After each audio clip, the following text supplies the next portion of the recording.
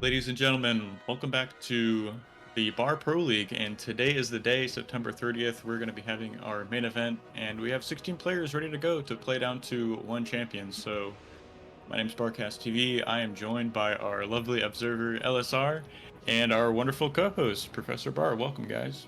Thank you, thank you. Glad to be here. Hi guys, you might hear me a little bit loud in the background. I'm here. I'll be mostly directing and helping these guys cast a beautiful tournament for you. Excellent. So, thank you guys, of course, for doing that for us, and we're already in the lobby of our first game here. So we're going to be observing a match between Chisato and Skag from the Group C, and it looks like they're already underway with their map pick. So, Professor Barr, can you maybe narrate what's happened so far? All right. So, yeah. So Chisato, being the highest seed, has started banning. He banned Paradise. So we're not gonna see boats today, guys. I'm a bit sad. And Skag banned a Comet Catcher remake, a very classical map. I think Skag, if I was him, I'd like to play unusual maps, of course. Chisato is very, very strong in standard play. Skag is a bit of a trollster, memester. He needs that spicy edge. And so Chisato banned the Heartbreaks as his second ban, and Skag Red Comet, no surprise, the other very standard map. Meaning there's only going to be Isidis, Cold Place, and Certega, I believe, as the three maps. And Chisato, of course, he started with Isidis, the most standard of the three.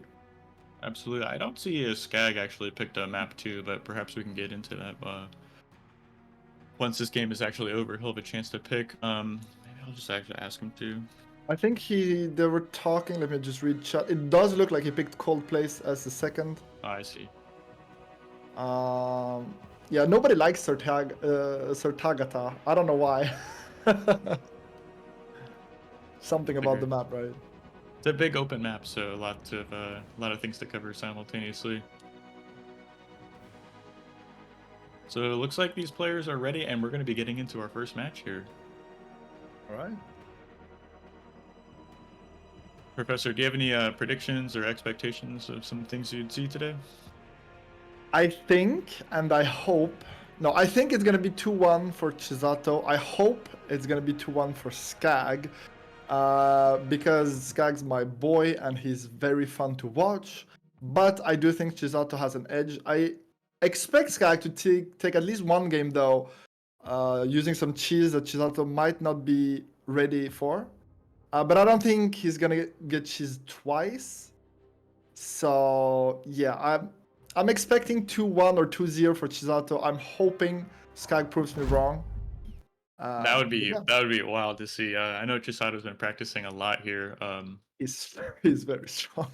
A very strong player, and he's got a lot of experience in FAF. So that being said, Skag almost 2-0 Teddy from one of the qualifiers. I don't know if you caught that series, right? But I mean, he almost won on that Cold Place map, and with the 5 can be surprising. drop.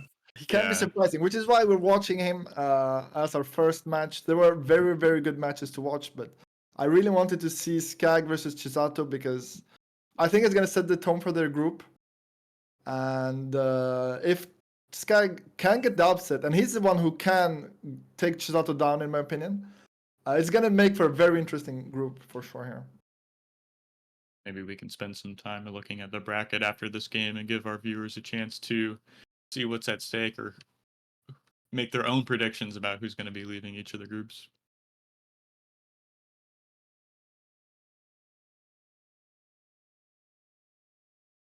Yeah, I'm loading. I'm trying to just be on your cam, LSR. Somehow not working. Maybe not because it's not started. Possible. Yeah, it doesn't seem to do much yet. Yeah, so here we are loading into the game. Can do our player introduction. Spawning in the top right corner of the map, playing as the blue pieces, we have Chisato. And his opponent. Yeah, go ahead. Sorry. Yeah, all right. And in the bottom left corner, in the red color with the Armada commander, it's Skag. He's gonna open with bot labs, and we already know what's coming. Ticks, lots of them. And interesting enough, they're spawning on these high ground positions here, so there's plenty of options these players have, and coincidentally, they both chose to spawn on these high ground locations. Yeah, and Chisato actually opened Cortex, right? So both of the are gonna be bot openers because they are on the hill and vehicles cannot go down or up or down the hills. This makes the hill very safe if your opponent opens vehicles, and that's the main reason they're starting here, right? But if you want to go bots, you definitely want to start on the hill. And because they both open bots, that's what we're gonna see. It's also a map, if you're unfamiliar, there are hills in the middle and in the bottom right corner, which can only be taken by air. And the wind is very high on this map, so it's a map where we can expect a air transition in the middle game, right? Yeah, both players having access to that paralyzer drone, I wouldn't be surprised to see just that. Be really effective at like preventing run-bys or like taking a decisive battle if you choose to take one. So we have a couple of ticks moving across the map. Have you seen Skag's Q?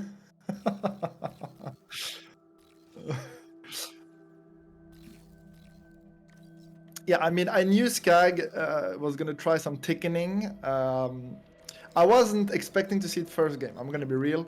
I thought, I think if you have watched some of Skag's game, you know he likes to go for a lot of ticks, and we already see is he gonna get that mix? No, he didn't. So low. But he should get the second one. He should get the second one. Maybe So even some there's- wind. Oh, the self-D? Oh, he self-D'd both, though. He accidentally selected both mexes for self-D. Yeah, bit that's of a an mistake. unfortunate move, right? He ends up getting the tick, so I guess so. Better than nothing. Yeah, And for even sure. damages the adjacent wind turbines though, so that could come in there and do some damage. It's AFK for now, and it's gonna get picked off by one of those grunts. So it's gonna give What- Chisato an opportunity to micro these grunts across the map. Yeah, exactly. And what's interesting to me is the difference. Like, Skag is expanding with his commander. Meanwhile, Chisato is leaving his comm safe at home. Maybe afraid of the classical Skag snipe. I wouldn't be surprised. But yeah, Skag very aggressive with his commander. Plays the most risky we see from most pro players. Mm-hmm. But yeah, early game, very normal here. Not a lot of damage found for both. I mean, Skag did get 2 mexes, but with the commander right there, they got rebuilt really, really fast. No biggie. But now we see Skag. Yeah, if you look at his pathing, he's going straight for the enemy base. Like, he's gonna take a few mexes on the way and just move out.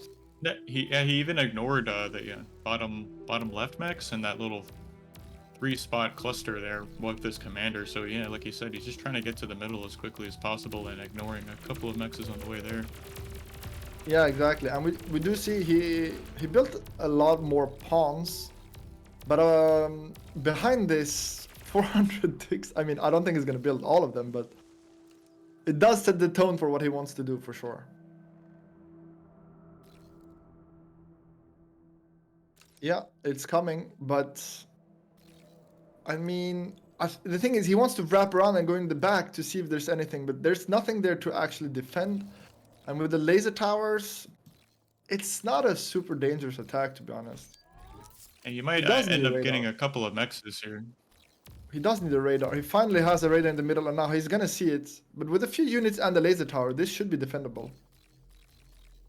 This is giving Chisato a lot of information, though. He scouted along the bottom side with a grunt. He sees no expansions along that side. He's coming in on the left side and seeing also there's no expanding construction bots there. So he has to have some inclination about how aggressive Skag is being with his commander. I mean, he's doing the bodyguard strat, as I like to call it, where he's gonna just go with his comm and try to get some damage with his units and his comm and just like trade better and just kill the enemy comm faster than he dies. That's the strat here, guys. He's just going for it. This is a really aggressive Valen push. I mean, we can see a couple of Resbots are already in tow behind this commander. I really like the positioning, though, from Chisato. He's cutting off these reinforcements coming with that grunt run-by from earlier and really denying this pool of units from getting larger. Yeah, and the thing is, Skag needs this to work. If he starts building stuff right now, it just gives Chisato time to react, even more time to react, which is bad. So he really needs to go up, but... Oh wait, the LLT is not done. Actually, that's the first LLT. He just starts an LOT, exactly. It's almost completed now, just gets online, and there's a line of grunts on the top of this hill. Skag has to make this work right here. Oh my god, I think it's GG. I'm not... This is looking rough. He's gonna get the D-gun off. This commander so low, goes down. Chisato takes game 1.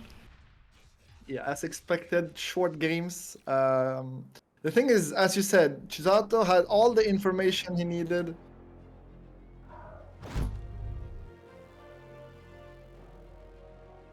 Oh, okay, sorry.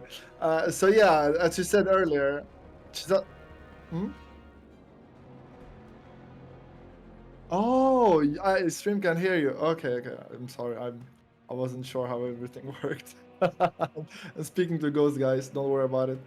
So as Barca said earlier, Chisato had all the information, right? And because he scouted the bottom left, he cut off the reinforcement, meaning he had so much time to prepare. Because keep in mind, the comm is very slow. So by the time Skag is on the other side of the map, if it's scouted, it's not that dangerous. Behind this, 400, right? No, you have time to get up an LOT and get some units in position. It's when you can get in front of the factory and D-gun it. It's like, well, you might not lose your commander, but obviously you can take out your opponent's production at least, let alone get a comp snipe, so... Yeah, and also I think that play works a lot better on flat ground. I think with the small hill, it's really scary to walk up, because you don't have a lot of vision until you're actually up there, and then it's like, surprise! It's like 30 grunts looking at you and an LLT. It's rough. Yeah, it's never gonna happen. I'm wondering what could have happened differently in that game to actually take the win. Maybe commander is like stepped forward and outside of the main base, you might be able to catch an isolated commander, but just too stronger of a position with that hill to run up to actually get the comp snipe there. I think it was a good play, but he should have abandoned the idea of going up. Like, once he scouted with a tick or two, just back off. He had twice as many units, an LLT, defensive position. Like, you're not going to break it. Instead, maybe like build LLT, radars, try to be in his face, super annoying. And then you have to expand really, really fast behind and just slow him down with your expansion, with your commander, right? I don't know. It's tough. It's a very special way of playing. Like I've seen him try it once before, the bodyguard tactic, and Right. it didn't work. Same thing. Like, it's too obvious, I think. I'm wondering why he banned Red Comet if that's the kind of play style he wants to bring to the table today. Why he would ban such a small map that is.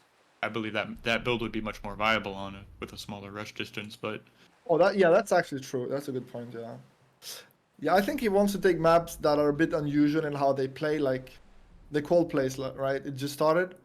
I guess we maybe should represent the players. Yeah, absolutely. Would you like to start us off? All right. So in the top left corner, in the red, drawing a lobster for us, it is Skag, our favorite cheester. And his opponent spawning in the top right of cold plays, playing as the blue pieces, we have Chisato, aka Yudi from FAF. So welcome and good luck in the tournament, yeah. Absolutely, Yudi from FAF. I do think Yudi is better name than Chisato, but whatever. I'd like the press the rename so I can stop being confused all the time, but no. What do you think about this map, Cold Place? Have you had a chance to play in it? I know you've casted several games on it. So I'm very surprised that the meta has shifted as it has, because it's used to be that people started over here and here, right? That's how it used to be. Because you get more mixes close by, you have the geo, but people realize that on this map the wind is so turbo, you don't actually need the geo, it doesn't matter. And also by being on the border of the lake, it's way harder to defend raiding than by being here, because as you can see here, you walk up there, or we have the first little scuffle here between our ticks and whatnot. Yeah, the ticks. Chisato is gonna defend this as. There we go. And if you can zoom out a bit, we see to the left, there's the choke point. It's easy to hold. And then you go down and the same thing happens. You have an easy choke point to hold on this side too, right? So your early expansion is a lot safer. You just walk up there, make some defense, some radar, and it's a lot harder to raid you. Sure, you have less map control in the sense that you don't have half the map, but it's a lot better. Every time we've seen it, the player that did this had an advantage for sure. I've really been enjoying the games myself on this map, but it seems like this match is well underway. Are both players both players are going for arm bots at the moment, which is a curious pick in and of itself. But Chisato is sharking around looking for damage here with these early game ticks. Yeah, it's tick versus tick. See, Skag has a decent amount of build power in the main base. He has 2 LLTs and a radar up, so it's going to be really difficult to get some damage on him, and is expanding right now with to the south, 2 construction bots, and his commander is kind of moving towards Look at the mid. amount of ticks in the queue for Sky. This makes me laugh. 10k ticks coming up. Obviously, he's not going to build 10,000 ticks, or is he? Oh, we'll see. Yeah. I think you can like control shift to click up 100 units at one time, if I'm not Ooh. mistaken. So I'm actually surprised Chisato's going for maces this early in the game. He's already shifted to mace production. kind of I think- telegraphing his intention here. Yeah, why maces? I think maces are so slow, especially if it's up against ticks and lots of them. Like, how is he gonna defend? They're gonna miss all their shots. They're gonna be useless. Not sure I like it, Could but we'll have to be- see. Could be anticipating a commander push, so if this would be a great counterplay, if Skag's going to be doing a repeat of the same build from last game, you can really, Yeah, you have a lot of micro potential with the maces against any kind of commander push. that's a very good point. Yeah, but I don't think we're gonna see commander push. The thing is, I don't think we're gonna see Skag going very heavy on the commander, because on this map, what he likes to do is go air, because the energy is so strong on wind. Or even maybe we're gonna see hover shenanigans. Like, there's enough shenanigans possible. I don't think he needs to go for bodyguard push, which I think is a mistake, right? Because Yeah, sundown and- is gonna get done, but yeah, enough LLT from us, Skag. Sorry. So here we are. Looks like he's going to be going with this forward factory here, which, by the way, there's 4 maces right next to it. So Skag's going to have a tough time securing this position here and getting this factory up. He has enough ticks to clean it, to be honest. I think he's not too scared here. And yeah, so we see the vehicle lab, way more standard build here from Skag. And ooh, APM issue. Eating Skag a lot of shots from these maces. needs to move. He needs to move. Oh, he's losing ticks for free here. Yeah, APM just not there. And now it's looking a lot rougher. Like, the ticks, their strength is movement. If they're not moving, like, the unit is very bad. As you just saw, they just all die very, very fast. Wait, did he stop the vehicle lab? Oh, he Yeah, canceled I think it. he reclaimed it, actually. He knew the writing was on the wall there. He's got these incoming maces. I mean, Chisato is already almost done with his, so he should maybe rebuild it. And if we get a shot of like the wider map as well, There you it can is. see that he's so much farther expanded down the right side. And the Skaganing has started. Is that a boat lab? Wait. Or is it a hover? It's a hover in the water. Okay, so yeah. He's definitely gonna go for some cheese, and this could do a lot of damage. Like, let me just zoom out a bit so I can see. Yeah, He's there's trying to get nothing a on the coast. There's nothing on the coast to defend. He's trying to get a construction turret up to add this build power, but the real threat right now is this land army Chisato is pressuring on his side, so he's going to have to somehow defend this while getting this kind of tech up on the battlefield. Yeah, I expect the counter to finish. Yeah, exactly. He's gonna defend with the calm, and yeah, it should be a lot of pawns, a lot of ticks for a while here. It was a nice trade. He steps up, gets the D-gun off on one of the maces, and cleans up the rest of the forces with his own pawn. So Skag takes the pressure off of himself for now. And Yeah, that, but in the back, he took some damage. Like, he's behind Chisato in terms of income, like very far behind already. to look at the statistics, yeah, he's down about 1,500, 1,600 metal at the moment, which is a lot here 7 minutes into the game. And you can see on the bottom right, Chisato's expanded to one of the other sides of the triangle here, so Yeah, and at he's about expanding. 50%. he's expanding so fast because there's no towers. There's nothing defending. He's just expanding as fast as possible, and his defense is basically attack. Like if I'm attacking you, you don't have time to raid me. You're gonna be in the dirt trying to defend against my push, and it's working so far. Chisato's already moved into medium tank production, so totally skipping that was it light tank phase of the game. And these are really strong against commanders. They outrange him. They have decent mobility, so Chisato can just run around and kite this commander all day. Will spot the hovercraft, and he's gonna ruin Skag's day right now. But Skag, he already has 3 out. Is that gonna be enough to deal damage? Okay, no, Skag's tapping out. Yeah, so GG. Tapped out. Well played, Chisato. Moving into the winners match here, and I think that's an excellent chance to bring up the bracket and show our viewers what the other groups looks like, and maybe some of the other map scores if another match is finished. Yeah, absolutely. Skag commenting way too strong. And yeah, to be fair, like Skag didn't get his eco going. He got raided in the back. He kept losing mexes to like a few units, and the front got like, yeah, that was rough. I also think that his gambit in the first match kind of took the wind out of his sails when it failed, and I don't think he had a clear game plan for the cold plays.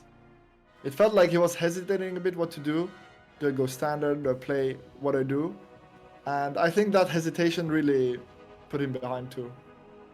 Yeah, a lot of those larger macro maps, it really helps having a clean open or at least a game plan to yeah, exactly. to take into the mid game. Exactly. Okay, do you want to try and catch Teddy versus PTAC? I don't think it's over. Yeah, absolutely. Let me get their. Yeah, I got the password.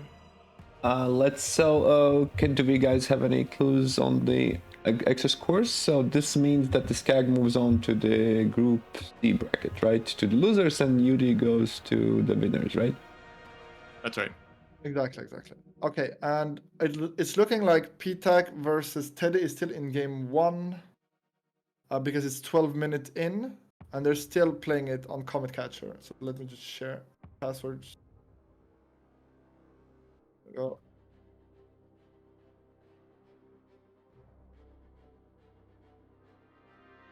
Daywalker won over Ragna in his match. Yeah, just give me a heads up when the server is in.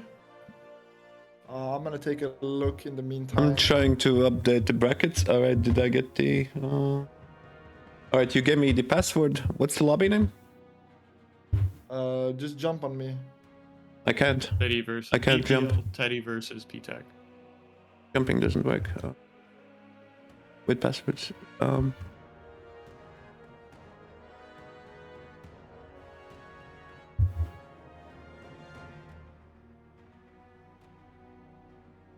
Okay, so it's a wild game. Okay, I have no clue what's going on. Oh, okay, I see.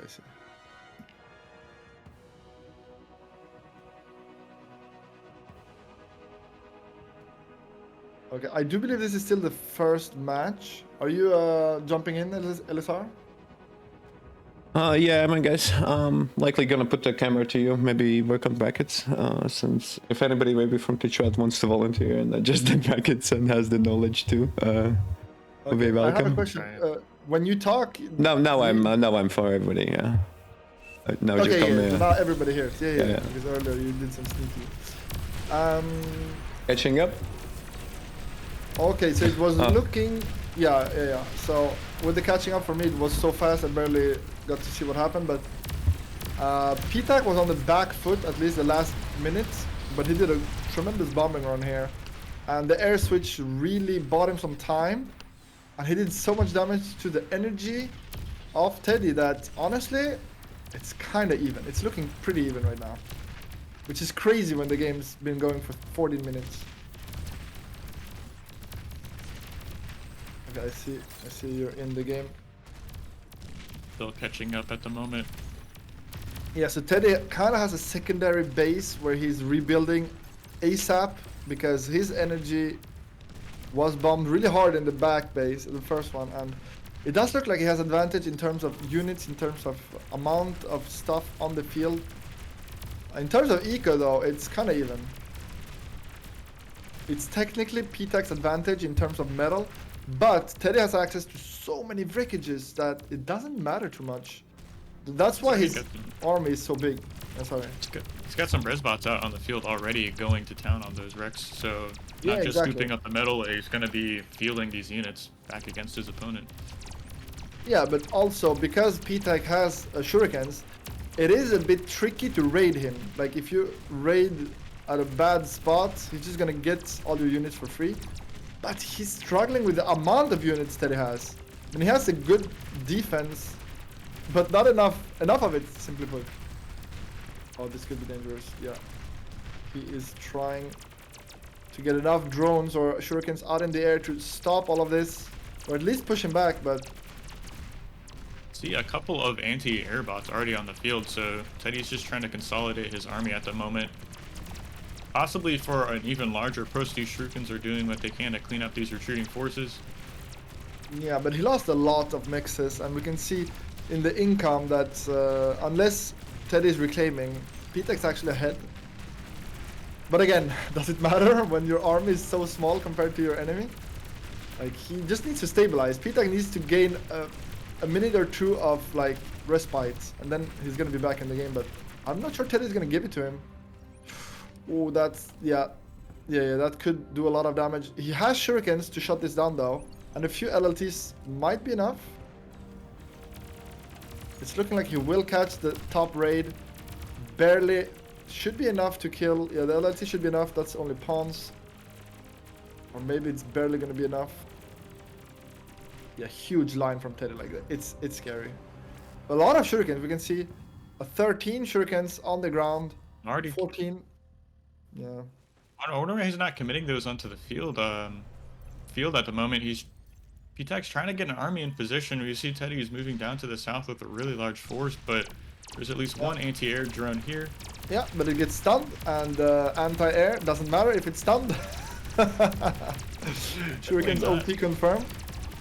But yeah, there's enough units to shoot down the shurikens anyway without AA. A little bit of a mistiming there. Yeah, those shurikens can go down really fast if you aren't there with your army to soak up or tank some of that damage. So let's go down really quickly.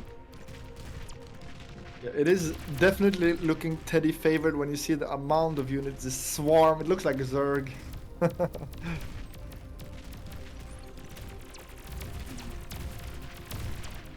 And yeah, the res bots are so scary at this stage of the game, right? There's breakages everywhere. There is, and he has res bots everywhere. There's some in the back of his main base, there's some in the bottom right corner, and they're just cleaning up I'm assuming all the previous raids from earlier in the match, and just getting tons and tons of value for free. Well, these armies trade in the front. Yeah. And also, P-Tech is still on incisors. Shouldn't he go to medium tanks at this point? Oh, absolutely, especially seeing your opponents on medium tanks as well. Yeah, I mean, he is reclaiming a lot, P-Tech. He is using a construction vehicle, trying... It's gonna go down just as I say it, of course. It's the caster's curse, yeah. But P-Tech is still preparing a bombing run, but, I mean, he's done it once. Teddy, he has AA. I don't think it's gonna work again. I mean, he's invested so much. It's 11 bombers coming from the back right now, and a huge engagement in the middle. Is P-Tech just feeding? It's looking like feed. I'm not gonna lie. Why? That's oh no. Bombers, guys. This bombing run. This bomber. Yeah, bombing run. How many bombers is that? It's about 12 going for the commander right now. Is he gonna get enough damage enough to snipe his opponent? No way.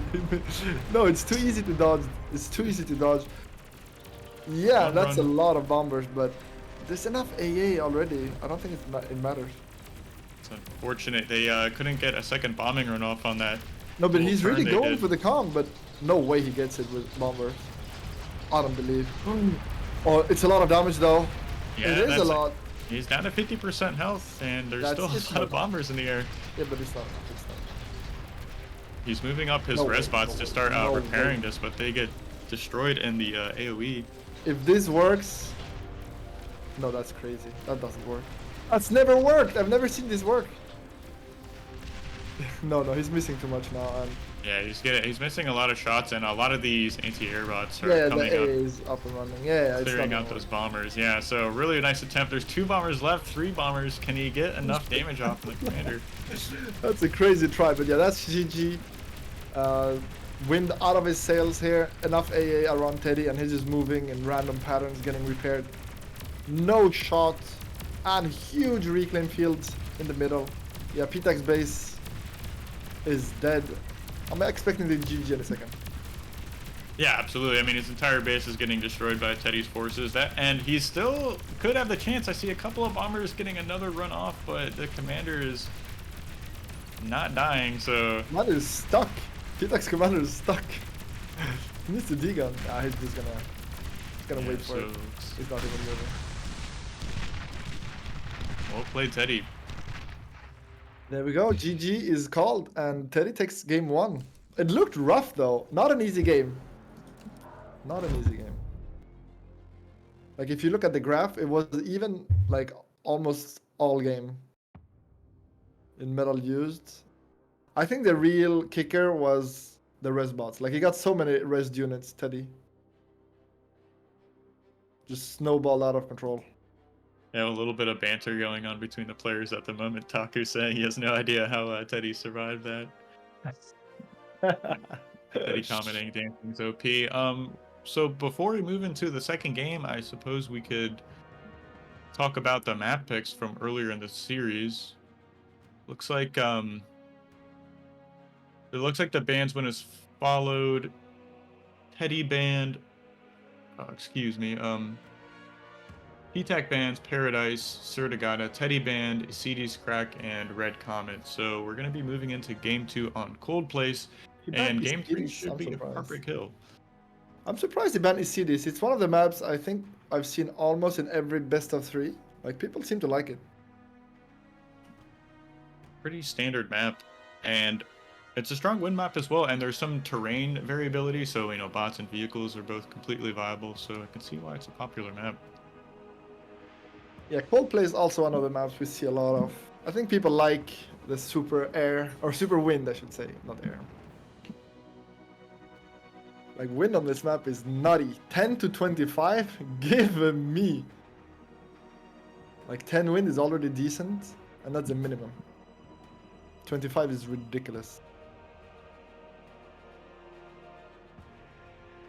It's like these players are just taking a minute before we start. Was that really game 1? And that UD series was so quick then. If they As Professor said, guys. All right, I'm gonna turn to the group stage. I don't have rest of the updates, guys, so let me just brief. So what we know is that UD qualified 2-1 over the Skag right now, and Teddy has a 1 win. So that's what we currently got.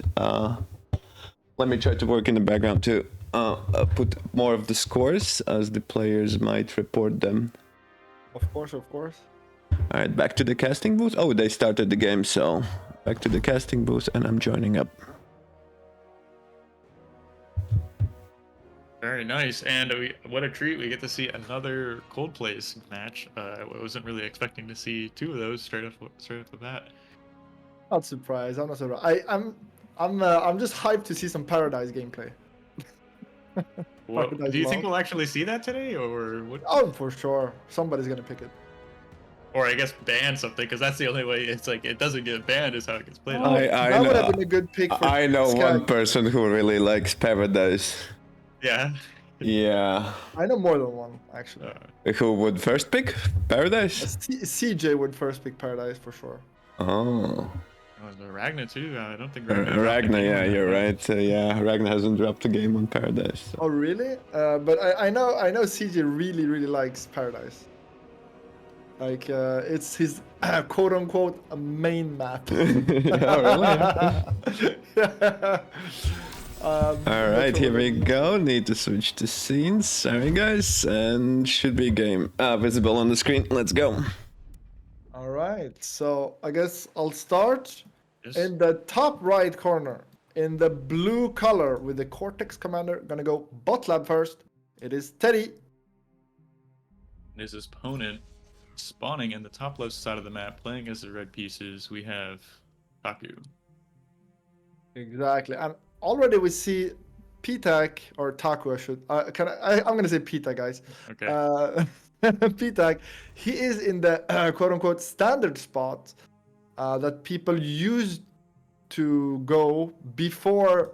Lately, people all switch to the position Ted is using, right? So we're gonna see that.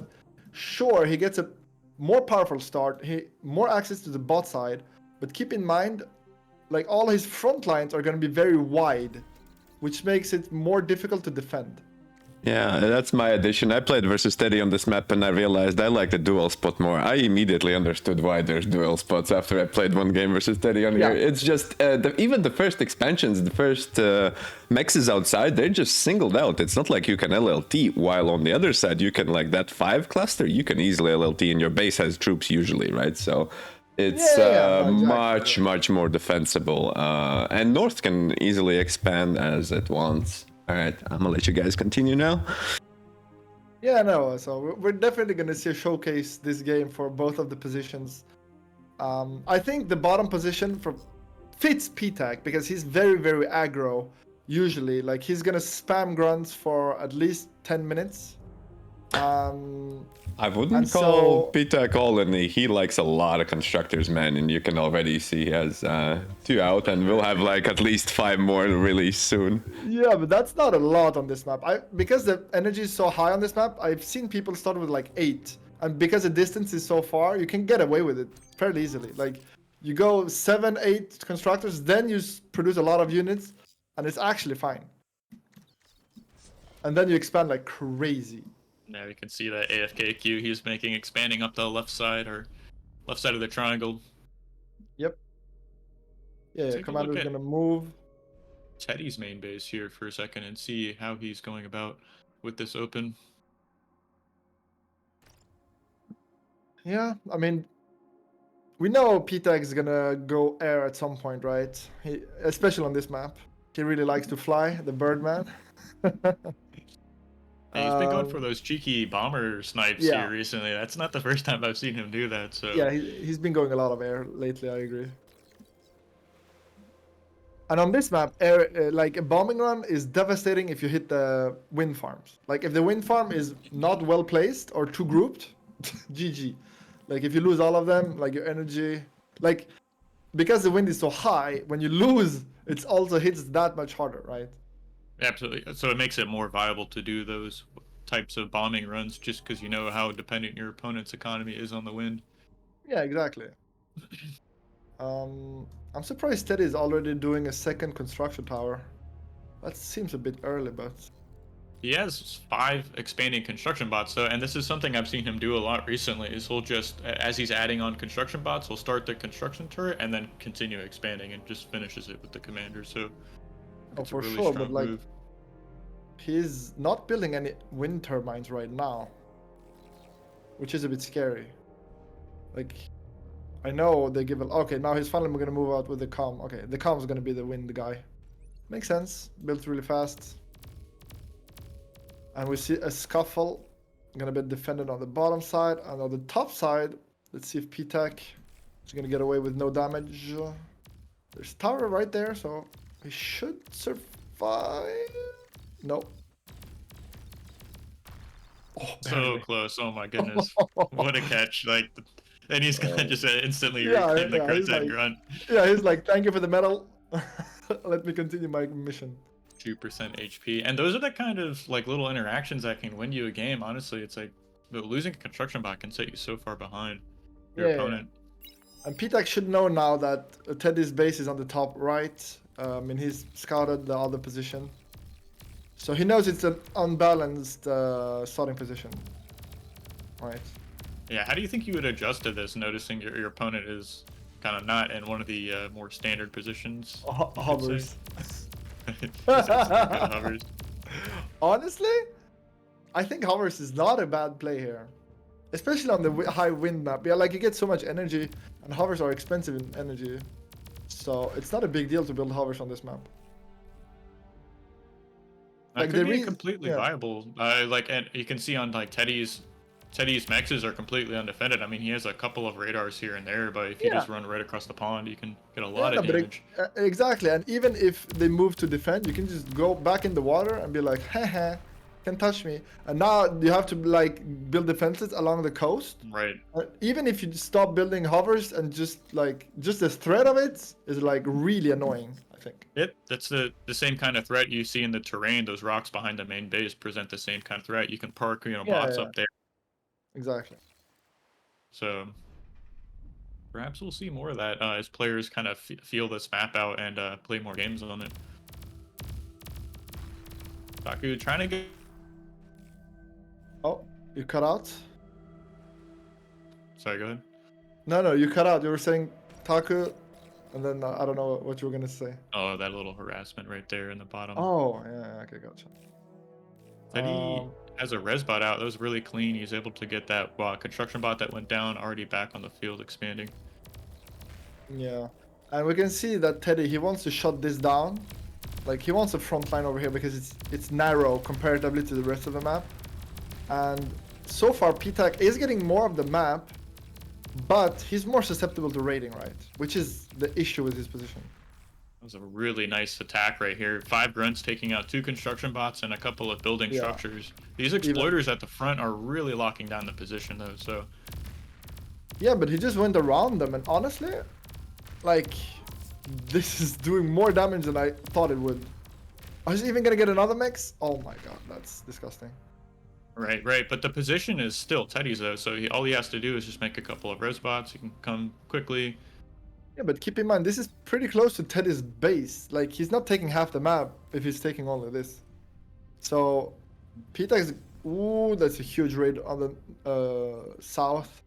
That's right, but he's already got 3 exploiters built. He might end up losing these 2 construction bots. He has the radar in position to back up. We see him quickly micro back. He does see this raid. He has seen it on the radar. Is he gonna react in time? That's different. Oh, he loses both constructions, but nothing else. That's kind of okay. Like, it's not great, but he's okay with that, I think. Taku's sending units down. He must know this raid is here. I think he's trying to intercept it.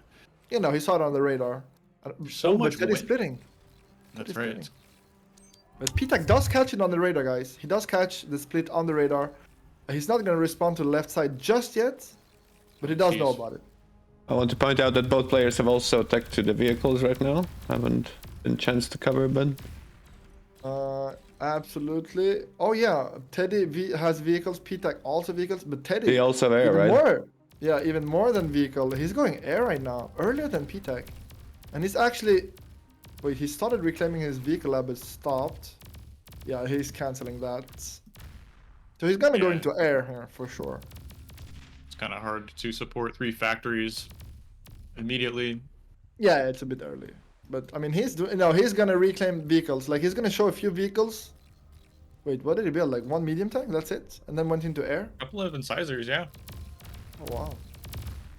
A huge engagement. PTAC kind of feeding. Yeah, jumping on top of the army, but there's more grunts here than the incisors, so not the best trade in the world for our red player. Yeah, kind of feeding. But apparently, he's still gonna push with more units. Like, a lot of grunts are coming. There's an LLT in the back, so I don't think he can. Teddy can really get a counterattack off in this position, but he has a resbot sucking up all this mass here really quickly, and that's gonna give him an advantage. Yeah, but Teddy has an issue with energy. He's actually struggling to spend his metal, and he's actually started with shurikens into fighters. Like, he's gonna do the bombers last, which is the least greedy you can go. He's going for the very extremely safe way of playing, but I do think it's a mistake. Like, his eco is in shambles. Like, he has not made enough wind. He's really struggling.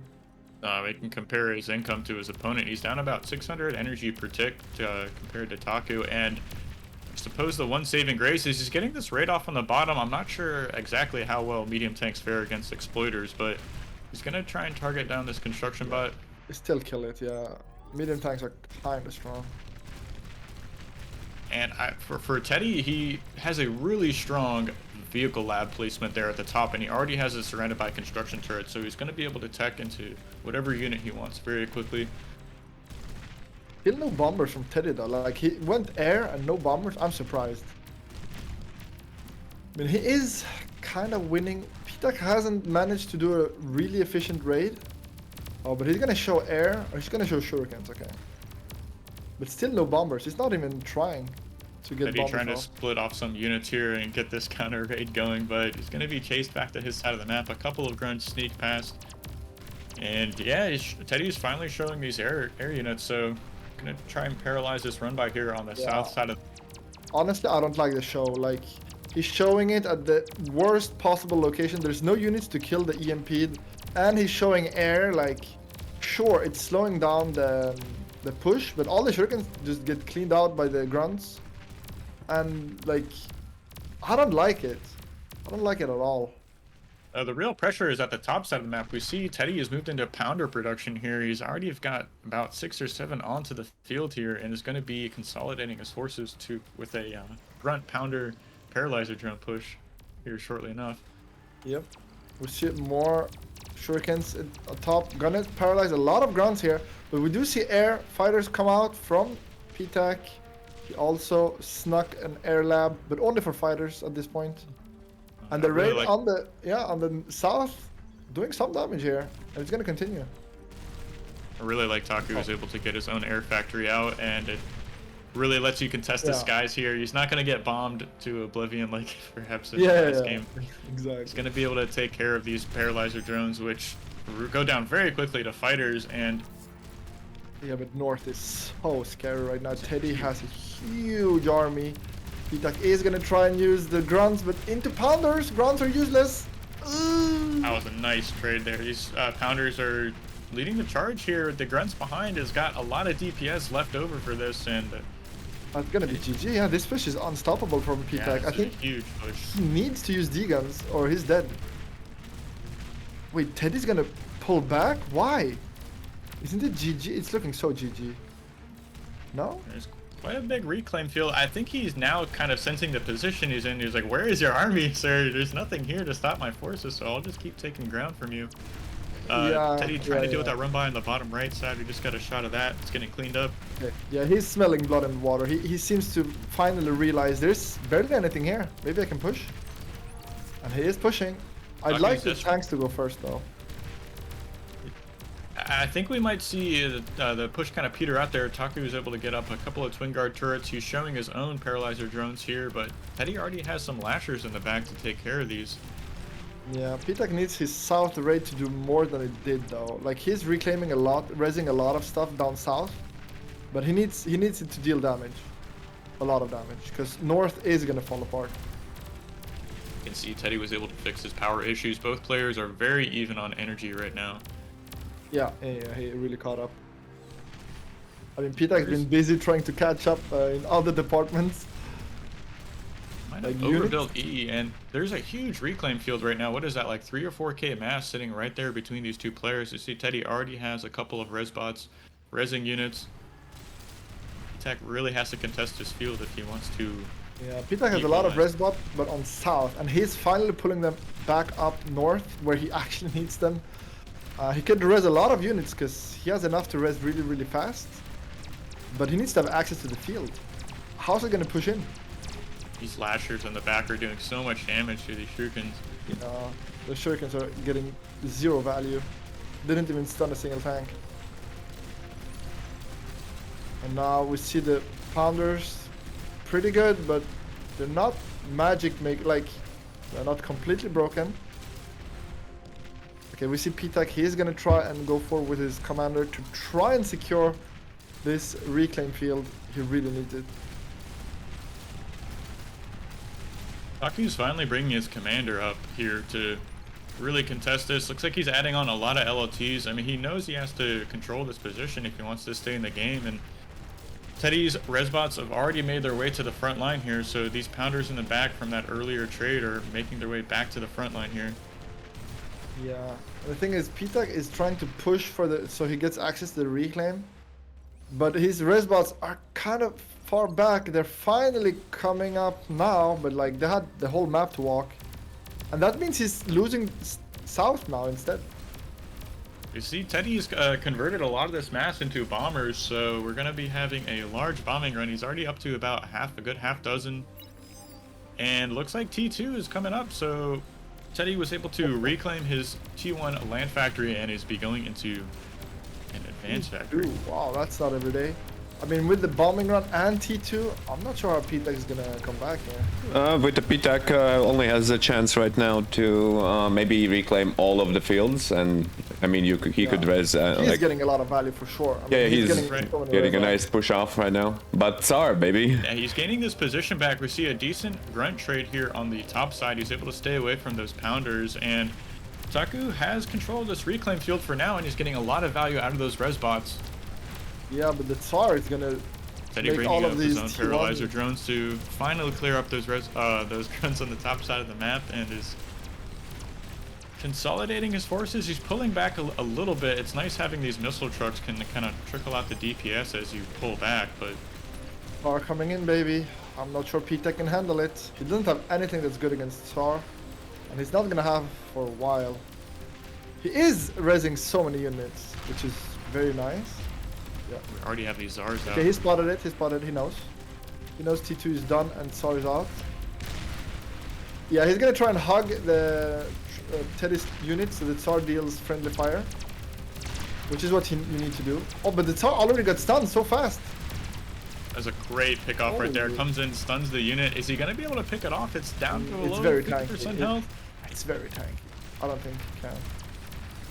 Oh my gosh, it's getting so low. Finally gets a shot off, comes unparalyzed, takes out 2 pounders almost with 1 shot. I mean, it's so low. It's actually insane. Taco behind committed this- a lot of forces to that.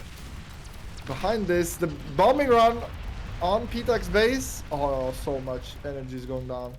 It's still not enough, but yeah, this is gonna be with the T2 in combination. I don't think Yeah. P-Tech's gonna. Gonna take out all the build power in the main base, and these bombers are still not done getting damage here. Can circle back around and get a lot of that energy. Yeah, I mean, the Tsar survived, right? I heard. Oh, yeah. The Zara survived. It's getting repaired by the construction turrets right now. These bombers are getting so much damage completely uncontested in the main base. Yeah, P-Tech already lost 1k energy per second. I mean, I don't think he can come back at this point. Yeah, Taku, where did your fighters go? And he had built up a nice fighter screen here. Maybe maybe we missed it, but Teddy was able to clear those forces out with his own fighters. Is Teddy really gonna 2-0 Taku? That's insane. Teddy's strong, man. I think that is the strongest. That's my pick for Yeah, sure. he's definitely really? favorite to win the tournament. I Absolutely. mean, he's in the top 3 for sure. I agree. I do agree. Teddy is in the top 3. Top 1? That's a hot take in my opinion. Oh, He well, definitely has I'm the cheering potential for to win. Ragnar to win. That's my pick, but I think that he's the strongest. So I think Ragnar. I don't think he's the strongest, but he's my favorite. If that makes sense. I like his playstyle a lot. I keep saying it every time. But yeah, Peter gonna go to losers. Let me check the group.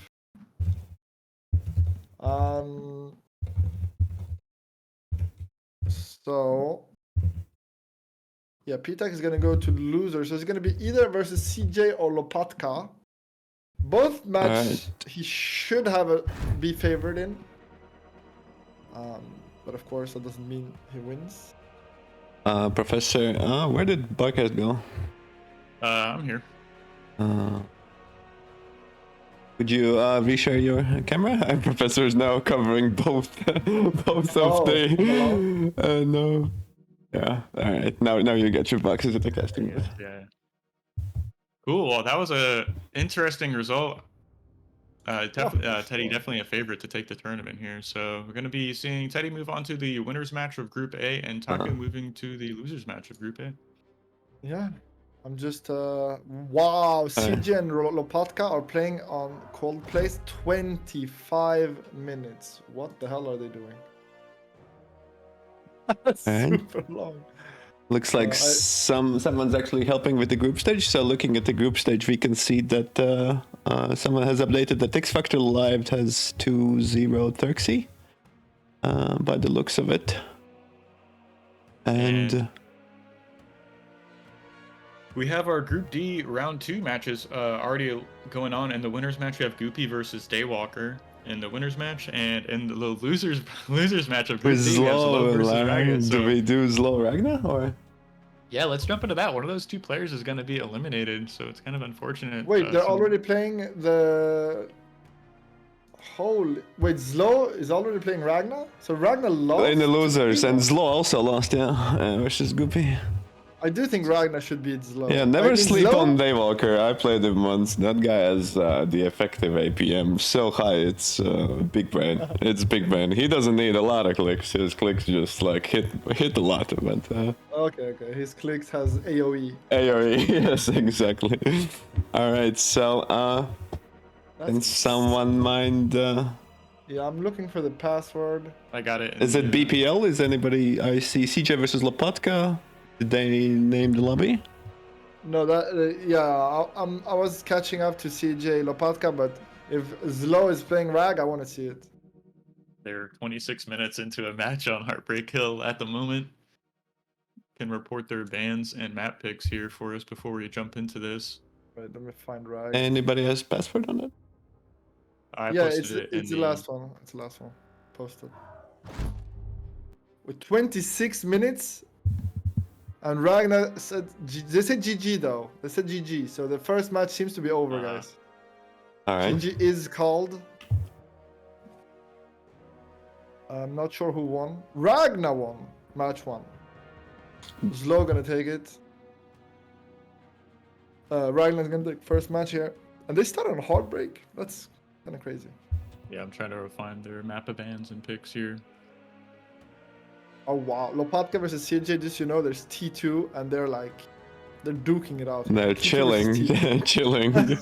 They're- You have to they're remember on the chilling. qualifiers, CJ made 2 Aphis versus Stardom, right? Or at least one Aphis. So I mean, we have a fusion, advanced geos. We have all this stuff in this match. It's funny because they're playing only on one front, and the other front is just a few towers looking at each other.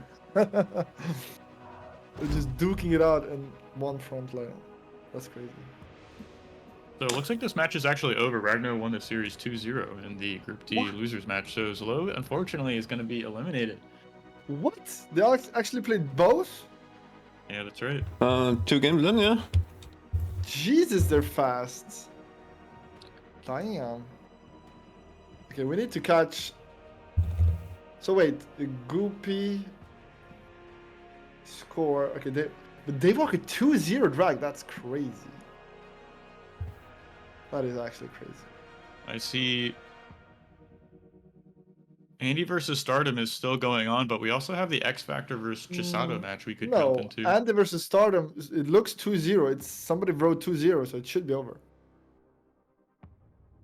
Like Randy 2-0 Stardom. Yeah, Randy, that's correct. That's what the chat is saying right now. Oh, Randy Oh, over Stardom and Round 1's almost done, guys. Oh, We're waiting for Stonebutt versus Mitvit. CJ Lopatka. I'm actually speccing this game if you want to jump on me. It is this password, CJ. But it's the T2 one, right? This could be over or not. I'm not sure.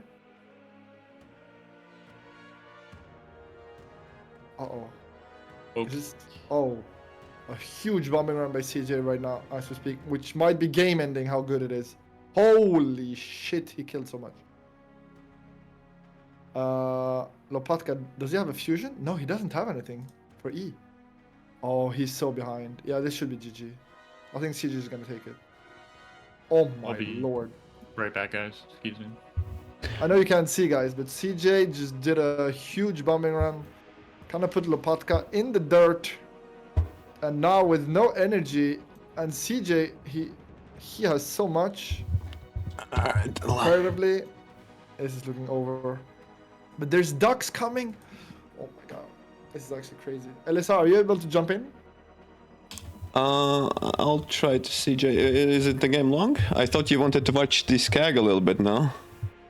Well, We he's can still watch Skag. Wait, who's Skag playing? Therxy in the losers. Oh, he's already playing right now? 2 minutes and cold place. I If they don't just started, yeah, know. let's cast that one. Oh, 3 minutes. If they just started, it's perfect. I just need to find the password. Yeah, it's a group C. Let's see, password.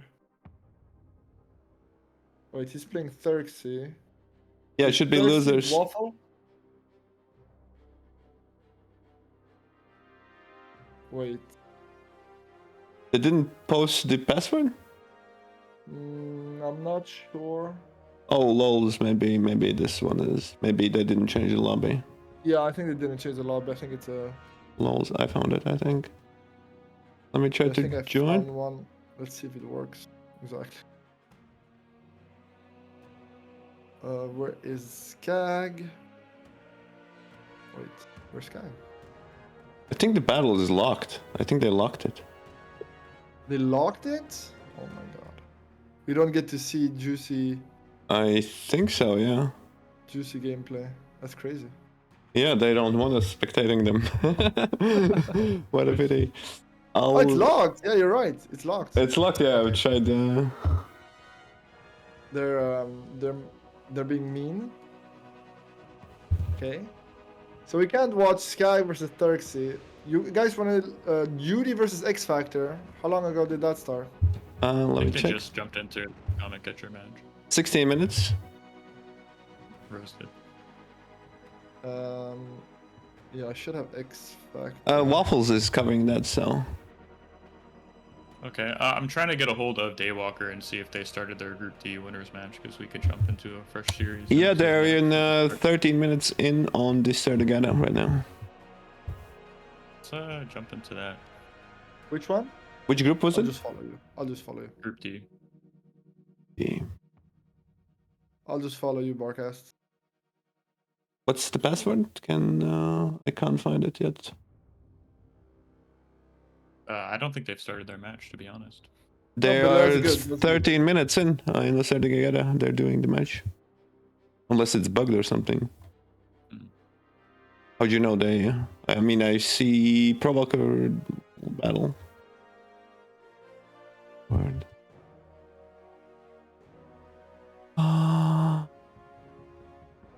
Maybe they on still. I think I found the password. Yeah, I found the password. Oh, that should be game 3 then. TV Goopy. They're playing on Sertigata. Which match are we trying to go into? Dave Walker Goopy. Ooh, yeah, we haven't watched that group.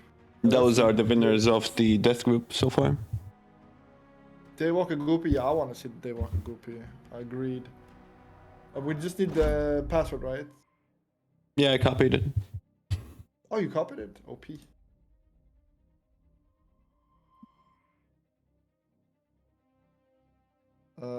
Daywalker Goopy. I don't have any of them in my friend list, I think. Should be at the bottom of the. Yeah.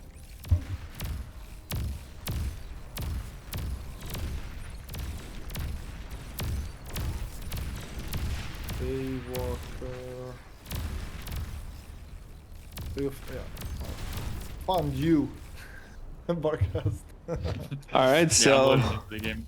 while I'm loading, Daywalker is massively ahead in medal, but Goopy's still fighting.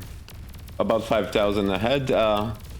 We're gonna get some nice pounder action in the middle against Goopy's incisors so far.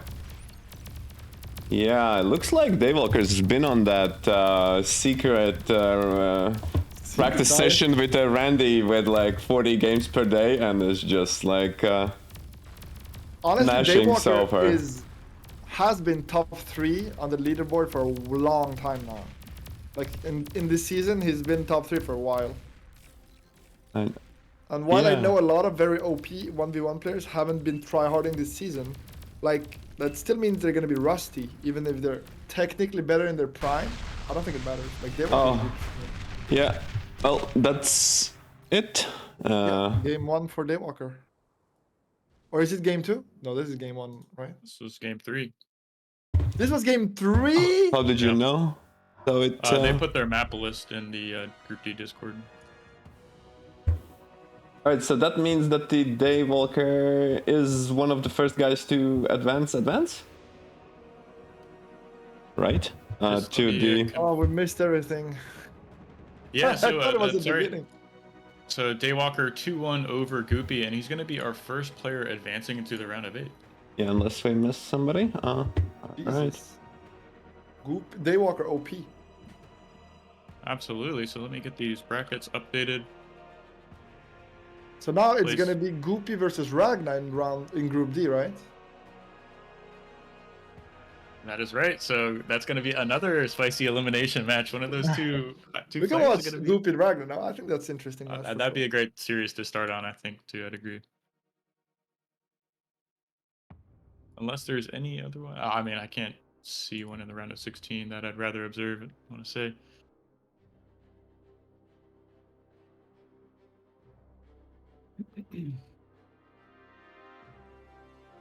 Oh yeah, the brackets. I finally see the stream with delay. I see the beautiful brackets. Like, Oh, just masterpiece right there. yeah, it's I mean, beautiful. Like I gotta don't make a see anything. spreadsheet. I don't get to see anything.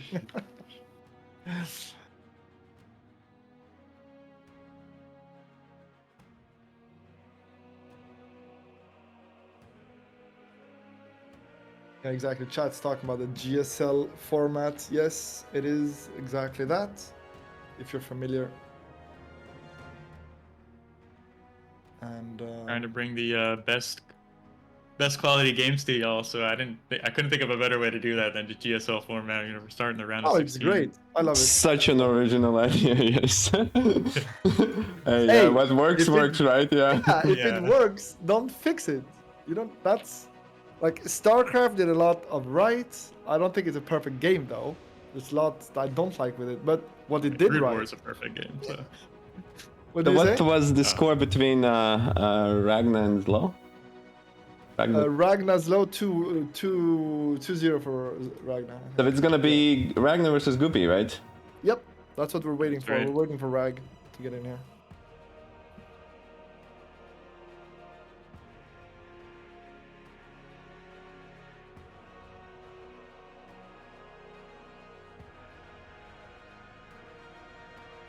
Password up.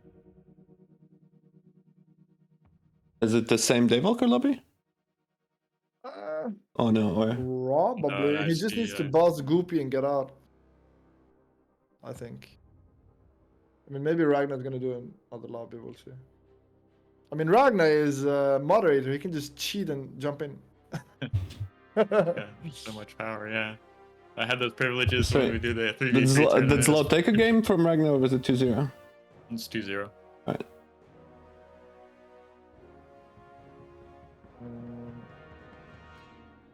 Still waiting on some of the other round 2 scores to come in. Now we have Teddy, CJ still have to play. Taku, Paka. Still waiting on the results from Okay, Stonebutt so versus CJ Muda. won Lopatka, right? Yeah, CJ won Lopatka. I'm not sure about the score. But Lopatka is.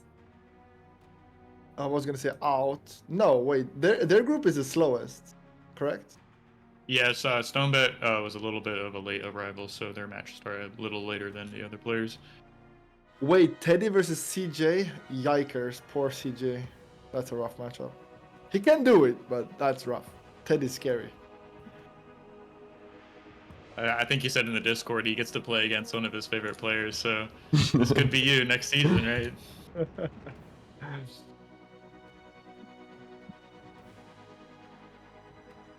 Okay, so Ragnar what sleeping other- on the job. Where's Rag? Ragnar was in his lobby, I think. Oh, Ragnar's waiting in his lobby. Yeah. Okay, I guess we go there. Uh,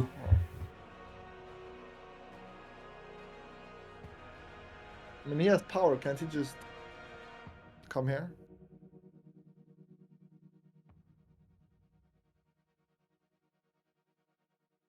No, Goopy. I don't know, like. Oh, Goopy? It's Goopy versus Rag. Daywalker is qualified.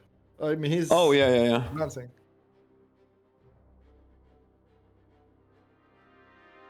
Yeah, let's ring Goopy.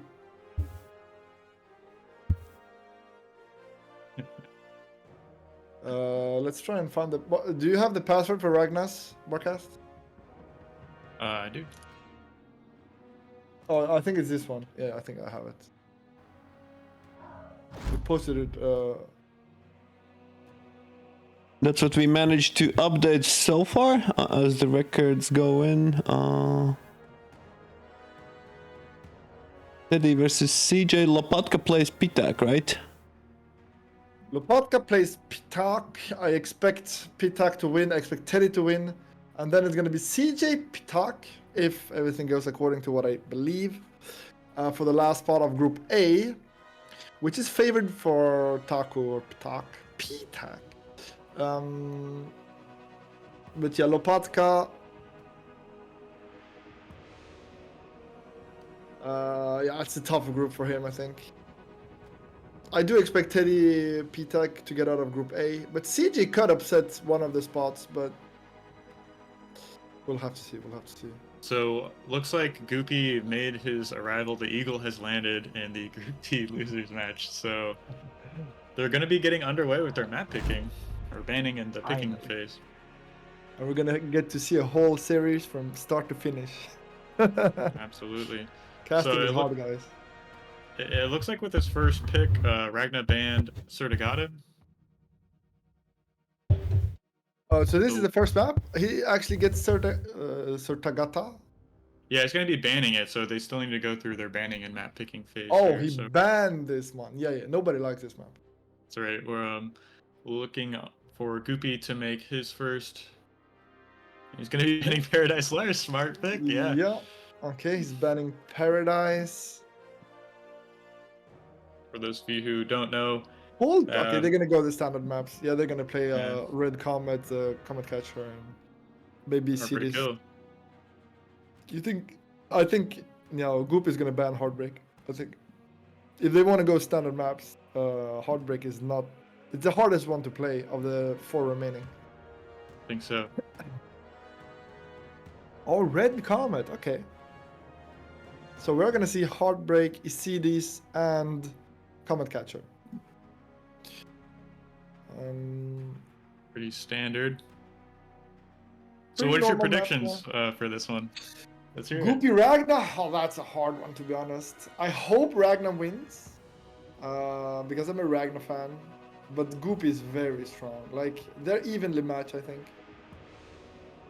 Depends on the map order, but looks like first is going to be on Isidis Crack. So if Goopy takes the first game, it's going to give him a better chance to beat Rag on Comet Catcher, which I would say Rag's definitely favored over Goopy on Comet Catcher, but I'd probably eat my words. So I'm gonna say Goopy 2-1. You're gonna say Goopy 2-1. Goopy 2-1, but I think Goopy is a very strong player, but he's one of those I haven't watched as much. I don't really know how strong he is. I've heard a lot, and I know he's really strong. But like Ragnar is a player I've been watching a long time, and I think he's one of the strongest when he's in form. The question is always, is this a good day, right? Well, if you looked at like yesterday's record, I noticed that Ragnar played at least 25 games. I don't know how much he played today. I was just like checking in what he's doing, and I saw. So he's been getting up there. Like, I mean, 25 games isn't easy actually per day to do. So no, that's some sweaty try hard. Like, I hope he Yes. showered after that, because yikes. there we go. Yeah. Right, they started. Okay, Yeah, I don't have they're auto crazy. launch. All right. Should Yeah, here we are. hype me up, so I need to wake up. I don't have an auto launch yet, so just you guys need to like, okay, This they're match- starting, let's go. This match should be insane. This is actually, in my eyes, final worthy kind of matchup, but we'll see. We'll see. This is definitely gonna go hard. I'm very curious about how they're gonna open, to be honest, because on this map, as we said earlier, you can do a lot of stuff. If you open like they're right now, I expect vehicles, but going bot, even if you start on the low ground, game starting, is huge, because you still get to get your eco on the high ground, which is a big deal. Professor, Anyways. you'd like to introduce our player? Yeah, I want to take Ragnar, so we're going to start in the top right corner, in blue, playing Armada. Makes me sad, I hope he loses. It is Ragnar. Sporting those lovely crowns, and his opponent spawning in the bottom left side of the map, playing as the red pieces. We have a Goopy. Goopy actually going with Cortex, making me hope Goopy actually wins to show Ragnar the power of core. But we'll see, we'll see. I know Arm has some OP units. And yeah, we'll see. Win very strong for the early game, which is good. It's very good. Yeah, so it looks like we're going to be going for a 4-wind start here immediately into an LLT. So Ragnar choosing to go for a vehicle plant where his opponent... I have a little bit of... Oh no, it's interesting. I don't think we're gonna see much expansion from Ragnar, given that, that there was like a little bit of cheese drawing before, so... And it's possible. It's definitely possible. He's drawn cheese twice. Gonna be 100% because there was like a question in Barcode's channel. Look at his queue. Look I'm at his queue. excited. Rover, Janus, Blitz, not a construction in sight. This is wild. I've never seen this kind of open before, so we're gonna have to see how effective it is. He's gonna say hello to Goopy's commander as soon as possible, I think, with those Janus rockets. I think that's the plan here. Ragnar Is that a continuing to Janus? go on the surface. Yeah, he's building only Janus, Stout, and Scout. And I think it's very smart to actually include the Scout, because he does need vision. He's not gonna build radars, he's not gonna build anything. He needs to get information, and that's gonna be the Scout, right? When already the Scout, is he gonna get a free wind turbine? He is. Oh yeah, that's some good micro. He's even gonna get away with it. No HP lost. Huge. Nice pick there. And that does a decent amount of splash damage to those adjacent wind turbines here. So this first Janus is out on the map and is already making its way across to his opponent. He's walking. He's doing a skag. He's learned from the best. This is wild. And Goopy's playing pretty greedy. I mean, he already has 3 construction vehicles out, and those are definitely not Janus. So we'll see how well Janus is gonna say hello, and there's gonna be no wind. And Goopy can't really contest with Janus on the field. Like, it's hard. Like, every Janus shot is like 20%. It's crazy how much damage it does. So Goopy's going to notice right now, he sees the radar signatures, finally catches a glimpse of this, and he's going to pull back with his forces. I'm wondering what he's going to do to counteract. He doesn't know. He doesn't know it's Janus. Now he knows. He has to jump on top of this take it out. He has to kill it. Yeah, Janus is not that great, guys. Yeah, Ragnar, he needed his commander over there to save the Janus, I think. Yeah, that was a really nice catch there. Goopy taking off the first Janus removes a lot of the DPS potential from this push here. Yeah, and that's gonna be game, I think. He needed the Janus. I don't think he can do it. He will put down the radar just to have some vision. Yeah, he needs to repair the tank. He needs to be very efficient here. Efficient, Ragnar. You need to be efficient, my guy. Yeah. Go repair your tank, please. Oh yeah, there we go. Getting up a lot of grunts now, and I mean they do fairly well against medium tanks in these kinds of numbers. You just gotta be on top of the micro. Janus gets a shot off, takes out. And the repair. Grunts. Oh, the clutch repair. This is what I like to do myself. But the resurrected Janus. No. Gets a shot off at least, though. It knocks off 50% of the HP from both of those units, but Ragnar's here to repair them back up to full health. Yeah, he's gonna abuse by the repair and the splash of Janus, making it kind of annoying for Goopy to defend. But behind this, no construct. He's all in. He needs to do damage. Because he's actually far behind. But the scout in the south. Yeah, actually, taking out one of those expanding construction bots. Goopy doesn't have enough APM, it seems like, to bring down one grunt to take that out. Yeah, but Ragnar, he needs to repair his tanks. One of them is kind of low. I'd like to see a repair. This is so tense. The Janus shot gets off, takes out the constructing LLT, and Goopy's desperately trying to get this LLT up. Starts another one here. Yep, here goes the Janus. Hello, Goopy. Oh, he snipes it.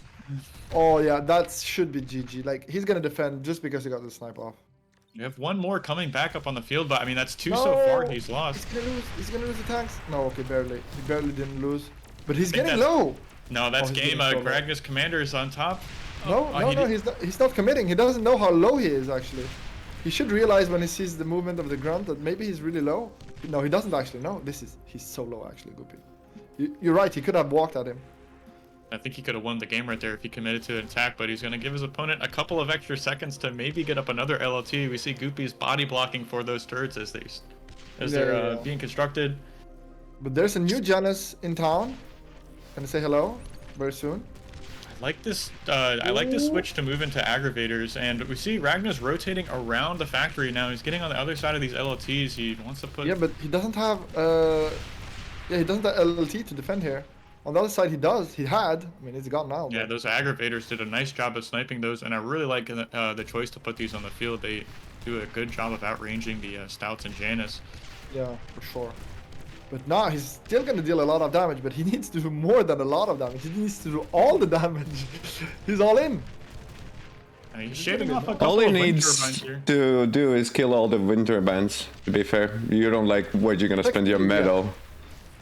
Yeah, but imagine if he had built over here. Like, he had bot lab, and he didn't build on the high ground. He could have built on the high ground and built uncontested. But no.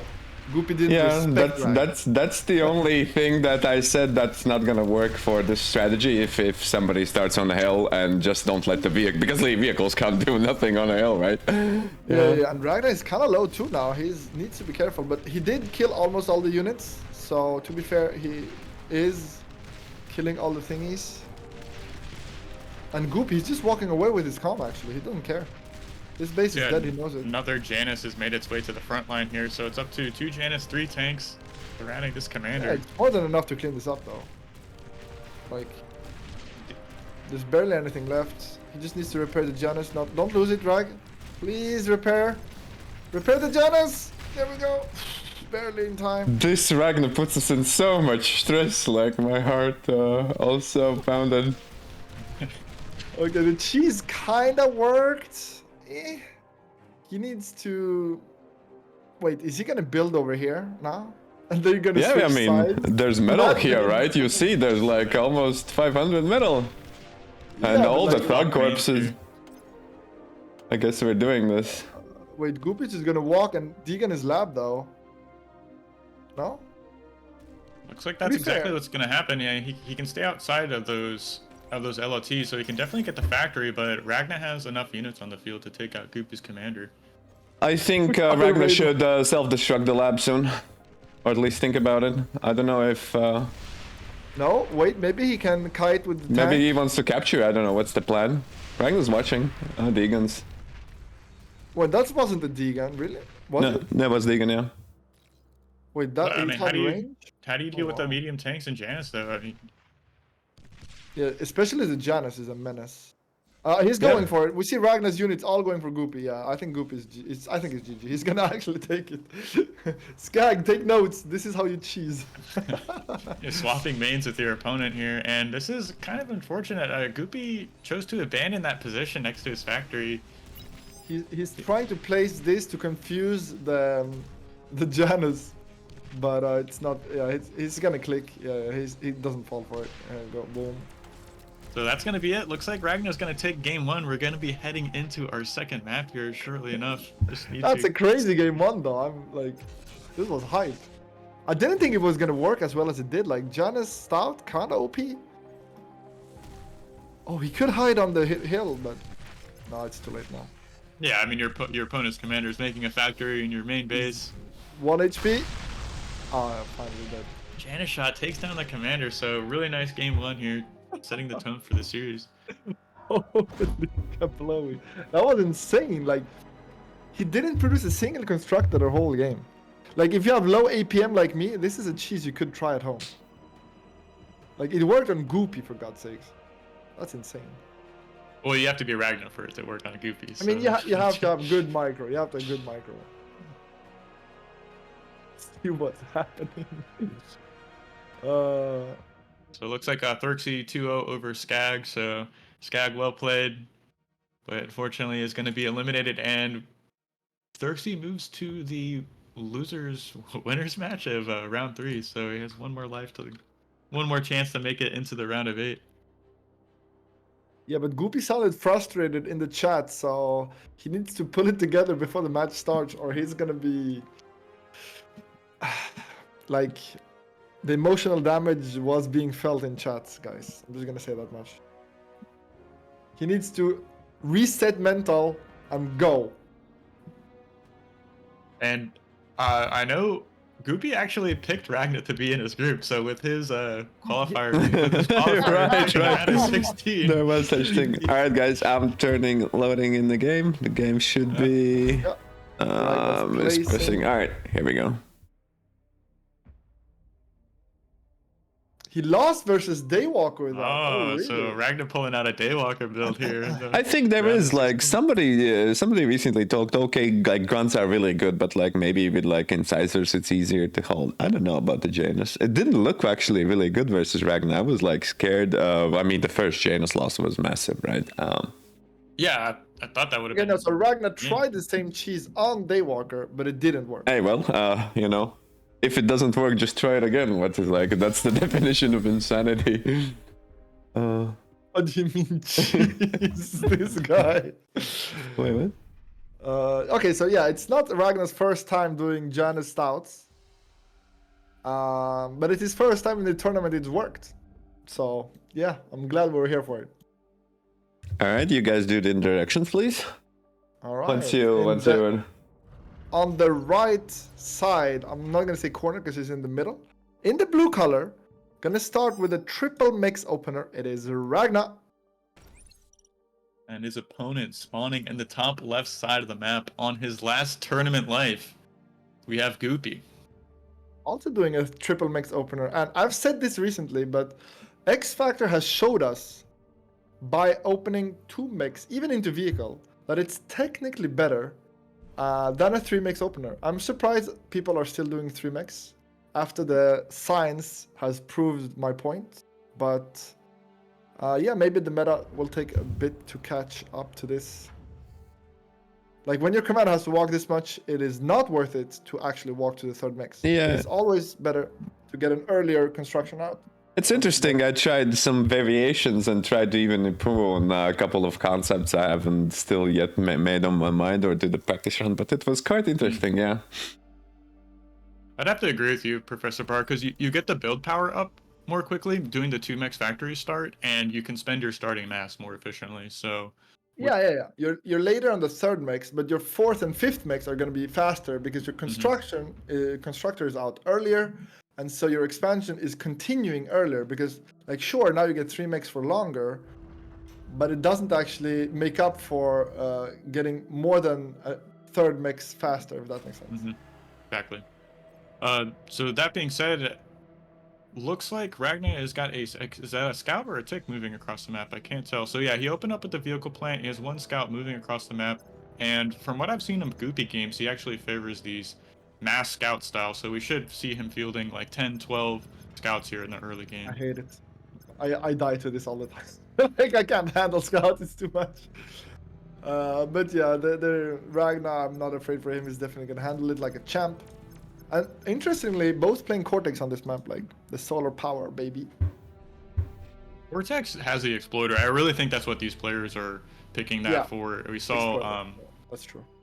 See, what was that first game? Teddy really leveraging those a lot on the cold place. I mean, he was just building exploders everywhere. Same for Taku. So yeah, that's a good point. I think players are figuring out how good these good units are. And yeah, Goopy kind of getting a first blood here. He gets the first scout and the first mech. So nice little damage there. Yeah, Definitely but the thing cost efficient trade. Yeah, but I mean, he got a mix where there's a commander and you rebuild it so fast it barely does any damage. Like the annoying part is rebuilding a mix that's far away. Like when you have to move build power half the map, it's very annoying. This is a interesting start from Ragnar. He's going low on construction vehicles, and he has 3 incisors making their way across the map, so sacrificing a little bit of early build power for this harass. We'll see how much damage he's going to be able to get done with these units. I think he just stated in the chat that he lost 0-3, so he's expecting maybe Goopy to play Z plays, like a lot of scouts. And obviously, if you don't make scouts and you make incisors and you show up with them, and your opponent has all the metal in the scouts, you have like a pretty good advantage, since incisors do have like a pretty healthy chunk of HP, right? It's not the grunts that you can like snipe that easily.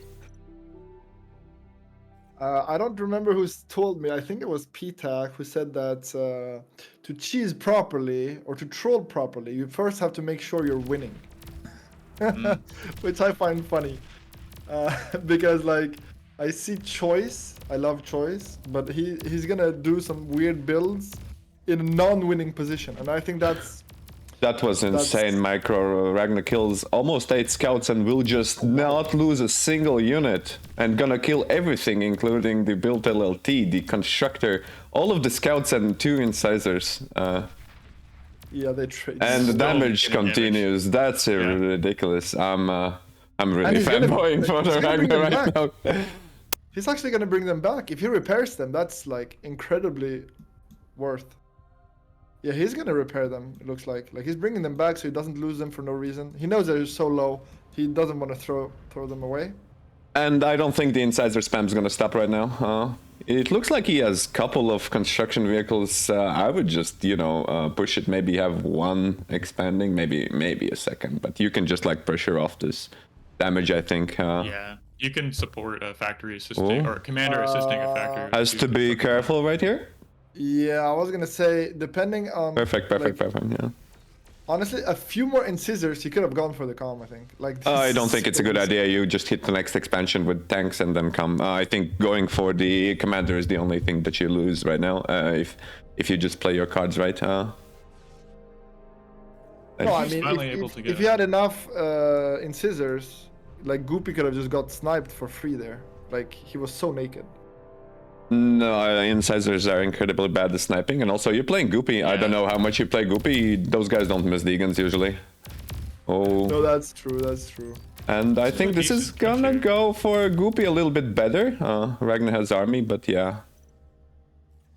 Goopy's got the reinforcement position here, so you can definitely reinforce that army back up to that LLT through the choke point here. So Ragnar smartly retreats. He can find better value, better trade at another location. And see, unfortunate about opening vehicles here is you don't have access to that res bot. You could have Yeah, easily, it's harder to reclaim for sure. Yeah, res those. Resurrect is even, for sure. Because Resbot is really fast, and sometimes you just lose a mech, and then you can like already pre-queue the Resbot and then just send it, and it's gonna be like it's easier to recover from mistakes with bots. With vehicles, you don't have such luxury, and vehicle cons are expensive and hard to get on the field. Yeah, they're not very fast at turning. Let's put it like that. Yeah, Ragnar's expanding very forward into the middle. I like this a lot because then he gets so high value radars. He's gonna get a lot of free map control, but it's also very hard to defend from raids because there's so many angles. Right. Um, Goopy's getting up a forward factory here. I've seen this a lot out of him. I would expect to see some thugs and res bots kind of pushing Ragnar out of this middle position. Ragnar's moving across the map with a lot of incisors. Goopy is doing a good job of kind of mirroring this movement here, trying to stay in front of the army. making sure nothing slips past. And Ragnar's gonna try and just split up. Is he gonna sacrifice 5 incisors to get a good raid? He is. He will he's go just gonna run south. He's gonna go south in order to kill the 2 mixes, which we see on the north, and he's got the new incisors also run north, so it's just got bamboozled a little bit. But he could do more than 2 mixes. Like he has enough incisors. I mean, to Goopy even has an consist. army north. It's not like Goopy's already setting his raid group up at the north. Yeah. That raid group could return to help, and indeed it does. Yeah, nice pullback there. But Ragnar's already in. Yeah, it's like sure he has enough units, but they're kind of out of position. Yeah, now. and the south group returns for more blood. That's how Ragnar plays. Did you guys just solve that movement? That's where Ragnar's good, I think. It was just move here, move there, and you're out of the position. Over. It's already looking over. I'm not gonna lie. Like that's too much damage. Yeah, the raids were too massive. Yeah. And there it is.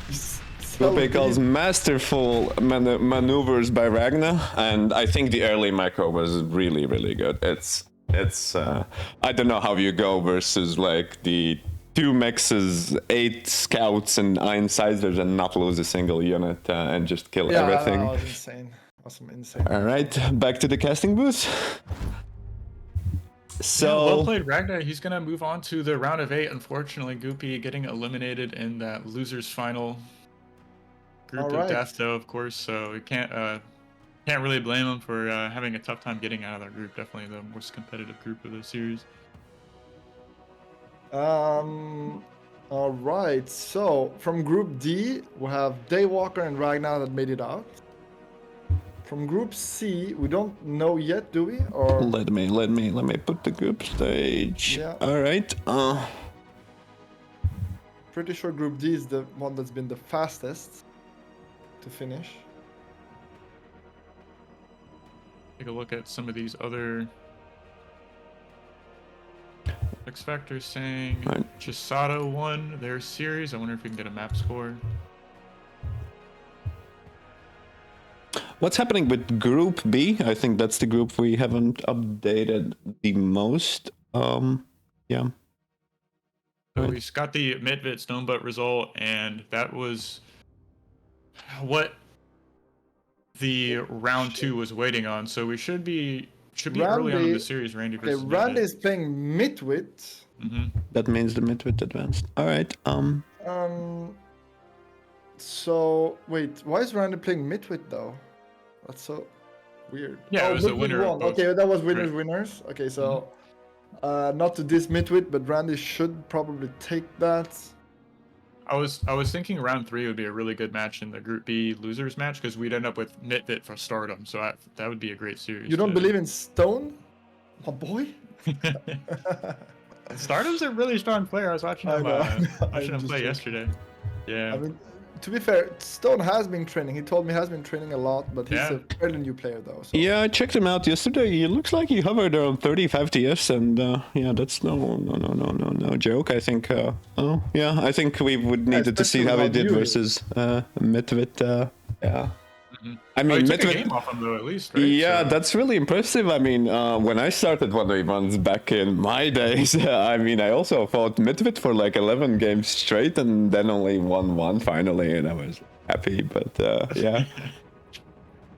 So and actually performing in tournaments, it's nice to see him here. All right. So. All right, so Skag, Thurxie wasn't updated. Do we get some map scores for? Okay. It's a little bit Yeah, I'm gonna awkward. try and get those for Group C for us.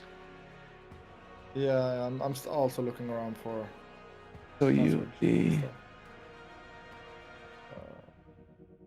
Skag, Thurxie. We have a Lapaka versus Taku match we could jump into. All right. See, Oh yeah, for let sure. me get the 25 minutes in though. okay, maybe we can jump in the lobby and catch the tail end of the series. Maybe we'll jump into their BPL. Teddy CJ just started. If we want to see Ooh. Teddy, yeah, just yeah. started. Red comment. All right. Okay. Do Do you have they? the password? I don't know. I'm just checking the BPL tags. I got it. Oh, here okay, for gotcha. you. Also, players should name the lobbies BPL. That way, I can filter them by nickname and see. Oh, gotcha. Do they know that?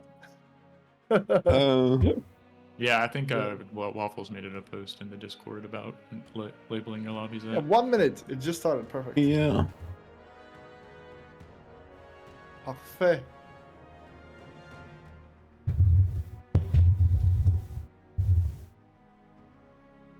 Yeah, I see chat reacting to Ragnar's OP micro. Agreed. Really strong. As a clean game, it was interesting to see Goopy start in that position, that top left corner. It seems a little off meta than what we see a lot of these higher level players start on Comet Catcher. Yeah, I mean, the worst part is when you start in the corner like Goopy did, it's because it's harder to get raided, and he still got outplayed and raided anyway. So To be fair, that was like Ragnar just went like Scout 3 incisor off his initial factory, so yeah. like you have to anticipate that. All right, Professor. I need to take a little bit break. You're the cameraman now, I think. I'm the cameraman. Are you putting it on me? Yeah, sure. All right, I'm just gonna wait for BARCast to join me here. Yeah, trying to get into the lobby. Oh, whoa. Okay, we have some interesting starts here. Could you zoom in so I can check whether it's working? Yeah. All right, perfect. Yeah, everything's working. All right, I'll be back. Okay, perfect. I guess I'm gonna do the presentations, and you'll tell me when you're in, okay? Yeah. All right. So in the bottom left corner, in the red color with the Armada Commander and a juicy opening, it is Teddy going for one mix bot lab. So very aggressive with the ticks here. And CJ on the top right corner in the blue color, gonna go Cortex triple mix vehicle. Gonna have to defend against ticks that are already arriving in his base. And yeah, already we see one mech is gonna go down. CJ is just gonna try and pump out some scouts to defend. He has a tower down here, so nothing's gonna hit him. But yeah, greedy opening from CJ, very aggressive from Teddy. But it also means Teddy needs to slow CJ down here, or it's kind of bad for him. Oh, he's actually sniping units that are building. Oh no. He needs to get another LLT up or somehow get out an incisor. But yeah, this scout's gonna come out and take out that last tick. Maybe? No. Yeah, he should have just walked around with his commission. Like, at some point, just walk around, no? I mean, Teddy managed to do what he wanted. He slowed him down, and now he's expanding a lot with his commander. That's right. He only has one construction bot assisting his factory. I'd really like to see CJ spend his starting mass. He still has 500 left in the bank. He could get out a construction vehicle. Yeah. Oh, I thought you were talking about Teddy, but Teddy's the same, but he doesn't have enough metal for it to matter. So it's good. But yeah, CJ definitely struggling to get everything under control here after that early raiding. And Teddy is forced to keep his pawns at home. He can't really be aggressive with them. He's trying to defend himself against a counterattack. So that's giving CJ a little bit of breathing room here. Trying to fix his economy, get his build power out. Yeah, and he is preparing a small raid here next to Teddy. And he could do a lot of damage. He should go in, but I think he's trying to set everything up at home. And yeah, APM is just not there sometimes. He's Lots to do. Building solars at the moment. He's gone up to 5 solar collectors. He's starting to excess energy at the moment, so would have liked to see him like find another construction vehicle out before he moves his commander outside of the main base. Oh, you mean CJ? Yeah. But wait, I'm still looking at CJ's raid. Oof, and then it got cleaned up. He did slow Teddy down just a touch. I'm back. Welcome back. Welcome back. Yeah. But yeah, you're right. He needs another construction. He's building another construction vehicle, and he should keep it at home. So I'm hoping to see even a third one, to be honest. Yeah, well, he could have assisted one out with his commander before he finished that walk, because he had like a full energy bar and mass in the bank, so definitely could have had a little bit of a cleaner open, not the biggest deal. And we see Teddy is building a lot of infrastructure in the middle of the map here. I wouldn't be surprised if he adds a second factory here shortly. Yeah, probably. I think after this LLT, either he's gonna build solars or a lab, probably. I guess build power is kind of an issue. He's still stuck on that one construction bot at the moment, but he's got a really nice map position here. Yeah, he just added a construction bot in his base.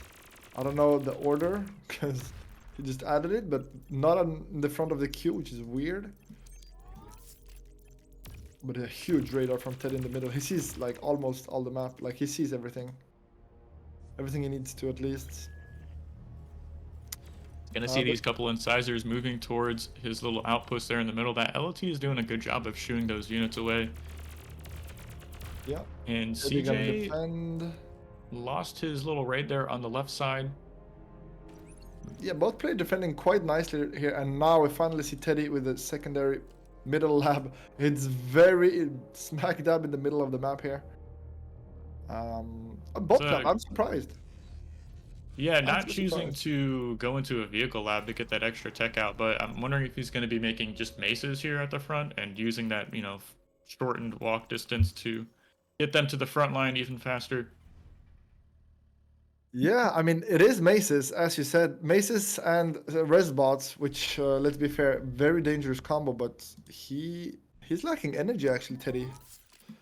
And he's lacking build power back home. He only has one constructor still, really? Right, well, 2 factories, though, so you can definitely spend that mass a little bit better than just being, I guess, on one construction bot so far. Yeah, but, like, barely. Let's be real here. He doesn't have enough VP at all. Oh, he's going to defend with pawns. Good defense, actually, from Teddy. I didn't think they would catch up fast enough, but they did. It's a really nice spread on those 2 LLTs. You can defend those triple mexes really efficiently. And Teddy's gonna self-D one of his structures there, take out that little raiding party from CJ, and Yeah. just confident to stand there and assist that factory and get as many maces out as he can. He's already up to 4. He's gonna put up pressure that position with the commander really effectively here soon. Maces are really strong against LLTs and commanders. Yeah, really strong at pushing. Their only weakness, their speed. Really slow. But if you know where your opponent is and they can't run, it's strong. Yeah, absolutely. And already has a resbot out, doing a good job repairing those damaged units as this battle goes on. So CJ's Ooh, CJ needs to move. Yeah, he is. Finally stepping back, but I mean, there's one LOT left, and his commander is going to be completely isolated. He steps forward, gets one D gun off, but there's still 5 maces here. Yeah, at the scary position to be in for CJ. Luckily, he has a lot of HP left, so he's not in danger just yet. But no, he's got a nice little army here too, a good amount of incisors, but he's giving these res bots too much space to kind of work their magic, get these reses off, repair their units. Absolutely. Also, I think I was gonna say he needed to repair some of the units. Like when you go close by your commander, Incisors gets repaired so fast by the commander. It's so much free value. Keep in mind, guys, if you're new to the game, repair is free. It's very strong. And the Incisors, no, they're not. They stopped moving. Yeah, he wants to raid, obviously. Right, they're gonna take out one of those maces, kind of catching the end of that line. So as good of a trade as you could get. We'll see if Teddy gets a self-D off on that LLT. Doesn't quite get it off. Space did enough, CJ. Good damage, but on the other hand, is this commander gonna survive? Yeah, I think it will be really good if he survives. Look at the income difference so far. With these recent snipes, it's... He's already 46 though. DJ needs to spend and build more army. That's what he needs to do, and the base raid. The raid in the back is gonna do a lot here for sure. It's gonna get pushed back, but the units are still alive, so it's very annoying to deal with. On the other hand, I'm really afraid. Like, there's nothing. DJ's not moving. Not moving. The maces. Yeah. Like, he's trying to step forward. Are not great against maces. They're not gonna trade well here. And so much value from these units. Like, there's what, 10 units here? Like 6 maces, 2 las. Like, so much value. It's insane. I think Teddy's moving into Centurion, so through the first one coming out into the battlefield, we have one more queued up, so just adding more and more value into these like beefy bots. Yeah, and we see the res bots doing what they do best, resing, getting some free units here for Teddy. And map control is firmly back in Teddy's hands, but as LSR said, he's a bit behind in terms of eco. Like, he lost more. And CJ's up to 2 construction turrets, so he's got a decent amount of E on the field. I would like to see him expand to the bottom right here. He's kind of running out of metal income. He really needs bottom right now. And there's so many units from Teddy, it's scary. Like, Teddy's ahead. He's down in eco, but ahead in units. And he's going to have an opportunity to leverage that fact here. He's not giving his opponent any breathing room. Found another position here to assault with these maces. He was just able to quickly rotate them up to the top side of the board.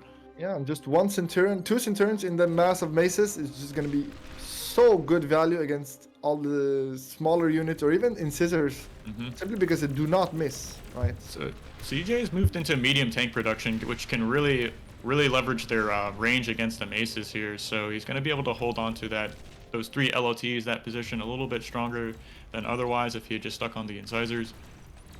Yeah, and I was gonna say the thugs. The maces still pushing against the towers, as you said, really good at taking those out. He does need to repair them a bit. And we see actually Rocketeers coming out, even better against towers, but not very good against Incisors. But luckily he just switched out, right?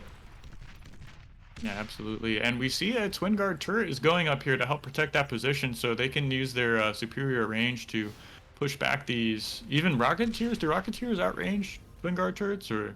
I don't think so. They're Rocketeers barely outrange LLT, and Twin Guard has just a bit more range. I'm pretty sure they do not outrange. It still makes life complicated, and they're like easy to repair, so it's not like you can eventually take them out, but it's like a hassle, much more than an LLT. Yeah, they have more HP, a bit more range. I mean, you see that, they're really... I mean, with the repair, though, does it even matter? Lazarus OP confirmed. moving up to more and more Rocketeers, and that's gonna let CJ kind of step forward. He's got enough medium tanks to contest that front line here. He's gonna take out 2 of those rocket bots before the repair gets off. And the issue is Teddy in the meantime is slowly crawling back his eco, getting a few mixes and catching up on that metal income. Meanwhile, he is controlling more of the map and getting damage on CJ, meaning he's going to be ahead now in terms of metal income. And now it's looking scary for CJ. He needs to get some counter damage. He's got some medium tanks, but now he's in that same position from earlier. We see Thugs and Maces super close to this blue commander here. So CJ might have to abandon this position. He spent the past minute establishing with those LLTs. And he's kind of getting boxed in here. He doesn't have any map control. He's not really able to expand. We see Teddy's raiding with a single scout here on the right side. Or tick. Yeah, it's going to be enough too. He's going to get a mix, then he's going to get probably the other mix and the constructor with a single scout. Like, it's insane value. It's actually a rezzed scout, so kind of adding insult to energy there, losing your own Oh, maxes it too. it is. 3 unit. It's cost 100 energy or something, like, to res it. It's ridiculously cheap. CJ's making a play here. He's moved his tanks to the bottom side with his commander, so that's going to let him, well, he's going to lose, looks like that top mid side. And he's going to try trading into his opponent, but there's a lot of red here, and he's going to be forced to retreat. Yeah, that's enough. There's too much red. I mean, he did a lot of damage, but the reclaim is going to be Teddy's anyway, so... Yeah, he's already rezzing it, Teddy, so yeah, he just fed basically and got 1 mix for it, which is not enough. He's losing on 2 fronts. We see CJ's trying to reclaim this mass here from that position he lost, but he's kind of floundering. His army's spread across all over the map, and Teddy seems to be surrounding. Yeah, like Teddy seems on point everywhere. Yeah, Teddy having 7 incisors is a little bit interesting. I mean, Teddy is so OP that able to get 7 incisors as Armada is yeah, exactly. Good He needs his rezzing indicator. everywhere. The thing is, he's been rezzing with only 1 or 2 las or resbot, but that's been enough. CJ with some very ballsy D-guns. Yeah, stepping in front of that huge T1 army, actually. That was enough for it to get a snipe off, but Teddy kind of in rare position AFK his units. North is getting rocketeered into oblivion. Only 1 tower left standing. Yeah, just 1 step ahead of him and all these things. He's going to pull these rocket bots back to those LLTs. Oh, bottom right is looking huge. Could be game ending, to be honest. Like, this is enough to kill the tower, and then there's no tower, 1 tower in his base, and that's it. There's nothing here.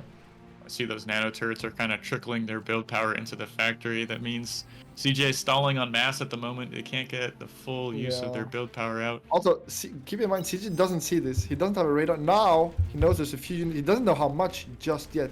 He has no vision of this raid. Man, I mean, he's just now seeing it. So his reaction is going to be slow, and this could be deadly if Teddy pulls the trigger here. He's getting torn apart, like, it's insane.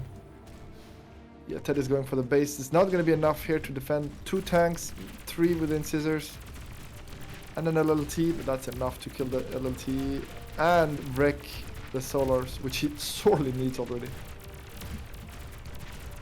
Yeah. Teddy just saying hello here.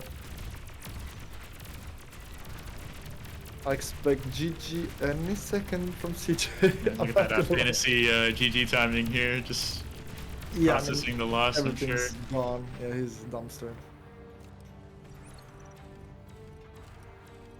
And that was a really clean open from Teddy. I think CJ maybe had an opportunity to win the game at a certain point, but really just leaned on those maces for a good amount of time. Got so much value out of the res bots and maces. Yeah, the res bots. The amount of repair he got off on the res bots. Like, the maces are good, sure, but it was with the support of repairs that they made them really, really strong. Like, they out-traded and never died. Like, he didn't lose a single one for the longest time. Even the raids, like, CJ was able to get some counter raids off, but I mean, those came back as rezzed incisors and scouts. So, I mean, yeah, which makes sense why he's going bots, Teddy. Like, really utilizing the strength of bots, which is res bots, right? Yeah, absolutely. Yeah, And that's it. CJ is gonna tap out, call GG. And yeah, that's game 1, right? We called the Game first 1. one. Yeah. Yeah, okay. We still have more. Yes. No, it was honestly, I'm surprised. CJ is, I think he's playing better than 42. Like his rating is 42, right? But I feel like he's playing better than that. Still not enough to beat Teddy, but I'm honestly, he's playing really strong. I still think he could definitely take a game, maybe even more, out of Teddy. We'll have to see.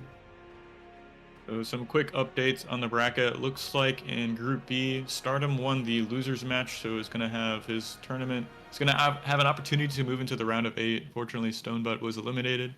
Well played. Congrats on getting into Okay. the round of 16. Mm-hmm. Okay, so it's gonna be. Okay. Wait. So Stardom. Okay, Stardom is.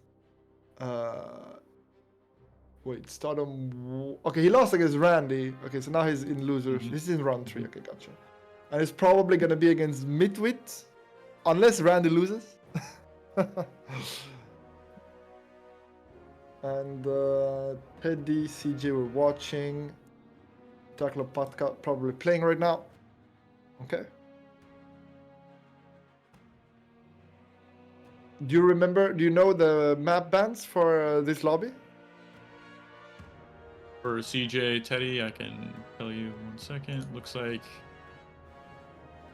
Teddy banned Cold Place, CJ banned CCR, Teddy banned Sertagata, CJ banned Cetus, and then Teddy picked Oh, Heartbreak Hill. Oh, so might see Paradise, guys. I And think then CJ's gonna pick it. It's his favorite map.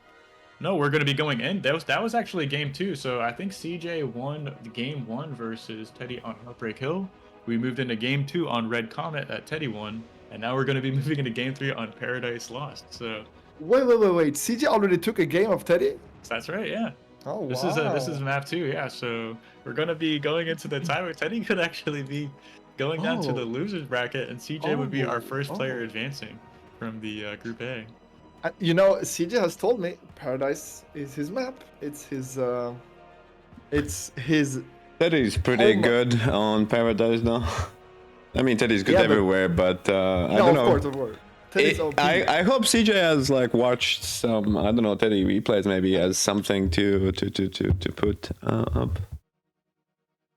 These players seem to be taking a couple-minute break. I think I'm gonna do the same thing. I'll be right back. Yeah, no worries. That's insane. No, but Paradise, the thing is, I've seen CJ play on Paradise. He lost to P-Tag, but he had that game. He just trolled. I mean, he's really strong on Paradise. Like, he's really agile in the water. But as you said, Teddy's Teddy. Like, he's not bad anywhere. On the contrary, he's pretty OP. But yeah, the fact that CJ already took a game of Teddy is impressive in itself. And Paradise being the last map, I haven't seen Teddy play water too much, so it's gonna be interesting for sure. If you don't know what Paradise Lost is as a map, it's a water map. Basically, you play boats, so it's very different than Comet Catcher or Red Comet, all the flat, normal land maps, right? And instead, it's all about the boats. 2-0. Oh, okay. We're not gonna see Paradise. Oh, CJ lost. He won.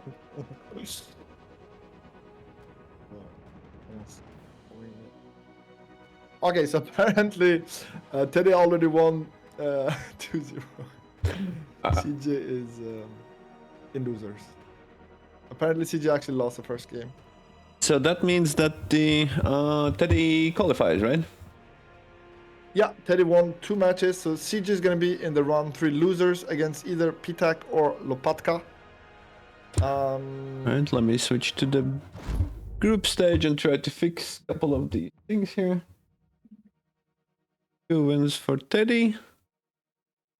And he's victorious.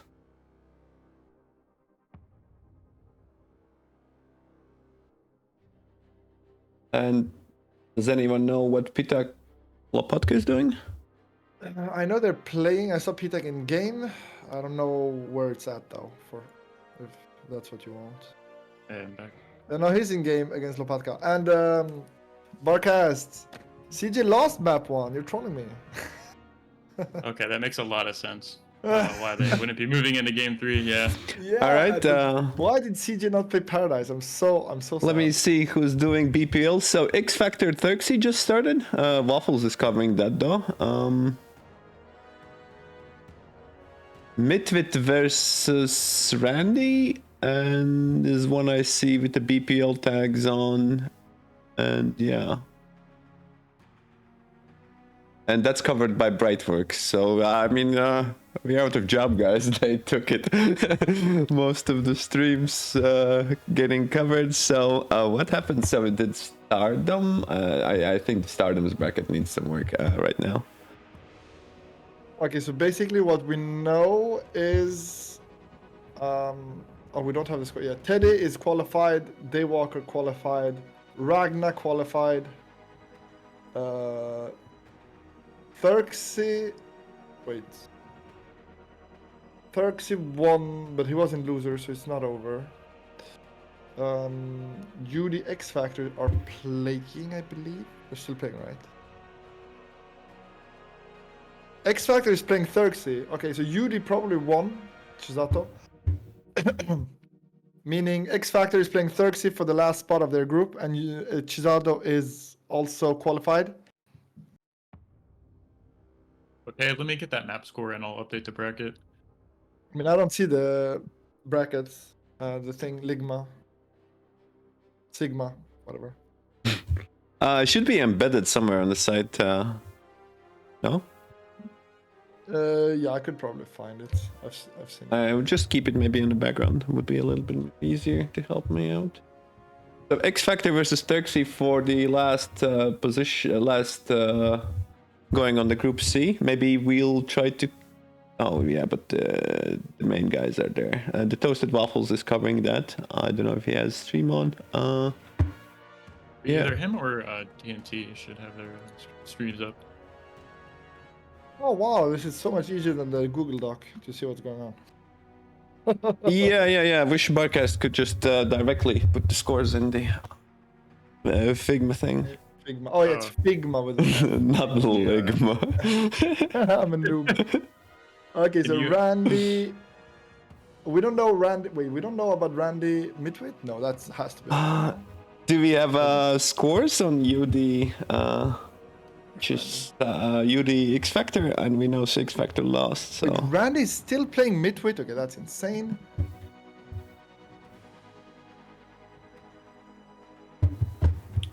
oh, that's a winners bracket, right? Yeah, that's only the first winners. Okay, Group D is done. That's the only one that's finished. CJ is gonna play. Okay, one of those guys. They're still playing, okay. Skag playing Turks. I think Skag lost because Turks is already playing X Factor. So I expect I can ask him how. Can we jump into that game? No, The X Factor.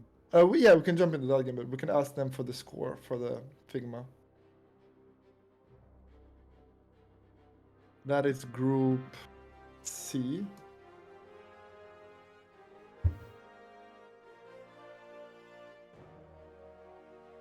Turksy 2, Skag 0. Okay, Turksy clapped Skag. I'm sad. Good for you, Turksy. I'm sad, my boy.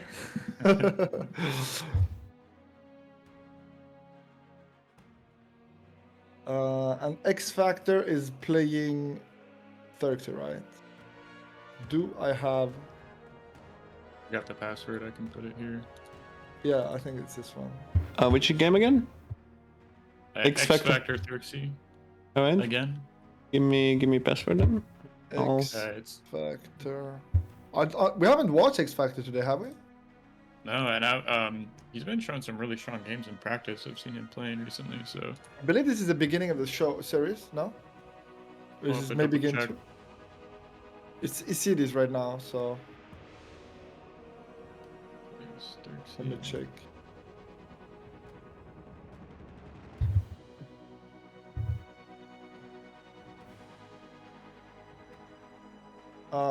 Might be more than game 1 though. They've been fast. Yeah, games are moving really fast today. I mean, we had a couple of long ones, it seems like, on cold plays, but haven't really caught those games. I think with the group B, it would be close to what we estimated, right? So the stream's been running now for 2 hours and 10 minutes. It's moving along faster than I thought. Oh, are you guys just maybe having too much fun? We are for sure, but and then are we only doing the group stages today, or are we doing everything? Yeah, everything today. Everything. Okay, no, I was pretty sure it was everything, but I just Yeah. want to make sure. Yeah. So, I mean, it does go faster, but there's less players after this, so. so are we in the Xerxes X Factor game? I am. currently watching it, Right on. and actually X Factor got a bit of a raid going on Xerxes in Xerxes base. Maybe not such a little, might be a bit of a huge raid. Yeah, pretty much a game-ending raid. Seems like he's got two incisors to deal with these, but these grunts are dealing so much Yeah. damage right now, taking out all the eco. Yeah, and I really love this grunt. I'm not gonna lie, this grunt is pain to deal with if you have incisors. Like jump down, jump up. Mm-hmm. And the thing is, Xerxes, he doesn't have a lot of vision. If you check his vision for a moment, his radar got destroyed. Now he finally gets it Just back now up, finishes, yeah. and so he's gonna be able to react. It's game 2. Okay, who won? Very nice. Game 1. Okay, Oh, Xerxes nice. up 1 game. Okay, so maybe X Factor is gonna equalize this game. It's looking likely, very likely. A tick is doing some counter damage. Should be dealt with, but I said tick, I meant scout, whatever. Different units, same purpose. And that's a lot of grunts. And grunts into blitzes. Oh, it's incisors. Okay, incisors actually very good into grunts. Oh, but he got the hill, and the incisors can't actually defend up here. Just dealing more damage again. And Xerxes, yeah, on his back foot here. His income is abysmal right now. He needs time. Keep in mind he has a lot of reclaim to get back on his feet. But the issue is going to be build power and energy. How is it going to build everything with no E? Oh my god, wind is low too. Oh, everything is conspiring against Xerxes right now. He needs energy ASAP, and the wind is betraying him. So he's got 2 construction bots trying to add on a solar collector. He's building one with his commander at the moment, but That is desperate. he has a nice little grouping of incisors here that can definitely take an army advantage over here on the left side. But I see they have some exploiters going up on those two lanes on either side of the crack, so they can move forward, but they're going to be stopped before they reach the main base. Yeah, incisors trade really well into grunts, but not that well if you get surrounded like this. Okay, X Factor not pulling the trigger truly, but yeah, because incisors outrange grunts, right? Just barely, I believe. Incisors 200. outrange grunts, and they have a little bit of a higher movement speed Oh, too. they actually don't outrange. They have the same range. Why are they so good into them then? That But makes they have sense. better movement speed, Ah, yeah. so you can like kite and get a range, or you I can mean, chase them down. they have way more HP though. That too. Very important. Like 4 times, almost 4 times the HP.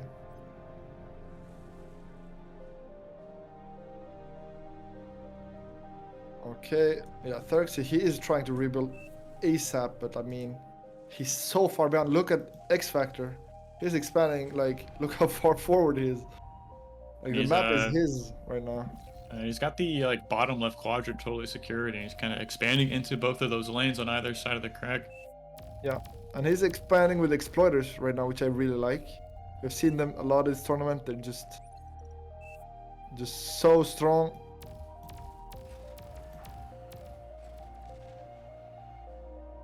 See, Xerxes down about 2k metal produced so far, 8 minutes into the game. That is a lot of grunts, and we see that reflected on the standing armies here. Oh, no. Do you see this raid? I mean, he has a few incisors. Oh, okay. X Factor a bit definitely. afraid. I think he could have gone for it. Maybe it's risky. 9. I think so. Definitely sure. Oh wait, He there's can, 2. Oh no, there's 2 towers. Yeah, no, he couldn't. That's 2 towers and 5 incisors is a lot to Yeah, contest with. yeah, for sure. I mean, he's pulling the incisors though to the other side, so I mean, meaning if he raids on the other side, they're not there. So I think that's what he's trying to do, just keeping off on his toes, making move around his units, and he's trading kind of decently into the incisors here. Yeah, he's He got a got good 1 number. for 1. Like Mhm. that's completely fine.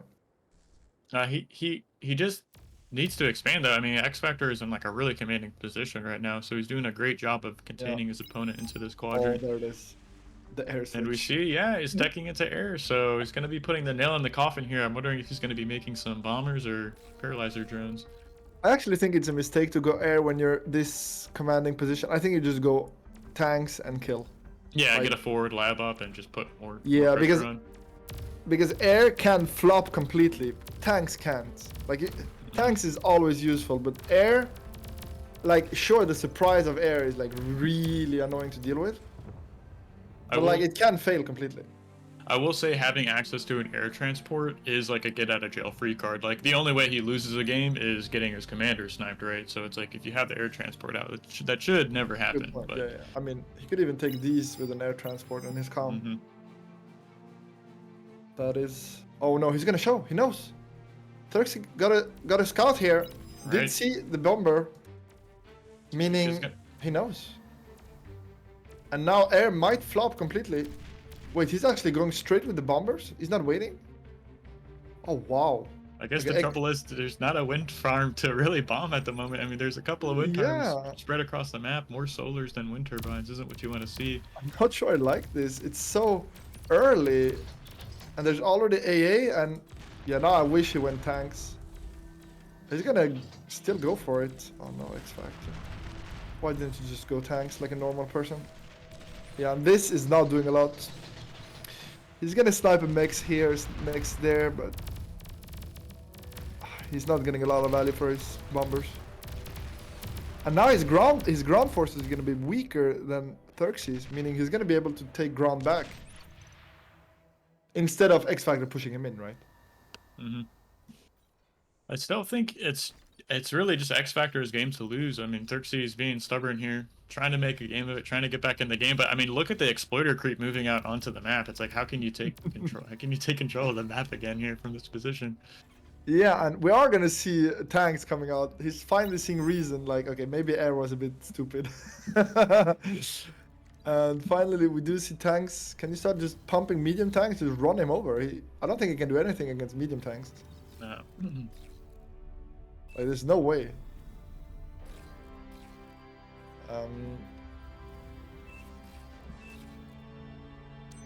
Yeah, X Factor just trying to get map control still with his grunts. He's just pumping them out. And he's gonna make a few shurikens here. And a more proper bombing run with a few scouts. Get some vision. He needs vision. Because his bombing was blind, right? Yeah, we can see like a higher concentration of wind turbines. Yeah, that's interesting to bomb at least. At least he has a target. Well, there's 2 anti-air turrets in the main base, so I believe they should just be able to get the one bombing run off before getting gunned down. I mean, honestly, he could just go for the AA here, I think. Even Either get that or the construction turrets. in the Yeah, mix. even the construction turret. Oh, but that's a lot more than 2. Yeah, there's 4 there. Excuse me. Didn't see those 2 in the back underneath Well, they those just construction built. turrets. They just built. Didn't actually have them. Just built.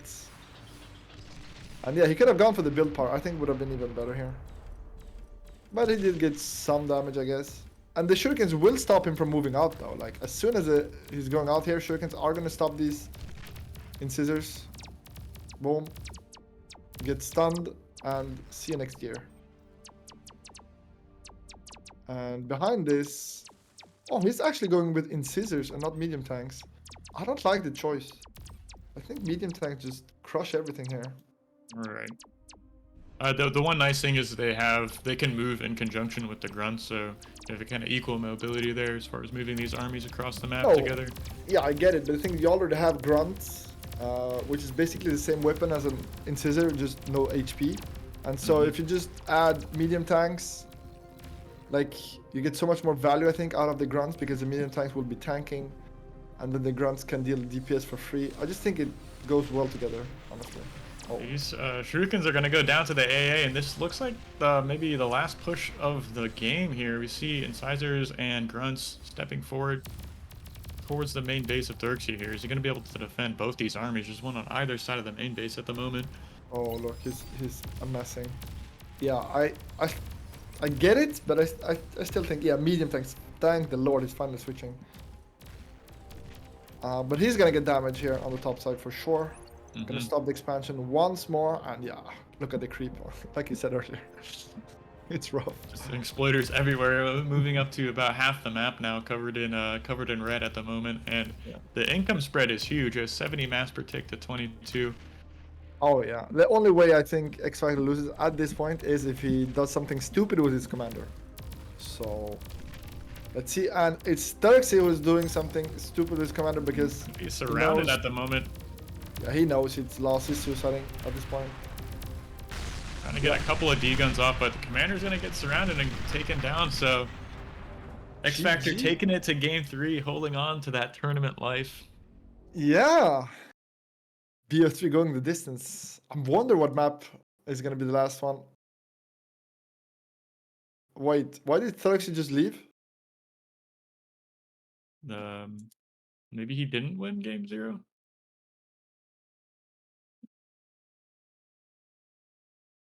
It looks. This was game 3. Oh, okay.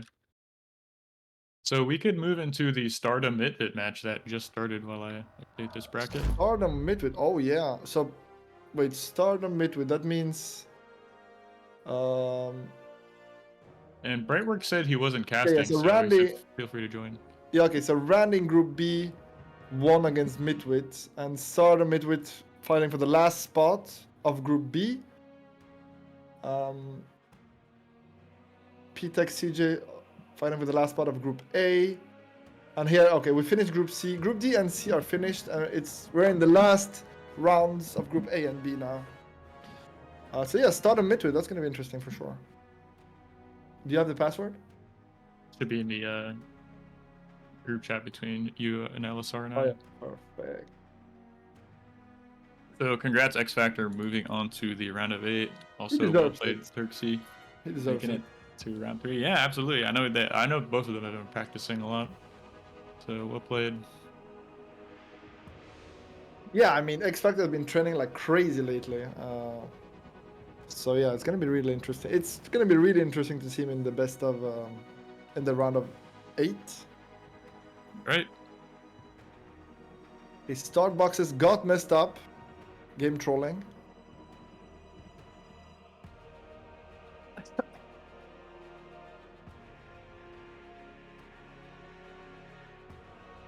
The box is gonna be reset. Apparently they're there we go.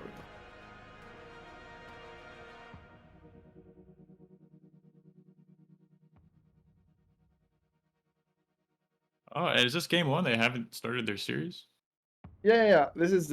That's why we're casting this one, because they're just about to start. Stardom versus Midwit.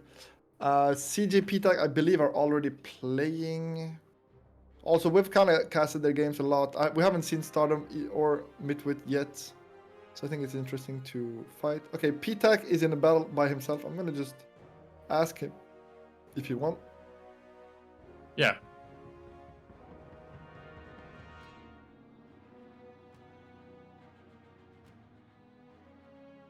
Oh, they're loading in.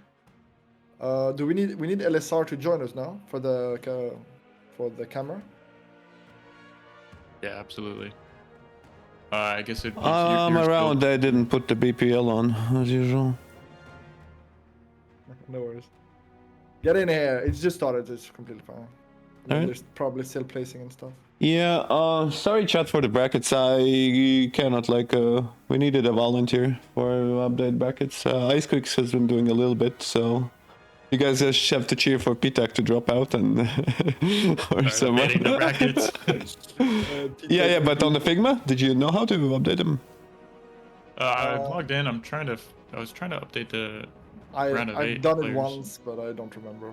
Yeah, you have to. There is some precise clicks you need to do. You on Figma, BARCast, right? Yeah. All right. Yeah, on the. Let me just get into the game and I'll try to show while Professor does all the work in the thing. Okay. Alright, we're here. introduce our players, Professor? Yeah, I'm just. Okay, here we go. So in the left, bottom left corner, in the red color with the Cortex Commander, it's Stardom. His Australian opponent menace. spawning on the right side of the map, playing as a blue pieces from Finland. We have Mitvit. Yeah, Who is- Mitvit. He's pretty new. I mean, new in a few months player. So compared to that's- Stardom, he's a baby. What do you mean, But he has been Mitvit? putting in work. No, is he not like a few months old player? Mitvit was the guy which we know. That was Stonebutt versus Mitvit. Mitvit is the guy who beat me 10 times before. I beat him once in 2021, and he's a BA old guard. He's known as okay, Johannes. wow. Yeah, I got Yeah. my. Yeah, I got my that would be the names. Stonebutt. Yeah. Okay, so Mitvit old OP. But Stardom, he's the kangaroo puncher. He kind of strong. Midwit opening with 2 mechs vehicle, and we see also interestingly enough they're both playing on the bottom side positions, not in the top right or top left, which we've seen earlier on this map. So it's going to be mirrored, but it also means this front line is going to be very open, right? Which makes it harder to defend. Curious enough, Bob, neither player opening bots in this matchup. So despite the map kind of favoring bot play with the terrain and of course how large and spread out it is. Yeah. And Stardom opening also vehicles.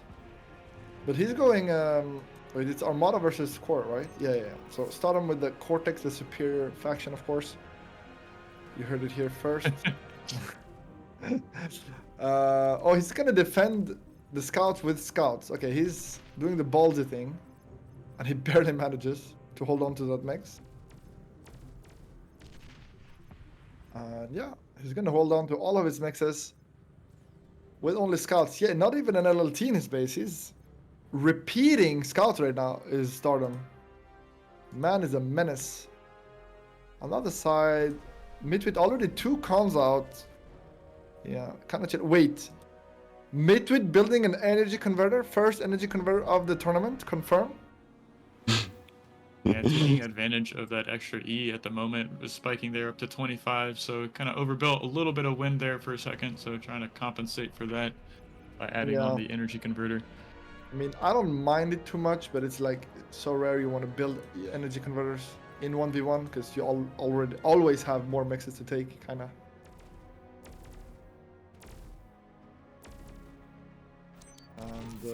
And Midwit defending really well here against the scout harass.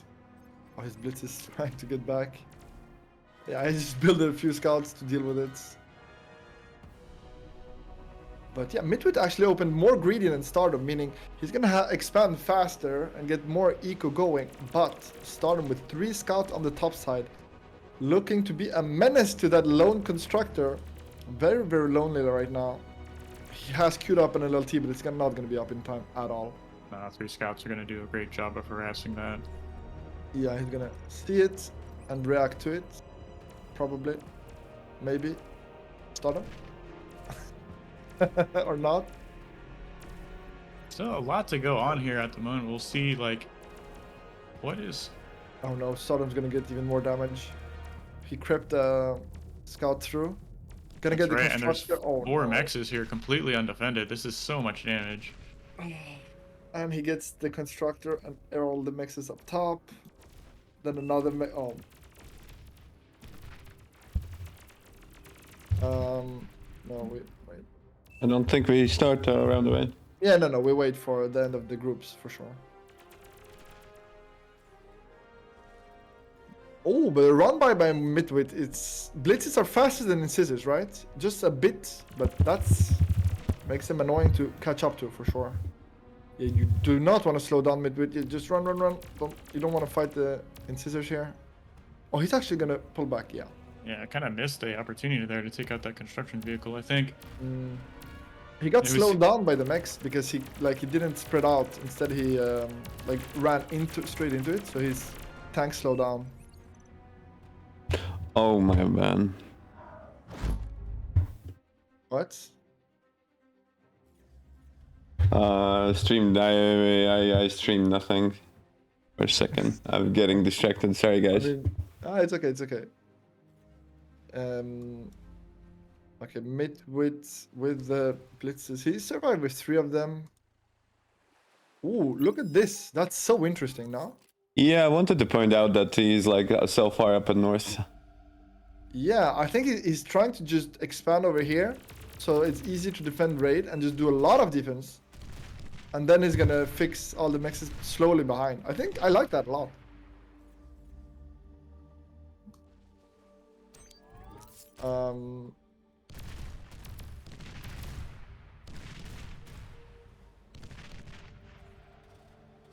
Medium tanks are doing a good job of contesting this mid ground here, and these 2 construction vehicles are going to be able to secure these 5 mexes here in the bottom mid part of the lake.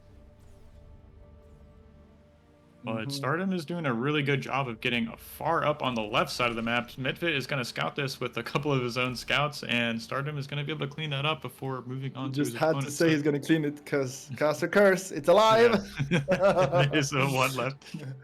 One scout is alive. It's gonna get shot, of course, because I pointed out. But on the south, actually, Midwit switched to stouts very fast here. So, yeah, the incisors not gonna be great against the medium tanks. He only has 2 medium tanks of his own, and this is scary. It's kind of scary. It is for now, but I mean, look how many construction vehicles are moving up the left side of the map. I mean, this is all going like uncontested expansion along the left side. You can see the difference in the 2 positions. Yeah, but I mean, if you lose your base, does it matter? He's not losing his base though. He's doing a tremendous job defending, to be fair. Exactly. And he's being very careful with his construction vehicles, and he's using them to reclaim, which I like a lot here. Like, Yeah, really kept them sharp. alive. Yeah, gets the metal back ASAP, and meaning even though he kind of lost that trade, he got more value out of it. Like, he got all the metal. Just imagine the map, guys. Yeah, I'm sorry. I know the game didn't show for a while here. Keep in mind there's delay, so everything's a bit slow to react, sadly. But yeah, the game is so far in Stardom's favor because he's actually shutting out any expansion on the top side for Midwit. Yeah, just a few But scouts Midwit is too. winning. Yeah, but Midwit's kind of winning the front line here. I mean, he kind of fed here. He needs to get the Lot of reclaim mass. fast. Yeah, 1.3k mass here. Stardom has a little bit in the bank actually, so it's Midwit's mass to spend here at the moment. He's doing a good job of pumping out medium tanks. I see some more wind turbines being built in the middle of the map, but these scouts on the left or right side are still finding damage. Okay, I see on the stream the game is on, guys. You're gonna hear me saying this 3 minutes later, but relax. Everything's fixed. Everything's beautiful. And yeah, Midwit is getting the reclaim here, which is very important. He's not gonna get all of it. No, definitely not. I think there was about 1.3k, so he was only able to get 300 of that mass, and that's now gonna go to X Factor, or excuse me, Stardom, if he's able to move that Yeah, and now construction Stardom's vehicle up front. far ahead. Yeah, Stardom's far ahead now, and a Pounder making its appearance, just a single one.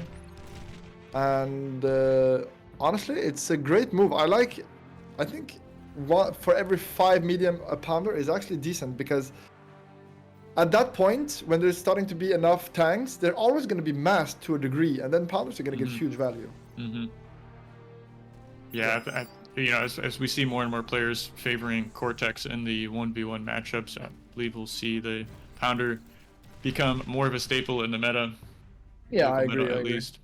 Yeah, we see Stardom importantly just trying to defend the reclaim. There's so much. He could almost go T2. Like, he's not spending his metal now. He's gonna go air, but honestly, he could have gone T2. But it's his tournament, so I get it.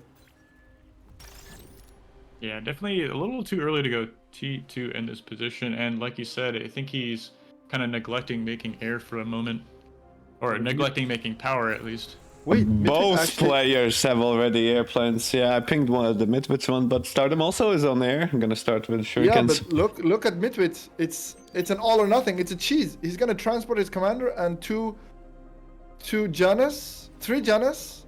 Oh, he's doing a skag. It's not a bombing run. It's a transport run. doing his I see cam. Wow, Skag this do is this the wild. most. I bet the Skag got in the an chat air will be scout. happy to see this. Yeah. Oh my god. Where is he yes. gonna go with this? I mean, he's got his air He scout needs to out. go here. He needs to go Yeah. here, basically. Dude. And ideally, he wants to snipe a commander. Oh. Because keep in mind, 3 Janus, you 2 volleys, 1 shot a commander. You need 2 volleys on a commander, GG. He needs, I don't know what he's aiming Okay. for. He's looking for the He- com, I think. He is. So looks like he thinks he's gonna be going to the main base. He's. Oh, he moving- found it. He found it. Technically found it.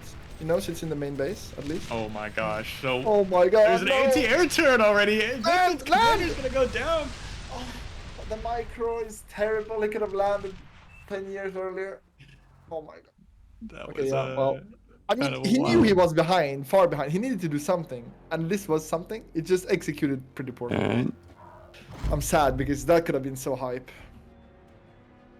That could have been so hype. It was But yeah, the wild. execution was not great. It'd be tough though too. He already had his own air lab out as well, so surprised there wasn't a couple of fighters there patrolling around the airspace as well.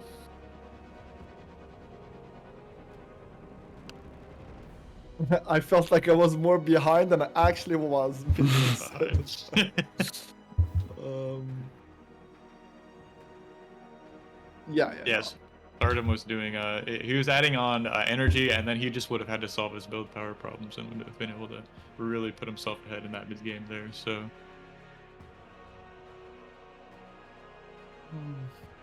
You know, he could have landed along the was it the left side of the triangle there and just cleared out all of those expansions for Stardom. So Yeah, for sure. kind of hard to have that presence of mind though when you feel like you're behind and you have to make some kind of play to get yourself back into the game. Mm-hmm. Alright, did they start the second one? No, they are. So Cities and Heartbreak. Midwood gets to choose. I would like to see Heartbreak because I know it's been played, but we haven't casted it, so I kind of want to see it. Like we've seen Cities 3 times already. Yeah, I didn't quite realize how popular that map would have been. I mean, I thought we might see some maps more often than others, but I didn't really think it would be Cold Place and a Cetus track for sure. I thought. No, but the Cities is really fun. Let's do Cities. You see, people like it. It's a good map. Yeah, and I so think. it's some good Yeah. feedback. Yeah, that's good feedback. What I like about Cities is that it actually promotes bot play in vehicle meta, which is why I think people enjoy it. That's Like, funny. bots are kind of good on this map, or decent. That's funny you say that because like I thought Surtagata kind of did the same thing, having the reclaim on the map and the same kind of terrain differences, but for some reason players don't seem to. No, Players seem to be banning it a lot, Rich. I mean, No, it's a I- big map, right? Like, I talked to some players; they don't actually like the reclaim. Actually, that's the issue. I Like see. because it forces you to fight early game, really early. Like you need to go out with a res bot. You need to fight early, Right. and you don't get to choose. On the CDs, sure, getting a res bot, you have some cactus to eat, but that's it. Like it's not a big deal. And the real difference is you get access to your kind of safe wind farm if you go bot, Mm-hmm. and if you go vehicle, like of course you're gonna be strong on the map, you're gonna be faster, but yeah. Good point. Well, get some good feedback for future iterations of the map pool. So definitely we'll be making some adjustments to that in subsequent seasons. Yeah. Okay, I finally see the chat reacting to the game-ending play of the last match. Yeah, it was not very well executed, but honestly, it was a good idea though. I like the idea a lot. The execution, not so much.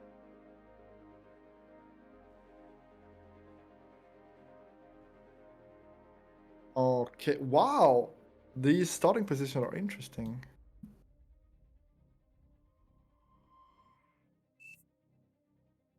Stardom spawning in the back here. That's the first time we've actually seen this. Yeah.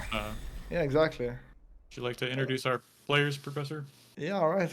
Let's go. In the top right corner, spawning in the blue with the Armada, yuck. It is Mitwitz. And his opponent spawning in the bottom left corner of a Cetus crack. Playing as the red pieces, we have Stardom. All right. Now, I'm curious how they're going to open. Okay, Stardom going to do triple mix. It makes sense. when you have you barely have to walk to get the third max, you should probably take it. Wind is good too, but what are they gonna open, right? I like the double wind turbines before the third max. You can kind of sometimes stall going one wind turbine, 3 maxes, and then trying to get that second one up. You can end up Yeah, stalling I E. actually like to go Stardom slower in those really cases. baiting you not placing, but we're gonna choose the vehicles, and it's gonna be bots for Midwit. Vehicles in the back. That's such a weird play because now it means Midwit can abuse the hill to raid him. But you can use the amphibious construction vehicle to get up on that hill. So we'll see if Stardom actually knows that fact. Yeah. Anybody want to pay 3k energy for that garbage ass builder? I don't know if I would. I'd rather build the bot lab, but sure. I Right, mean, yeah. technically you're right. But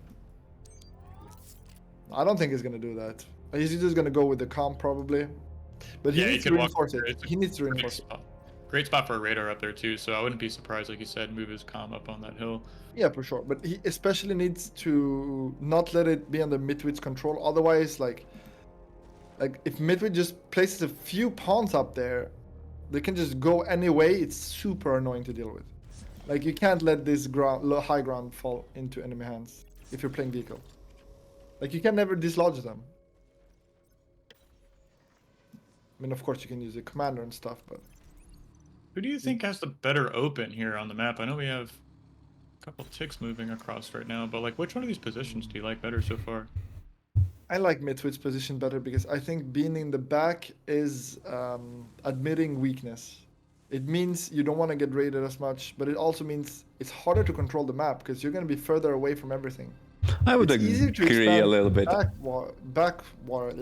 backwards than forward. I think there could be some arguments for having a middle ground, like saying starting at the front, but you know, to the one side, and then you know, Yeah, you I've at seen least that. have a double Yeah. expansion path. But yeah, I've seen that, and I think that's fine. But I think in the far back, like Stardom, especially vehicle, like you can only go here or here. You can't even.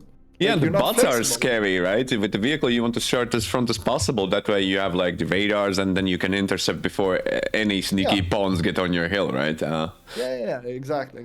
So. Perhaps I'm not a he huge saw- fan, but maybe it's because you want to go early air. Usually when people go in this position, it's for some cheesy airplay. So that might be the case. We'll have It to is the anti-cheese position. I mean, if we had a repeat of the Ragnar build from the first series, like your factory is so much farther away than if you spawn in the front 3 maxes. So kind of preventing any kind of cheese working against you. Yeah. But you see, Yeah. for example, this tick, right, on the hill, it can go down anywhere. And just like, it could go down, harass, then go back up. And like, how do you kill it? You have to walk with the commander right now. Like, that's your only option. Or catch it, of course, when it's going down. But it's so annoying to do. Constructor getting sniped. That's big. Stardom managed yeah. to need some res bots ASAP. Already making. That's a really nice Already pick off there. making Resbots OP. Yeah, you need to make your res bots before your constructors die. You see the Shurikens about to die, you already make it. Resbots are OP. But a lot of raiders coming from Stardom, and he's getting huge value here. Yeah, another mech's going down, so more than doubly paying The for main itself. base. Yeah, it's not even a random mech. And it's like there's the even main more base. rovers. Where did it come from? Yeah, but so many pawns here, kinda scary. Coming towards Stardom, and there's 2 towers though. 2 towers, how many Yeah, pawns? 2 towers 8? is, Right? It should barely be enough, I think. But he's probably not gonna pull the trigger. It's He a bit could end up risky. losing that construction vehicle though, so he doesn't really have to for commit sure. to the attack. Hopefully these kind of turn back Doesn't see online. it. He actually doesn't see it. Now he sees. Okay. Oh, he moves, and now he sees. Yeah, for sure, he's gonna snipe. Good. Nice catch there. Oh, goodbye, sweet prince. He's gone. He's gonna. Yeah. He Stardom did already scout up both. 600 metal here. Okay, Midwit, it looks like he's gonna go for the LLTs down here. Oh, but unlucky, the Blitz are coming at the same time, meaning... Ooh. No, this is some decent micro from Midwit, making this really annoying to deal with for Stardom. He could get some damage He's done. still He moving really left. I mean, wants the mixes, but decides better to maybe try to hit the wind right now. I Yeah, think that's he's right. bigger, right? Yeah, he's right though, but he needs to get in the eco. Hide behind the buildings, just go in and... this is good damage though. He picks out Yeah, a it's couple of wind decent. turbines. Yeah. Get some X, gets a bit of wind. It's okay. It's not huge. It's okay. Stardom's 1000 metal ahead with similar Already? energy. Oh Yeah. wow. That's big. I mean, he has expanded way better. Like he has this and the middle. Meanwhile, Midwit only has one of the triple expands. Yeah, I Can look at these. wonder how Midwit got the hill but not the back somehow. It's I think interesting. it's because Midwit he's producing a lot of pawns, guys. Like he's actually pawns are not as cheap as grunts. They're almost 50 metal a piece, Yeah. and he's producing a lot. Like I can he's not see expanding as the, much as he could. difference in unit movements too. So Stardom has his army on the right side of the map, and it looks like Midvit is moving down that left lane. He's kind of stalling for a moment, though. He could have been much farther forward, putting pressure back on those left 3 mexes we see above Stardom's main base. But he's just Do you holding think that. we're gonna see Stardom make a lab over here? I mean, it's so much more central. It's so much better. Yeah, I would like to see one maybe a little farther forward, at least on either side of that crack we see in the middle, so you can start Yeah. that like mace push. We see players are really leaning on. It gives you access to the res bot too. I think we want to start getting those online as a Oh, for sure. But now as we enter Stardom, the mid game. I think he spotted this force. Yep, he spotted it on his radar. Mm-hmm. And Midwit, he needs to spread them though. They're a bit too packed. Great Ooh. radar positioning, by the way. So he sees the commander's position there. He's gonna move to the left here, but Stardom's done a great job of moving some tanks into position here. So And he's got a little bit of counter-attacking. counterattack. Actually gonna get double. He's gonna get double constructors on the other Huge side. pickoff. Huge. And only with a like what was it? 6 blitzes. Yeah, He's gonna also survive with most of them too. forced Midwit to retreat his attacking troops, so there's blitzes now. I mean, Midwit has been producing more units, but Stardom's eco is just ahead. So he's gonna catch up as soon as he wants to. And keep in mind, he's building tanks, so tanks cost more and are stronger. But Blitzes are gonna go down to the yeah, not a good pawns here trade. on the left side. Yeah, nice Not a pick off good there. trade. But now there's enough blitzes, doesn't matter how he trades. Yeah, it doesn't matter. That's gonna be see. defended. Midvit was able to get a res bot into that position. He should be clicking on those 2 construction vehicles that went down, or construction bots rather. So it's going to be a little bit before those get back online, and a little bit of a raid in the main base here of Midvit. So he's going to lose some of his eco here. I don't see Yeah. any towers. Gets 1 solar, 1 wind, 2 wind, 3 wind, and that's it. 2 Not a mexes. huge deal, but it's something. Alright. I'd like I mean- to see more energy for either player. They're both sitting at about less than 300 energy per tick here, about 9 minutes into the game. So Oh, yeah. Oh my god. Yeah, Stardom's metal, even Midwit's metal are really floating super right high. Yeah, a little bit of a low eco game here. now. Yeah, I was gonna say Stardom very happy about this expand. He's scouted that it's not taken still. I mean, he's finally gonna take it, Midwit, but he knows he should be ahead here. He doesn't need to outproduce too hard. He needs just to produce units, I think, and he knows. Have a big pawn attack moving towards red side of the map, and we see on the mini map there a lot of tanks moving up behind Midvit's main base. So, and I think those have gone undetected so far. So I don't see any units moving to the top side of the map to protect himself from this run by. Stardom actually wasting metal. Jesus. Not what you want to see. Yep. And the raid continues. He's gonna get the constructor, right?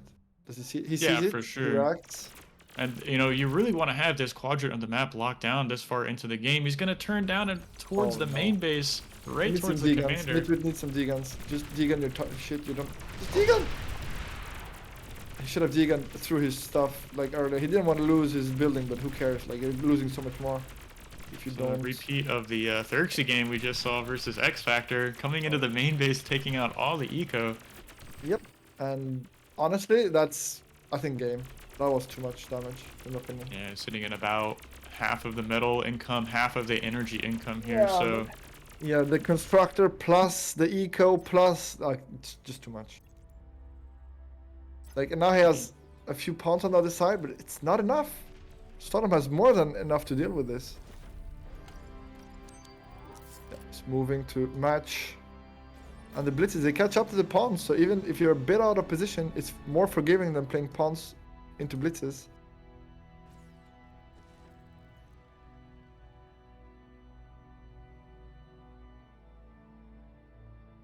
How do you get back from this position? Actually, it's like, what are you thinking as Mitvit to You need to kill this unit. That's all you need. That's how you come back. killing the commander? Yeah. So you think you just all in this from this position? I mean, he has Honestly? the commander surrounded. It looks like there's units on either side. I mean, if he spots the commander in a like kind of isolated position, if he flanks correctly Yeah. and spreads, it's Oh, he's heading possible. away. He doesn't know the commander's there, Oh, so of course he doesn't know, but like if he knew, that's the comeback. I think he needs to start the comp. there's a nice little LLT detonation there, taking out some of those pawns. He's gonna lose a construction vehicle, and Mitvit took a decent trade there on the right side. You mean on the left? I guess like he was like moving into his army, but and Red just pulled back, and all he has to do is just macro up, really. Yeah, but I mean, Yeah, the energy deficit is too big. Almost 3 times as much as Stardom generating per second. That's quite...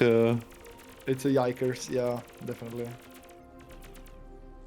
And yeah, he needs to somehow find the commander and get his units around it. It's not gonna be easy. Well, I'd say at least Star's not being like exactly smart about having his commanders super on the front in this stage after the power. I mean, no, I think Midway's gonna resign. I mean, Yeah, look, he's losing a big chunk of his army there to Stardom's forces. He's Yeah, trying to just counterattack come on the left side. That's getting shooed away by the units here, and another attack in the main good base. Zigan though, but yeah, he only gets one off, and yeah, he's gonna get raided top set again. I mean, he's never had his quadrant. Like that's the thing. He's never had his full quadrant. He's been behind the whole game. hmm Having to like, you know, deflect these harassing. He hasn't even been able to capitalize on all the wrecks on his side of the map. So, I mean, Mitvit Look, takes like to you build said, power. a bit more forward. You're right. He's doing it. You predicted this, but I think it's like doesn't matter at this stage. But No. well, Midwit might be able to see with a little glimpse where Stardom is. Gonna Yeah, maybe he's rally spotted all him of right his now, troops. it's impossible. I mean, for example, on the lower crack, the Stardom doesn't have many army right there, right now, right? So you see all these troops moving down the crack. If the Stardom but, makes the like, attack just towards moves. Midwit, it might I mean, be he's trying, but like, who's gonna kill who first. yeah, but look at the amount of units. Yeah, No yeah, it's shot bumping with actually the goes ticks especially. Yeah, I through. guess you're right. With the towers. Yeah. He's not even moving them. He's getting raided. Yeah, it looks like it had like a chance for a second, but yeah, with the lab there, it doesn't look so good. It's Trying just to go too for the many air somehow. LLT. He's pushing, but like there's too many LLTs here, I think. Yeah, the So air he, is just he even desperation. has the cloak available. He's got the energy to support Yeah, that for too, sure. so- And there's not much left of Medved's base. What base? He's Well- got his commander at a transport once again, so Yeah, he's doing it. He's I mean he knows this is the only way he wins.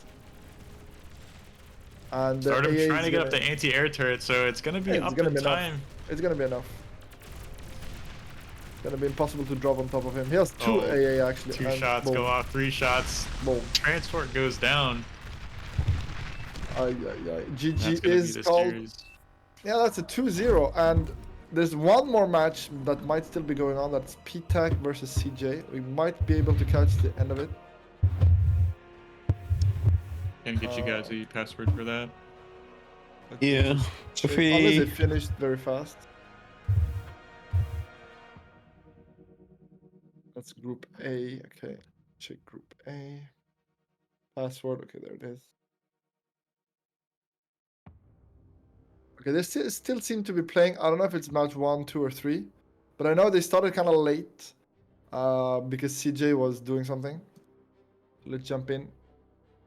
This might be the last game. I have no idea. will we have a break between the round of 8? Or four?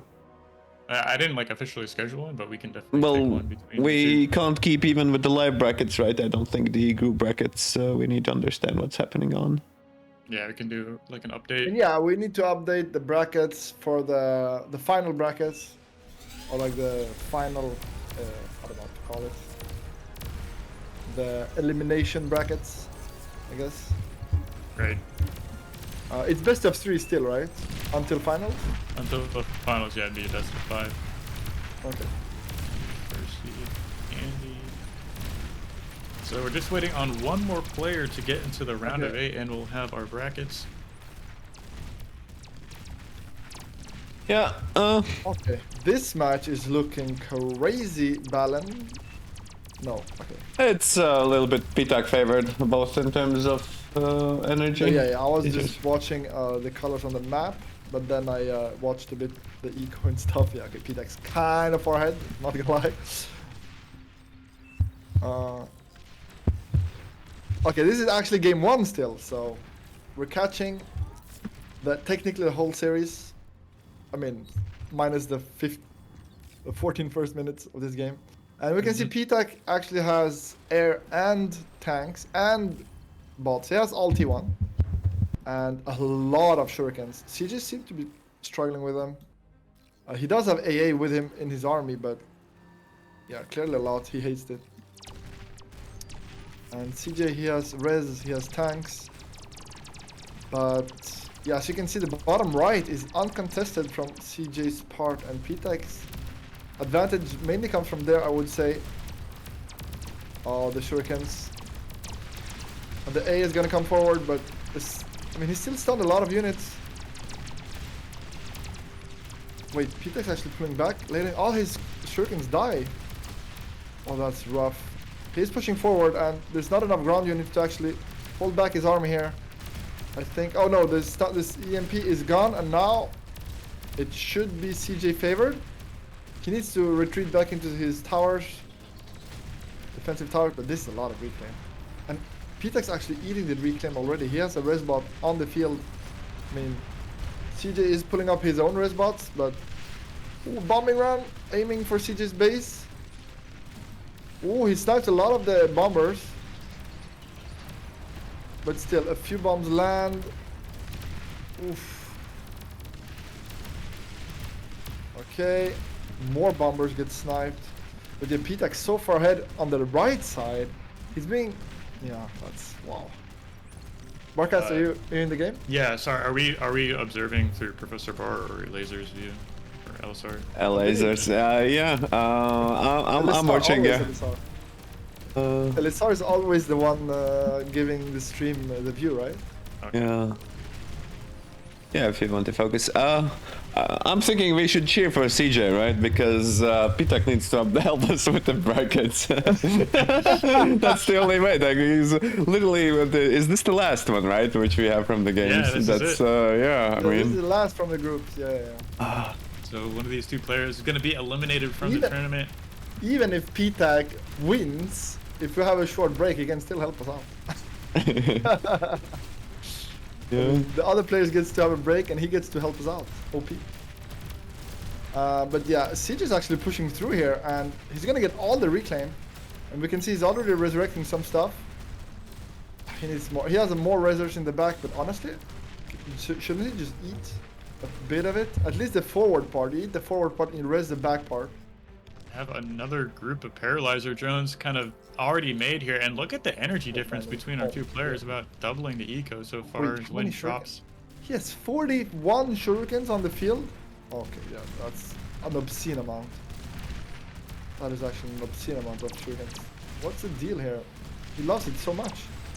He didn't spread them enough apart, and they got... Yeah. Oh, there's like super veteran anti-air bots behind the line there. How many kills did those have on them? See, 10 kills on one, 18 on the other. Guys, he still had enough shurikens, and despite the anti-air, he kind of like stunned everything. Isn't that crazy? Yeah, but I mean, look how many more medium tanks here we have for CJ. He's gonna have some launchers in the back. He's got so many res bots right on the front line. He's raising so many times. He's actually gonna... CJ should get access to the whole reclaim field, and this could be his ticket to win. Like, absolutely, and the wind's turning back online too, so he's gonna be able to actually res these units here. Yeah, but Taku like has a- CJ has such a huge advantage in army because this is useless. This is anti-air. It doesn't do anything. Right, yeah, he just has a couple of maces. What is that? And against medium tanks, or thugs against medium tanks. So not really Yeah, and CJ, he the just worst needs to composition to have. res everything here. He needs more res, but that's actually Yeah, insane. he but really needs does. He needs more eco. I mean, he's down 2-1 against his opponent. Yeah. Point. I think getting the wind is the big part, which will be extremely hard with all the shurikens. It doesn't matter how many Pitek really feeds. He's right now gonna push the thugs in order to secure the reclaim field. Anything to stop the resbots, and might actually kill some resbots in the process if he does set target. I think Pitek should just reclaim and go T2 with the reclaim. Honestly. Have another wave of paralyzer drone stepping forward. He hasn't Yeah, cleared but- out these anti-air bots, so they make short work of those. I don't like this. He's kind of throwing like he's so far ahead technically, but like it feels like CJ is getting a chance here at this game because like he's throwing away his resources. I mean, he's still behind CJ, right? But like the momentum could shift. Like if all these tanks are rezzed instantly, like he's behind for sure. So he needs to make sure that doesn't happen. Ooh, the constructors. Oh wow, look at that gang. He's going to be going down here, caught out on the left side, trying to sneak in some LLTs to secure this reclaim field. And actually CJ gonna push on the bottom right a bit here with a few units in the meantime. Yeah, clearing out a couple of exploders, and this is a oh. lot of real estate to take away from your opponent, really. That's a lot of res box though. Pitek really being like, oh wait, you thought you're gonna res this? Let me show how it's done. Zoop, zoop, zoop. Oh, Yeah, he's just going to gobble he's up all the reclaim. mass, actually, yeah. Yeah, just go T2, my guy. That's enough to get free T2 here. Absolutely. So he filled up half of his mass bar at the moment, and he's got enough E to go T2. We'll have to see if he starts one in his main base, but I mean, look at the wind turbine farms on Taku's side of the map. It's just completely dwarfing his opponent's And here economy. comes the shurikens again. He doesn't seem to care about them. Still don't think it's gonna work. I mean, there's like 8 anti-air bots. They just get shot out of the sky so quickly. CJ's Yeah. pulling back a little bit now. But to be fair, they don't actually leave reclaim. There's a nice thing about the air units here. So I would, Yeah, I he's think still throwing away. at this point, I think you have to reclaim those units as CJ. I mean, like you've seen your opponent's resbot army, so you have to deny it somehow. Yeah, but you need to just reclaim as much as possible, as fast as possible, and then get the hell out of there. I do don't think- really like CJ's move on the bottom right. He's actually slowly cleaning up all of Pitek's stuff down there. And Pitek doesn't. He's too busy trying to manage his graveyard on the left. I think the build power is starting to overwhelm CJ here at the moment. He's finally Taku's finally fielding medium tanks here, which are really giving him enough staying power in this extended fight to And now he's let the rezzing. He's resbots do actually the work. rezzing, Yeah. which is a big deal.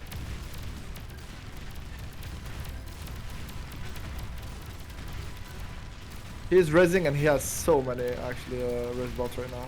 21 working. 3-1 deficit here in energy at the moment. And a Another gang of bomber. bombers. Yep. And I've been theory crafting. I think bombers are actually a really good way of clearing out resbot gangs. It's like, how do you get to the back line quickly and like get these? So, but he's not gonna go for it. He's just gonna bomb the front line straight up. He just loves it there. He's like using his name like it's supposed to. Birdman. Birdman coming in for a bombing run. He just gets off a charge and turns back Ooh. around. He's gonna bump over here, which I like a lot here. Oh, that's kind of a lot of AA, but still. Spots Barely the- killed them. That's crazy. Spots the solar collector wall from his opponent, Yeah, and now he's getting the reclaim is over.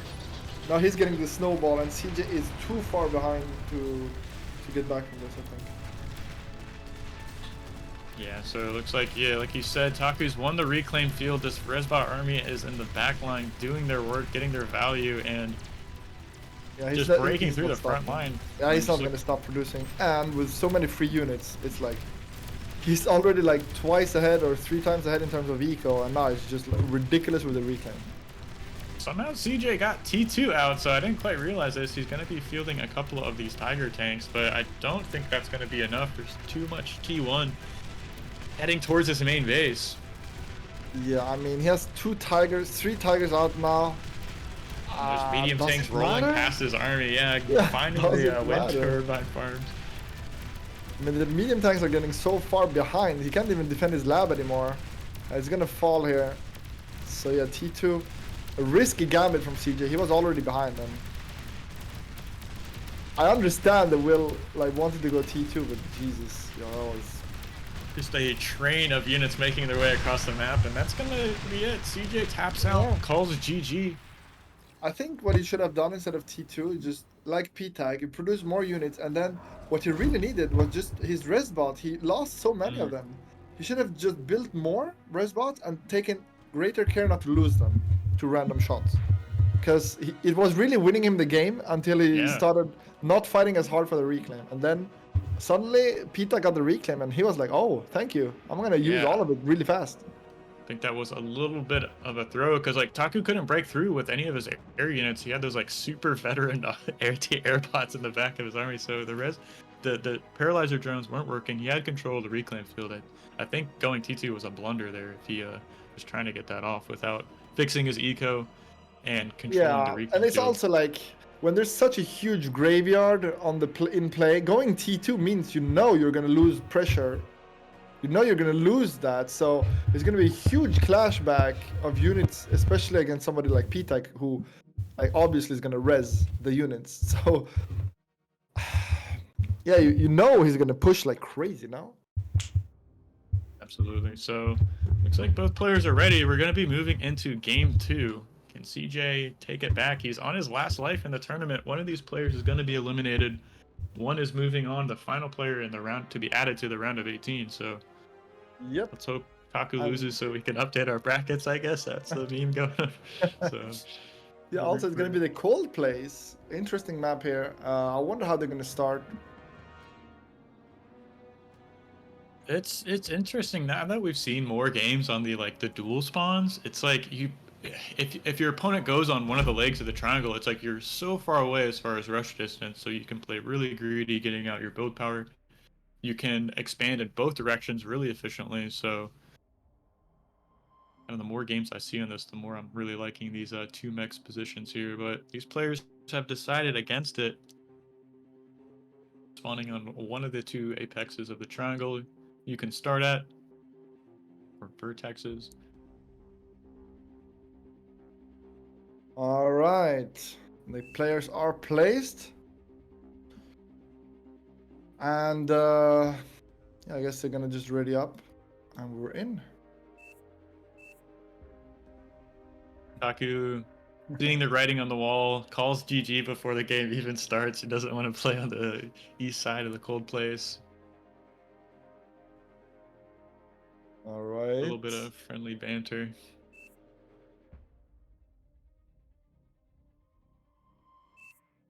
Okay, here we go. And in the blue color on the right side of the lake, playing the Cortex, it's P-Tech. And his opponent spawning on the left side. Spawning in as the Cortex commander in the red, we have CJ. Yeah, so on this map, yeah, both playing on the bottom side, which I'm surprised to see. I think top side, when I see it, is better, but you get more mixes early. I don't know. It's still up in there. What's the better starting position? I really think that the 5 mechs, like we're looking at CJ's right now, it can be really awkward defending those in the early game versus harassment. Yeah, so it's like exactly. you don't. There's no great places to put LLTs to defend the 5 mechs. Yeah, I agree. Like it's a bit awkward. They're a bit too far apart. Like it's annoying for sure. Like you're not gonna invest 3 LLTs to defend those. Like that's not what you want to do. You wanna expand, but because of how the map is, how large it is for bots, it's definitely difficult, for sure.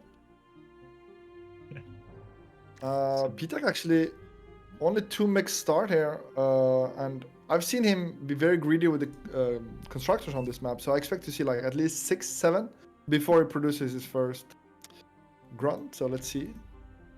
CJ kind of just pumping out constructors right now too.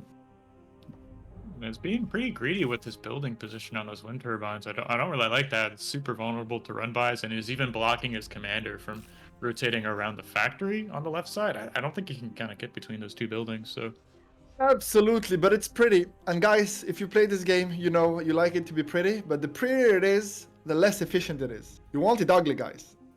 It's better ugly. Yeah, absolutely. So Taku's playing super. I mean, he has 1 grunt out and 4 construction bots. So this is what you're alluding to. You can just go up to like 7 construction bots before you start making units. Yeah, but it's because of the distance of the map. The map is kind of large, and even if your opponent goes for an early tick or something, it's gonna come at you like kind of late. And if you just put a radar down, you have enough time to just get a grunt or 2 to defend. Yeah, It's that's no all big you deal. really need. So Taku's showing the same open here from the previous game. He's using his commander to expand opposite his opponent up one of the legs of the triangle, and is just has so much build power in the main base already. I mean, what is he up to, like 6-7 construction bots for 3 minutes into the game? Yeah, I mean, if he's gonna build grunts, they barely take any metal. It's very energy heavy, but you still need build power to build them fast, so that makes sense. But slowly, yeah, he's peeling up more and more constructors to go out and expand, get all the buildings up, radar, the LLT, wind turbines, all that good stuff. Mm-hmm. And we see like how much wind he actually has queued up with some of his constructors. So he's like fixing his eco at the start of the game. That's going to be constantly increasing his energy as he scales his metal and build power. So really nice play there. Yeah, and Pitak's radar did catch this soul grunt. Yeah, it's a grunt. Also, there's an LLT kind of defending that angle, so he's fine. But yeah, I like the spread of his wind. You're right. It's not too packed. It's just enough that it doesn't just blow up for free. Right. And he's also used the range of his commander's build power to get those up without moving around the main base. So really efficient open. Some of these, like what these high-level players are so good at doing is just like getting the most value they can out of their units at every possible opportunity. Oh, for sure, for sure. Yeah, even more wind turbines queued up. So we see he's got like 2 dedicated construction bots adding on wind turbines here for the just planning ahead of going into the mid and late game, even just adding on so much heat. He's right. Despite wind being so strong on this map, the metal is actually pretty strong too. Like all the mechs are like 2.4 almost. Like yeah, almost all the mechs are 2.4, and you get a lot of them. Like it's a big map. So you are gonna need a lot of energy to deal with it, and a lot of build power. I mean, build power he's gonna scale a bit later for sure, but it's about that time he's gonna need a nano in his base or something. Actually, Pitak. Can we get a shot of CJ's main base here? I want to see how much build power he actually has online. So not too much actually. He's trying to get a construction turret up, and his commander is moving towards the front line. So if we compare this to Taku's main base, he's got so much extra build power. A little bit of a scuffle here in the middle. DJ getting the better of it, trading out a couple of grunts there. I mean, Pitak has moved away all his build power from his lab though. And meanwhile, CJ has 2 of the nanos ready for his lab. So I do expect a transition from Pitak soon in terms of lab, because he moved so much build power away from his lab. So where is he moving it? He needs to produce something. Perhaps his second factory? I'm actually not sure. Yeah, I'm waiting to see it. I'm surprised he's not plopped down. Do you think he's gonna do topside? That would be insane though, no? Could be very strong. Topside is standard, by the way. From the south, so you go to the north and make a vehicles there. I think it's completely fine play. And you use the bots from the base. It's a fine play, but it's not something I've seen a lot. We've seen this map a lot this tournament. CJ is lagging, by the way, yeah. Oh yeah, CJ is lagging. OP internet, yeah. I think CJ could actually, with those grunts, he could have killed two constructors right there. It was kind of open, just hesitated a little bit, didn't see. I like that CJ already has a res out here, actually. I mean, it's only grunts, but still, free grunts is free. And the fact that his commander is here is giving him a huge advantage in this push, right? Like, commander is so strong early game. The build power, the lasers, the D-gun, which is so good. But it also means Pitak is expanding a lot faster on the top side. So his eco should be ahead. It is ahead, in terms of metal at least. But Siege is gonna push in though. Pitak needs to be careful here. We actually see Pitak queuing up so many LLT on the south. Getting pushed in really hard.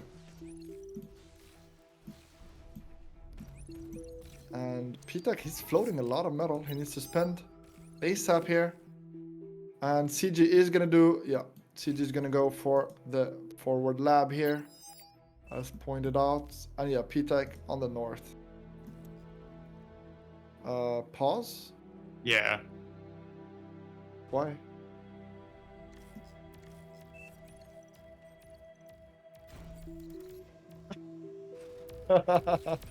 Siege is on the stream. Yeah, CJ's in the stream lobby right now. Or in the list of viewers. Yeah. I mean, I don't think he's actually watching, but Okay. he was earlier. I know he jumps in between the matches, but I see. Well, so Yeah, there's a I don't delay. know. Sorry, I just want to make sure he wasn't in there. okay. I mean, even with a delay, I don't think it matters, especially in the early game, but Right. I mean, he doesn't know anything. Like, what happened 3 minutes ago? They were still just Bunch of fighting. wind turbines got queued up. That's what happened. That's basically oh, the pounders. Ooh, CJ, he could push in really hard here. Like, as soon as he has, 3-4 pounders out, those grunts are gonna be looking like garbage. And Pitak, Also mixing thugs already. Pitak has, I mean, thugs are good response to the pounders, by the way. So they're decent. They're decent for sure, especially if you Yeah. manage to micro them and outrange.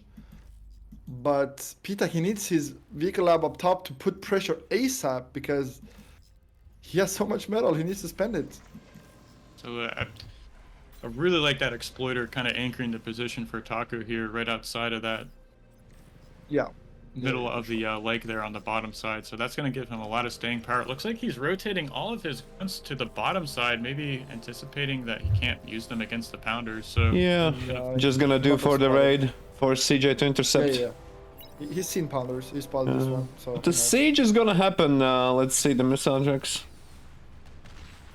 Oh, the thug, free thug, but it still pushes him back a bit, and he's just gaining time, Pita, because his plan is to win the top side, because vehicles versus grunts, the same I way as mean, vehicles 31 versus grunt grants and only 5, no, 6, 7 tanks. It's You don't trust- well, it's you don't about trust them, even. right? It's about even. I With mean, the defense, yeah, for sure. depending on the micro, I'd sometimes take 3 grunts over 1 incisor. Yeah, for sure. It depends on, but the defender advantage with the tanks. Ooh, and the pounder. That's a big last minute. But yeah, with the he could just run away from the pounder though. Just go around, and there's not much defense. He can just go into the mountains as well. that's right, yeah, and you can find those wind turbine farms. And is CJ winning on the bottom side actually? I see he's- Hillary? Oh wow, he's playing like it's a DSD right now.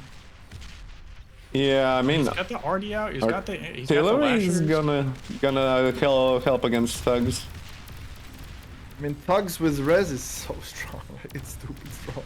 Dude, And these thugs are clearing out the pounders, and there's going to be nothing between them and the factory here if those pounders go down. He even has AA ready just in case shurikens show their face. Yeah, those grunts shouldn't deal a lot here. I think they're gonna get cleaned up. But the thugs, yeah, he killed all Thugs the are pounders, almost and going he's down. rezzing all of the thugs that died. He's trying to res as many as possible, but he didn't have the critical mass to really push through completely. And so now he's a Some bit. nice cleanup here on the top side. Oh wow, yeah, he's getting through, but yeah, those are. Red spot's already in position to clean those up, so these incisors are going to go down. That's going to give CJ all the space on the top side to pressure his Looking good. opponent. It's looking good for CJ, I think. Yeah, Actually. I think so. The longer it goes on, like the more value the lashers and Artie are going to get, and Sure. he just really needs to, like, CJ needs to make some medium tanks to contest these thugs here on the front line. Oh, the RT shots are getting so big value here. It's disgusting. Oh, look Yeah, at the really. splash. Oh, So it's the Cortex Artie that does more damage and less AoE, is it? no, more AoE, more damage, but lower reload than Armada. Okay. And it's less precise also, meaning it doesn't aim super well, but it doesn't matter. The splash, the damage. The Looks like Taku was able to get some pounders to the front line on the north here, so really taking mitigating the leverage Oh, that's a huge CJ raid by had with those CJ. grunt numbers. That's a huge raid by CJ, and Pitak doesn't have any fast units. He's to out of the respond. He's- position, yeah. That's what I Yeah. noticed. Might so many lose grunts at right now. least all of these windmills. That's about 20 windmills, which he could technically see. But he needs to place LLTs in base as well. Going for the dive on the Uh-oh, commander. He's going for the commander. Oh my he's god, so low. Oh my god, CJ going invisible. He should survive. He has a lot of repair. Yeah, he's gonna Oh, cloak his and get grunts back. lose the momentum though. And shurikens are out. Wow, the that grunts would have been still gonna get huge damage damage. done. Not that much, of course, but Could have Oh my gotten so God. much damage running along the backside of that imagine, main base. imagine he lost that. Oh, but bombers from CJ. Yeah, this is looking GG. That's too much damage. Five Like, even- bombers, 5 bombers. Yeah, 5 bombers. The shurikens. Has scouts All as gonna well. defend. CJ is really good at bombing, you guys have to remember. He's the team game's known for it. Yeah, he's very good at air for sure. And oh, he's gonna even spot the north wind farm, so he should bomb the base and then probably gonna take the north too. Wow, first bombing run gets off a decent amount of energy, and looks like CJ is pushing on the top side. He's going to be clearing out some construction vehicles, perhaps. Yeah, spreading his bombers so well here. Gets a lot of wind up top. Oh, he got a lot of damage, and I don't think Pita can survive this. Yeah, Taku's anti-air was out of position there. He's moving his anti-air bots back to the main base, but it's like Good mind. CJ's... CJ has 3k metal in the bank. He needs to spend it. He's getting a metal storage right now, so no worries. Yeah, so he fixed the issue, yeah. No, he That's, didn't fix shit. He didn't fix shit. He's cheating. Uh, Guys, if you do metal storage because you have too much metal, you're failing your eco. It's just a patch. You're not doing well. You should spend the metal, not store it. I'll get the metal storages when I have no metal then, not when I'm full. Makes sense. The only reason you should get metal storage is when you're gonna reclaim something that takes more metal than you can store, or you have a big reclaim field to reclaim. Basically, if your eco is just bad, you should feel bad, and still you should probably make a storage, but you should feel bad about it. Taku is in a really rough spot here. I mean, he's must be Yeah. planning some kind of sniper move here. He's making bombers at the moment, which can't be the play here. I mean, No, I think he's trying. He knows CJ was around here, and I think he want to wrap around and try and find the calm. Actually, right. What is the HP on the comm? Did CJ get his? I think he he's healed full it up back up to yeah, full he- health. Yeah, so he healed it full, he's- so he's in no danger right now. And you can see all his units are defending anyway. Like no way he gets sniped here. He's even chasing the shurikens and finding them. That's insane. right. Taku got a big run by here, moving along the bottom side of the map. And CJ found the bombers at Taku, so those are going to get shot out of the side. Looks like 3 of them go down, 4. They're all going down to these fighters here. They So. are gonna go out, and I think they're gonna find damage. Maybe. Oh, I just had to say it. CJ's bringing them back against P-Tech. And even more bombers moving across. I didn't realize that Taku had that many bombers. He was up to about 20 here. He's looking so- for the calm again. Yeah. It's here. It's here. He spotted it. Yeah, He has actually anti-air up though, so I mean, there's some fighters already in the air now. I like how He's he down to- did the whole flank and CJ was just in the front. Instead, yeah, He's you gonna guys. go in the water. Bye bye. See you later. Yeah, can't kill me. Yeah. In GG's. the water. Taku got called GG. Yeah, really nice job. CJ bringing it back. Wow. Going Very to well game played. 3. Yeah. So one of these two players is going to be eliminated here, moving into the round of 8. We're gonna see Paradise, or was it banned? Let's see. CJ OP. CJ kind of OP, yeah.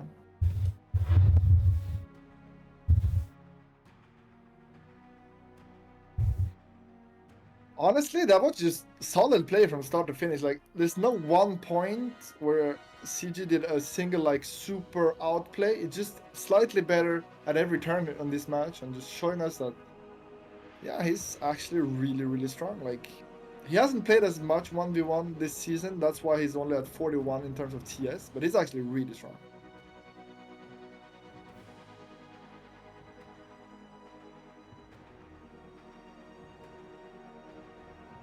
Oh wait, it's Heartbreak? Okay, last map is actually gonna be Heartbreak, guys.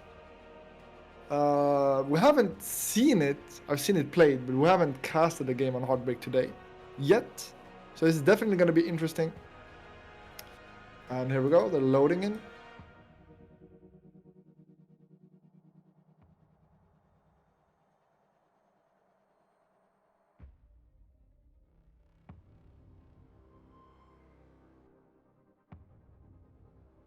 So what's your prediction? Who's gonna take the series?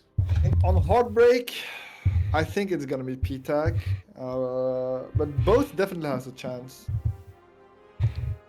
I kind of want to see P-Tag go super aggro, though. I feel like he's playing too normal, too greedy.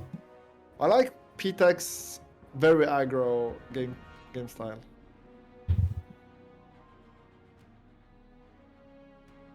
On Heartbreak, starting position is important though, so I'm curious how they're gonna go about it.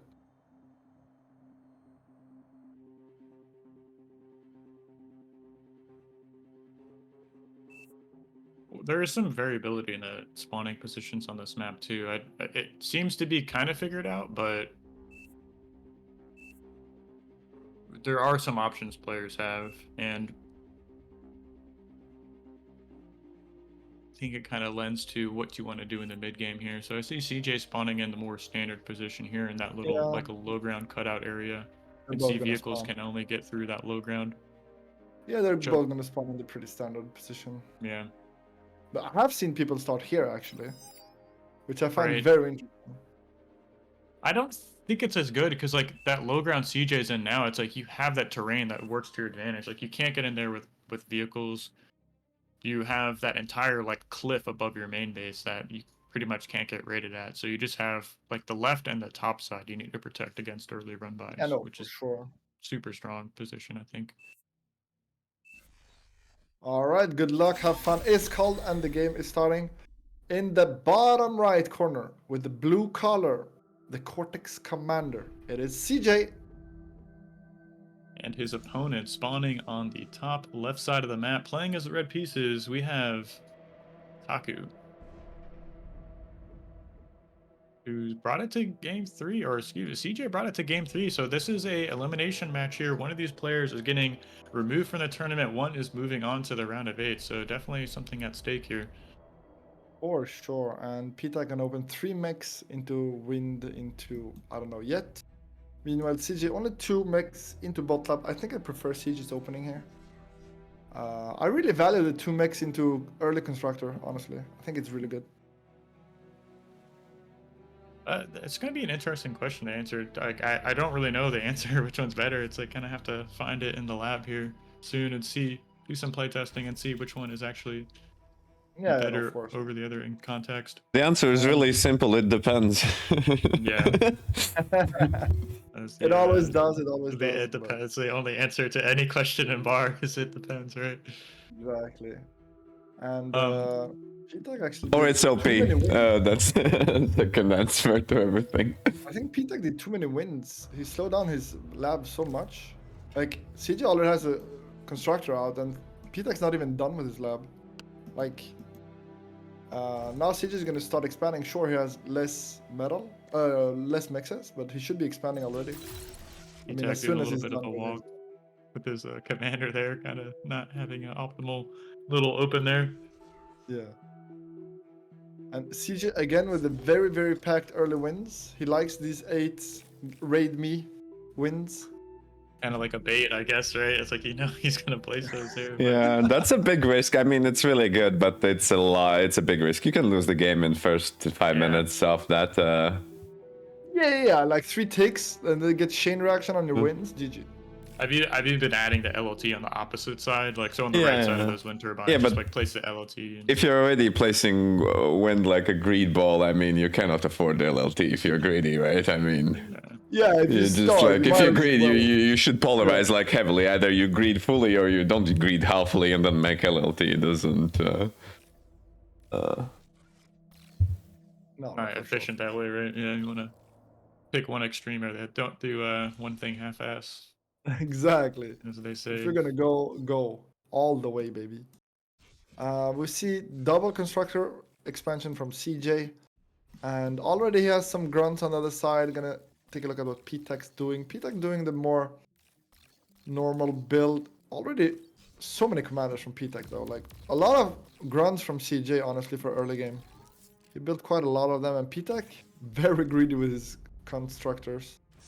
Just walking right past 60 metal there on the on rocks there with his commander. He could have scooped that up Nah, he for didn't have time.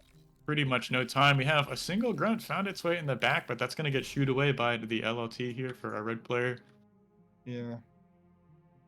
And I think CJ is expanding a bit too slowly here because he didn't go as greedy as P-Tech. Yeah, I don't like grabbing these mixes with the commander. I think that'd be a better job for a construction vehicle to do.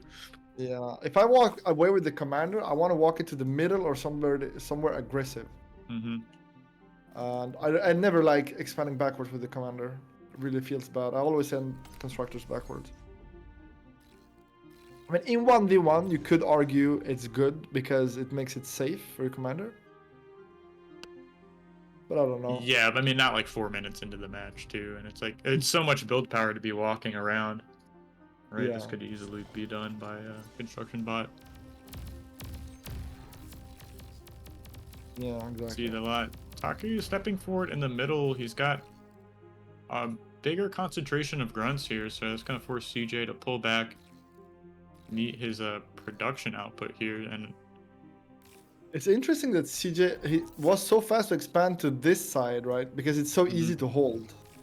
Mhm. And so it's interesting that he's going for this safe expand. And we see even starting with the LLT before even any mixes, like he knows if he holds this ramp or this small segment, it's so safe. It's yeah, so a couple of incredible. LLTs there in the high ground. You could prevent the run by on the left and coming up that ramp, like you said. So it can really lock down that bottom right corner with just a few LLTs.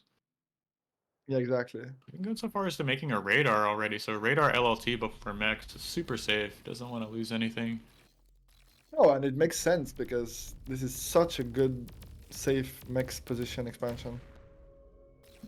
But to be fair, I'd like it for one of them to actually go mid just for map control. I mean, P-Tech has a few grunts, but I mean, building maybe a radar. Imagine having a radar here for P-Tech or here for Yeah, CJ. It's great place. such a big deal. Yeah. Like you get all the information. You see Even everything. on the hills, like spreading out across, like you place like a radar in the middle of like these areas here can give you vision into the center of the map. So Oh yeah, absolutely. those are Yeah. decent radar positions in and of themselves. Ooh, P-Tech actually found some damage here because he Yeah. didn't build the second LLT. It's gonna make him lose some Taking a time look on APM. I want to say Taku's got a little bit of a better position. He's up 400 metal produced so far, so quite a decent amount, and is going once again. We see like all the wind turbines and construction turrets queued up, so he's going to be scaling his E and build power as the game continues on. He just has to work towards getting that extra metal. Yep. Getting all that juicy stuff, baby. You see now, CJ is able to group up a lot of grunts in the middle. Looks like we might have a little bit of a scuffle here. He's stepping forward. Pretty even numbers. P-Tech's is gonna regroup, wait for a bit more reinforcement. Maybe pack them up a bit better so they do like more shoot at the same time. No. CJ's like, I just wanted to see what you had. Let's call it a day. So look how far to the bottom of the map Taku's already reached. I mean, he's expanded across the entire left side. He's taking the bottom plateau, and I'm wondering if he's going to be making a second factory here soon. Both these players are approaching the eco where you can start affording another factory production. I think in the left corner you don't want to do a factory. I like the in P-Tech's position. You just get all these mixes and then make vehicles and then just drive, and nobody suspects that you suddenly have like incisors. And at least you blast the eco side and win the cluster. True, yeah. Like if you like mass up a few to really have the surprise effect, I do like it. But that's all I like about it, because after that, the vehicle lab is so far from everything. It's really not that great. Well, you have to think where are the mixes, right? So if you're able to get your north and then get the south and win the south, like there's only like 4 mixes in the middle, right? So what is that compared to one cluster that is 4 mixes or the 4 mixes in behind? So Pitak's doing exactly what I did versus the Skag. I did lose though, so maybe we'll get the bracket adjustment and CJ with the middle control can do. Yeah, good job. That makes sense. That makes sense.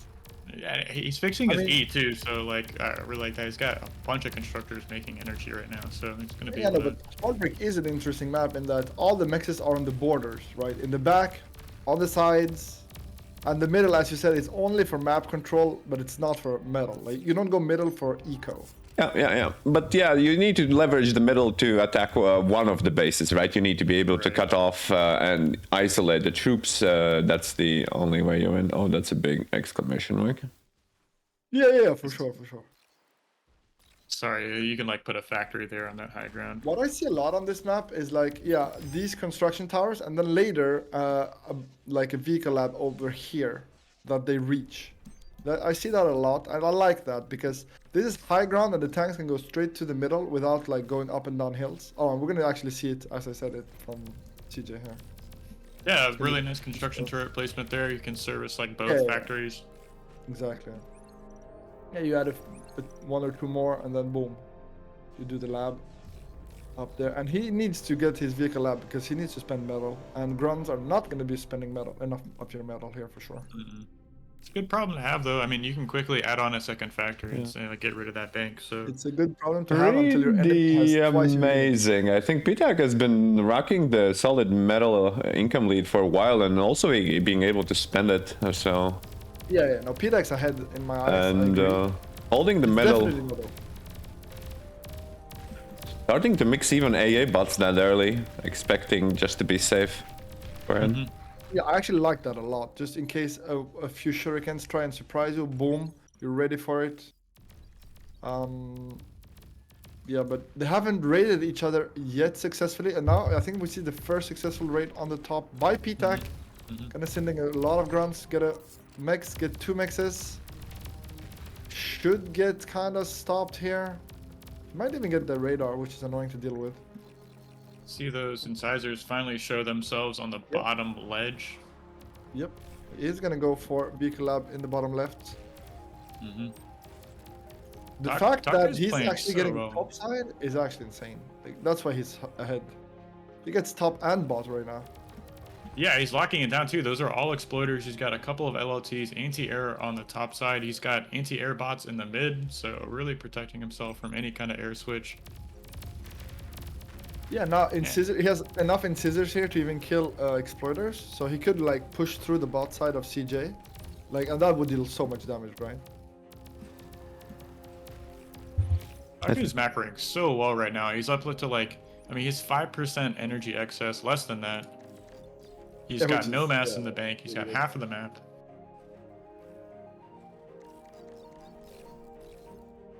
Yeah, I mean, he's far ahead in metal. Like it's really starting to show now in Didn't stats. even go for the vehicle lab, CJ. Actually opted for bombers. So Taku rightly predicting that kind of switch. I mean, he's even up to like 16, was that 16 energy converters already? So just going crazy on the eco right now. Okay, and Pitak, I don't think he has enough incisors here to really push. Yeah, he's gonna try and sneak by. I like this a lot though. I think 1 or 2 is gonna get through. That's all you need to kill mixes. 1 or 2 guys. Oh, he actually gets a mix and gets... Oh my god, that's so annoying to deal with. Yeah, he should get all 3 mixes in the back. Bomber starting to hit. Let's see the hits. There's AA. He's doing a good job of spreading out his wind turbines. He's gonna get 1 bombing run off. It's gonna miss a couple of those, just barely not getting those wind turbines. It's a lot harder to bomb when everything's a bit spread apart like this. Yeah, really nice play. Just gets a couple of wind turbines for his trouble. This was not an effective push here, so definitely some wasted mass. 1 more bomber trying to come in, and he gets shot down there on the mini-map. It's really looking rough. CJ investing too much into defending middle, in my opinion. Like, so many LLTs that... Why would he even push there? There's nothing to actually kill.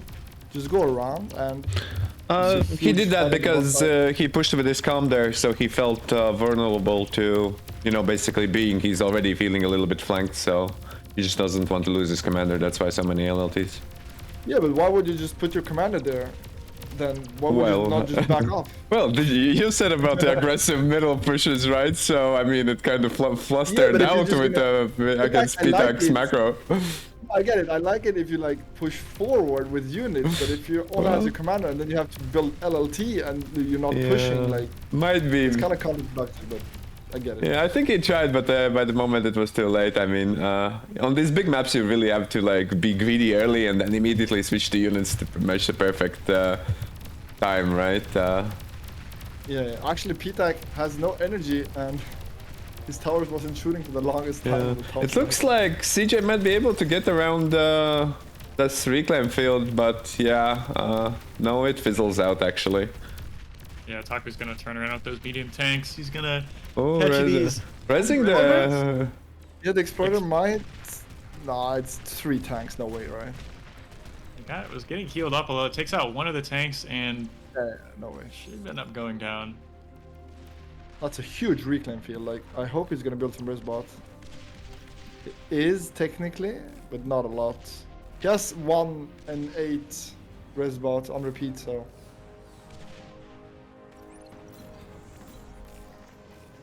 Could be a tough map to play, but I mean, just look at the mini map here. Taku is like surrounding his opponent. He's got all of the top side mexes. He's got exploiters, LLTs. He's pushing towards the bottom here, so the real point of contention is bottom mid over the reclaim field. So there's really no incentive for CJ to go and push Taku off of that position for now. Chat talking about Pitak on the stream, guys. Yeah, I think it's like his channel or something. I'm not sure he can technically be out of the stream. I don't know. Anyway, guys, with the 3-minute delay, I don't think it matters in any case. I mean, he's been dominating from start to finish. Taku on the stream as well, or? Yeah, that's what they're saying. I think they're trolling goodness. though. I think they're trolling. Okay. So really good job cleaning up, the top right side there. So using those shurikens to paralyze those exploiters, cleaning up a lot of those units. But it's a start, right? Because if you look at the map, it's looking very red right now, like the mini map. Blue is looking kind of cornered. Cannot be a good feeling. These missile trucks are slowly going to pick away at that position, like the last high ground that CJ is holding on to. He's stepping forward with his own medium tanks here, so he's going to push away these, at least the lashers, but the grunts are going to be able to clean up the rest of these tanks, I think. 4 tanks is not enough to contest that.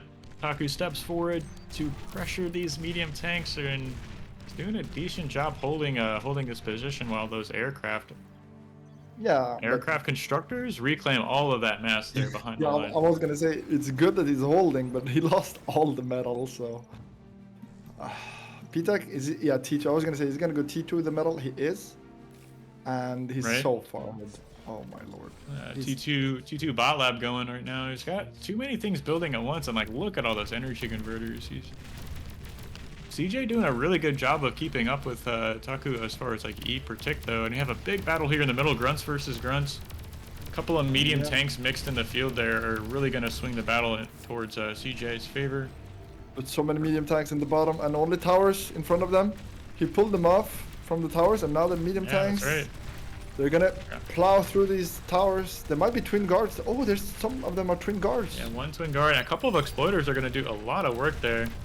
Oh wow, yeah, twin guards really surprising Pita. He's like, what? Yeah, showing us twin are kind of busted. Like they're twice as strong. Technically a bit more than twice, but it depends. Really no, but like they have more range and they shoot twice as much as an LLT and more HP, right? Pretty strong units. I have been seeing more and more of those built in team games, like, or excuse me, in 1v1s. Yeah, I mean LLT really weak against tanks, right? They'll just get mowed over basically. Taku playing pretty greedy here. He's opening up 3 advanced construction bots with his T2 tech instead of making any kind of. God, this greedy monkey. Yeah, he's going super greedy. But honestly, is CJ going T2? He's not. He's gonna be so late. Yeah, Because I mean, once the T2 shows, P-Tech's eco is gonna be fucking dominating. yeah, it's gonna have the T2 eco already made. So CJ is stepping forward here with some medium tanks, trying to gain control of this plateau back from his opponent. But there's a lot of build power here, trying to get up LTs as fast as they can. P-Tech already on the reclaim every time, just so good with it. Been reclaiming every single time here. Finally some pounders on the bot side against all those grunts. Gonna get huge value. And P-Tech trying to hold, but honestly, CG doing a great job pushing bot side. Be a mind layer even out on the battlefield for Taku. He's just pulling out all the stops here, trying to secure his side of the map from his opponent. And CJ might be winning here on the bottom side, but the real end of the story is, what are these economies going to look like in the next 2-3 minutes? Yeah, I just hope P-Tech is not showing the Twitcher, because he doesn't want to show that he's T2, right?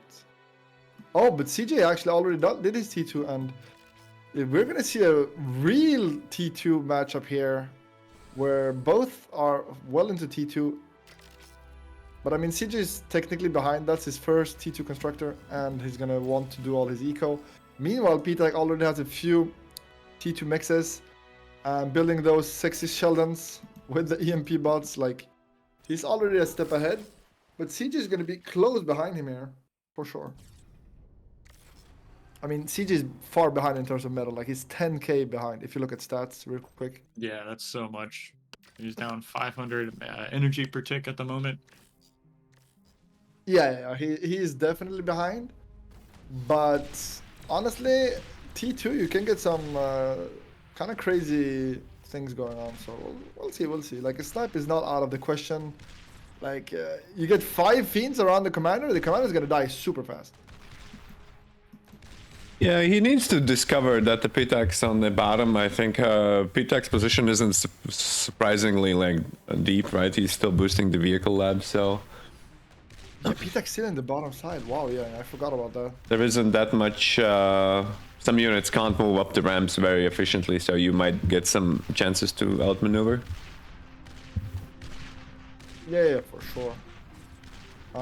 P-Tech just reclaimed something big. Wait, what kind of sick queue is this? Do you see his base? So many fusions are queued up. What the hell is he doing? And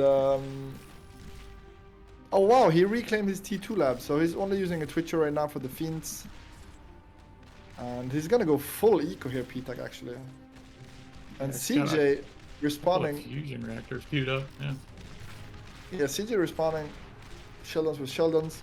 Both gonna use Spectres, the invisible EMP bot. What actually detects those from? Nothing. Nothing makes you see those. Like, how do you find those? You just bump into them. No, you need to have an anti-inv thing, and then you need to fire on the ground to kill them, basically. Okay. Or like, would a Juno reveal that? Or no. No, they're a pain to deal with. I hate them. Oh, we're gonna see an EMP. There we go. Ooh. It's a nice detonation off there. Catches half the army essentially. I mean, the T2 army is behind though, so it's only the T1 tanks. I mean, it's still a good catch, but like the real damage dealer are the Sheldons right now. Everything else is just not shooting, right? Sheldons don't have the most DPS, do they? It's like more like just a... No, they're just very annoying, like right. Sheldon from Big Bang Theory. I wonder what Taku's going to be teching into. I mean, he has a T2 economy. He's up almost over 100 mass per tick at the moment. Yeah, and he's getting most of the reclaim every time. Like, again, he has a grave robber in position, just reclaiming everything. Some so pounders made their way to the front line here on the bottom side, getting kind of shooed away by the Sheldons here. I mean, they're so slow moving up the hills. No shot they get forward. There's a fiend there, but not gonna be enough. Just gets detonated by the Sheldons as it steps forward. Look at the metal diff. Oh, the metal diff is scary. Like, we could almost... It's big enough we could see a nuke from P-Tech. I wouldn't be surprised. Like, he's already on fusion eco. Like, he's far ahead right now. Yeah, what is he gonna be spending his mass on? I'm gonna predict it's a T3 angle. Oh, I see he's using a Twitcher to our combat engineer to make some T2 units here. Yeah, he has no T2 lab anymore. So it's basically Fiends, and if he loses a Sheldon, it's really annoying for him. Because he only has a few Sheldons and a lot of Fiends. Actually, CJ has a lot more Sheldons, so it's a good angle for him to win. Oh, we're gonna see Mammoth from CJ, which can be really hard for PTAC to deal with unless he builds a lab for real, quote-unquote, real units. We saw a Mammoth on the cold place get like 80 kills the other day. It was absolutely insane, like how good yeah, one Mammoth it can be, like moving. The issue CJ has is still no fusion, and the wind is currently completely dumpstered at 3. So CJ has an energy problem right now, and he needs to get a fusion up and running. Yeah, he's He trying also to build needs, one right now. yeah, and he also needs to get his freaking reclaim peels. Like, he needs to stop giving them to PTAC. Like, look at PTAC's expansion. Like, he's so greedy right now. The advanced solar being built, or advanced metal extractor being built on the front line, and you see Yeah, Taku is like- running a big unit, big contingent of fiends and grunts to the top right side. I'm gonna try and keep CJ on his toes. It's also good to see what his opponent is doing. I think it gives you an idea, like what's his army, is it fast, how can he respond. CJ tried to do some self-D on the towers, but kind of failed them. We have the second fusion reactor going up for Taku. It's up to 150 mass per tick and is about almost 30k mass above his opponent. Yeah, he's scaling so hard right now. And he's gonna get damage. Oh, he's gonna find damage here. An exploder up top. How much is he gonna find in the main base? This could do a lot. Get to the main base. I mean, he's got fiends, 5 or 6 fiends making their way. I think these aren't gonna get through here. Not really, but he's still got like all of this, which is really annoying for CJ. See, on the bottom side, Taku's still trying to find damage running into this wall of LLTs and Thanks. stack He should defense. give up. He should give up.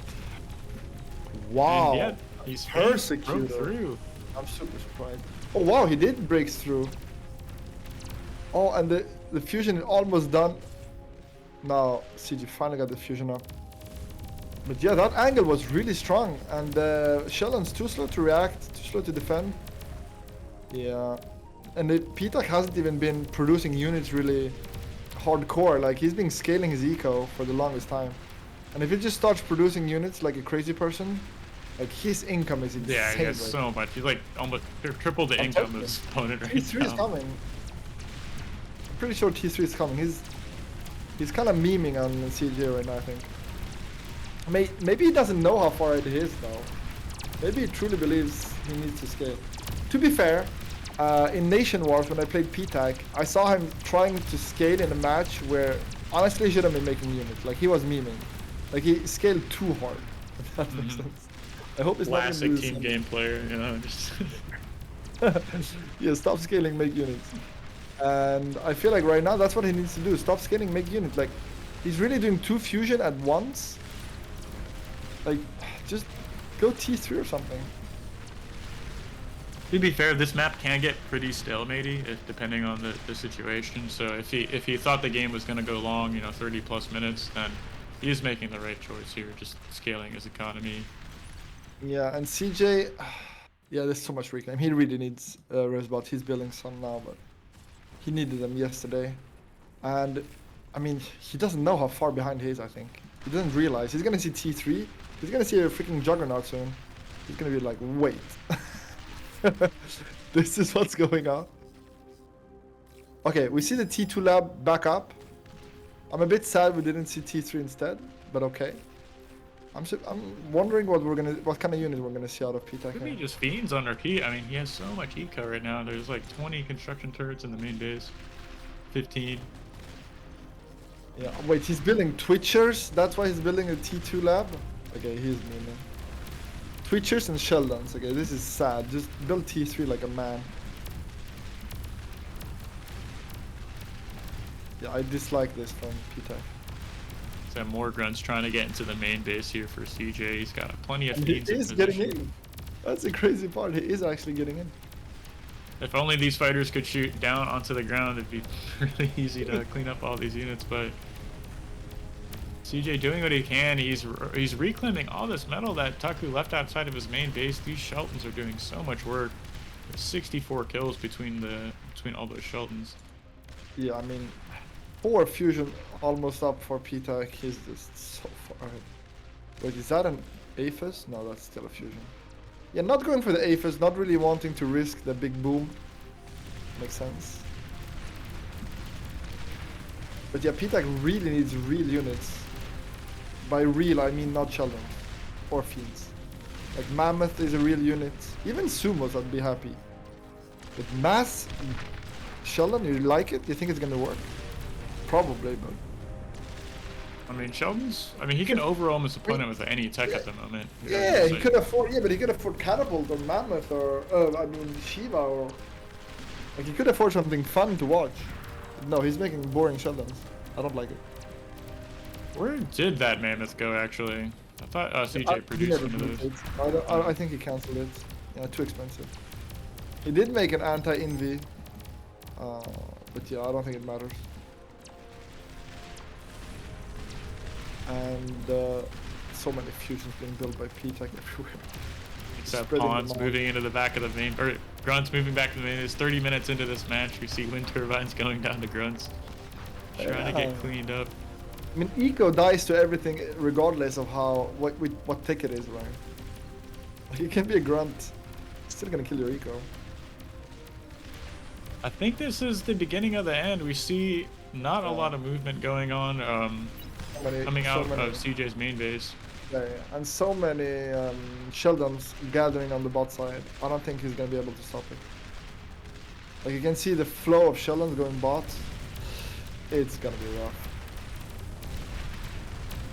That everything kind of gets cleaned out. Like sure, he pushes back, but no real damage done here to P-Tech.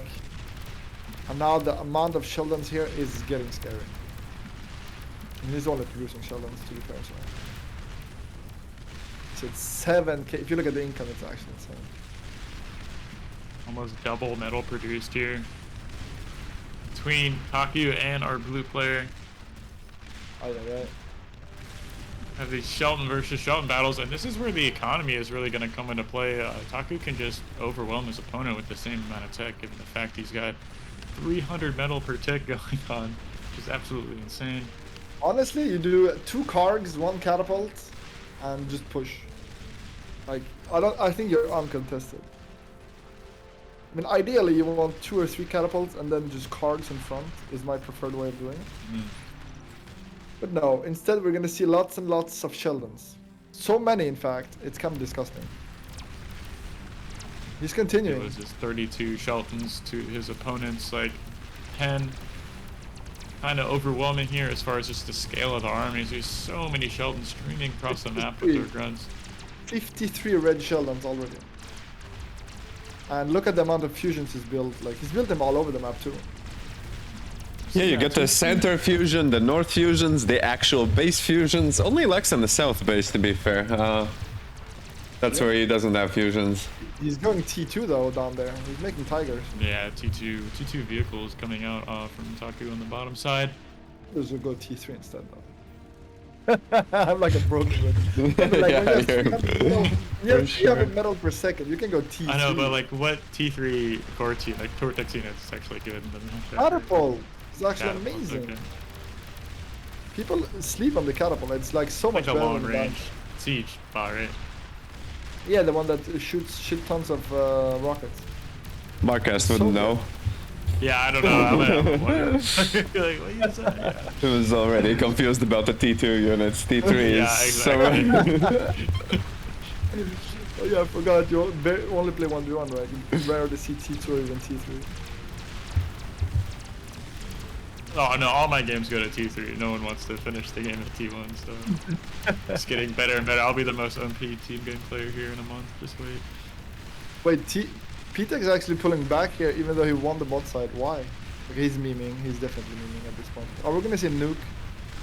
He's got his anti-nuke already finished, Oh, so I'd okay. imagine that's the next piece of the puzzle here. I mean, okay, he's pushing forward again. Maybe he's not memeing. Like he pulled back and issued fight move after, right? So just like gathering the forces. Yeah. Has some Quakers as a mobile artillery. Will be pretty handy from that hail position. Yeah. Like what you're gonna do, Yeah. it's like probably Yeah. fires across the whole map, right? You just put them there. The range is Oh, just right. insane. Can reach the construction turrets from that high ground. That's Yeah, that's actually right. If he, I don't think Pitax has. Yeah, he doesn't know about this build power, but if he gets that and maybe these, that's GG. Alright. I mean, it's already GG, but like, even more. yeah. Look at these Quakers on the high ground. Such like a. They're not firing though. That's interesting. They don't see much, I think.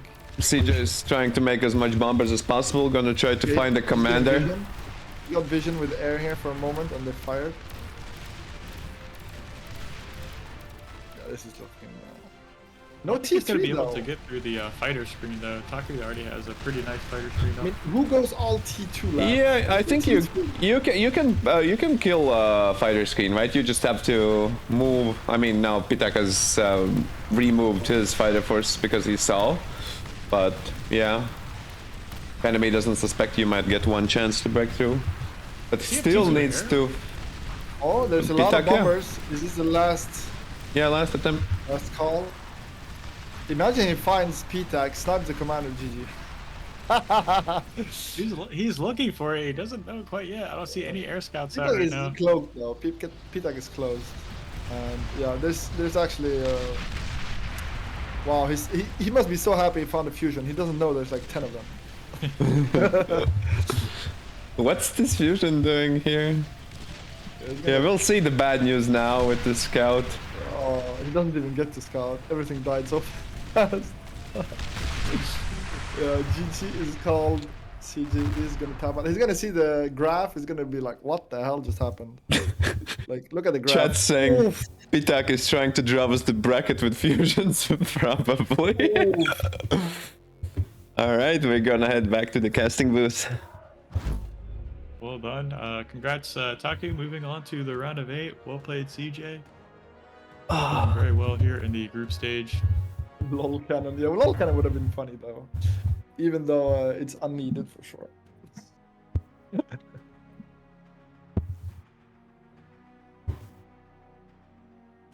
Okay, so we've got our round of 8 already completed here. Right, only probably need to do the brackets if, let me see if there was I an... can update those real fast.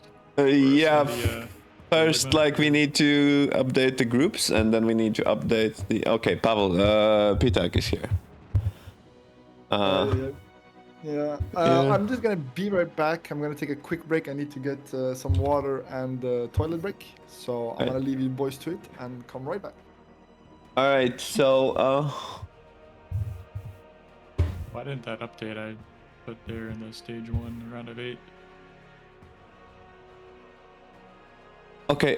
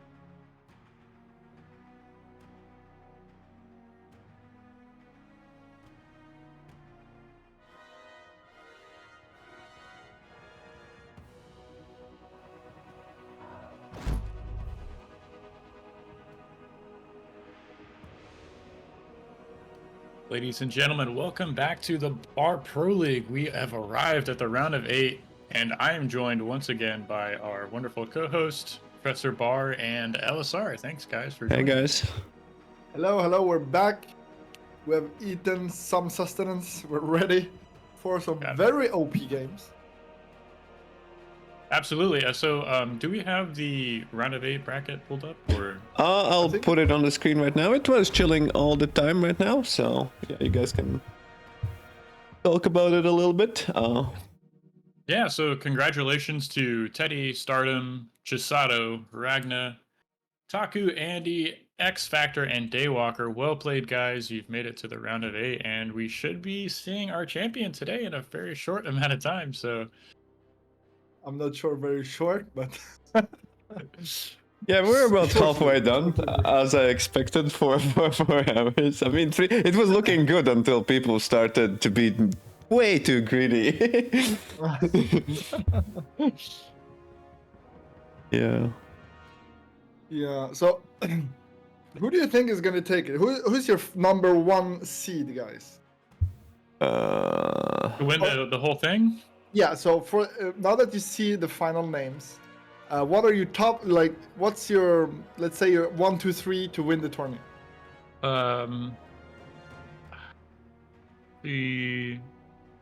We could have Teddy, Andy in the finals. I haven't really seen them play a series, but I'm gonna fanboy and just say Teddy's gonna win the. Yeah. thing, but- Well, you know how Teddy is, right? I don't know what's the time currently in Thailand. Usually it's a little bit better, but when it goes It's pretty longer, late it then. gets harder. But even though he has only like 3 series now left to play to win this thing, right? So it's like the stage 1. Then he gets to maybe play either, if he wins, then he needs to play like Chisato or Ragna. And then he's... Yeah. Whatever, like the Randy's, Walkers, Pitax, and X Factor maybe have a chance. I don't know. It sounds like it's X Factor. He's like kind of single along these old school greats, right? And also big congratulations to the Yuri. I think he's the him and X Factor is the only guys that haven't had an like 15 years experience or something. True. So what's your 1, 2, 3? Just to be clear, you think Teddy first? Ragnar, I need to cheer. Like Ragnar's my Okay, Ragnar barcode. first? Yeah. I think Teddy's really good, but like probably maybe better. I don't know. But Ragnar has different style, you know. Like you see Ragnar's style, Yeah, yeah. for sure. You saw it, right? Yeah, okay, so that's interesting. Okay, if it so doesn't we got go one long, for Teddy, 1 for Ragnar. I'm gonna have to go with my boy Randy. Randy, I yeah, think for he- sure. Yeah, I think he could take it home for sure. all right. But like, I'd put Randy first, and then probably Teddy second. I've seen them play recently, and the first best of 3, Teddy 2-0'd Randy, and then later they met again in the qualifiers and in the final actually, and Randy 3-0'd Teddy back. So they can definitely fight for sure. Very even actually, even though it was one-sided every time they played.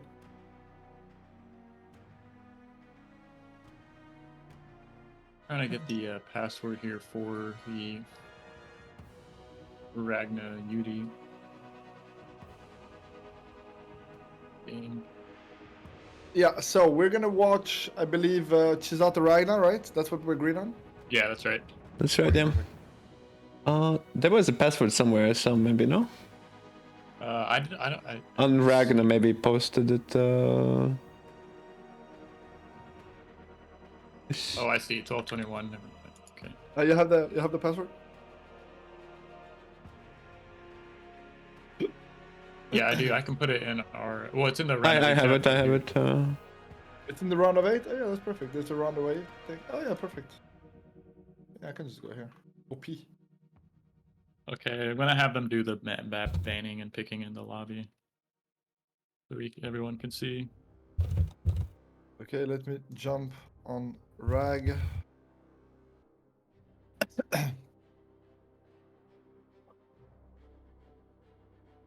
Okay, oh, you're talking to Rag. He's speaking to himself. Yeah, I just asked them to do the banning and picking stage here in the lobby chat, so we can all observe that. Wait, what was the password? Work for me. Yeah. Oh, sorry, my bad. Oh yeah, he posted it here. I think we might be waiting on Yudi for a Yeah, minute. I don't have him in my friend list, but I can ping him.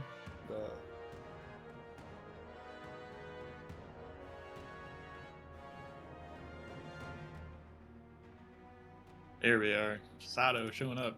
Oh yeah, here's here. Super hyped. So, moving into the round of 8, guys, this is going to be a lot more intense than the group stages. Ragnar wants to clarify who bans first, so I know it was like A, B, but... You still go by TS? Chisato was the first seed, and then Ragnar made it out of Group D as the second seed, so it'd be Yudi.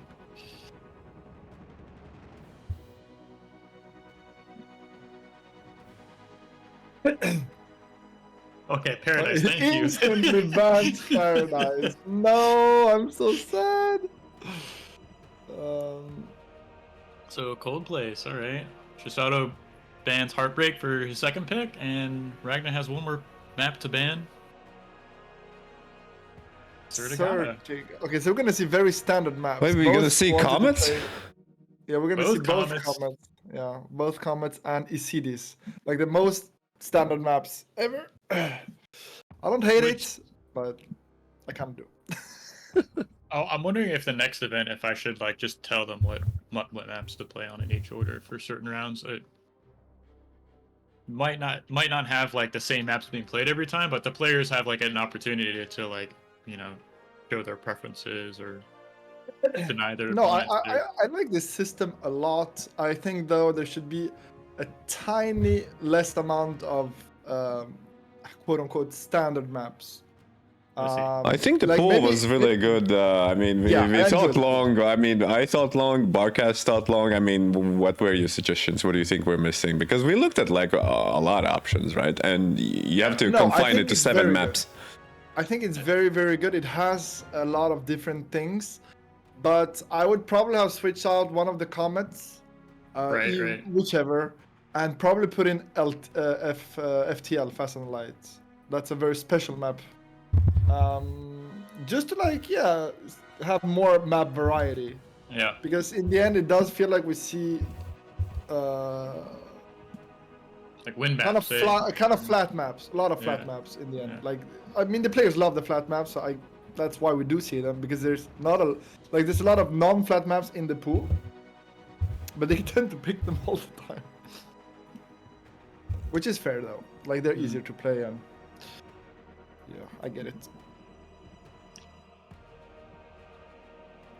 I mean, it's interesting though, because like if you think your opponent is better or more practiced on those more standard maps like Isidius, Red Comet, Comet Catcher, you can just ban those, right? I mean, unfortunately, you're up against Ragnar, where you don't let Paradise Lost to slip into the map list, right? But like, I mean, at this level, I'd imagine everyone is pretty much equally practiced on all these pool maps.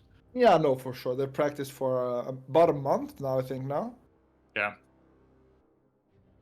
I really like the format though, with the qualifier each weekend. I think it was really, really well done. Thank you. Because it really hyped up, like it really builds up to the tourney. Yeah. Poor Aussies though. Snoop qualified, BDBR qualified.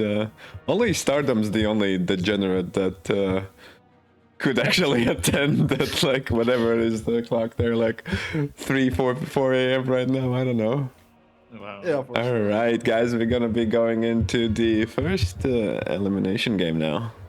Here we are, Yeah. loading into the round of 8. Holy shit, you said elimination? Yeah, guys, it's a best of 3 and loser is out. There's no second chances like in groups. Yeah. You gotta Totally. win it to go the distance. And best of 3, one could say it's very short, but it's also very long in a way. Like, you can't do best of 5s for all the rounds, otherwise it's too long of a tourney. It is, yeah. But yeah, best of 3 can go very fast. Like you have to go full throttle first game. You can't relax or warm up. I mean, you can, but you better not mess up the second game.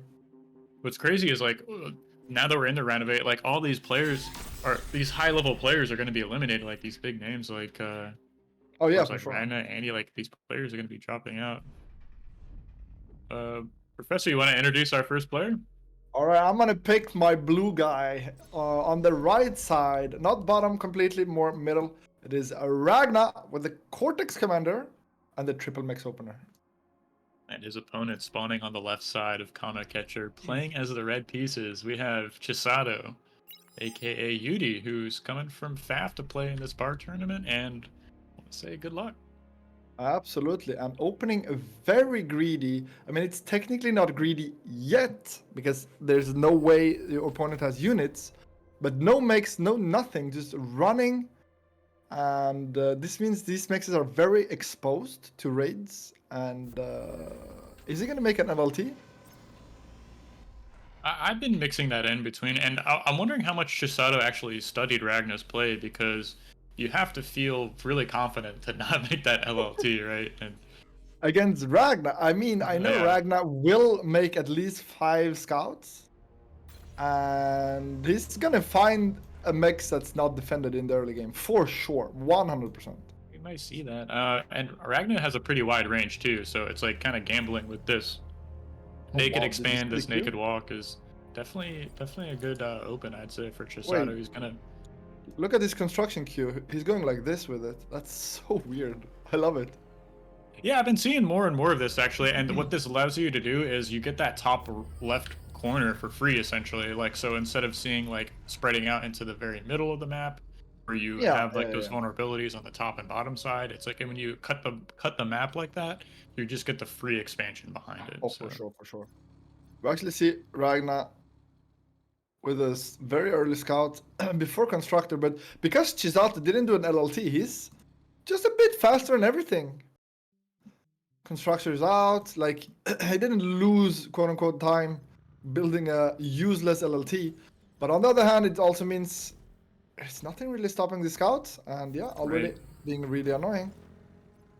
He made the 5 scouts and he's already moving into these blitzes, so we shouldn't have a replay of the Ragnar vs Scoopy game where those 3 incisors pretty much won the game off of sniping that Yeah. construction bot, like Yeah, he's going for it. all the scouts, all the mexes and whatnot. So Now he's defending because he didn't do an LLT in his base, so he needs to defend with incisors.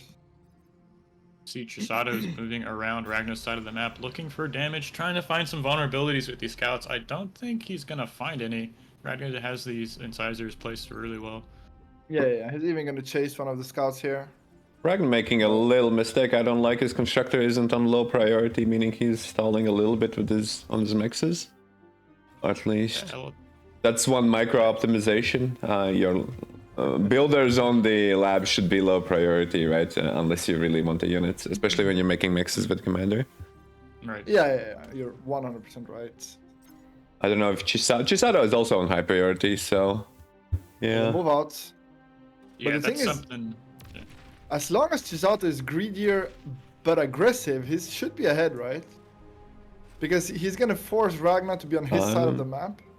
Well, he Ragnar barely really has wants gotten any mixes. The first mix was denied halfway, then the Khan drove away, and Ragnar used his commander to build the mixes. So he should have, like, Ragnar should have at least some start. But Ragnar's- speaking of that, He mixes didn't have are energy. down.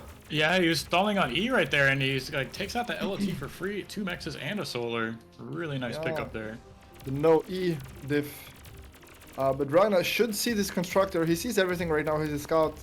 Yeah, he needs to move out. Oh, D-gun straight through his solar. He doesn't care. Get out of my base, good sir. And the rating is decent though. He could get all the mixes if he so chooses. Yeah, The he's going for constructor it. survives though, so I mean, you're trading some army in position for a couple of mexes, and Yeah, but that's still a lot of mixes. And he's gonna still, again, find some damage up here with just the scouts. And this scout could even maybe see this. right. That's yeah, what I want to see. Like a the lot no of damage LLT. potential here. Yeah, might get punished finally. Yeah, he's gonna find it. He's gonna get Ragnar at losing least one mix. some back mixes himself, his base mixes.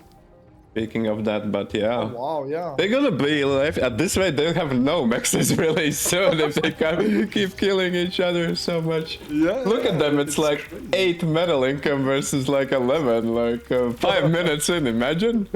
Yeah, it's crazy. They're going super aggro. I like this a lot. I think Ragnar's gonna get the better end of it here. He's gonna catch out this construction vehicle in the middle of the map and put a stop to the Ooh, is he only gonna expanding prison. He's gonna find it. He's Yeah, gonna finally if get he it. Gets That's huge. the That's attention. huge. And gonna Yeah, retreat. that's a Very big big here. kickoff. Yep. And still no radar, no nothing. Like they're just duking it out here. It's crazy. I'd like to see at Chisado's least a got a- radar. Huh? He's got a big counterattack potential here. Unfortunately for Ragnar, he's able to group up his incisors in the one spot where Chisado's going to be attacking. So these blitzes are going to be shoot away. Looks Yeah. like. Yeah. And that's extremely lucky for Ragnar to be able to notice that he didn't have like a front radar, and Yeah, and finally he does have it. Like. yeah, now he's like being able to defend optimally. Has to use scouts a little bit. Chisado actually getting like mixes up in the north. It's looking scary now that Ragnar's pushing back. He has a lot more units than Chisato right now, and he's somehow, was just better with. Oh wow, did we just have the on the mechs? It looks like it. Yeah, we got it. The scouts. Yeah, the this double construction bot in the middle for Ragnar is really gonna do work Yeah, here over the push. next couple of minutes, expanding into the mid. Yeah. I think Ragnar soon's gonna lose his LLT mixes in the backline. I'm currently watching the sizers going in, but He's splitting out again. He's splitting just 2 units to the top, and this might outplay Chisado exactly as he did to Goopy actually earlier today. Oh, Yeah. is he gonna react for the constructor bot? Yep. Oh, he barely reacted before it was out of Sees vision. it, yeah. And he's gonna snipe that. Oh, that's gonna be rough here for Chisado, losing that one too. On the other side, he is not losing this expand. yeah. But yeah, this constructor is huge to lose here for Chisato. Another constructor on the south. Yeah, it's gonna get Oh found. yeah. Oh. Why Novaya? Why is he talking about Novaya? Oh, you probably yeah. What's Novaya done? Bad practice? Is he gonna blame Novaya? Bad practice? Oh yeah. Oh, Ragnar missing the opportunity to go north and kill all of it, but we'll get maybe 2 mixes AFK. Yeah, he's gonna get, I think, at least 1, probably Yeah. 2. Yeah, but you he's see, Chisado's still keeping up on the income, to be fair. Oh, Yeah, but yeah. not anymore. I mean, Not if for this long, not for incisor. long. Yeah. I don't think it's gonna be for long here. Yeah, these naked expansions are crazy, and you can see the Ragnar has massive reinforcements coming in. Yeah, he's just gonna go. Oh, he's gonna find all of these for free Yeah, here. and it's like a less than 10% HP incisor is gonna get like so much value here. Can incisor? Oh, is he Blitzes gonna win? catch up to that?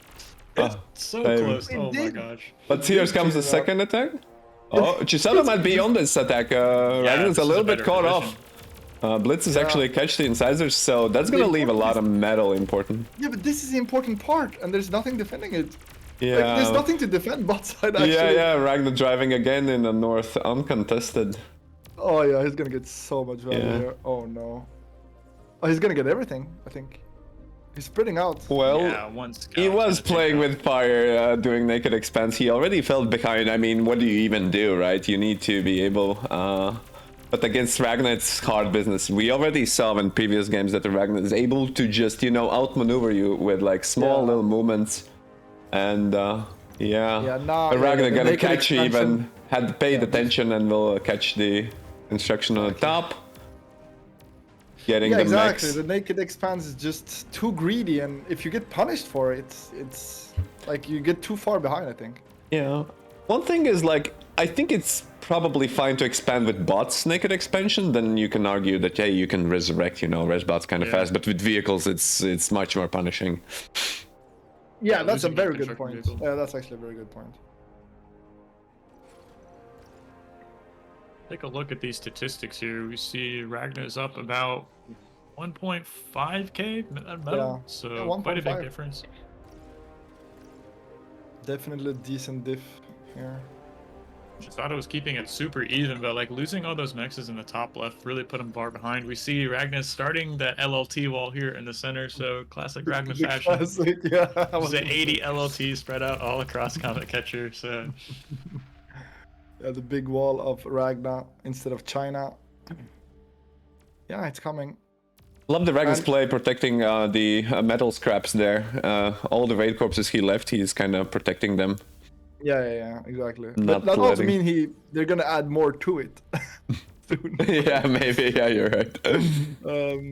But yeah, that's usually how a graveyard starts. Like you defend it, the other guys wants it, and soon you have 10k on the ground, right? That's how it starts.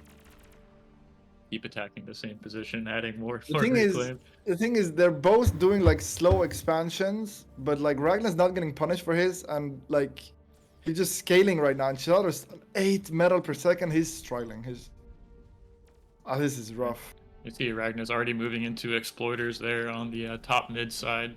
Oh, and he's still getting mixes up top. Like, oh, the self D will snipe the scout. He's finally learning, Chisaro. And every time he tries to move up, Ragnar's like, no, you gotta go down or I'm gonna snipe your base. He's being so cheeky. Sada's done a good job of trying to get those construction vehicles back out onto the field, but Ragnar's consistently been sniping those. I mean, what is that, 3 or 4 construction vehicles? He's that already finally went down? building LLTs everywhere. He's like, okay, I need LLTs. This doesn't work. Yeah, Ragnar will make you build LLTs. I remember when I played him.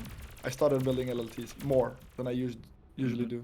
It's a fine line to walk. Like, where do you Split, place them? How many split do you off make? army again, Ragnar. You saw? Yep. Bamboozle, lift AV and some in the middle, using 3 groups, right? He had one big group and Chisaro had one group, so he moved around Too and much APM for me. I can't handle this kind of stuff. gets another raid group here, man. Oh no. Oh, this is not even a raid. This is like a game-ending move almost. Yeah, and look, Chisaro is spending his army on half doesn't of know it how on to split 2 units, and Yeah, that's right. Ragnar's yeah, gonna that- come in from the top Outmaneuvered. side. LLT. the scout is just chasing a constructor down. The Deegan, oh, very nice Deegan. Barely got his only one of his own, and a lot of Ragnar's. He's gonna try counterattacking finally, but like with Ragnar's LLT actually wall is stalling- there, right? Yeah, LLT wall. Halfway across the map, you have to think he's got Ragnar's everything stalling on behind E him. though. He needs to be careful for his towers. He was kind of stalling. Now he's back. He's fine, but 6 metal income from the mixes for Chisaro and about 50 for Ragnar.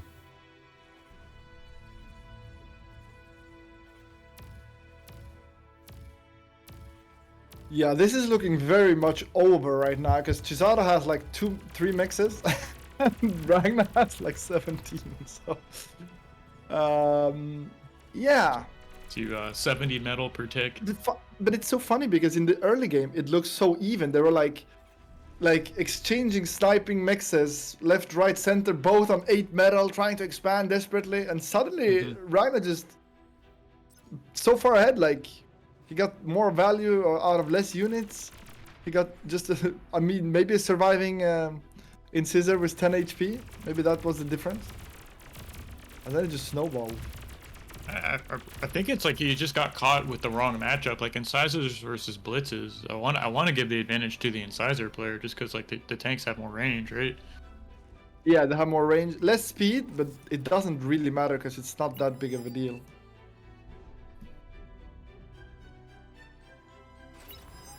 It's out of paying his own map. Oh, Ragnar is gonna finish him off here. This is a finishing off move. He's gonna bomb the energy, I'd imagine, here from Does his he even opponent. need to? What's there to bomb? There's like nothing here. Not to be mean, but like Chisaro is so much on the back foot. Even his radar is gonna get sniped by a freaking scout. Like, poor guy is getting dismantled right now. And Ragnar switched to medium tanks. And now suddenly blitzes are not that good. I mean, they're Yeah, not even good Brutes into are so incisors, strong. but Yeah, North is gonna die. yeah, again. Oh my god. Middle is gonna get kited. Yep, he's getting dismantled right now. And then hurricanes and bombs at the same time. I mean, he needs build power right now, actually. Yeah, see, he's got almost a full mass bar right now. He's got 4 times the energy income as his opponent, which is soon to be a wider deficit as these bombers head across the map. Yeah. Assuming they're going to be targeting the build power or Yeah, he's targeting the main base, the Solar's main base. Hello. GG's called instantly as air Instantly lands. taps out. Yeah. I mean, Ragnar but takes game 1, so Ragnar was far ahead there, to be honest. Oh my god. Oh, look at the graph. Like, it was even for 7-8 minutes, and then Ragnar just zooped away on his own. it's a really close. Oh, if you can look at the active units graph, I think it paints a very interesting story of why Ragnar pulled ahead. Too late, I already pressed Oh, you left? immediately. Yeah. So just I'll for remember. chance- I try to remember next time. Yeah.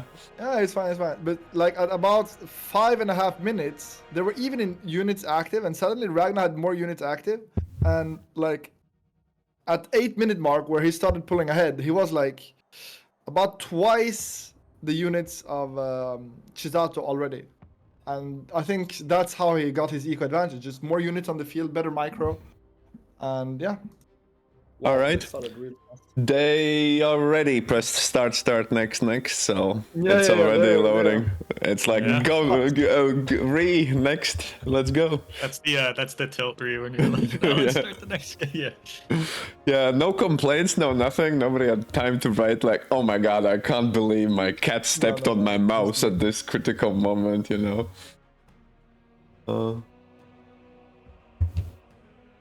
Yeah, here we are, Red Comet, Chisato versus Ragnar here. How does this map play differently than Comet Catcher in your all's experience? It's the same, just less. Less wide, less metal, less angles. It's just, for me, it's the same map, just it's a bit simpler to play in 1v1 because it's not as big. If that makes sense. Interesting. Professor Bar, would you like to introduce our players? Absolutely. All right, let me introduce our boy in red here in the bottom left corner. In red, as I just said, with the Cortex gonna open triple mix bot. It is Chisato. And his opponent spawning in the top right corner, already up a game. The man in blue, we have Ragnar. Yeah. Again, Ragnar with the early LLT, the standard, and Chisato with the greedy no LLT in the back, just going for it.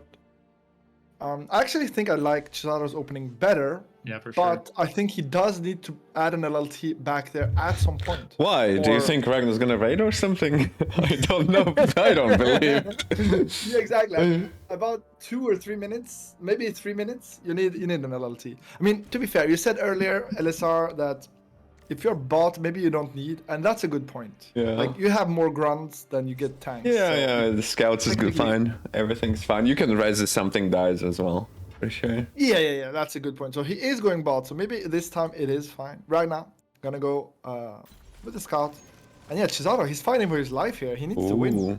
And downward. Ragnar missing a stealthy thing inside there. I wonder what we'll do. Okay, so expanding with the constructor here. He's zooping his lab, Chisato, but yeah, energy is gonna be scarce in the early game here. Like to see that he's got one grunt heading back behind his mexes here. He's going to protect that from the inevitable raid here, Which is coming. which is coming. It's going to be on the map soon enough. Ragnar somehow dodging the grunt and going straight for the constructors. Is it map hacks? It might be at this point. Moderator advantage. I'm calling. Yeah, right. No, I'm joking, of course. But Chisato this time grunts much easier to defend with, and we're gonna see the scout getting taken care of. Is that a rush from Chisato? I mean, he's pumping a lot of guns, or is it just like normal amount? Seems like a. Oh. No, I think he's, It's like he's just pretty- respecting Ragnar. I think it's a Yeah. respect. Oh, you think it's just like, okay, let me really see what's Ragnar up to. Yeah, I think he's like, I don't wanna. That's This a guy's kind of lot of dangerous. grunts. Let's not die. Yeah, it is, and I don't think he's going to have an opportunity. He's gonna to really leverage run those. into Commander, it looks by the looks of Yeah. it. And Ragnar always makes the LLTs here, so he's got a couple of seconds to take out these mexes before that LLTs finishes. He turns around. He could have had I mean, a the chance to snipe commander's both there of those. anyway, right? So. And Ragnar's up on 5 blitzes here. He's got 1 scout to keep in tow with these units as they move across the map. And stopping blitzes with this many grunts is going to be a tall order here. Trying to get more on the field. Yeah, the blitzes. I mean, they can just run past these guys. First It's exchange funny- there. It's just 2 out already. 3 go down. Yeah. It's funny that incisors are so good against blitzes, but grunts are not. Look at that micro. It's just a difference in Nice speed. micro, basically. yeah. Oh yeah, very cheeky micro from Ragnar, getting basically a free blitz back. Oh, nothing's really No free. citizens arrest there. I Ooh. could have had added a lot of extra Yeah. reclaim DPS to that. Oh, but this is so worth it. He got the he got everything. Oh, And he's walking with his calm. What is he doing? he's coming for that medal, baby. I mean, He's coming for that ace. yeah, I don't know. It might hurt him in the long term. I mean, he doesn't have an army, and Chisato has army, so you can get walked down. I mean, he really needs stuff. I mean, he has like this one blitz he saved for. Oh. Guys, Ragnar is producing Janus this early. You know what that means, right?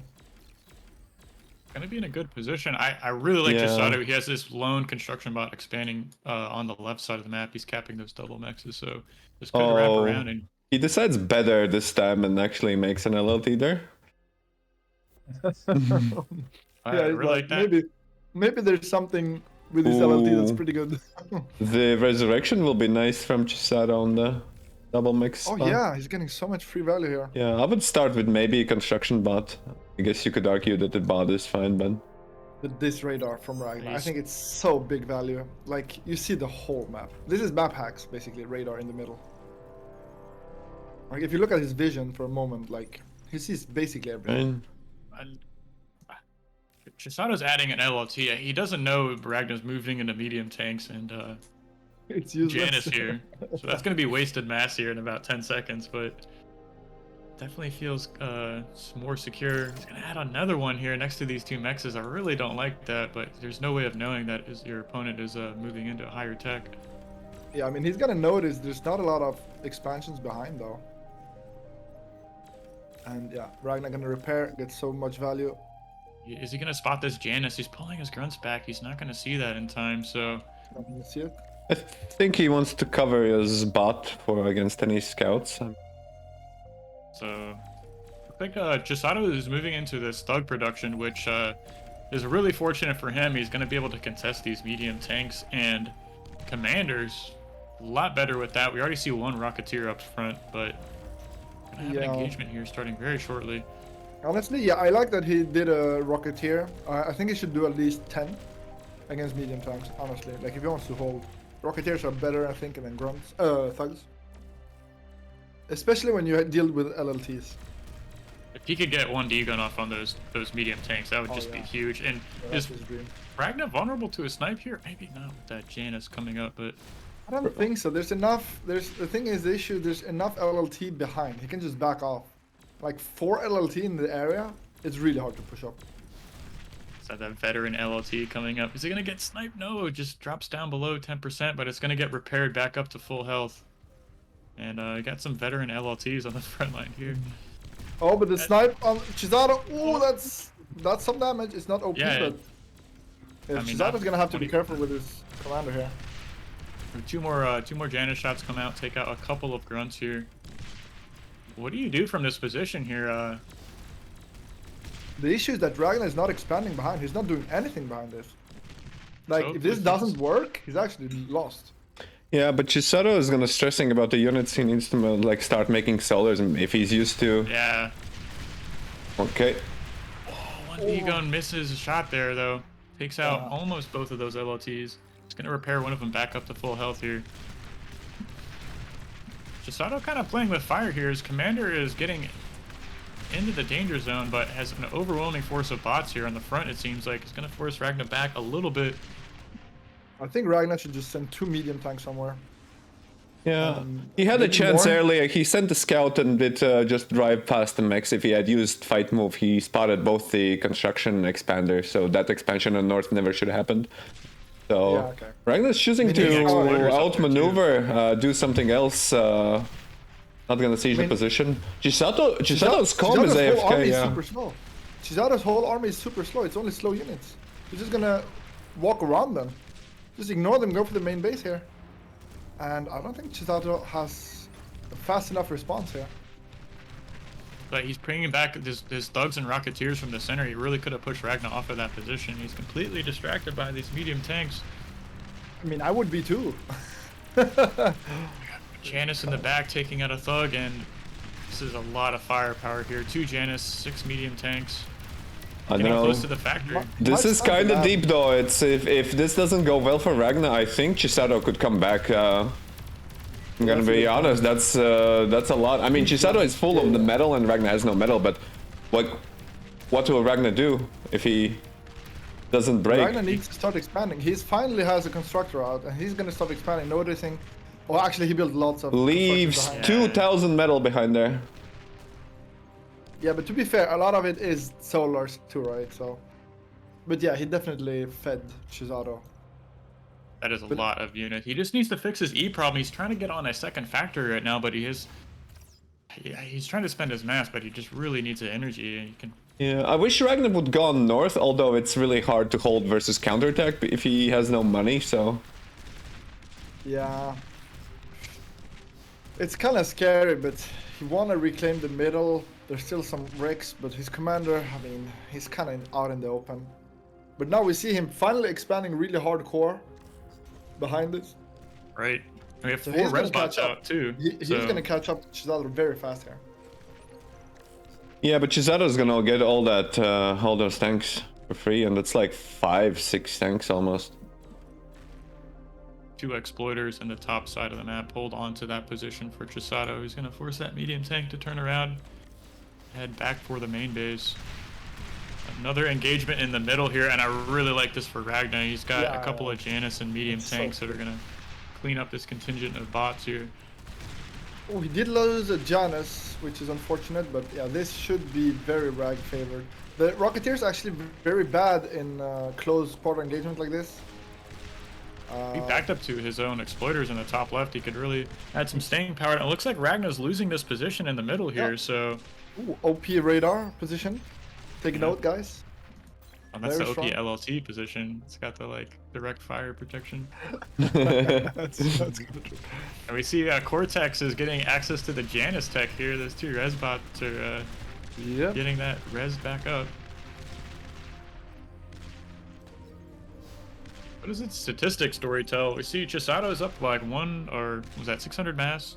Yeah, but the 400 mass. efficiency is so far on Ragnar's side that even 1k metal is not important enough, I think. Really? mean, Yeah, but- the damage is pretty big. Wait. Like, Ragnar's been very efficient, so even though he's behind on metal, it means he's been... like, the units he's made have been simply more efficient, like his unit comp, micro... Yeah, well, the Yeah, damage I mean- efficiency doesn't show that directly, so he. I mean, he's dealing more damage... Oh, No, wait, that's it's inverted! Chisato, Oh, yeah, whoa! yeah. Oh, I mixed the colors. Oh, wait, Chisato is more efficient and more metal? Whoa. Yeah, Oh, Ragnar's His commander might die. Dead? He might be dead here. no, dead. takes out. Vote think now. he's dead, Vote but now. almost. No, he's just gonna Janus walk away. takes him down to He's gonna 10% walk health. away. Yeah. He had enough units to That's survive. so close. I don't think he has a chance to get any more D guns off though. So like, if he loses his position again, Yeah, no, for sure. He can. He can do that. desperately trying to get up some LLTs from this position here, healing his units back up. But this commander is so low. I mean, he's catching up on metal. He's actually ahead on metal already with his expand. Now he just needs to stabilize and not lose his commander. Ragnar? Yeah. You better run, boy. Yeah, he knows these units are surrounding him. He's got that radar up. Yeah. He cannot go greedy with his comm. He needs to wait or repair or both. But yeah, Janus, of course, getting huge value in this very I don't know, short guys. engagement. I don't think it looks good for Ragnar. Chisato secures another. Wreckfield is doesn't look able good. to resurrect. Oh no, it doesn't look good at all. The only bad thing is like these 2 medium tanks are heading towards Chisato's main base here. Turn around just as I say that, and Yeah, still gets the solar. Honestly, the wreckage makes Chisato have a huge momentum, but as soon as the wreckages go down, and if Ragnar manages not to die to this push, he's in an okay spot. I'm not gonna say great, but it's definitely dangerous for the next 2 minutes for Ragnar, or 3, depending Yeah. on Yeah. what Chisato's gonna You're do. right, yeah, Ragnar has been getting all the mexes. He has some, even the sneaky ones that, you know, EMP bomb on the north. Yeah. Now he just needs to make sure he either gets all the reclaim or like denies Chisato more res free units. Yeah. Look at this And- arc of units around his army, though. But this is scary. This is scary. That's why he's pushing. He knows he can't actually follow those. He needs to push back. So he's doing that. Oh, that's that a EMP. huge EMP. But yeah, Ragnar, they're gonna go for a base trade basically right now, and it is to Chisato's advantage because Ragnar's units whole are army is Well, under but attack. the okay, Chisato did pull. I mean, but if you look at the commander, which is closer, Yeah, but Ragnar doesn't know where I the mean, commander is. yeah. Yeah, this is GG. This is GG. Chisato's gonna take it home. Beamer turret's up in the main base for Ragnar, though. Is that going to be able to stop? He's getting another one. It's almost done. So 2 beamers, 2 LLTs. You think I think it's they're enough enough? to shoot that away. Yeah, Yeah. Oh, absolutely. maybe. Yeah. Well, the Nah. infrastructure is gonna get wrecked though. Not that much things, and Ragnar's commander is all naked, and well, he's able to clear some expansions to the north. Like Maybe Ragnar's. Ragnar can pull this off. That'd be insane, but it's not impossible. Yeah, he did survive. His lab is alive, and that's a lot of metal. On the other hand, for him too, right? Right. These But Ragnar, exploders in he's the cut top out. left, though. Ragnar, he's cut out. He needs. Yeah, there's not enough here. I think he's gonna die. He's pretty low already. So 1 D-gun off, takes out 1 medium tank. He's down below 50% health. yeah, there's a lone tower to the top, but yeah, not gonna be enough. Janus shot takes so much damage. Ragnar gonna go down. GG's. Wow, Chisato. Yeah, Ragnar going. His push was good, but he should have expanded a bit earlier behind it. Like just one constructor expanding slowly was fine, and I think that would have been so strong. I know it kind of slows down his tank push, but like,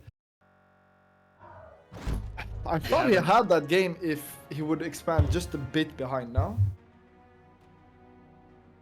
Going into game 3, I have an update from one of our other series going on. It looks like Andy took the series over Taku 2-0. So Andy advancing to the semifinals. 2-0 on the Birdman. Yeah, he's not here to joke around. This is a tournament, prize money involved.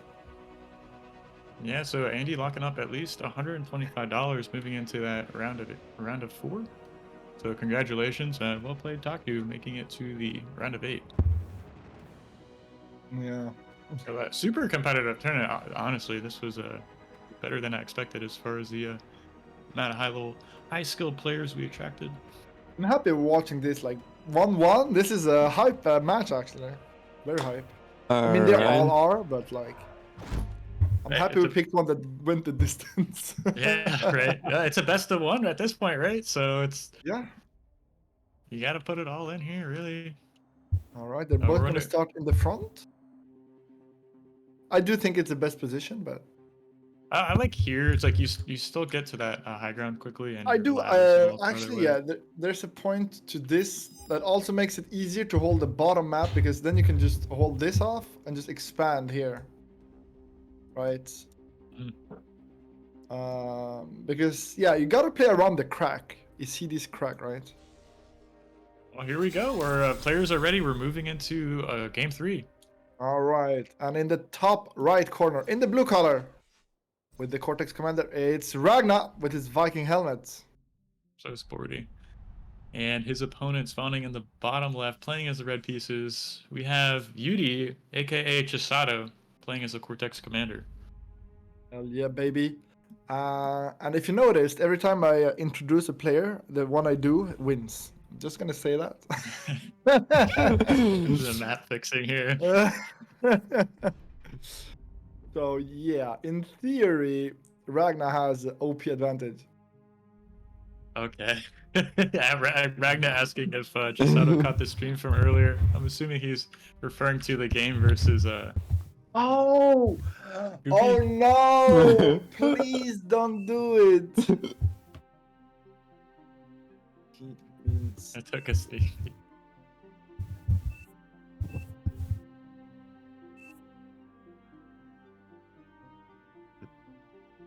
Chisato's opening up bots again, so bots versus Cortex vehicles. This can be a tough matchup. It really comes down to the like positioning with the grunts versus the incisors. Yeah, Ragnar's Okay, not no, gonna but- risk it, and also he's No, no, Cortex. no. He should know. Yeah, he's playing Cortex, so there's no Janus shenanigans, and Right. he did watch the mainstream, so he should have caught at least maybe a glimpse of this game. Yeah, I think we're Meaning, gonna maybe see different cheese. I don't know. Let's No, see. please don't cheese Ragnar. I think he's actually better than Cesaro in the straight up game. Yeah, well, there's no reason to cheese. Like if I don't you- think there's a reason to cheese. Yeah. I mean, last game he kind of cheesed, but like if he just played his standard, it looked like he was gonna win. In my eyes, like I feel like he outplays him more than he gets outplayed. So I would like, please Ragnar, standard game. Don't troll. And if you lose, you just lose a standard game. That's fine. Cesaro is doing the same, like one construction bot into 5 grunts here, which we were commenting on is really really aggressive. I should say on the red no comic LLT. game. Yeah, no LLT. He's not a fan. Defense is for losers.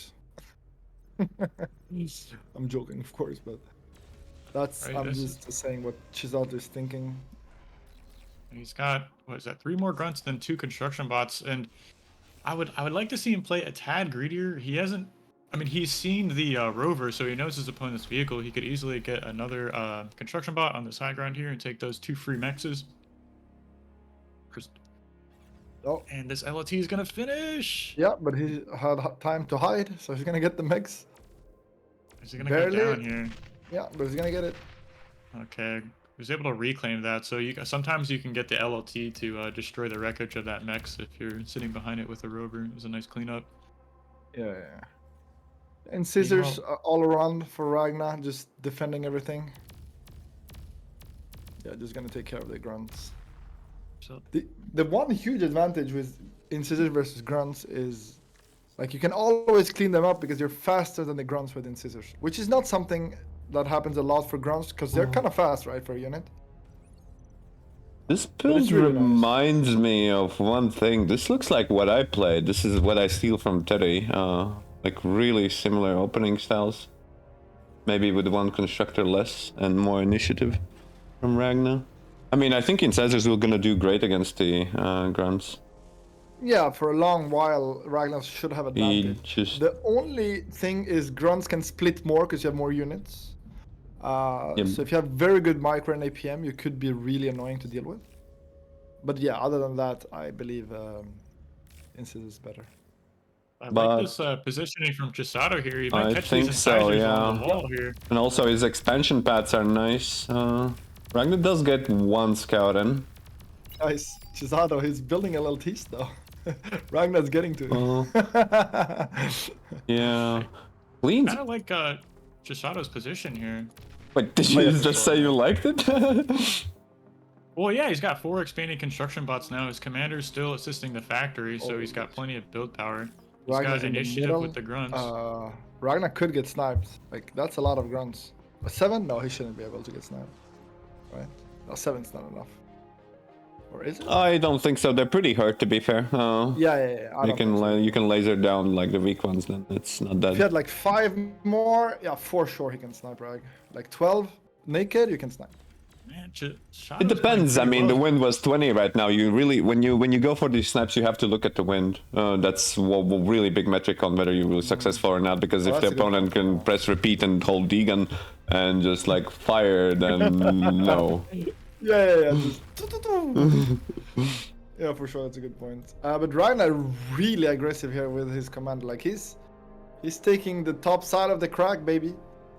And we see him actually not even trying to expand to like the right side, right?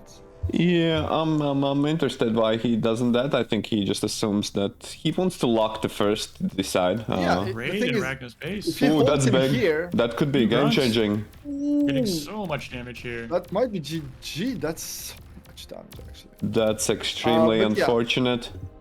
Yeah, Not to but have if a Ragnar placement holds like that. this- If Ragnar holds this, right, he gets so much space behind. No, guys, so it's many bad, fish. I think. With the Yeah, that's a solar, huge deal. making solars at 20 energy is... Yeah, that no, it great. feels 6 bad. minutes into the game. Yeah, look at all these grunts stepping forward here with a couple of incisors. They're going to take out all the LOTs Ragnar spent building with his commander. Is he even gonna go for it? I Oh, think he maybe. can. I think he can. These incisors can tank a lot of this damage. No self D on this one LLT, so those units are gonna run past it. This one this scout is- trying to kill an exploiter doesn't get to go down. It's looking rough. Yeah, those 2 grunts really hurt him. That's insane. LLT guys, it's kind of OP. It's looking like Chisato is gonna take this home. Yeah, I mean, 200 energy. I mean, it's it just happens too early in the game. Kind of big deal. Losing Yeah, most of these, the wind. Resbots coming up to the middle. They're trying to get this position here. A little greedy with it. Is that LLT gonna go up? It's already It is back gonna go online. up, but it's gonna go down again. And yeah, all the res bots actually died, which is That's a a big nice deal. pick-off. Huge deal, yeah. Yeah, that's actually better than even killing all the grunts. Just getting the res bots is so big. Chisato might just be able to pressure his advantage, make nothing but troops. Although he is like a little bit expanding and only pumping with his commander at the base. Jesus, Ragnar's movement with the commander. Kinda nutty here. Like, oh really? He's gonna go and defend over here? That's insane. Has one Manner's LL3. getting more and more isolated. Yeah, it's like, yeah, I'm not afraid of anything right now. I am the commander. I mean, Chisato's like adding on exploiters here on the right side, so doing a really good job of buttoning up that attack path here. Really just going to be focusing his troop movements towards his opponent, and Chisato is moving into a vehicle plant. Ragnar not getting more wind in his base. Might bite him a little bit later. Using those nanos. yeah. Trying to get more nanos. Honestly, Maybe wind he is crushing. stabilizes. Wait, wind crashed really bad, and now nobody has an E. Yeah. I think Chisato is making mistakes. Ragnar might pull back, to be fair. Like, going vehicle at this stage, I think you should just, like, pressure, like, Push. Yeah, push advantage. maybe get, like, a nano or 2, maybe thugs, maybe just, no, pressure thugs, do some Wait, raids. where's and- Ragnar walking? Oh no, I Ragnar's doing something stupid. I think he thinks he's behind, so he's gonna go for Lab Deegan. Doesn't have energy just Does he now, get but both? the wind is going up. Yeah, Oh wind my is going up. gosh. He's going to get one of the labs. Is the second one to go down? His Yeah, but both he's dead. commanders are in range. Yeah, so he's dead. He's dead. He can't escape. GG. Oh my God, Chisato is gonna take it. All right. Good try, but he should have backed up way faster. I don't think you can. I think he could actually maybe even stabilize with the wind. I don't know. Chisato had a lot of cons, so maybe, but actually gave like a little bit of chance. All right, heading back to booth. You guys want to do I'm happy for Chisato, but I'm sad for my boy. Oh yeah, I'm very sad about the Ragnar.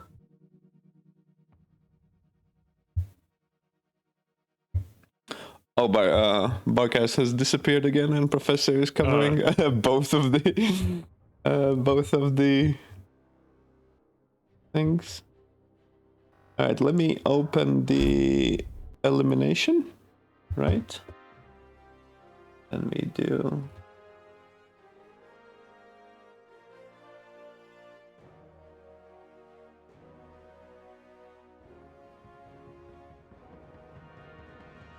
well played, both players. Chisato advancing to the round of 4.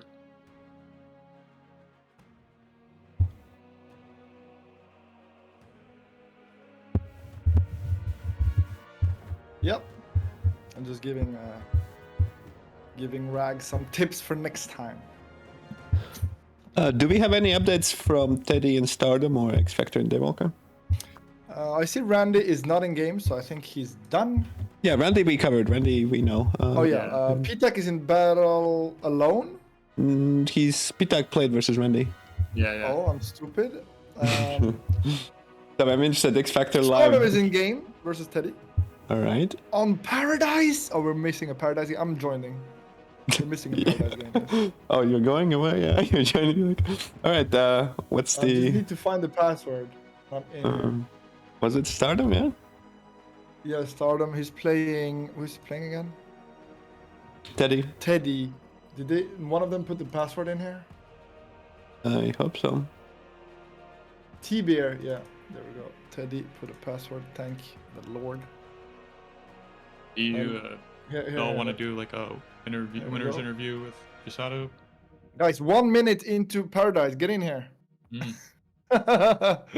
Most hype map of the tourney. I want to see this. Also, it's like Stardom versus Teddy. Oh, 2 OP players on water. It's gonna be interesting. Just started as well. Yep. 1 minute in. And yeah, Barcast, we need your cam.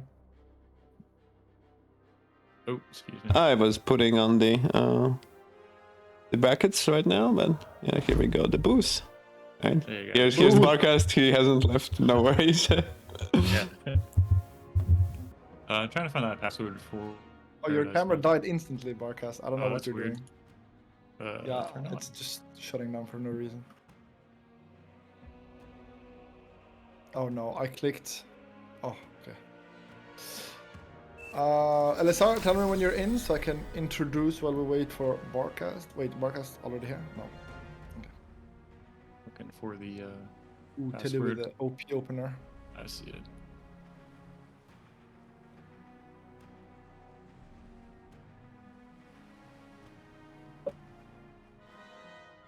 Maybe I can introduce the man, the myth, the legend, the big beer, the Blue Armada player who actually played core previously. It is Teddy.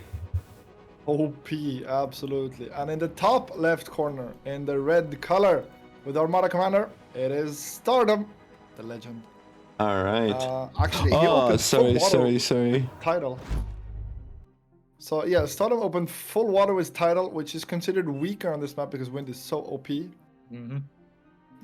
And Teddy opened, you know, when you start on land, you take 1 mix, do a bit of wind, and then you go in the water, which I do prefer. I think it's the optimal play on this map.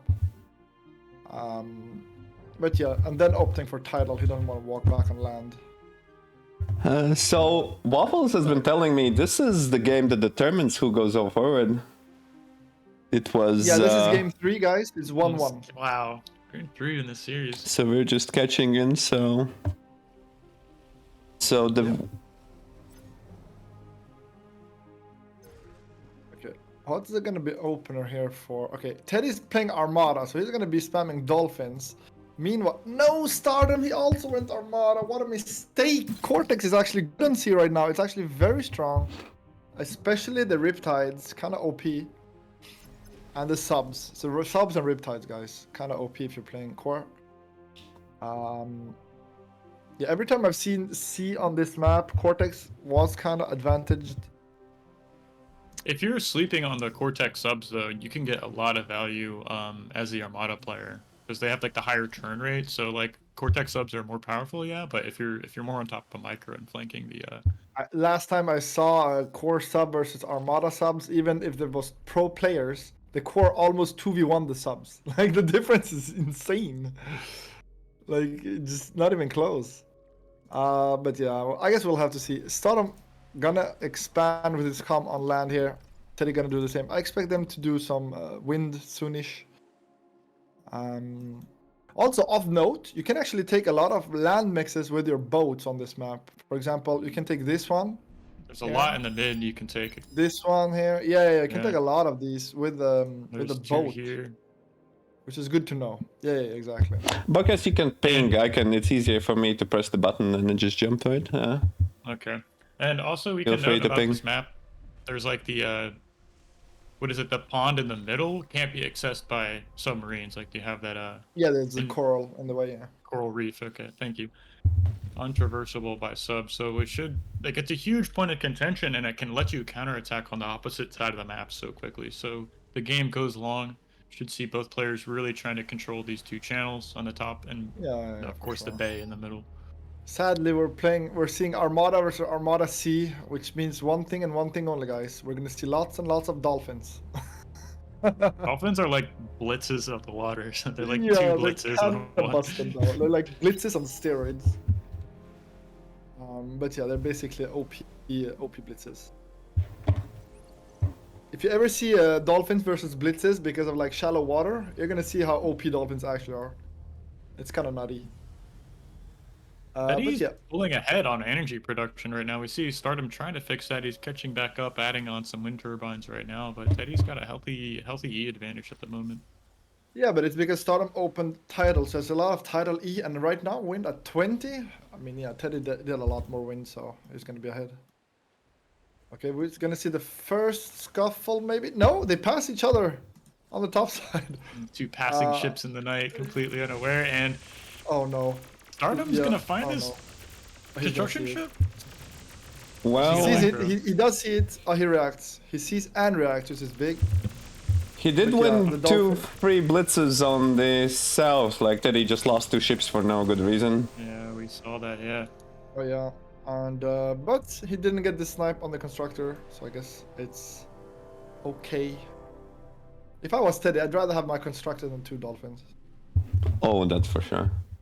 Like, dolphins, you're gonna produce. To be them all, fair, I don't okay. think it's that bad. I don't know what the speed. What the speed is 65. I mean, they're not exactly slow, but they're not too fast. No, but they're kind of expensive. Like 200 metal, 2k E. Oh my god, Dolphin yeah, front is just 200 gonna get metal. lit up. Everything on the sea costs a ton. Like, it's kind of stupid. I do expect to see like res subs pretty soon though. Like, they get huge value. But I'm not sure how fast they're gonna build them. But he still has that E advantage at the moment and is building a second construction turret. Yeah. A Something third we'll one also actually on see- the way. Something we'll also see a lot is seaplanes on this map, of course. Yeah, kind of like a Tech 1.5, somewhere between Yeah, like yeah. 280. Exactly. Especially as Armada, because gunships are kind of broken. I'm not gonna say broken, but they're very strong. The torpedo gunships are like super easy to micro too. They do like a really good job of like kiting, not kiting units, but just interacting, I suppose, like using their extra range against T1 naval units. This is starting with a few sneaky subs. Maybe gonna try and go and snipe some mexes here. That was a nice trade for Stardom. He catches Teddy off guard. He's going to clean up all Yep. these corvettes in the middle, and he's going to shoot away this construction ship in the middle bay I here. think he's gonna do more than shoo away. I think he's gonna. No, I just have to say it. He's going to trade his own dolphins, though? Teddy stops moving away. Oh, APM issue. Rip. The thing is, you can't bring res bots or res subs mid because of what we said earlier, right? Subs can't actually go mid. Subs can't So- shoot through that, though, so something to be aware of. Oh, they can? Yeah, yeah, so you can't, like, park units like right on the bay. And A snipe right back. that's a nice catch there. And, like, these 7 dolphins are pretty much uncontested in the middle, and there's even more behind it, so That Teddy's is really getting a naval advantage. gonna No, get but it's because most Stardom of has the been doing metal so as many well. subs. It's just because Stardom switched to subs for a while. Do you think the sub on the north is gonna break through? Mm, They can't do I'm well not against the actually- torpedo. If you're on top of your micro, you can like subs outrange. Is it Cortex subs outrange the torpedo launchers, or Both- is it both, like the I ground believe. fire you do? both, but yeah, you have to micro it pretty good here. This is gonna go down. Oh, They missed their yes. shots. How? Oh yeah, that's terrible. Oh, and he's Okay, gonna it's turn, GG. right? It's GG. Oh, he's microing, GG. Oh, micro, yeah. but Shoot, shoot, shoot, shoot. Oh. Imagine Oh being in my that sub. gosh. Shoot, shoot, shoot, shoot, shoot. Yeah, that's actually GG, I think, because Okay. that's so much metal. And air is out for Teddy. He's gonna transport his comm to take more mixes. That Oh. also means bombing runs should come into play soon. And the thing is, subs are very expensive, and getting 3 subs killed for nothing. It's like Yeah, that's just a huge trade and for. it's a favor of huge Teddy. blow this early in the game. I mean, he Yeah. would have like contested that top bay, and contested that top bay and like distracted Teddy to like pull units. Well, now he's got free reign over the over Stardom's side of the map. Gonna try Yeah. some run in the middle, but I don't know, guys. I don't like this from Stardom. I think he's just feeding the beast. At this point. I mean, if he gets metal, there's the. I mean, He the needs- metal is yeah, he piling needs- in there. He needs to take the middle, but look behind. This can't do damage. If this does damage to his eco, it's really bad. It should be defended though. The thing is, in the meantime, Teddy's actually expanding so fast with his comm. I think Teddy pulled all his troops back. Okay, no, this is actually maybe okay for Stardom. If we check stats, he's behind though. Yeah, he's way behind as far as like even metal too. So it's down 2.4k mass. Oh no. Oh, this snipe Losing is actually another huge. constructor. Yeah. Oh, this snipe is huge. He needed that. He really needed that for the reclaim. And now the middle is not his. And now Teddy has an air constructor for the Picking up all that reclaim. mass. Yeah, he's gonna get that reclaim, and there's nothing to shoot air, so nothing's gonna contest. Yeah, that's rough. Oh, and the subs. The subs. He's gonna spot them right now from the sonar of the tower, but is it too late? We actually see frigates, but like now there's subs out. Oh no. That's looking like GG here. It's looking very blue on the map. What is Stardom building in the bottom left corner? I see his commanders down there. He's got some infrastructure set up. I'm not entirely sure. Energy storage has been Energy storage. Okay. You know, I saw Petak play this map. Do you know how he started once? He started Vehicle Lab into Amphibious Builder. Kinda OP actually. Yeah, his these base... torpedo launchers are gonna take out these subs. Doing a good job of deflecting those. So. Oh, that's huge. That's huge right back. And now that he has a few assault frigates, the Dolphins are still good, but not as good. What is that? Teddy's got 13 of these corvettes moving right towards the main base of Stardom. It's like, how do you stop these? I mean, he has subs, but he needs more than one. Yeah, they're so slow though. I mean, you can just run right past the subs with the corvettes. Yeah, for sure. You should just ignore. Like, the thing is, the corvettes cannot kill underwater stuff, so the mexes are safe from them, actually. Oh, that's a lot of dolphins. Yeah, It could be huge feed though. Let's see. You can get these construction turrets, perhaps. He's gonna start targeting Oh, those yeah. down. That's So bad, one goes that's really down. bad. Two. That's really bad. All of that build power is gonna Oh, go the down. titles too. I mean, the titles is not a huge deal. He has a lot of wind, kind of covering. But we see gunship Banshee's actually gonna target ground on the bottom left. And that might be the beginning of the end. Because if he ruins his energy on land, it's over. Yeah, it's looking over. And that was too much damage. I think so. Yeah, Teddy's really building that build power up here. He's up to 6 construction turrets. Stardom's gonna try and rebuild. My man's got a mission. Beat Teddy. He's not gonna stop. Setbacks, bounce backs, baby. He's full of metal, right? As the saying goes, if He's rich. whole He's team's floating metal, either you're in a really good position or a really bad position. I mean, he's kind of rich in metal in his base. He just needs to use it somehow. Yeah, he needs the extra E. He's down like less than half of his opponent's E. Oh yeah, no, it's completely over. It's just funny. We're gonna see a scout here from Teddy. Gonna try and look for the calm, but he's underwater. Do not have sonar. No sonar. No He's not sonar, gonna so see he it. can't spot. I mean, he has to know though. I mean, how did this shipyard get down there? Why Yeah, is no. this laser shooting at me from underwater? I mean, it doesn't take a genius to know, but I mean, he didn't spot him, I guess. Yeah, he knows. All the corvettes in the world can't save you. Too bad he can't D-gun auto water. That would have been like a really good trade right there. Would be pretty OP though. When boats cost so much, imagine you could D-gun underwater. Oh, Stardom's actually reclaiming. Wow, not giving up. He is getting some counter damage on the top side with some subs. But now we see bombers in his base. Yeah, it's not long before we see torpedo bombers, and then it's really GG. Oh no, wait, he did land T1 air. He doesn't have torpedo bombers. Yeah, that's right. Well, he got it up quicker, so that let him get the aircraft to get all that reclaim, which we still see has moved on to Stardom side of the map and is reclaiming that huge pile of wrecks right there. I mean, look at this main base. It's about to be overrun. It's about to be already 29 Corvettes. GG. Stardom tap out. Rob, GG, well played. Honestly, he's not completely wrong. Those subs, unfortunate. Yeah, those 2 shots missed. I wonder, like, was he targeting behind it, or can you miss shots in bar? I haven't I seen that don't know. mechanic. I think it's maybe he lost vision of some sort. At least that's what Yeah, also I think he says. lost for just a moment, and they just. Yikers. Did they all finish? There's stuff here for the. So we know Teddy won, Chisato won, Randy won, right?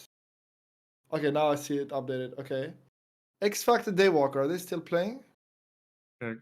I see them in a lobby. Are they done though? I have no idea. Let me go Teddy's check. got plot armor. That's kind of funny. Teddy has plot armor. Yeah, Teddy kind of does have plot armor. I don't see their lobby up at the moment. Daywalker, X Factor. I'm gonna Can jump someone in. check the? Oh, you don't see the on Discord.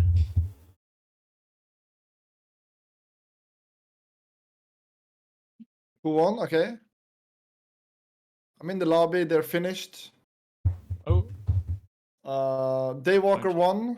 2-1. 2-1.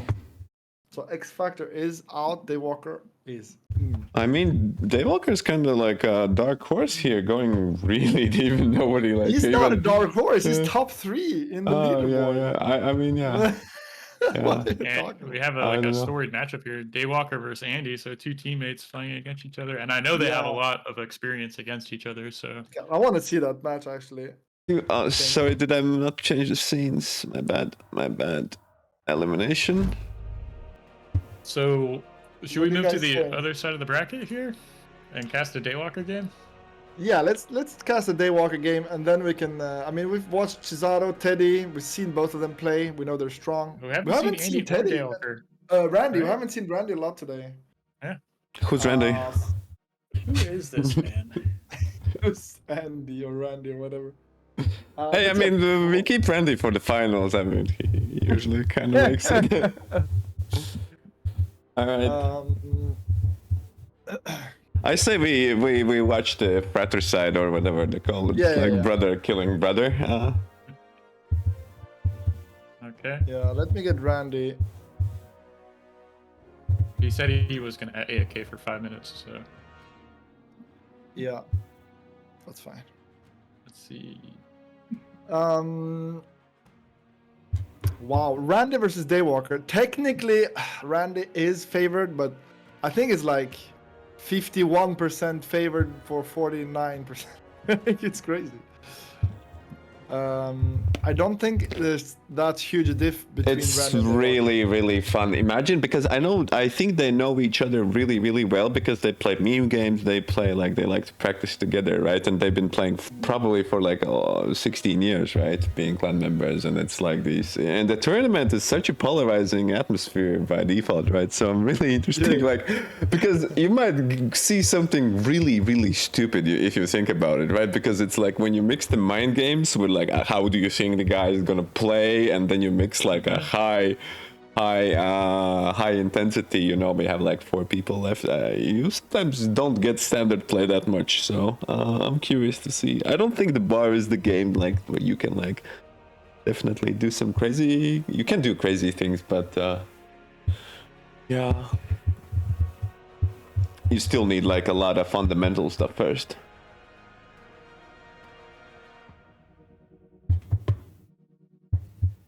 What about predictions? What do y'all think? Predictions. Well, this one's really hard. No, I haven't seen, right? It's only now I hope other casters gave Randy and Daywalker attention they deserve. Honestly, on one hand, I'd like to see Teddy versus Andy because it's kind of OP. But on the other side, I'd like to see Chisato in finals. And, That would be massive, right? So hey, FAF Yeah, but community, honestly, Teddy beyond all versus reason.info, come and join. You guys can Yeah, win real money Yeah. around here. Yeah, but the thing is, like, Chisato versus Teddy. Teddy has plot armor. Chisato is OP. But I still think it's slightly Teddy favored, but very slightly. Because Teddy's like, yeah, he never dies for some reason. He always ends up winning. Except versus Randy, which is interesting, right? How do you do you think the match scores would have been different if we had like best of 5s in the round of 8? Like, I do think so. I think mental is very different in best of 5. Because reverse sweep is a thing in best of 5, Right. You get 2-0'd, and then you're like, okay, gotta turn on the turbo.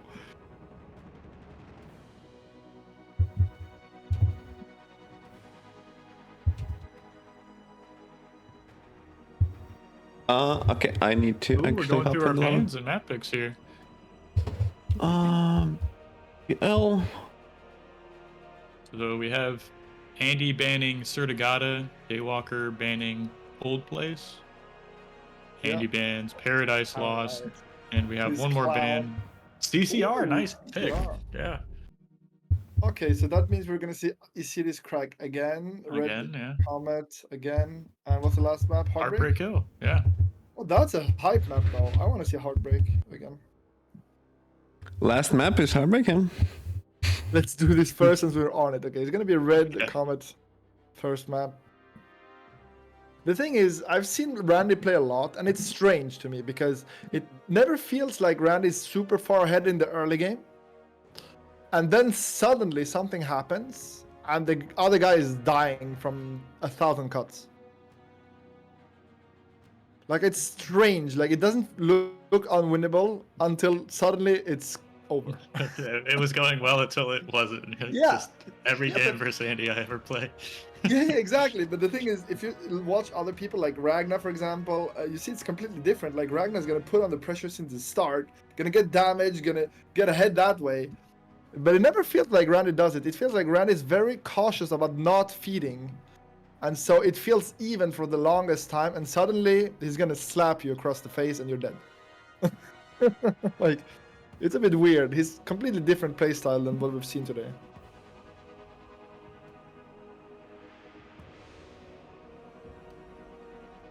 But he's very cautious about not feeding compared to some players. Like P-Tac, he likes to throw tanks away.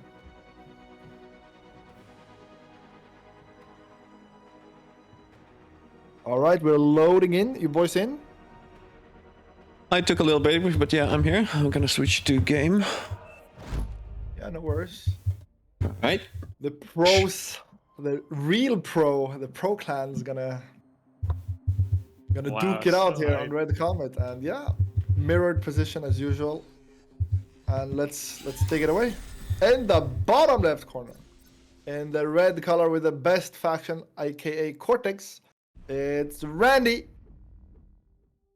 And his opponent spawning in the top right side, a Comet Catcher. Playing as the blue pieces, we have Pros Daywalker, who's opening up bots. Ooh, double mix opener. Actually, not gonna walk to the third one. Randy is doing the Chisato greed. I shouldn't call it Chisato because he's like new. Yeah, I He's think this not build has been understanding. around since 2004, like most likely. But it's funny to call it Chisato build because Chisato is so greedy. And Randy is also gonna open bot lab with 3 mixes, which is not very usual.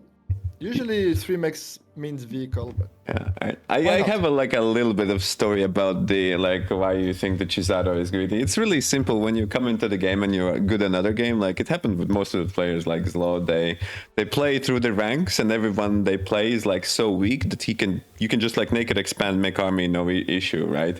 And they never actually learn how to make the LLTs, right? And they need to play versus the Ragnarsson kind of to, oh, LLT is good, and you can go to flipping, right? Because I mean, he did learn in the between these tournament. Like, stats, already. yeah, We've seen you him, learned it. double the amount of abilities he's building, especially against Rag.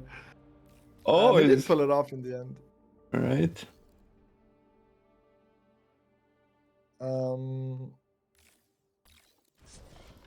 Okay, Guess we Randy could have really, is gonna like, do.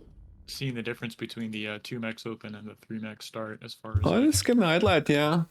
Still interesting. Randy, I had by 150 medal, right? So lap takes 21 seconds, and then you times it by whatever the medal income is. So that's the medal you lose Yeah, but eventually. Daywalker's already out and about, expanding, so he's gonna get his 4th a lot faster, and then he's gonna catch up. Unless Randy does something about it. Oh, Randy's opening so greedy. That's 3 constructors in a row. Only this 1 is- grunt. Yeah, I mean, that's what I said. that's exactly what I said. Oh yeah, radar, OP radar. This radar is so good. I I love think this they radar. know each other so well that it's like, they're like, oh, so I make a grunt and What happened? I won't get rushed. They're gonna fight the grunts. You can see maybe he knows that the Daywalker is gonna pull away, right? That's why he only makes got one. the Because timing. if the opponent just comes to check what you doing and you're you have units, okay, I'll go away. Yeah, So you only need one unit to convince opponent that you have units.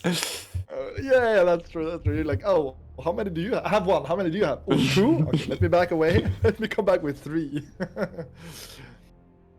And yeah, now they're opening the grunt floodgates here. And that's... Yeah, a lot First of blood grunts. going to Andy, looks like. So he's going to take out one of those grunts. Yeah. Yeah. Not a lot of LLTs, actually. I'm surprised. Like, most of them have been Daywalker very... doesn't have a second expansion path. Do you guys think he's gonna put up an aggression? Still hasn't moved to the 2-mix position while Randy's gonna finish the mix there. I have to take a look at this build queue. I don't see anything with this commander moving towards the mid, but like you alluded to, players who choose this expansion style would put a second factory in those three mexes. Here. Andy's a bit more greedy when it comes to constructors. He is scaling his eco a bit more here. It's easy to be a little bit more greedy when your opponent only has like one expansion path with the commander. That's what I said about like is Daywalker gonna be easy plan to be aggressive or easy plan? Okay, now he expands. He's definitely planning to go forward at least. Yeah, he's now working on the second expansion path with the construction bout from the base. And Randy's radar will catch this north part off. Already exploiter here, very early exploiter from Randy. Super safe. He's even adding on extra LLTs next to his commander too. I So think exploiter on that specific position is really good. To be fair. Yeah. What like this always gonna be something down here. Helpful because the LLT actually is kind of hard to cover the whole thing unless you build it to the side. So both gonna kind of walk to these triple mixes, right? Gonna be opposite each other, which is funny because it's almost feel like they're gonna split the map like this. Which is not very usual. But yeah, you simply if you're left versus right. Yeah, which is, I mean, probably is gonna end up like this, but we'll see. We'll see.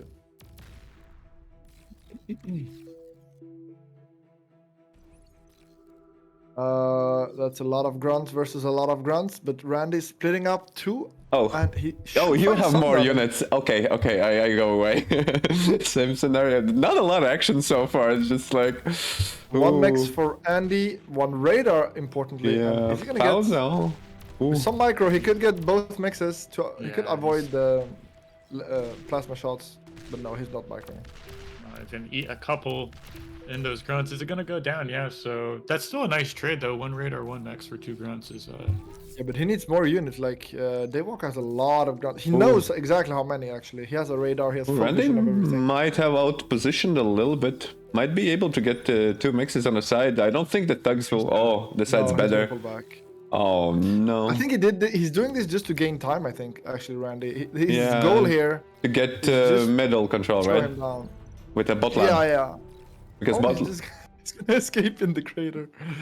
Second bot lab up. That's an interest. That's second time today we've seen that. And Rocketeers is gonna be the unit of choice here, actually, from Randy. Yeah, I think he wants to start sieging the Daywalker's position. I mean, he knows where it is. They're still alive. Oh, that's the magic trick, the magic crater. Yeah. Oh, and gonna get the mexes and the radar.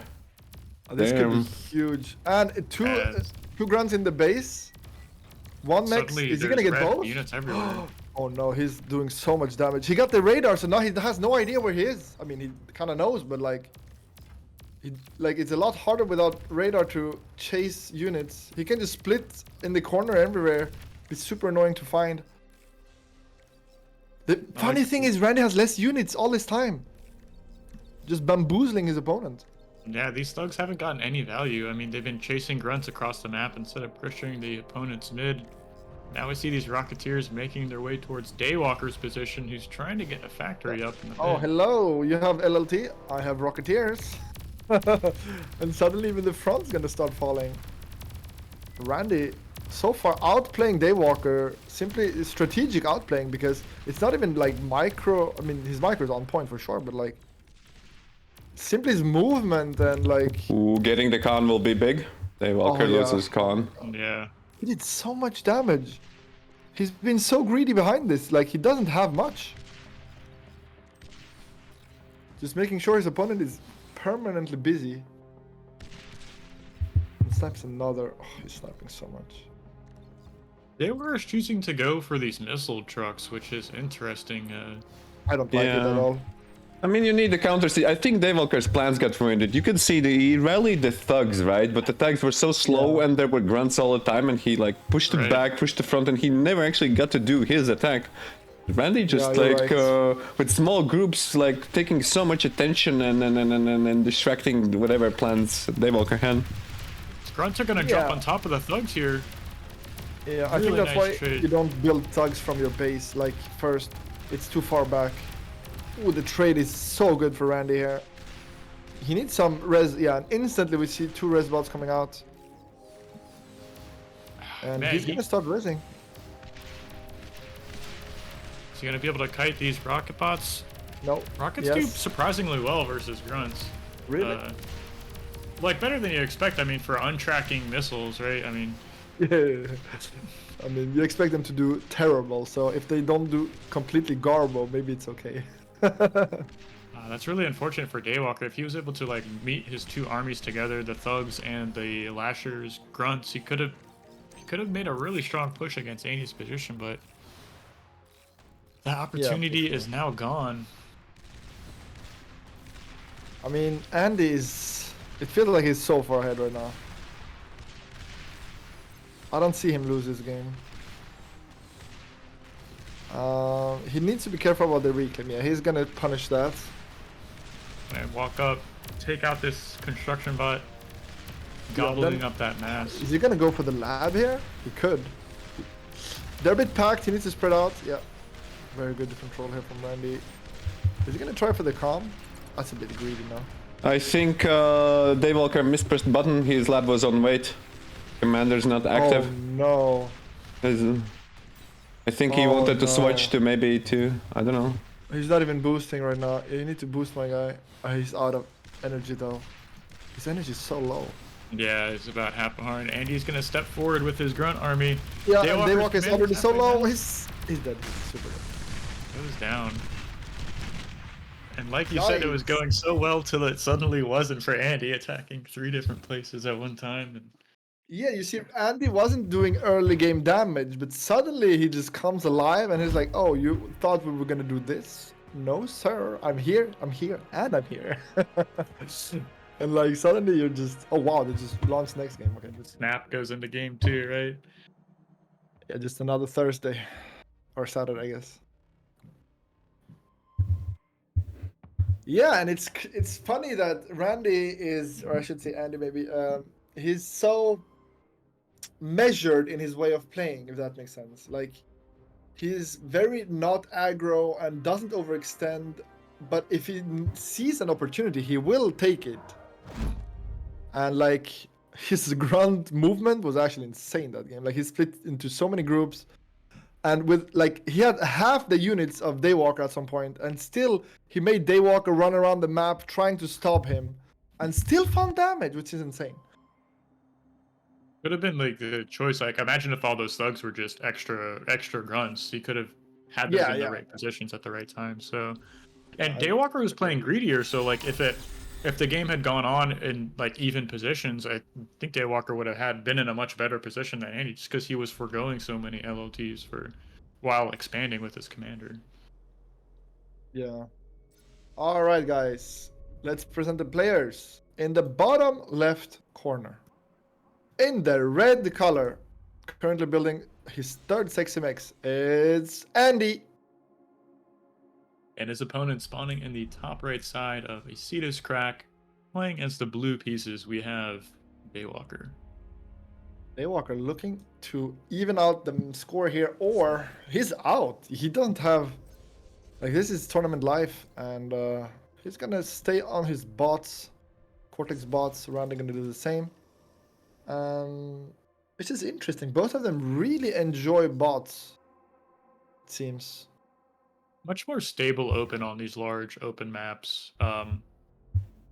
Yeah, And no, if you for are sure. like a conservative, measured player, like you're alluding to, it's like you need radars and units in the right place. You need units and radar at the right place at the right time. So, and we know these players are more than capable of doing that. So, Yeah, for you sure. want- Also, if you open vehicles and your opponent gets a few grunts on the hill behind That's you, what I wanted to say. I think you can treat Cortex bots as like having comfort food. It's just like so good and nice, and like maybe they're a little bit stressed, and returning to the roots is nice. Yeah, for So yeah, and as people have noticed, I think Jazzcash said in the chat that like balance looks good. I have to like agree. Like when we want balance, they nerfed the grunt really bad, and it might sucks for the guys at the teams. But in 1v1 you actually get the labs, and grunt is still pretty OP in 1v1. We saw Gisado play a lot of grunts. I think Teddy in the qualifiers said like the grunt is really good. So yeah. yeah. I mean, I heard when I started playing, the grunt had just been nerfed, and people were like, "Yeah, grunts kind of suck now." And now, Yeah, a they few months can't later, kill fiends really good. That was the and that now was a the few show. months later, everybody's just spamming grunts again, and like, yeah, they're still kind of strong, guys. Yeah. They're still okay. Like, It's I about wonder where how you strong place they them were. too, right? Like, They were I've pretty never- strong. In teams, you could just like double, triple lab them and be fine just to hold back because they're cost efficient, right? Yeah, they're so cost efficient. They're And so so cheap. it was just like a nice AFK way to eco. But yeah, I mean, this is 1v1. We are currently playing almost what is this, semis, right? This is Yep. the semifinals, right? Daywalker is getting his first construction turret up, looks like, which is Yeah. really strong play. Perhaps he's going to be moving out with his commander shortly after that finishes. Yeah, I think so. Shouldn't be good. That's the number one reason you want one early, right? Just to move out. Yeah, it kind of replaces that build power. And look at Andy's like positioning with those wind turbines, pretty much perfectly using the build radius of his commander. They are kind of packed though, but still, I don't think they actually chain, do they? No, It's well, they're actually- not. They're not touching, right? So you definitely need to. They won't get that chain reaction like you see. Really nice That's placement cool. there. And already exploiters in the back here. Like Randy, he doesn't have time. Just gonna do some very defensive. Yeah, And it it's makes okay. sense to do this one as an exploiter. Yeah, and he has some really nice building positioning, and I'm sure he's thought about where to place these exploiters, or has the experience from previous matches to understand what's the best place to actually make those. So I always like to Yeah, take no, note for of sure. where these players are placing their structures. Yeah, first Okay. blood. It's gonna be Small good. raid. Oh, did you saw the block Yeah, the macro? jukes. The No, there jukes. was a block. He tried to block him with the solar. I think he dropped Yeah. some solar to save the con. Yep, Don't see that too often in this. that was some fancy Yeah. micro for sure. The explorer gonna save his cons. Yeah, he just knows. He just knows. Next level. I do think he should have a radar in the back. He doesn't see this Can you perfectly in ping? the back. I Can mean, you see- his only radar is here, and if you if you click on it to see the range, he doesn't see this part, right? Right. Which Alright, can yeah, be yeah. annoying. Yeah, I think he needs to make one on the hill, of course, on the Yeah, side. exactly. Okay, there's still a grunt in his back. Dave Walker But the gets thing is, Randy is one max expanding for really his fast. troubles and gets the radar you mentioned. Might even Oh, spot yeah. the Nice nano. pickoff. He's gonna get the nano turret. And there's No, more okay. reinforcements, guys, coming from the sides. Yeah, that's a lot of reinforcements. That's He's a building little bit LLT. more. And the wind is completely exposed from the back. That could be a game. That's right. Yeah, there's If three they grunts make to it- stop this. Ooh, Are but you Dave gonna Walker win? doesn't notice. Yeah, but the wind is actually very bad too, so he doesn't produce as much as he'd like to. Meaning, Attack. it's rough. Oh no, it Those are doesn't still finish. cons. It doesn't finish. Yeah, That's but so look at sad. that arc. I mean, he's trading so efficiently against these grunts. From Oh, he Andy. wants to say? Is that the reason? He wants to finish with the grunts. And now he definitely sees the wind. This might be end for Randy. I mean, Dave Walker is not gonna... I see the mini-map, guys. It's just like, this is not gonna stop. What? It's just choo-choo. Stream of Grunt grunts ending across the factory map. working, right? Yeah, and that's why I think we've seen a lot of players start on the hill actually, because it's a lot easier to defend. Just do an LLT or two and nothing's gonna go up. Yeah, Randy too greedy this game, simply gonna get punished by Daywalker, and it's looking like 1-1. To be fair, Randy doesn't usually forfeit. He's gonna try his best to come back, but yeah, it's so over. He's suiciding. Yeah, he doesn't Commander's resign. gonna get surrounded and gonna call GG tap out, and we're gonna move to game 3 here. That was unexpected, I'd say, for that short of a match. Yeah, I I think think just too aggro. we're having nice games. A lot of 2-1s. Usually these tournaments aren't that. Balanced. Yeah. Usually it's like 2-0s. Let me turn to casting booth. Let me. Yeah, no, I get it. Usually we see a lot of 2-0s, especially in best of 3s. I think in best of 5s you see 3-1s more. Yeah. But yeah, okay, it said the game launching, but it didn't. At least not for me. Yeah, mine is. Okay, yeah, okay, there it it goes. launched, yeah. Can we get update on the Teddy Dado? I know I think CJ's they might still streaming. be on their first match because these 2 matches went really fast. I wouldn't be surprised sorry? if they're still in their first or maybe second match.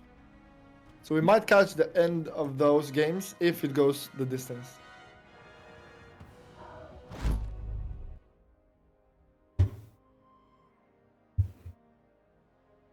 Okay. So for the, they're playing for $125 here, or up to more. Somebody's got their heart broken, am I right? Than that. Someone's gonna be walking away, and someone is gonna be advancing to the round of 4 here. So both Yep. players. I mean, winner of this match goes into grand finals, so you gotta get your. I was gonna say shit, but I guess I did. Gotta get your shit together, boys. And Randy, I'm surprised by how greedy he opened, especially when he saw the never-ending grunts. But to be fair, the wind really crashed at the worst possible time for Randy. Yeah, and he would have gotten that LLT up. It was so close to finishing there too, and that would have let the reinforcing changed grunts everything. take control of that position. So I mean, just Yeah. on a knife's edge. Introduction time, guys. That's right. Yeah.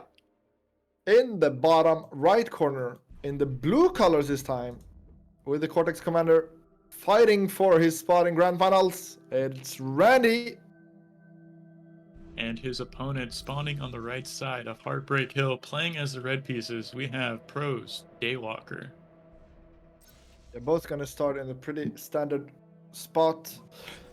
And I expect both of them to start bots on this map for sure. Yeah, I would be surprised to see anything else. Randy gonna go only 2 mix though. Meanwhile, Daywalker gonna go 3. Yeah. So And 2 double solar on a win map, so really interesting start here. I think I've seen Teddy is starting to do this a lot more. Just like a much more stable It's open. good, but Also- with 3 mix, I think it's all right. I mean, if sometimes you can get like 4 mixes, nice. yeah, as that's well. a good point. Yeah, if you have a lot of metal early. And it's also what the wind is at. If the wind is under 12, I just get solar. To be fair, look now. Look at the wind. You like this as a wind player? What about more? What about if it stays there like for the 30 seconds? I think sometimes the first minute or 2 is so crucial for the exponential growth that you need a certain amount of things. A base E, supposed to spend your starting mass at least. Yeah. Daywalker walling himself in next to his lab. I'm not sure you can get. It's cheese, by the way. No, it's like it's 5 grunts first before construction. That's risky. Wait, you mean Daywalker? Yeah. Wait, you didn't do a single constructor? It's not. Oh well, I don't. I mean, it's either It's very aggro. it's very aggro. really risky, right? I mean, Yeah, if you deal 0 damage, he's dead. That's basically. kind of like unnecessarily risky. I mean, the distance between the bases are pretty far apart, and you can easily get out. maybe he knows where the Randy puts his radar. Yeah, exactly. Yeah, exactly. Professor points but out the thing directly. is, the radar are pointed out because it's already out, so he's gonna see this coming from a mile away. Like he Oh, already I thought knows. maybe Daywalker knows where the Randy places the radar, so he makes a quick grunt to kill the radar, and haha, you're blind. And then he naked expands across the map because. Yeah, but the thing is, this radar is pretty standard. So if he wanted to be sneaky, he definitely should have tried another way. But I mean, this radar is so hard to sneak Yeah. from. Is he Well, gonna get it? He's gonna get it yeah, though. Randy a little Nice. bit not on the point with He straight waited for movement. the extra grunt, I think. Oh, and then oh, what do we have here? Yeah, no defender's advantage. I'm not too worried here. Ooh, he got the surround Nice damage. micro there. Yeah, definitely. Andy getting Oof. the better of it. We can see like how that worked out in Andy's favor. He's got 2 expanded construction bots and is just producing his own grunts. Max is gonna be denied though. Yeah, but the constructor's right there. He's gonna do a radar anyway. He wants a vision. Yeah, he's gonna Well, get them back on the high. It's like a minute of not producing metal, so not impactful, but that's like 100 metal. Let's see if Daywalker can maybe double And expand. Daywalker did produce his 2 cons, but yeah, Randy's ahead in terms of like how fast they have expanded for sure here. But not by a huge margin. Yeah, and the grunts keep coming, and the grunts keep coming. Exactly. And now he needs to defend the middle again. Yeah, but look, Andy's splitting off these 3 grunts heading towards the north side. I don't think. Yeah, I'm gonna strike back, and yeah, if wait, Daywalker doesn't even have a radar on the hill. No, He's it doesn't. completely blind. He could end up getting both of these construction bots. Andy could be getting a lot of damage here in the next 30 Ooh, seconds. denies the mix again. Yeah, that's Nice really catch good. there. Yeah. He's gonna get cleaned up. Oh, he needs. Yeah, he's trying to outmaneuver Randy here. Ooh, Randy accidentally pulled his grunts back, but immediately Right. corrected. Yeah, but it's enough to deal some damage, and this exploder is not done. It's gonna get denied. No, I think the ground's gonna save it, but the other mech is probably gonna go down. And both players stalling on E at the moment, and we see those 3 grunts making their presence known here. They're gonna catch that construction bot. Oh, that's huge. He got the cons actually, which is not something Daywalker managed to. Oh, just Ooh, say but, this. He's gonna get the con. Daywalker striking back, yeah, on the right Yeah. side, catching Same. another radar and a construction bot. And now the exploder is up from Randy in the back, so that's gonna be a lot safer. It's gonna feel a lot safer at least. Doesn't mean he cannot defend, but It's a pretty low definitely eco game, easier. Yeah, but it's because Daywalker is being so aggressive. right? But Randy, he might find some more damage with his 3 hero grunts. That's harassing back here. Wind is so low at the moment, and it's been low for a long time. I think Daywalker is really happy with himself having those 3 solar collectors from He's earlier. so happy. Andy's I- trying to make a 4th one at the moment. This one. Yeah, I mean, Andy, yeah, he's 5 solars down, so he actually made more than Daywalker. Daywalker only has early 3. I see Randy see. splitting up. His grunt's gonna wait for the constructors to reach him. Looks like this wind is about to turn back on. It was climbing there for a moment, so Andy's trying to hide some units on Daywalker's side of the map. I'm pretty sure he is aware of that. He's going to catch us one on the high ground here. He's going to clean No, that threat yeah, up. I agree. Daywalker is completely aware, but it's still annoying because it means you can't just send your constructor. You need to clean out the area first, which can be And- annoying. Andy has a resbot out already, and there's a decent amount of mass on his side of the map. I mean, there's about Yeah, 400-500 because- mass sitting. Exactly, because guess what? They've been fighting in front of his base the whole time, so all the reclaim, all the bodies are for Randy here. So he's gonna be happy with that. Take a look at these statistics. Pretty even. Andy's up about 500 mass at the moment. Both players sitting pretty much even economies right now. 13 to 12 mass per tick for either player. Yeah, but Andy's actually getting a lot of free grunts right now from his resbot. I would do 1 or 2 more resbots. I think 1's not enough, but that's just me. Considering there's a construction bot right there, I mean, he could have that one rezzed up and Yeah. continuing to expand. Rezzing is OP, guys. Remember, if you're losing, ask yourself, did I res? The answer is no. You've done something wrong. So, Probably no, yeah. and I think the tides are starting to turn in Andy's favor here. He's got 17 grunts moving towards Daywalker's side of the map. I don't see.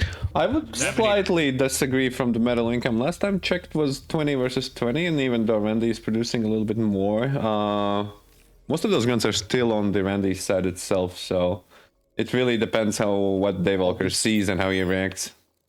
This radar is gonna give him so much info. As soon as it's Yeah. done, He might it's gonna get pull some sniped. army, right? He needs to pull Gonna get some of those sniped. grunts back. Right.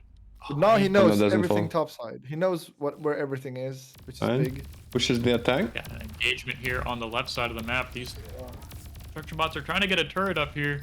He needs to snipe it. Good He needs to snipe it finish. now before it gets done. He sees it. Yeah, That's barely in time. The self D is gonna be huge. It's not gonna get it off. Okay, that was close.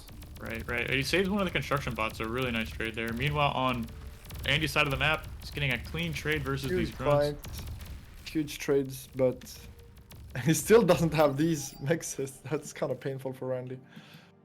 And yeah, as you said, LSR Daywalker is now actually expanding kind of more than Randy, who's been on the defensive for so long. Yeah, and he won 700 metal on from the fight on the north. Randy has been slow to actually resurrect. Only one resbot working Yeah, he should on have it. done 5 or 10, Yeah. 30. Yeah, definitely wouldn't put him at the risk with all those grunts around. I like And this now- follow-up attack though. I mean, he's moving Yeah, back it's to this good. position. It's very good, but he can't lose these. Like, he's creating too much reclaim if he doesn't win hard. He needs to win. He's On gonna his get the. Oh opponent's yeah, side. he's gonna get everything. He's gonna get everything. That's huge. Yeah, but all these grunts are like so damaged here. I mean, he's got 12 grunts and like half of them are below 30% HP. It seems like. Yeah, that's a good point. They're And he's really not going to low. give him a good trade though, so he's going to pull back for now. He kind of accomplished what he needed to get that second, kill that second construction bot, so he can't freely scoop up that mass. Yeah. I'd This like to see- this radar actually sees all of the units Daywalker have tried to hide on Randy's side, so he's gonna be able to clean this up and know there's nothing left, which is gonna be very nice for his mental. Like, when you clean your back door in bar, you're happy when you know it's clean. Very unhappy when a grunt just pops up. Love this exploiter radar positioning here. You could see Oh, that mirror yeah. from Andy actually. Yeah, you can tell they're teammates because they have the same Mirror, radar exploiter yeah. position. Yeah, that's true. It's a good point. Even as far And- as the ones above that too, both players are making the double exploiters on these It's positions kinda- here. It's kind of even right now, and both players just looking to move out on the map. Randy has more units, but he's slightly behind. I think he's one mix behind Daywalker in terms of expansion. Of course, one mix doesn't mean much. Finally, we see more resbot actually, and so he's gonna res a lot more units. It looks like. Meanwhile, Did- Daywalker is just gonna reclaim. I mean, he only has a constructor over there. Maybe he's not even gonna reclaim. Ooh, huge push. Explorer plus LLT. Hello. He doesn't care. He's gonna snipe it. It's gonna cost him a lot though. That was a nice pickup there by Andy, shaving off all of those units here. Looks like This Daywalker is- is going to take a trade on the top side though. This is full explorer on this side. That's really hard to deal with only grunts. But here is a lot weaker though. No, Randy, don't go there. It's a trap. That's way harder to break. Oh no. Really like to see Day get out some res bots here. He's got so much reclaim on his side of the map. Okay, he's mismicring a bit of units. Only lost 3 grunts. That's fine. Day's doing a Okay. great job reclaiming this here on the top side. Oh yeah, here we go. The classic high ground vehicle lab. Ooh, the exploder didn't get sniped. Holy, that's so close. 2% HP the exploder. That's a big deal. They took a great trade on the south side of the map, cleared out even more of Andy's grunts on his Yeah. side. And it's like the reclaim is stacking up here on Daywalker's side, who's just is. finished his own vehicle plant. Randy finally finished dealing with his big reclaim in front of his base. And he's moving to the top side with his reserves because they're fighting there a lot. So gonna get some value, gotta get some grunts. But I agree. I think right now, I really wish Daywalker would deal with the reclaim with reserves instead of simply just scooping it up. Mm-hmm. Even that exploiter he could turn back online, sitting in front of like where we were talking about that radar position from earlier. Look, another snipe of a. Wait! Oh, he almost missed it. Yeah, no. He got that. Gonna snipe another con. And that's a big one to snipe. On the other hand, Daywalker trying to raid this base. There's nothing Yeah, there's there, my nothing guy. there. And that's a huge commitment of grunts. He could have like, you know, shooing away the res bots we see from Andy on in the top mid here, getting their value. Yeah, but it's still very nice of him for him to see that there's nothing here. Like, okay, Randy's expansion is not crazy. Ooh, okay, I'm not that far behind, or we're even. Like it's still reassuring because he's expanding on this side. They're neck and neck in eco, I think, medal-wise for now. Daywalker's made Yeah, they've like been neck and 1,000 neck. more. Randy is slightly behind, but like And barely. he's trying to cut these units off on the south plateau, though. These grunts are pulling back to Daywalker's side. He's going to get intercepted by these grunts. I'm not sure it's a good trade for so Randy. Close. Yeah, with the ramp, it's kind of scary. Could have been a big pick off there. What'd you guys think about the built-up pounder force? I mean, I like it. I think a few pounders is very good when the opponent is just doing grunts. But where are they? Okay, they're over here. Okay, yeah. It's almost 900 metal going into the units, which aren't like kind of just The issue holding is the ridge. The issue with these pounders is like the grunts, they can so easily just walk away from them. Right. Right. So I like it, but if you go pounders, you need to push into your opponent's base, force him to respond with units, and then you get value of your pounders. You cannot like, it's very hard to statically defend if your opponent has a decent APM. Alright. He's just gonna walk away. What do you think about Randy also going pounders? Well, he's heading towards the thing. mid, though, with his pounders. Yeah, right? if he So- goes straight into his base or something, Oh, I like it. Oh, Exploder's top is not gonna be enough against this many grunts, I think. oh, it's double, right? And LLT will go off, I think. Needs to Okay. flank faster. Yeah, get that flanking damage. He's going to take out one and maybe the radar here. Good. Should get the radar for free. Daywalker finally made a res buy. It's sitting there AFK right inside of his production. Yeah, but topside's looking scary here for Randy. The pounders are slowly creeping in, and if he does creeping with the pounders, they're hard to deal with. The issue is if he's trying to use them defensively, they're not good. Unless you're in your base. You either need to be in your opponent's base or in your base with the pounders, in my opinion. Like the middle of the map is useless. He's finally gonna push forward. No, okay. False alarm, guys. He's just holding this ramp with them, which I don't like. I think they're not active enough. Pounder is the best unit right now if it fights. Like it outtrades everything on the map that Randy has, except the Give comp. him a trade here. He's gonna run some grunts in there. You get Flying pushed back. back down. Yeah, that's so funny to watch. I love it.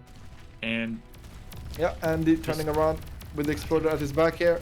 I think this is a bit of a blunder from Day. These res bots are already in position. They're gonna. Yeah, catch res this and huge exploder, and soon the tanks. Gonna get some free tanks here. A huge fight in the middle too, and we see Randy actually using his pounders to push with his grunts. This is a very good. And slowly actually Randy taking the middle, but again, Daywalker gonna deny the bottom side. This is still anyone's game. Whoa, Daywalker is actually doing AA. He's expecting the Shuriken switch up. I mean, it's 15 minutes and you could have T2 by now. It's actually ridiculous that they're still on like this weak technology, like kinda... Yeah, they've been fighting all game. Nobody has time for T2. Right, they're winning their sides respectively, so it looks like the Randy is gonna get the south and Daywalker is gonna get the north somehow, but somewhat. Randy's also getting the middle, and now medium tanks are not that bad into pounders, and suddenly the pounders value is not that huge. Okay, Randy cannot stop packing them so much. Okay, don't. Yeah, he needs like 5 or 10 res bots right now. Oh, he didn't build them. How many does he have left? Oh, he only has 3 res bots topside. That's all he has. I would have liked him to build more before he reclaimed the lab. That's a nice chunk of metal. Yeah, he's Well, getting the from- reclaim though in the middle. Yeah, that's a good point. Oh, Daywalker moves out with the commander, but let's see how the Randy dies my to God. the pork as well. That's twin On the guards bottom though. left. Yeah. Yeah, that is twin guards. The Yeah, he's side's instantly better. gonna turn around like, yeah, no, not worth it. Alright. Attack into that. Day's trying to reinforce the position top mid here, bring those pounders back up there. Yep. And is going to retake the center here, so he's got a big reclaim field. What is that? 1,000 mass sitting right in front of his commander. Yeah, but Daywalker's gonna Yeah, I go. thought that Randy had all that metal, but no, Randy is forced to get then back he from went the. topside. Yeah, no, he went topside. But look at the amount of grunts coming to the middle. But there's pounders. He needs to trade away the pounders. Then he can actually do so much damage here. Is this Commander at risk Oh. of getting sniped here? It It is a kinda little is. bit. Pounders need to bet more. Not even a little. But the pounders are so big here. Yeah, the Pounders pounders are should be so enough. good. He's kiting back. He's almost got the twin guard turret up. It's about 20% done.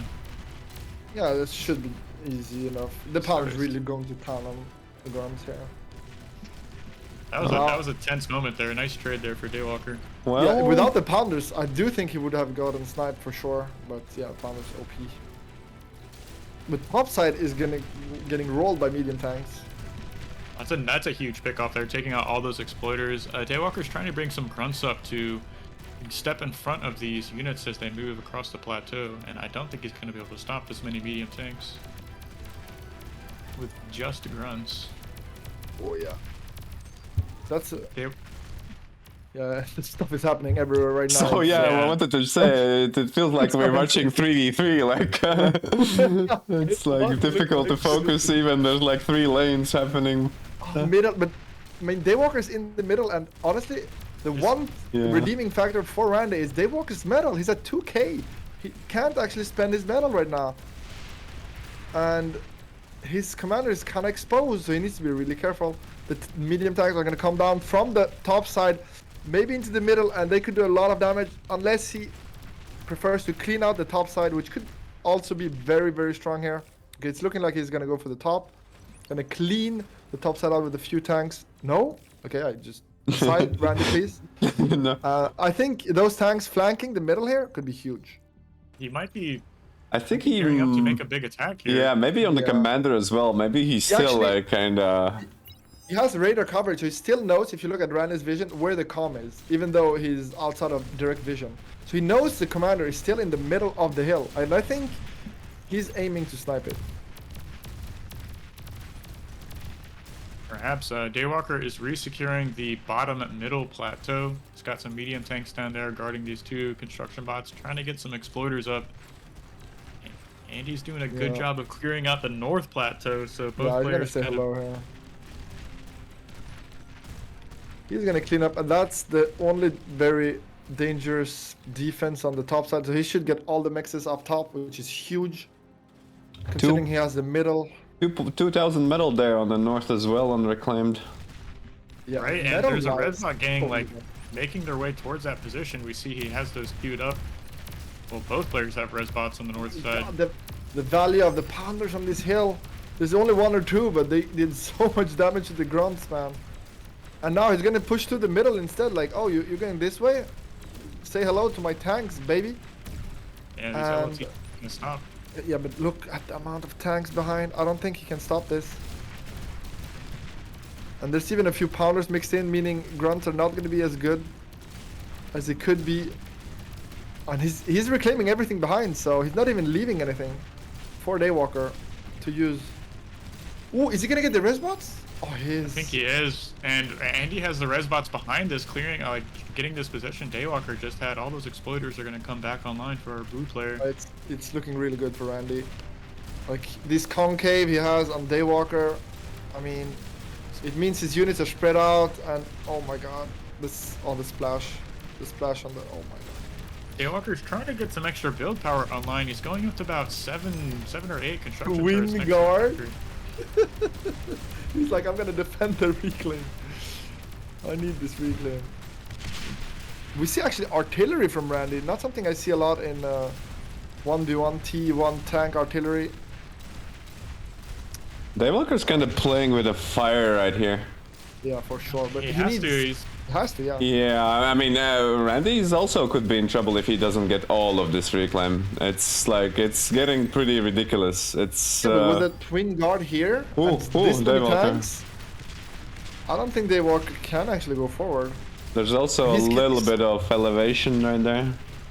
Yeah, Randy's just boosting out tanks at this point. Just sucking up all the metal and just spewing out metal. I mean, Daywalker is getting some of it, but like, most of what he's reclaiming is his own units. right? Not even Randy's. This is so much pressure. You see Daywalker is trying to get some D-guns off, shooting away these tanks, but they're getting on top of the construction turrets even.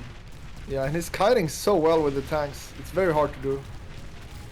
And Randy could go around here, I think, with a few tanks, just getting into his base, but he doesn't even need to.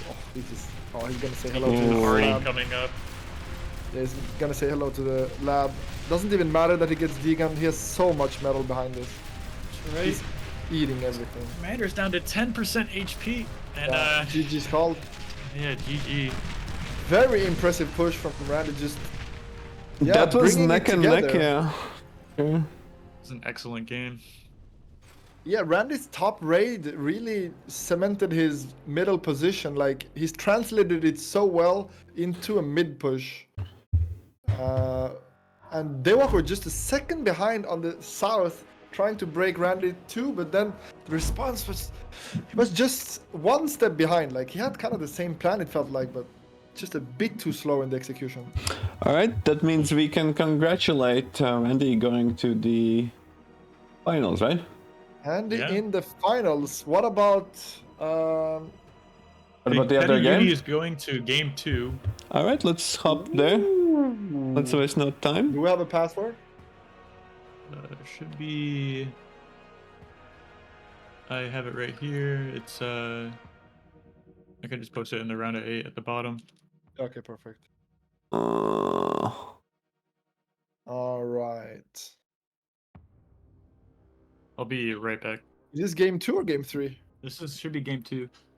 Game 2? Wow. They must have had a long game 1 because we got 3 games. Right.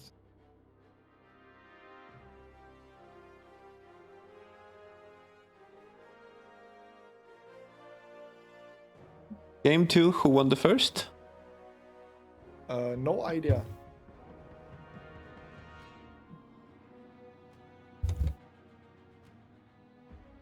It's so interesting that like one good engagement or fight suddenly can turn the tide of the game completely in bar. All right, so Teddy won the first game. Oh, Teddy won the first against Shizato, and they only played one? That's actually Yeah. insane. We're getting So we basically get almost all the games. OP. and this, oh for sure.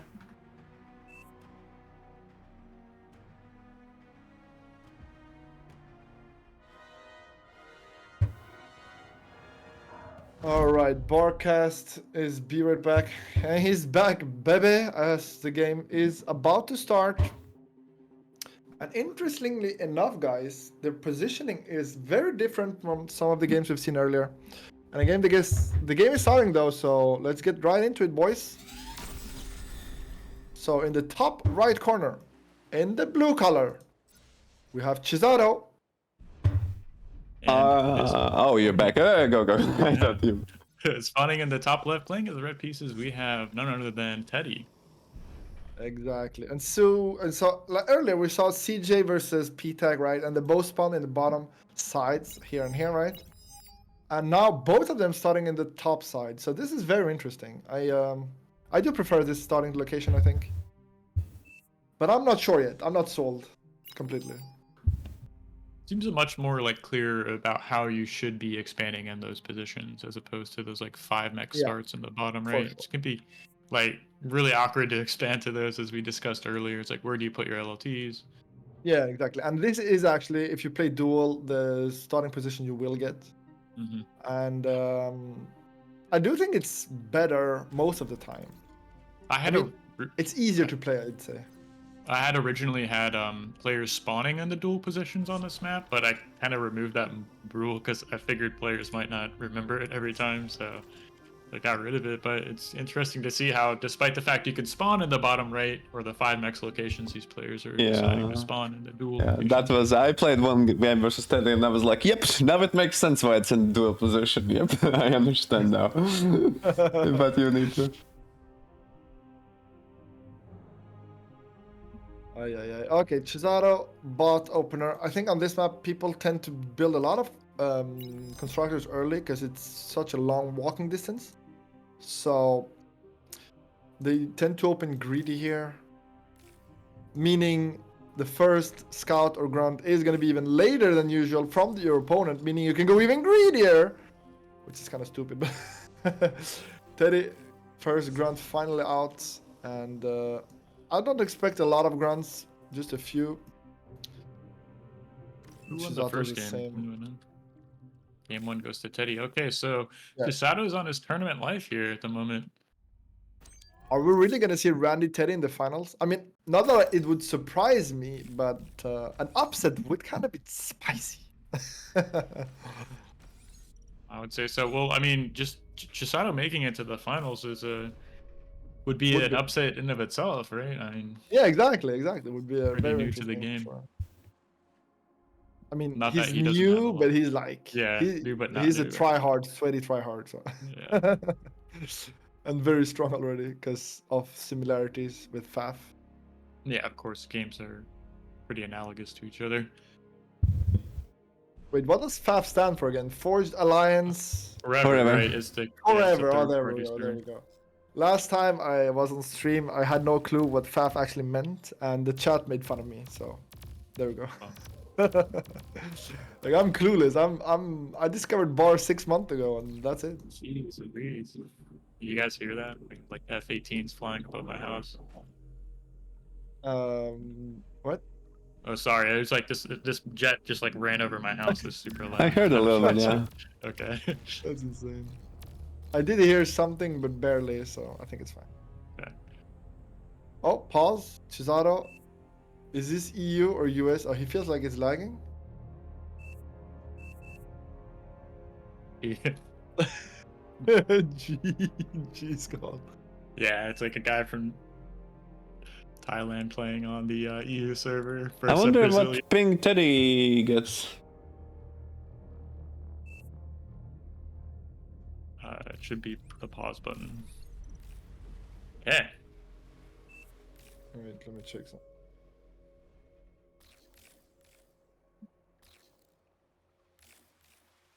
Alrighty, not much cooking on. Teddy making grunts, Chisato making grunts, nothing making Yeah, grunts. early game on cold play, especially cold plays, because it's kind of a big map, so it's kind of far from both bases. So early game is kind of like go greedy. I don't love get raided. Teddy's approach. I also get these construction turrets as fast as possible. Yeah, so strong. Yeah, and then you're free to move your comm around, do whatever. I like it a lot too. Oh, we see a lot of Scaling wind his coming out. eco with the wind, yeah. Yeah, His use the 300 build power and building wind turbines. I still want to see hovers on this map though. I'm kind of frustrated. Hovers OP. I think we're gonna see Tsar at best. I'll give you Tsar, but I think these Oh, players. best. Honestly, I understand why they're going bot first, but I think once you go vehicle, I really want to see some amphibious shenanigans. Like why does nobody do it? Like you just build 3 amphibious tanks. Too slow and no damage. I mean, yeah, Zlov would have done it. Zlov would have done it. When I played, I think versus BARCast said about the amphib. There are players who like amphibs, but I don't think Teddy will either pull like 7-minute drones to accompany, or if he feels threatened, then he will do vehicles himself. Or he will bait the Chisato going vehicles, then surprise him with the drones, and then try to win the bots. So I think Teddy really likes early drones. I like Chisato's map position here, though. He's already got his commander in mid. He's got their forward radar up, so he knows exactly where to put his grunts. But he's lacking a bit of build power on his lap, though. Like he's floating like 1k metal already. He can't spend 10 metal per second. Is it on bait or something? No, guys. Chisato's doing thugs from his main base. I think it's too far away. I think it's bad. Like, they're too slow. Like, by the time the thugs walk this distance, your opponent has made a vehicle lab and 3 pounders. He pulled even more build power. Oh no, guys. Oh no. Yeah.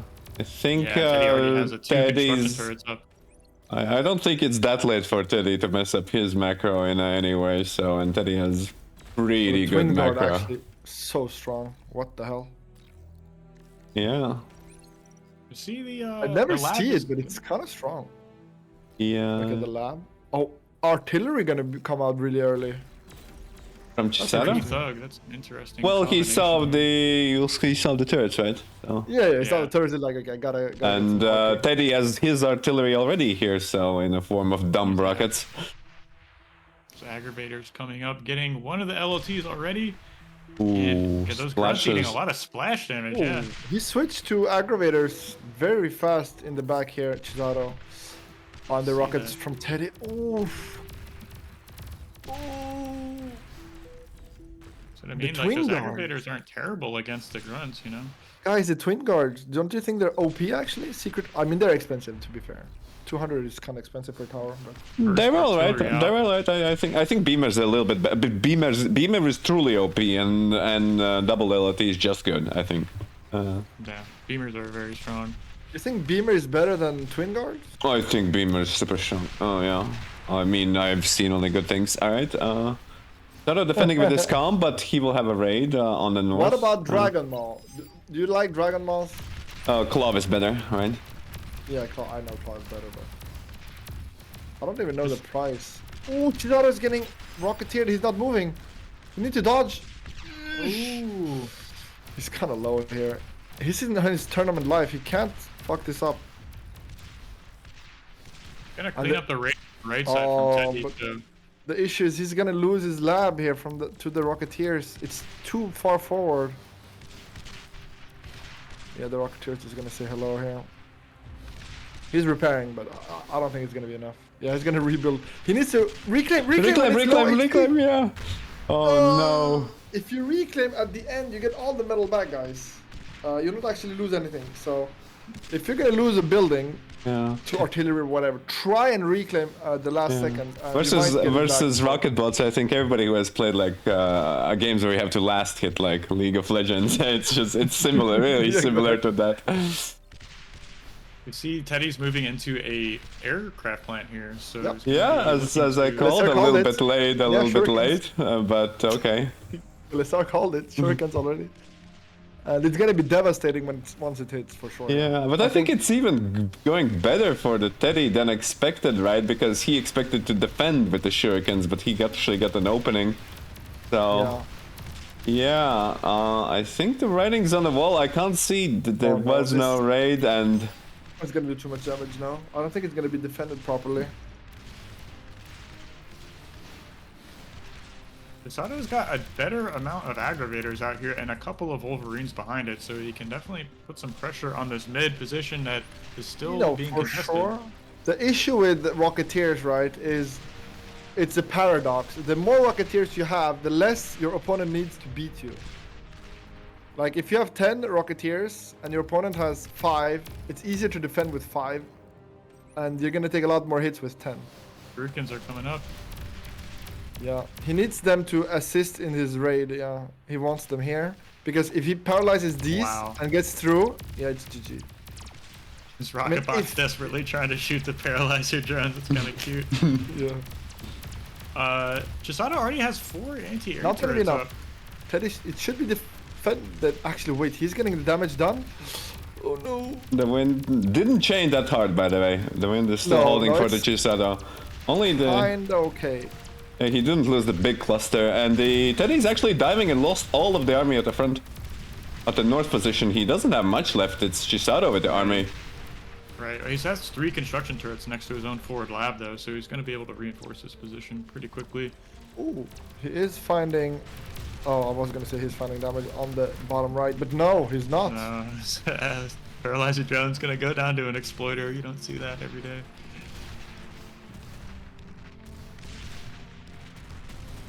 I mean, rocket bots are defending really well here. He already has a couple of medium tanks and some lashers coming out. How many kills Honestly, is- I think he needs to build more rocket bots. Like, that's what's allowed him to defend so well. And now he almost is out of rocket bots, and I think he needs to rebuild them. Like, P-bot's working. He's getting some AA here. I mean, against the drones, he does, shurikens, he does need. But Chisato is down on E at the moment, right at the moment. And he's trying to res some units here in the back of the main base, trying to recapture those grunts. I mean, he has a Wolverine in the back that's been going to town on this front line, and honestly, but Is it gonna be enough? Yeah, the rocket bots are slowly getting sniped. I'm surprised we haven't seen more res bots from both players. Like, there's so much reclaim, so much stuff on the ground. All this blob here in the bottom side. A juicy D-gun target, but I don't think Teddy's gonna give it to him. And Desato's commander is looking a little vulnerable at the moment.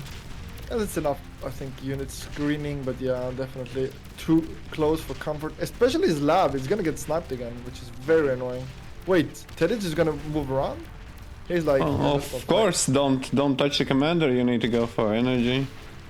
I mean, that, like, he needs to move army and then you kill with reinforcements. Oh. Okay, he's gonna turn back around.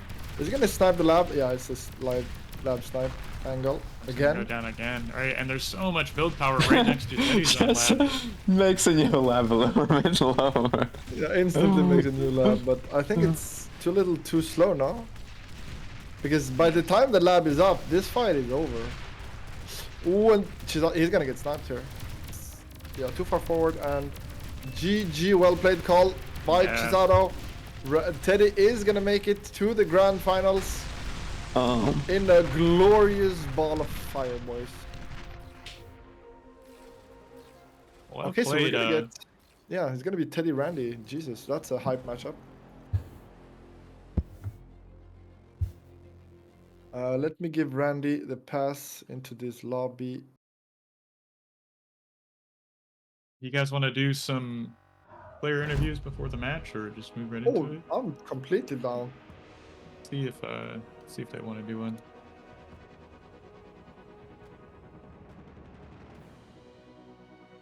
Professor, you need to do the casual. So Randy said that you are, you know, I remember for the last tournament that you did something like this. What is your response?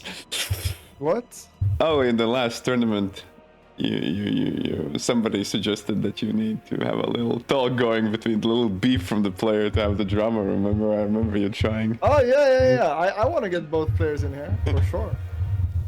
You want to do it separately or just individual? Like, I don't think I've gotten to talk to both players together. I've never seen Teddy and Randy in a call. I don't think I've actually talked to Teddy. I talked to Randy more than once though, but... Teddy has attended one. Well, Teddy doesn't win tournaments, and we usually only interview winners. So it's just like Ragnar all the way. But last time I interviewed Teddy, there was that little tournament hosted by Midfit and me. I think it was just like without prize pool, somewhere in like January, February, and there he attended. Gotcha. But yeah, I definitely am down for a small interview, but I mean, are the players down? Andy said he would. I accidentally spoiled the Teddy Chisato match tour of the. So you can get Ragna in here to do the interviews if you guys like. I don't. Yeah, sure. Why not? Yeah. I'm gonna flame Rag, right? As soon as he gets in here. Okay. He lost, my guy. He was my favorite, and he lost. What a loser. Damn it. I'm sad. Okay, let me add Ragnar here, please. LSR, can you add Ragnar to the call? He's not on the friends list. Alright. I have Ragnar.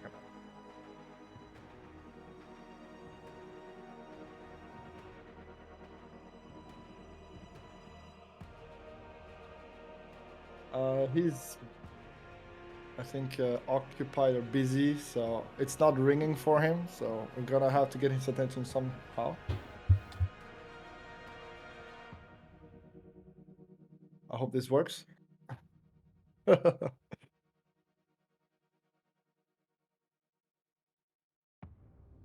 we're both spamming him over here on Discord. Okay, Ragnar. If he's reading this chat, okay, there we go. Rag, what the hell, man? Hey, good turning so far. Yeah. Why'd you lose? We all have to lose someday. But this is not about me, right? You lost to a Faf noob. It's worse.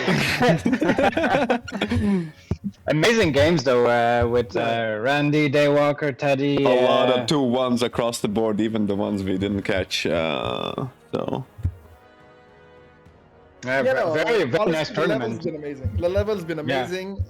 Absolutely. I do think you threw against Cesaro. I think you had that, but Yeah. But still very strong, you win some, you lose some. That's how it goes, right? no, it's fine. It's fine. Do any of you have Teddy in friends to add them to the call? I only have Randy. I do.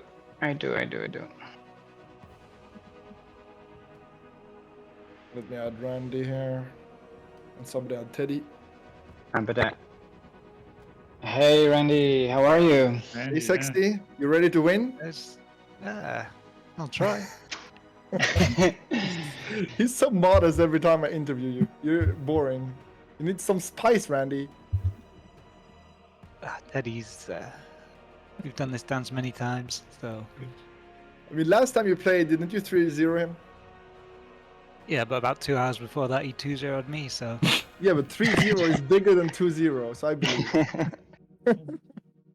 How do you feel about the finals coming in? Watching Teddy play against Chisato? I only caught the end of the second game because I had my own game to play, but I feel like I feel quite good condition, so hopefully I can play to my potential. Play to my potential, Jesus. You're so diplomatic. Can't you throw some spice? Oh, Teddy's got no chance. nice. Squeezed it. Throw him under the bus. This loser. I'm gonna clap him 3-0. That's what I want to hear. How do you think Teddy compares to Daywalker, and how do you feel about the pick ban of the maps? Are you gonna do pretty much the same thing? Do you think you should change it? There's only I don't one want to band give though. away too much what bands I'm going to do because that might change Teddy's plans. Okay, no spoilers. Okay. By the way, are we getting Teddy in here, or are we just gonna interview Randy? I mean, we can do it separately or together. I don't know how you guys. No, it's feel. better together so they can. Yeah, add him to the call. He said sure. You need to get him after the winning as well. See, I told you I was better, right? I think it's gonna be a tight finals for sure. But I have a question, Randy. Did you catch some of Rag's gameplay? I didn't see much of it, no. Okay, you're gonna be disappointed when you watch the replay.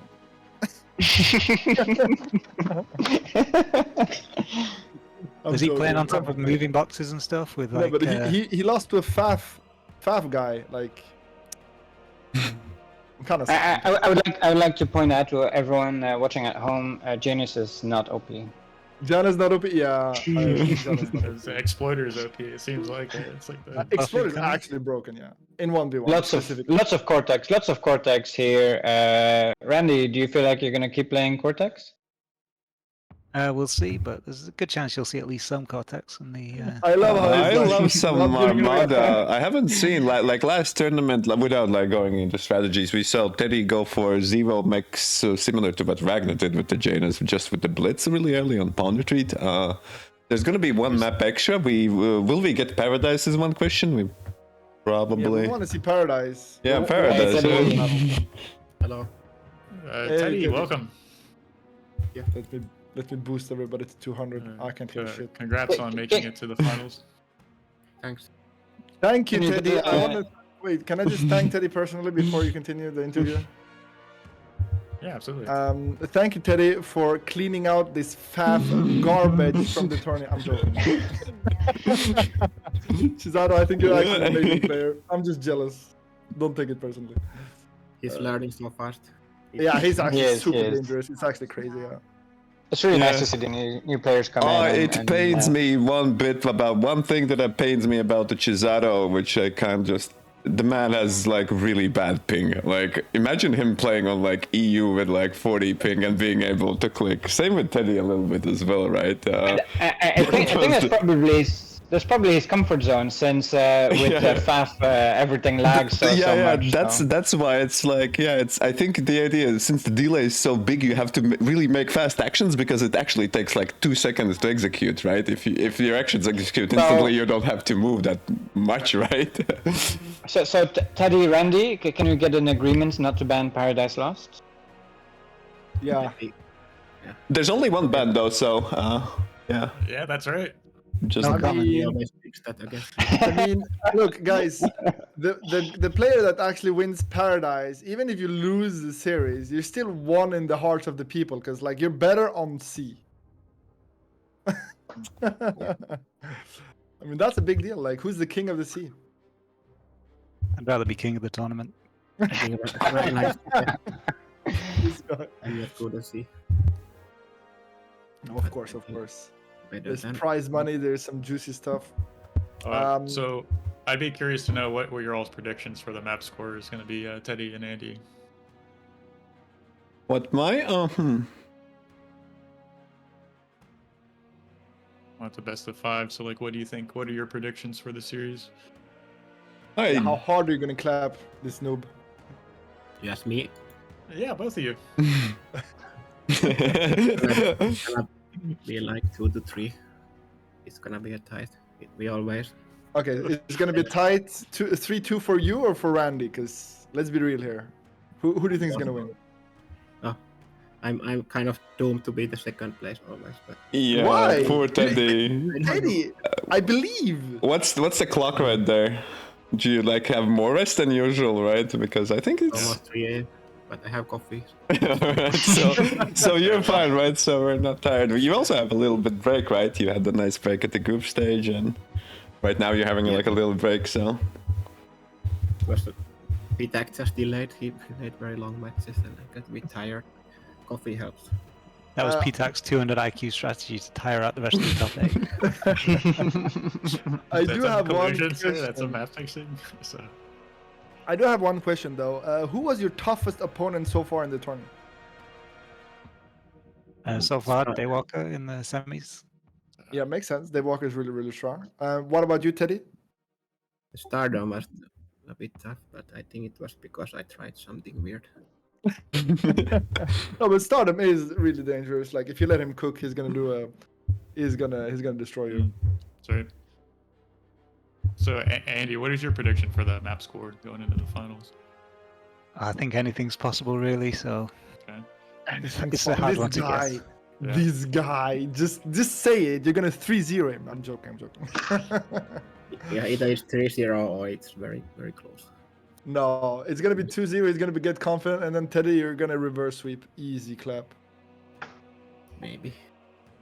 I don't actually know. In all seriousness, I think you guys are very, very evenly matched, and like, it's tough. It feels like the closest 50-50. Like usually, I always have one above the other when I have matches, and we're like trying to. I predict. agree. You two you're the hardest to predict, the hardest matchup in my opinion. And Like, it's so even. Randy and Teddy, what do you guys think are your individual advantage over the other? Is it more in micro or in macro? It's hard to say. I think we're both quite good at everything. There's nothing that really stands out for either of us. Teddy's just solid all around. He doesn't have a weakness, and I think I'm pretty good at everything too. So For the one thing I me- will say is that I've got momentum on my side after our last series. All right. I feel like Randy, you are the best player at not feeding. That's your strengths for me. But you're also the one that takes the least risks, in my opinion, which can be a weakness. I Yeah, mean, do you that's need to what I know take about risks Randy. if you're like better? Or... I mean, some risks can pay off tremendously, right? But it's also riskier, and so like Randy is the most stable player in my eyes, and I haven't seen enough of Teddy play to really have a solid opinion. But I've seen Randy play a lot, so that's how I feel. I don't know about you guys. If you have any strengths and weaknesses you see in these players. I don't want to reveal anything, so. Okay. But I Alright. think Randy knows my style. Oh yeah, for sure. I mean, you guys have played so many times, right? Are we gonna play in Teddy's room? Yeah, we're all here. I gave you the password, Randy. You can just jump in. I gave you the password on bar this time. Good. Good luck to both of you. Enjoy, Yeah. have fun, and Yeah, may guys. the best player win. Yeah, good luck, Very much. boys. See you on the other side, baby. Alright, we get a little bit of the... Alright, Okay. fixed. Okay, I'm gonna wisp the password. Just. Okay. Absolutely.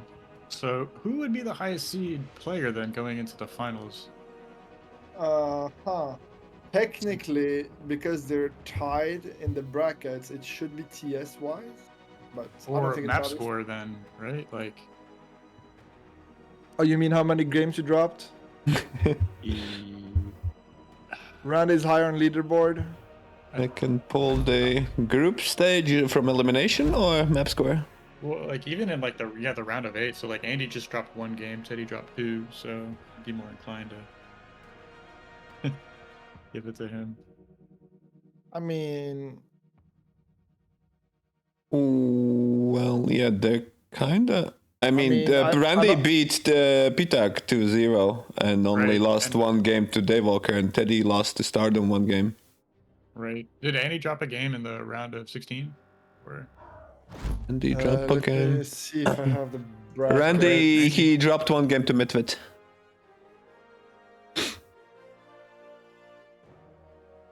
that's incredible. I actually want to see that game.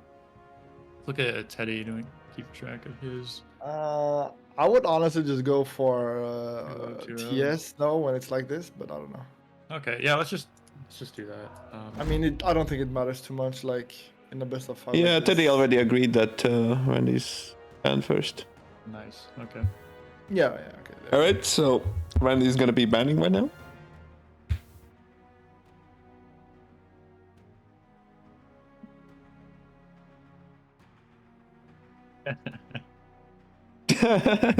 sorry viewers, we know Paradise lost.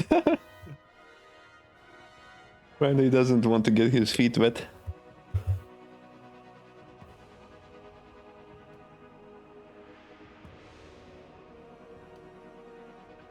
Okay. Teddy's gonna So ban comment. Interesting. okay, so Randy instantly banned Paradise Lost, not taking any risks here. I'm sad, but I understand. Money's on the line, boys. And so yeah, now it's map picks. I guess it's just Randy, Teddy, Randy, Teddy, Randy, Teddy. No? It'd be Teddy, Randy, or sorry, Andy, Teddy for the map picks, and then the leftover map would be game 5. Yeah, exactly. Confirm on the the. You don't ask questions, BARCast. Just tell them what to do in the chat. Yeah. They're asking Oh. you. You disappeared again on the cam. Oh no, you're back. Oh gosh. That's fine. Yeah, your cam's been weird today, BARCast. It just can't handle the sheer handsomeness of the it's protecting. I don't know. Sorry. I think you're right. Look, I can barely handle it from here. So. All right, so Randy picks Heartbreak Hill as his first map. Nice. Oh wow, that's gonna be our first. Okay, Yeah. okay, interesting. That's definitely an interesting game because it's a slower paced map, right? It usually goes to 10-15 minutes easy, sometimes even T2 because it's kind of choke pointy and like you get a lot of information pretty easily, right? They do all the picks right So- now, right? Yeah. Yeah, Yeah, let's yeah. make it sure fair. So yeah, Heartbreak is an interesting first map because it kind of sets the tone. It's a longer map in my opinion compared to like Comet Catcher, Red Comets, open maps. So yeah.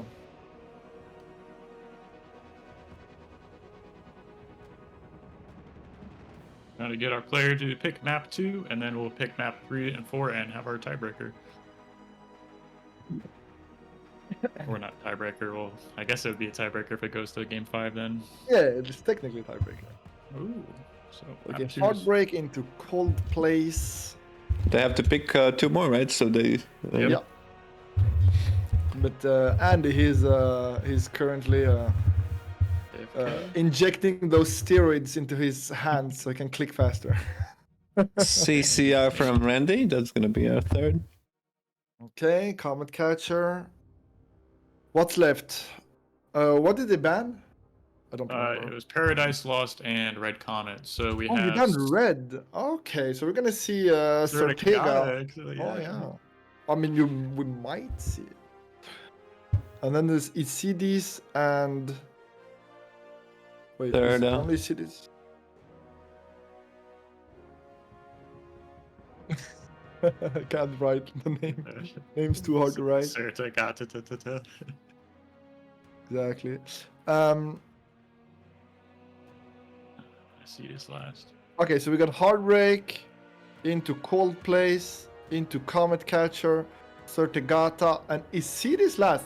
So that's Okay. interesting. They're picking Yeah. Isidis Crack last. We've seen it so much. Good to Interesting. see interesting. Sortegata actually in the tournament. Yeah, good luck, guys. All And right. here we go. Loading game one of the grand finals, baby. Players are playing for, is that $150? Is there? They both have 150 locked up, and they're playing for the difference of 150. So, not a trivial amount of money. Not a trivial amount at all.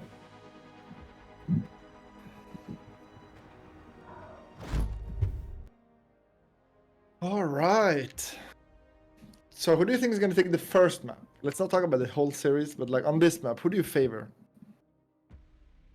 I think Randy, he got more practice at least from what I watched. I think his For opener sure. made sense. This I'm is curious. also- I'm still happy to see Teddy, of course, what he will do. Wait, Is- Randy's weird starting position. He's doing something spicy here.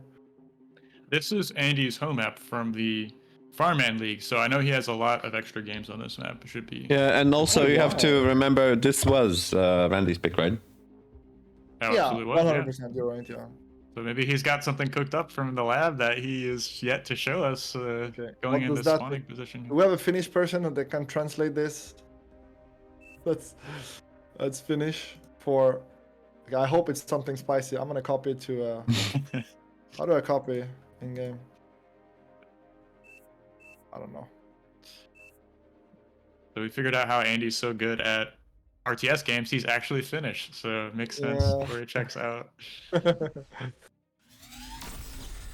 Hyvä means good in Finnish. Did you just say good luck, have fun? That's so boring. Introductions? Oh, you Yeah, like, already I'm just just talked, so translating. you already know the guys. Oh my god, he just said good luck, have fun in Finnish. Such a good guy, I hate it. Can you be a bit more BM? I'm joking, Alright, let's get the introductions, I guess.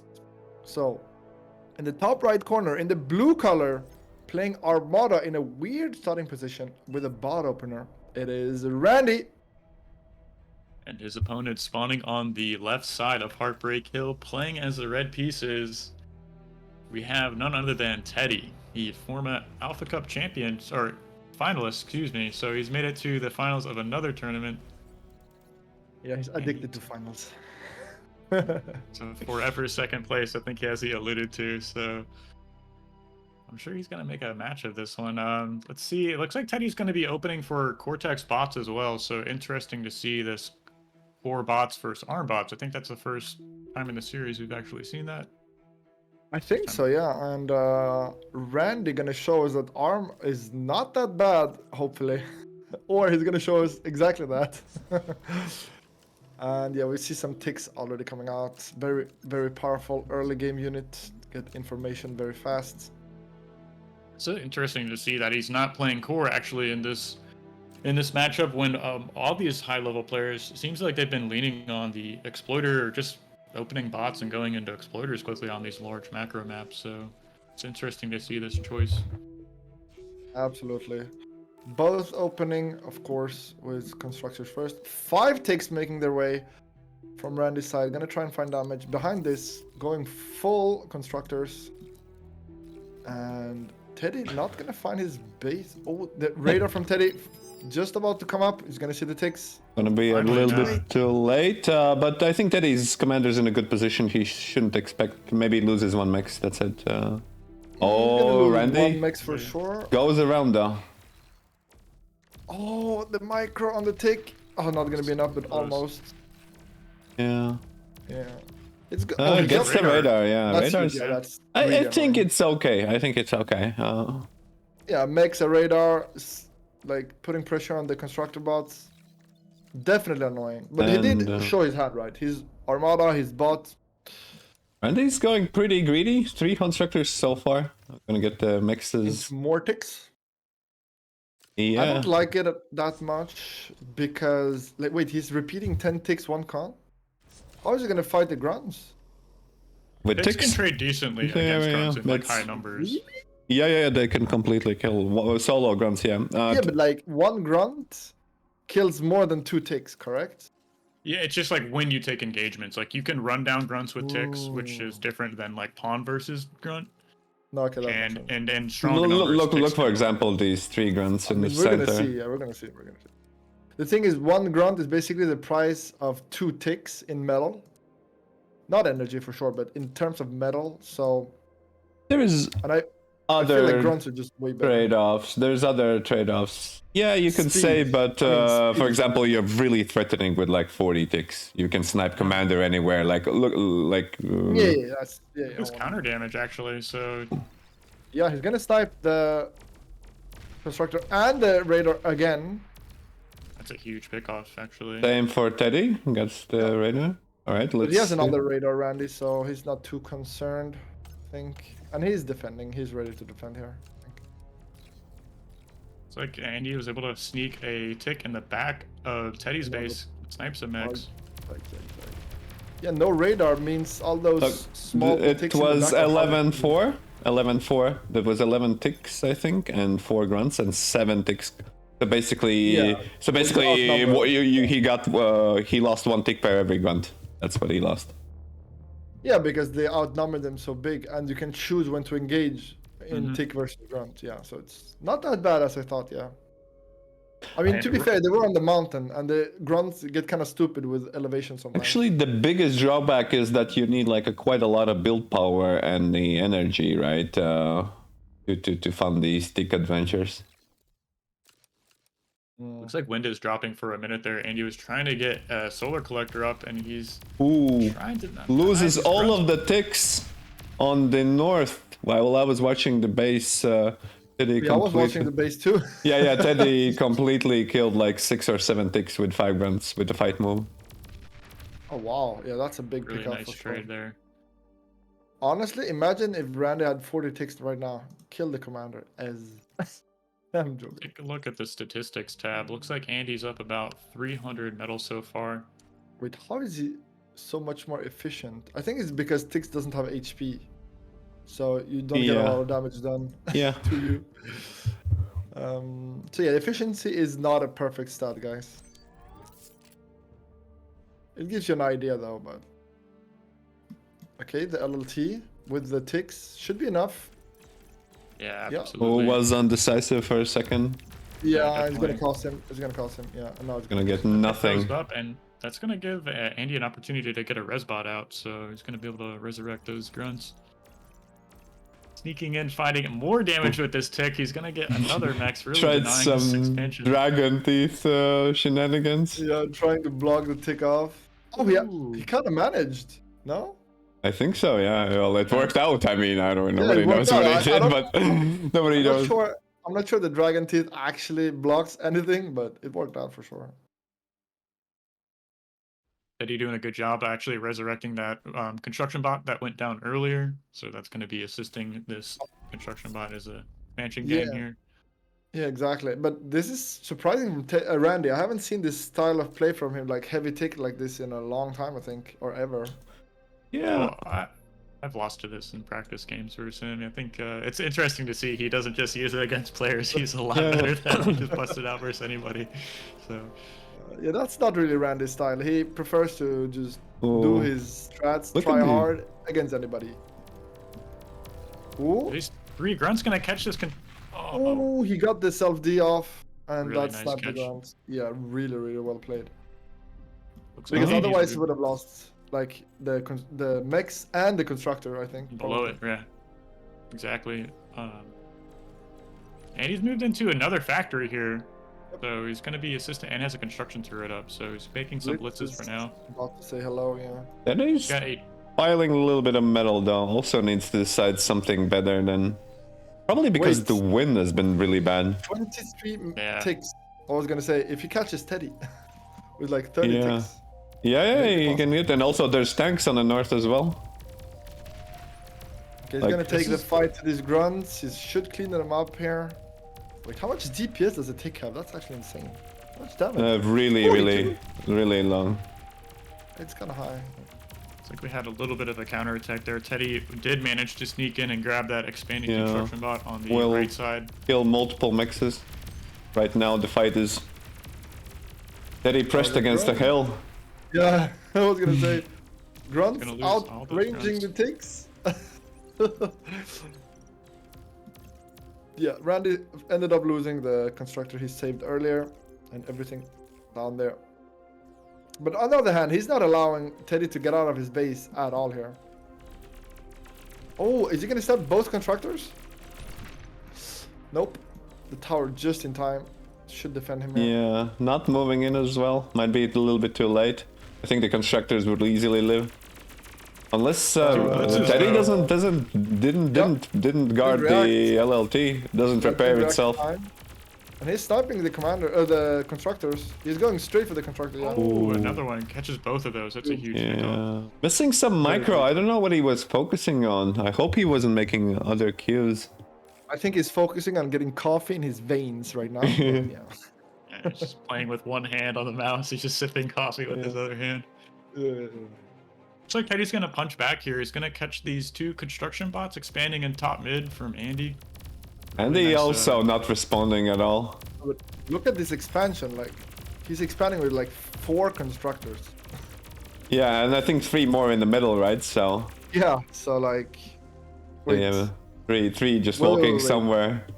I was gonna say Randy doesn't know this is Teddy's commander, but if he gets wind of this, that's like prime target for a snipe.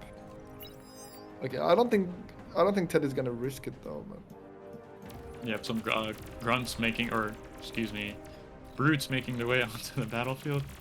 this grunt is getting so much info. Yeah, it has 5 kills even too. So is he gonna Oh. catch that? He's gonna get the radar though. That's annoying. Yeah, nice pick off there.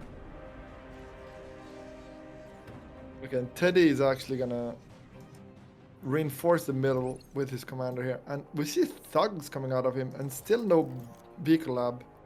You think he's gonna do one in the middle once it's reinforced? I would hope so. It's a very good position to make your lab, I think. Absolutely. Yeah, you can strike anywhere in the map for the forward factory right there. You see, Teddy is trying to sneak some res bots up onto the top plateau. Andy is sneaking around a blitz. So this is a nice little nice value gain right there. For sure here. And Randy just spotted his commander. Gonna go away though. He doesn't want to fight near the comp for sure with blitzes. Very bad into comps. Unless, of Yeah. course, you have overwhelming numbers. Wind is still at 5%. Looks like it's going up now, just approaching 10. So it's been low like a lot of this game so far. So really affecting these players' builds. You see Teddy has got a lot of mass in the bank right now. So could really benefit from throwing down a second factory. Oh, for sure. I mean, that's why he switched into building thugs, I think, because he needs to spend metal. Because grunts are bad at spending metal. Ooh, top side. Huge engagement for Yeah, Randy big here. trade. Yeah, Really and nice pick off this there. means he's gonna push forward and even, yeah, kill what he killed earlier. Oh, self-D on the LLT. Oh, he canceled it. No, he didn't. I That's got 2 decent. blitzes there for free. Yeah, Well, that's not for decent. free. But it cost more Free. for an LLT. It was going down anyways. Oh, he's gonna get everything. And the res bots. That's really annoying for Randy. But on the other side, Teddy's counterattacking with the thugs. We've said this earlier. Thugs very slow, but they're strong though. So once they're there, they're annoying and to deal with. But in the meantime, it takes them a while to get anywhere. And this LLT is not gonna stop the thugs here. Like 5 thugs are gonna eat this LLT alive. Teddy making a forward bot lap here, so he's going to be trying to apply the pressure super close to Andy's main base here. Those 5 thugs are doing a really good job clearing out those expanding construction Exactly. bots. And I think now with the forward lab, pumping thugs make a lot of sense. Because now they don't have a lot to walk and they're going to be really strong, especially with res bots. And he's building 6-1, so 6 thugs for 1 res bot, which I like a lot. That's going to be a menace here for Randy to deal with. Who reclaimed his own bot lab, so he doesn't have access to those res bots anymore. He's just going into that medium tank production. He's going to clean up these thugs on the south side of the map. That's a really nice pick off there. This could have pressured the expansions on the right side. Yeah, and with these tanks, I wouldn't be surprised to see him go something like this or even here. And say hello to Teddy's base. And honestly, there's barely anything there, so. No, we see Teddy's gone for a air plant here, so he's moving into paralyzer drones, which can do a really good job of stopping that medium tanks from harassing his side of the map. Yeah. Actually, Randy's gonna just chillax with his tanks. Not playing super aggro, but he has quite a lot of medium tanks at home, but I feel like he's kind of lacking in the radar department. Yeah, he just barely now sees these thugs. I thought he had better vision. Oh no, he has. Okay, no, he does have a radar here. I missed that. I like this. He's grouping up his medium tanks though in the center, so he's going to be pushing in. I think he wants to kill the Teddy. He maybe saw the commander from all times. I don't know if he spotted it. Okay, No, top just is getting raided. Meanwhile, mid is gonna lose, but now the shurikens are gonna show up, gonna say hello, and there's nothing to deal with them right now, at least. Oh no, I mean medium tanks trade against paralyzer drones really well, don't they? I know blitzes are blitzes, yeah, blitzes is the real killer. When you said, "Hey, I had shurikens," but okay, he's instantly making a air lab, Randy, but that means his response is gonna be late. Like, air lab is gonna take a while to build. Falling on metal at the moment. He lost all the tanks. Yeah, that's huge for Teddy. He's gonna get so much reclaim. He's gonna come up with the commander and start degunning these. 11 tanks, 12 now, another one joined. He's desperately trying to run away. This commander is getting closer and closer. He's just gonna reclaim or even just cap. He doesn't even need to degun. Oh, finally, a fighter's gonna come out, gonna start shooting down the shurikens. Yeah, that's a little bit too late. The deguns might be coming out here soon enough. Yeah, one goes down, takes out 2. Oh yeah, he's losing. But deguns is not the worst for Randy because now it means Teddy doesn't get the reclaim either. Right, or the which Rex. Is more okay. Yeah, no Rex, no reclaim, no nothing. It's still annoying to lose that many tanks for sure. And he's still got a reclaim on a few. Commander on the top plateau here. Yeah, thugs, if microed correctly, will kill a commander every single time. It's just a matter of perfect micro. Right. Yeah, and you see Andy has the air transport queued up. So I don't think this commander is going to go down. No. The micro was not on point because simply he was busy elsewhere. And yeah, Randy's going to say, I'm out later. And he's bringing his commander down to the front line here, so he wants to get control of this reclaim field. I wouldn't be surprised if he makes a radar immediately after landing here. No, he wants a reclaim for sure here. He's gonna eat everything, yeah. Really nice play there. How much build power does he have in the main base here? Because we see these thugs are pushing down the hill towards the factory. So got 4 construction turrets built. The issue right now is that Ted is like in his face. Meanwhile, he hasn't finished expanding on the bot side, so he's behind in terms of eco. Right, so map control. Oh, wait, he's not. Wait, Teddy doesn't have the top side. I missed that completely. All the eco is on the top side. He doesn't have it. Andy's commander is a little isolated now. Can't back up with that air transport. It's going down, or it did go down rather. Yeah, it's gone.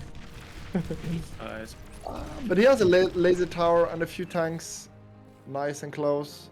But yeah, this push on this side is so close to his base.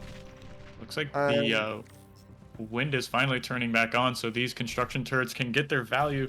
But that is a lot of red pushing right towards the main base of our blue player. Yeah. To be fair, there's a Dragon Claw OP. Okay, yeah. Do not mess with that. And again, we're gonna see air. The Shuriken's gonna come say hello. But the fighters, of course, gonna answer.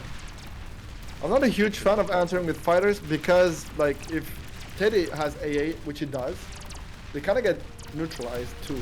And he doesn't have an answer. Glove is down, thanks to Shurikens. Yeah, and now, yeah, his base is gonna go down. I think that's gonna be GG here. He's gonna get some reclaims off. That's a really strong play here. They're kind of trickling through the main base, and I mean, he trades that army in position for like 2 construction turrets. Oh, this last thug isn't dealt with yet. It's so low. Oh. Yeah, that's painful. He's gonna get the air lab, He's and paralyzing the factories even. Jeez. I feel like Randy needed to build whistlers this game. Like he needed 5 whistlers to deal with shurikens. You can't rely on fighters, I think. I agree. Maybe also they're pretty alright with siege. You need a couple at least. You're Randy gonna rebuild the bot lab on the other side. There's enough reclaim to warrant this. But behind this, Teddy feels so far ahead, but he's actually not in terms of eco. Randy's actually ahead in terms of eco, which is insane. See, Andy's got a full mass bar. He's got 2,000 mass in the bank right now. Yeah, he can't spend. And Teddy's not going to give him a minute to spend it. He's renewing his attack towards the main base here. And like these factories have been paralyzed for almost a minute. Whoa, maces coming out of Randy on the other side in the middle, which is surprising. Was not expecting maces. Maybe the answer to shurikens is simply to crawl forward with anti-air. Maybe that's an easy answer. Look at these resbots in the back getting their value. Yeah, the resbots are going to be the end of Randy, I think, here. If he reses enough units here, it's over. And he's got a decent amount of medium tanks out there. There's no paralyzer drones to come up and take a fight here at the moment. He needs to So snipe the res, though. That's the thing. He needs to get the res. Look at the value. Look at the repairs. Oof. these maces are coming down the hill. Yeah, this is over. Too little, too late, it seems. Andy's making another factory on the South Plateau, but he's losing his main base. So, Yeah, no, I think it's pretty much over now. Grunts are sneaking in. They're gonna get the wind turbines in the back. They're gonna get everything. And there's no coming back from this. If the wind farm gets farmed, it's over. Yeah, GG is called. Wow. And Randy's gonna drop game number 1 on his map pick. That's tough. Those drones did so much work. Those 10 tanks in the middle really took the wind out of his sails. And then even that push. The shurikens. No, but if he didn't lose to the shurikens, like, if he didn't lose everything, I mean, that game was completely winnable, but he got, just so far behind from that point forward. Alright, the next map is gonna be Cold Place. And he leads 1 game right now. Bold place, yeah, that's gonna be interesting.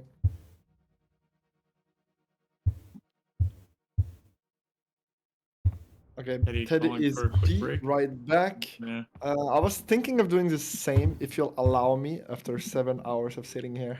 Yeah. Yeah, I'm gonna do the same. I'm gonna just run back and forth. Give me a second.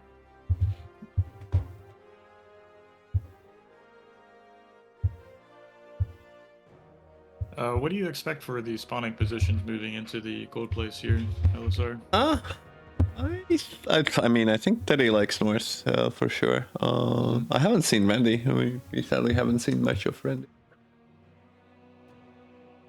On the Cold Place, I think Randy also might be like old school. Who knows? The old place is. I think it's a FAF map. I don't know where it comes from. I know it's a kind of old map. It is. It might be from TA, honestly. I know it's from FAF for sure. Oh yeah, TA might be. So old school OG map. It's really happy to see the games we've been having on it. I'm surprised that no one's really abused any of the hovercraft, amphibious tanks, or even naval units on that map. Okay, I'm back, baby. I think the bombers are too good. I don't know. You don't need much beyond bombers. It's really easy to bomb, and the wind is all the juice, and you take the juice out of your opponent and then finish. So yeah, I think you can do the same thing with Amphib, but I think Amphib is harder to build. Maybe from the north, like if you kind of push back, then you could make a couple of Amphib. I've seen some hovers now and then, and I think people who are more creative or just like having more fun, they do those. Like Zlo is one example that really loves these plays, loves airplay as well. So. Shout out to Zlo, who unfortunately found himself in the group of death here, so he was eliminated a little bit earlier than I expected. I think he was definitely a player I think we all would imagine him. Oh in yeah, round of he's 8. also like top 5 in the leaderboards. I haven't Yeah, looked for a Yes, while. He's Slow really is high. really strong, but he has a weakness. Sometimes he's really slow. No, I know it's like a meme and a joke, but I'm serious. Like, slow in top form is actually super scary, but sometimes, I don't know why, he plays kind of weak. But like, he's super strong. Like, he has the extremes, right? Like, some people like Randy are much more regular, constant. He's super strong, Randy, but he's not like omega broken. Meanwhile, slow, I feel like sometimes he's playing out of his mind, and then sometimes suddenly he's gonna be like playing like me. If that makes sense. And I think the inconsistency of his play is why he was bound to get knocked out of the tournament at some point. Also, Not- Group D. Yeah, he was in a very competitive group. So like two excellent players were like Goopy and Zlo were both eliminated from that group. So it's kind of insane. Like those players, like you can think of as like round of 4, contenders. I'm sure. Yeah, for sure. Is that a good Okay. And we're loading. into game 2 in this best of 5 finals of the Bar Pro League? So getting closer to crowning a champion here. Yep. I mean, I'm hoping for a 1-1 just to go the distance. Yeah. But we'll see. We'll see. I think Teddy could be a little bit stronger in the cold place, though. At least I don't I wouldn't recall be surprised. him I wouldn't be losing surprised. ever. I mean, to be fair, wasn't... Wait, boxes.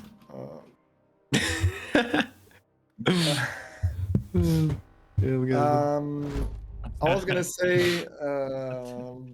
Oopsie. I'm gonna have to restart. They got wrong boxes. Yeah, I was gonna say Randy. To be fair, he played Armada, and we know Armada is not the strongest right now in No. 1v1, or doesn't feel like it at least.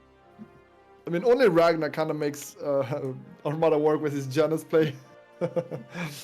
Yeah, But, Maces seem a little underwhelming compared to their Vortex counterpart as well. It's like, yeah, but I still don't understand why, because on paper they're basically the same unit.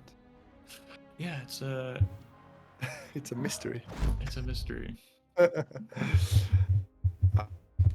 Maybe I should take a closer look at all the detail stats. Mhm. Maybe it's a turn rate or something of the tower or something. I don't know.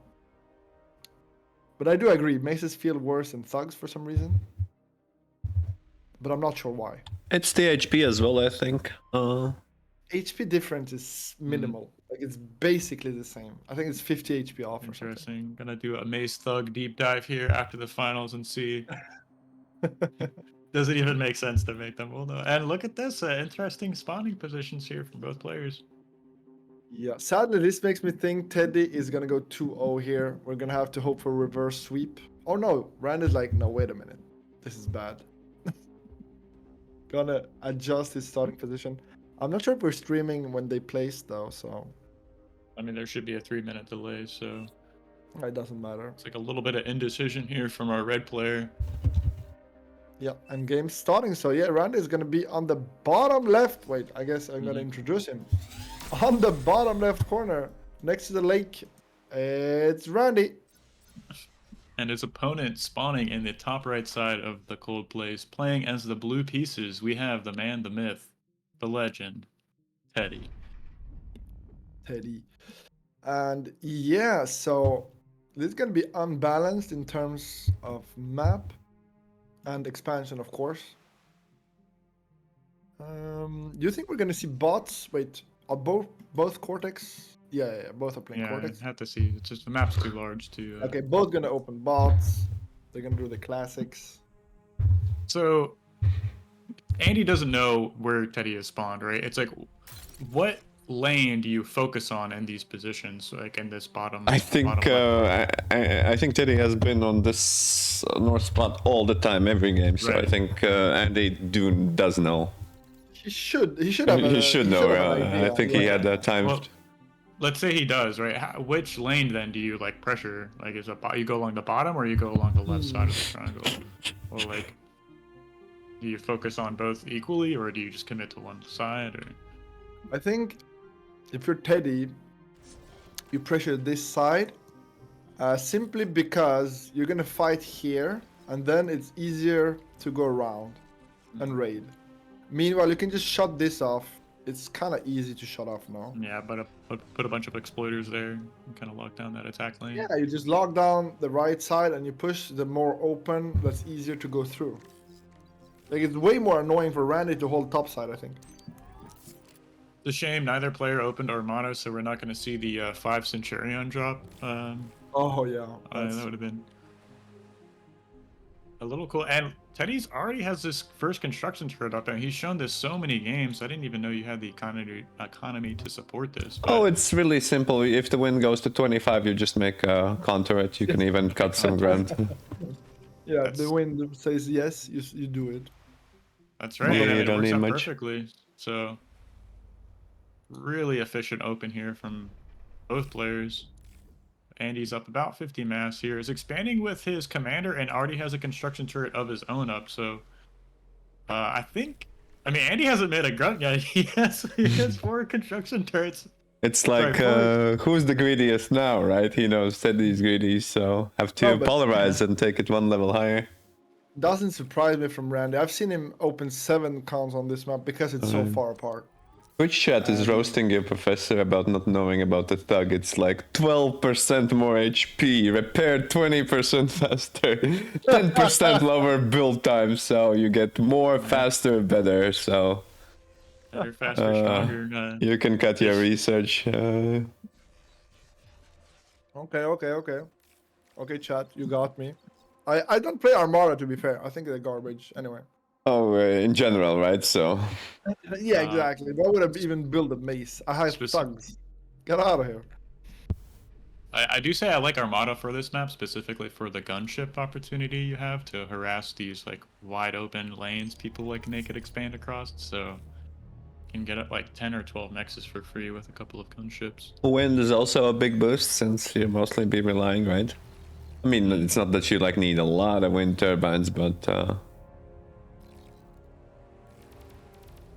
Okay, See, so Andy's got, Zekr's like- actually... Wait, is Zekr's the one who actually correcting me? Oh, Jesus, that's... Yeah. a moment. When the You balance don't know. person comes out, like If you don't know who Zekers is, guys, if you're new to the game, to the scene, Zekers is kind of the big boy balance chief in charge. He's kind of OP. yeah, he makes sure that he nerfed the grunt so hard that we still see grunt versus Grunt versus grunt. Grunts is all you need. That was a little bit of meme when Ragnar won his cup. So grunt's still OP. I mean, to be fair, it seems very stable. Like all these matches haven't been like. Oh, yeah. impressive, it seems, It's a lot better. I think Jazz Cash also mentioned that we saw almost all of the labs in tournament. We even saw Armada versus Armada, which was a treat. On ice. So Yeah, that's right. We did see a lot more Armada. I mean, in team games, you only see Armada, though. Like, I'm saying only, but like Yeah. 80% of 8v8s are Armada. Well, maybe versus stream you'll get more Cortex fanboys because it seems like it's the pick. Cortex is better. I mean, clearly, right? It's better. It's like, Clearly, Cortex is better. as I said, I think Cortex is better in a way that like burgers are better, right? It's a good, nice comfort food. It's just like works, right? Yeah, no, but that's a good point. That's a good. We're gonna see a few trades here. Teddy cleaning out the bottom right. Randy getting 1 catch on the top left. But as I said, expanding Look at on this, this side for Randy is way harder. It's very annoying. He's just gonna He's make a new control. base. He is, isn't he? Yeah, but this all the time threatening to happen is so annoying in my opinion. This is pretty risky from Andy. He's just like naked making a vehicle plant. I can't tell you how many times I've lost this to like 2 grunts are on the opposite side and you just play. Yeah, a vehicle You just plant can't ever catch them. into- It's even greedier than that because it's a vehicle plant into constructors. Like all the greed. Did you ask for greed? Because he's doing all the greed right now. Alright, and he already has an exploiter finished in this bottom mid side, so this grunt harass isn't gonna get too much damage. Yeah, he's gonna defend here pretty easily. I'm gonna say Really hello. strong play. Say hello, Look, Teddy. Goodbye. I mean, Andy's up in energy right now. He's up about 1k mass, 1.3k. He has his second factory online. Yeah, Pretty easy. Just make start with 3 constructors. You should be in a good position to win any 1v1s, right? Right. Well, into construction turret, no doubt, right? So Yeah. just I think it was 4 grunts construction turret or 4 Oh. construction bots. 4 grunts. DJ is pointing out. Finally, Teddy gets air at the correct time. I expected him to get there. Yeah, 6 7 minutes. Oh, 7 wow. minutes, even earlier. Bomb burst too. That's. Huh. I don't think Randy is gonna react in time, and these are very nice impacts. Pretty That's- juicy. Yeah, not spread apart enough. But to be fair, Randy has decent build power here, and he's building more, so he's gonna be able to rebuild wind kinda okay fast. He's gonna need to build ASAP as soon as he sees his wind starting to go down, though. He's actually Okay. stalling on E already. Yeah, well, that's because the window is dropping there for a little bit. It looks like it's catching back up, and Teddy's got a pretty big harassment force here, heading along the top side of the map. Andy is kind of in position, but with much fewer units, so this trade is going to go Teddy's way.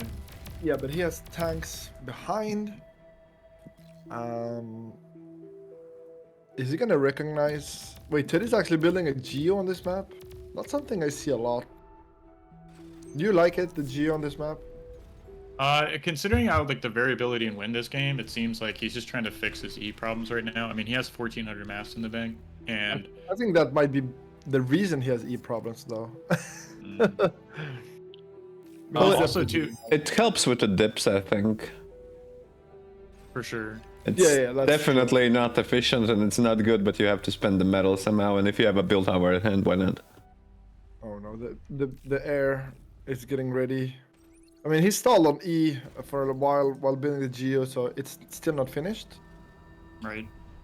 I mean, well, like, maybe to answer your question, imagine if Andy had that geo built now. So like the threat of a bombing run is significantly less because like you either have to target down the geo or go for the wind turbine. yeah, So that's, it's that's a good point. That's a good much point. more stable.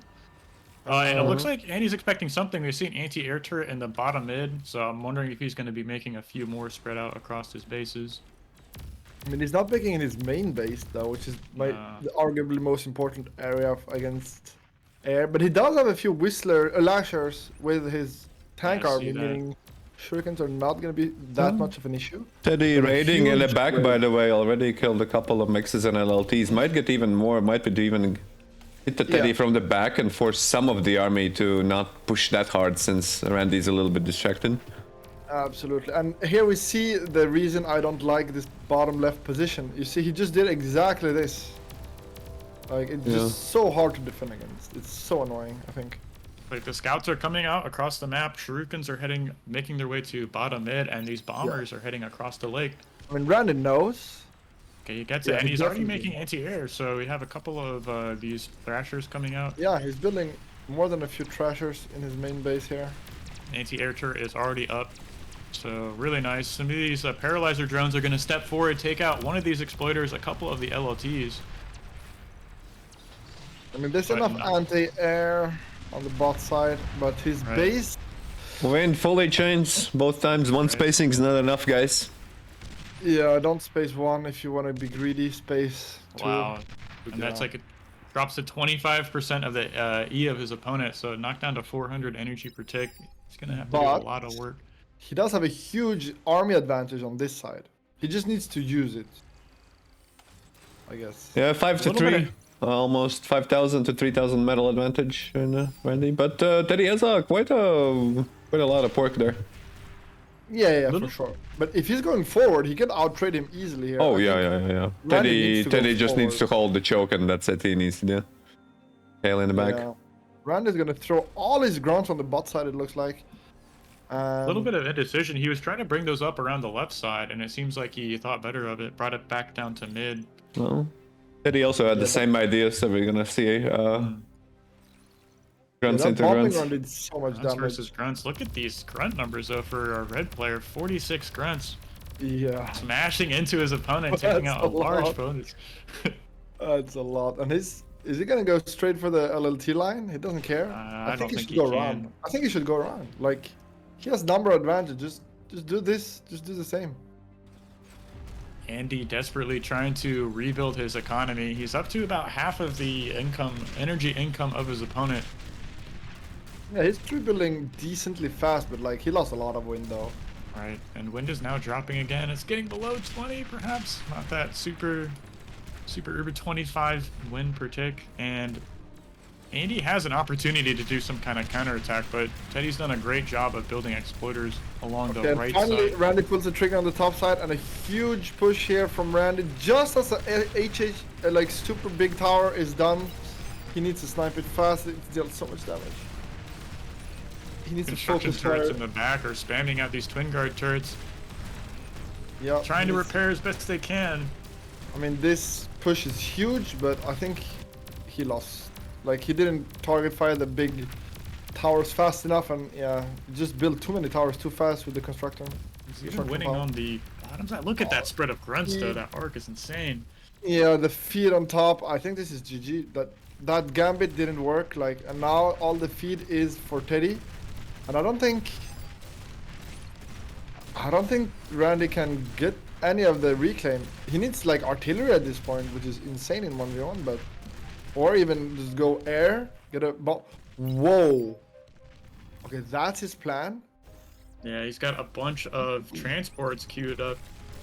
Wait. I wonder if he was thinking about moving some of his own port to like his opponent's side of Might the map. be also misclick. We've seen Teddy do misclick now and then as well. And he says, oh my god, what? Oops.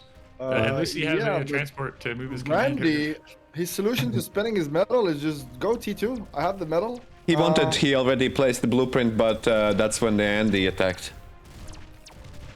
He had already pre-queued the T2 on the front, but Andy attacked and he cancelled it immediately. Oh, Teddy, you mean? Yeah, Teddy. Andy is already Oh, wow. T2. I mean, Yeah, he's building T2. Yeah. He's done. Yeah. Wouldn't And now be the wind surprised. is decent, so he can actually build tigers. He does need something to do with the shurikens, though. He's trying to get some thrashers out, and that reclaim field is going to Teddy, who already has 2 factories sitting on top of it, so Yeah. really nice. Bottom side, the reclaim is kind of going to Randy. They're still fighting though, so he's getting at least one of the reclaim fields, kinda. He's repairing grunts. That's funny. I don't see that every day. It's worth it though for sure. Oh, the T2 is gonna get shown. Yep, T2 is shown, and Randy, he needs to get AA. He needs more AA. Yeah, the shurikens are getting too much value for free here. Again, Teddy winning with the shuriken. Like, Randy should know. Right. At least he has the one anti-air turret in the back, so he's trying to build another one with his commander. These Yeah, 2 in the back are fine. doing a lot of work here. All that Yeah. reclaim in that from that previous fight is just going to Teddy. He's got Yeah, but he's just 1,000. feeding it back. I'm not sure this is the play here. He's just feeding it right back into Randy. He needs to deal consistent damage. Like, getting the T1 factory is not a big deal. Now that it has T2, though. Oh, getting the counters. Yeah, but that's the a lot of counter, it's- damage. I mean, as long as you have enough counter to rebuild them fast, it's kind of fine. White's White's on wait. Okay. Oh, maybe he tried to degun stall. Oh, Okay, he's gonna get the last one. the transports are And- moving. I don't know what they're doing, but they're moving. Okay, where are they going? I don't know. I'm gonna pick up some No, tanks. he- and no. Oh, I think it's the Skag struts, but Oh yeah, he's gonna move the but tower. Yeah. I think so too. I think it's a twin guard. He's gonna transport the twin guards. I'm pretty sure. Can you pick up? no, twin no, guards you with the cannot. T1 air No, no, transport? no, no. Wait, you can pick up beamers but not twin guards? No, you cannot pick by beamers either way. I guess you really You can don't pick play up them. beamers? Not with T1. Those are not Yes. skyhooks. Wait, you need T2? You sure? I Yeah, think I've yeah, seen of it with course, of T1. course, of course. Look at all these rose spots though for our blue It's gonna player. be pounders, yeah. Pounder drops. You don't see that every day. Wait, you Maybe he's sure gonna they move can't those pick down up- to the bottom theater and overwhelm the grunts on the bottom side. Teddy is running around with all of these grunts, using the terrain to Oh, his you're right, advantage. you're right. It's heavy transport, yeah. Okay, no, it's T2 transport. I've seen it with. I'm hallucinating. I'm kind of sad though. I thought you can transport LLTs with the. Oh, everybody would do it then. What? Like Pounders. you just ask It's for pounder transport time. and drop It's LLTs. under time, guys. And we see T2 coming out from Teddy and huge raid on the bot side. It's gonna do a lot of It's damage. an LLT forest. Yeah, big feed there. And Teddy feeding Pounders, back. He's gonna transport Pounder straight into his base. And let's and that's do gonna that. be GG. Pretty sure. Yeah, he just dropped them over there. And does he have anything to snipe the transport? No. Oh, this is. Oh, wow. How's that T2 going Oh on that my theater? It doesn't matter because his. Yeah. Oh my god, that's disgusting. I think he expected a little bit more wind. Yeah, he expected more, but he should have dropped here. But honestly, it doesn't matter that much because there's nothing to stop him anyway. Like, Well, I mean, there are actually 5 LLTs. And he's getting the better of this trade on the top, taking out the Resbot gang for our blue player. Yeah, but he's Who about to is- lose his whole base here. So Yeah. I mean, got it. always win again. Maybe the Geo is not that bad, guys. Maybe Geo, your guys are onto something. And he had a really good start here too, so at some point he lost control of the The T2 SAR is gonna get pushed out by Teddy. these 5-pounders assaulting these LLTs. Pounders are hilariously bad against LLTs. I mean, they're still tanks, so they're still okay. Like, he's still cleaning so much. And 1 pounder shot, I was gonna say, into this, but he actually not gonna get it. That's insane. It's gonna get defended. It's gonna get defended? Hello? Oh, no, it's not. There's just so much to do at one time. The Oh, Tsar, how no. close is the Oh Tsar? no! Look at the farm. Oh no, Randy. oh, this chain, right? I mean, it's not the worst, but it's definitely not the best. And in the meantime, 0 damage has been done to Teddy's eco in the whole game. So yeah, he's Yeah, late. he's up so over far twice as behind. much E per tech as his opponent. In terms of metal, he's not that far behind, but like in terms of E, he's like a bajillion years behind.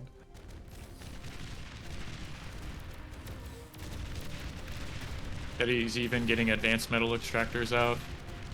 Yeah. Whoa, double SAR into full Banisher tech? Is this some secret cheat code I've not seen yet? Oh no, Banishers are really strong in these positions. I mean, I know Banisher OP, but Yeah, I mean, you can use those up to like T3 on this map. oh no, yeah, Banisher are so good. I agree. But this is kind of scary here again. A bit of a misplay here from Teddy, staying in exploiter range. And all Letting- these Resbots even on the bottom side too. Getting so much value. I want to Yeah, hear he the lost. Banisher shot in the north soon.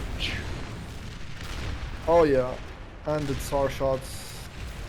Yeah, that's gonna be rough here. Oh, Randy also with the zone. Honestly, the thing with the Tsar also is they tend to kill reclaim, which is not a bad thing when you can't pick it up yourself. Like No, Tsar definitely tend to overkill T1 tanks and leave nothing behind, right? It's like we have another bombing run coming out from Teddy here. He's built up a sizable force here. Where is he going to commit these to? I don't know. He doesn't have that much vision. If you check, like he doesn't know really where the wind farms are. I mean, he kind of knows, but it's the one he's already kind of bombed, so not sure. But that's a lot of bombers though. I think it might go for Randy, either the T2 lab or just his build power. I mean, does it matter? It looks like Randy is gonna get destroyed here. Banisher shot doing so much splash damage against these T2 units, and these Zars are Even the holding Tsar, the line. oof, the splash on the Tsar is actually insane. And Randy's commander almost dead here.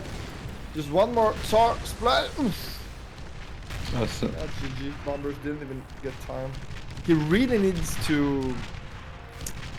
The air has been his weak spot here in this series so far, Randy. It's a really close game. I'm not even sure how they got so many grunts on that bottom lane. It was like they just had these huge bot armies the entire game, and then like 2 theaters at one time. Yeah. So we're moving into game 3. Teddy's up 2-0 in this best of so- 5. Randy needs to reverse sweep or get GTFO, boys.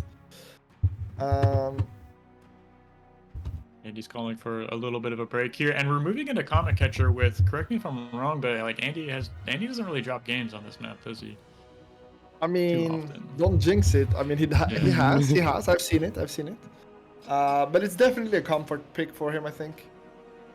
For both of them, to be honest. So this is a very even matchup. So again, I'm not sure if Randy actually has an advantage because he needs to recover mentally from the last game. But if he does get the win on this map, it's, I think, harder for Teddy to like come back because it's like, okay, I just need to finish him off, just get one last game. But that's also when you sometimes release pressure and play not as hard, right? It's sometimes hard to finish out a series, so we'll see. Definitely a skill set, being a winner, I guess. Closing out a series, the nerves can get to you, right? As usual, chat is making fun of all of my comments. I love you guys, but please be gentle. What I mean, Tsar Banisher is common. I've never seen it ever. Oh, it's purely standard. I mean, 20 minutes on cold place. I mean, it's No, just and anything is meta, okay right? to make me wrong, guys. It's fine. I get it. Okay, Randy is gonna be back. Yeah, and I expect them to go. No, is Teddy not here?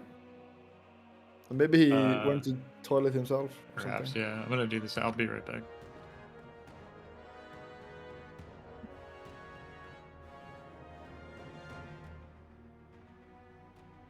Okay, go is called, so we're gonna load into game number 3.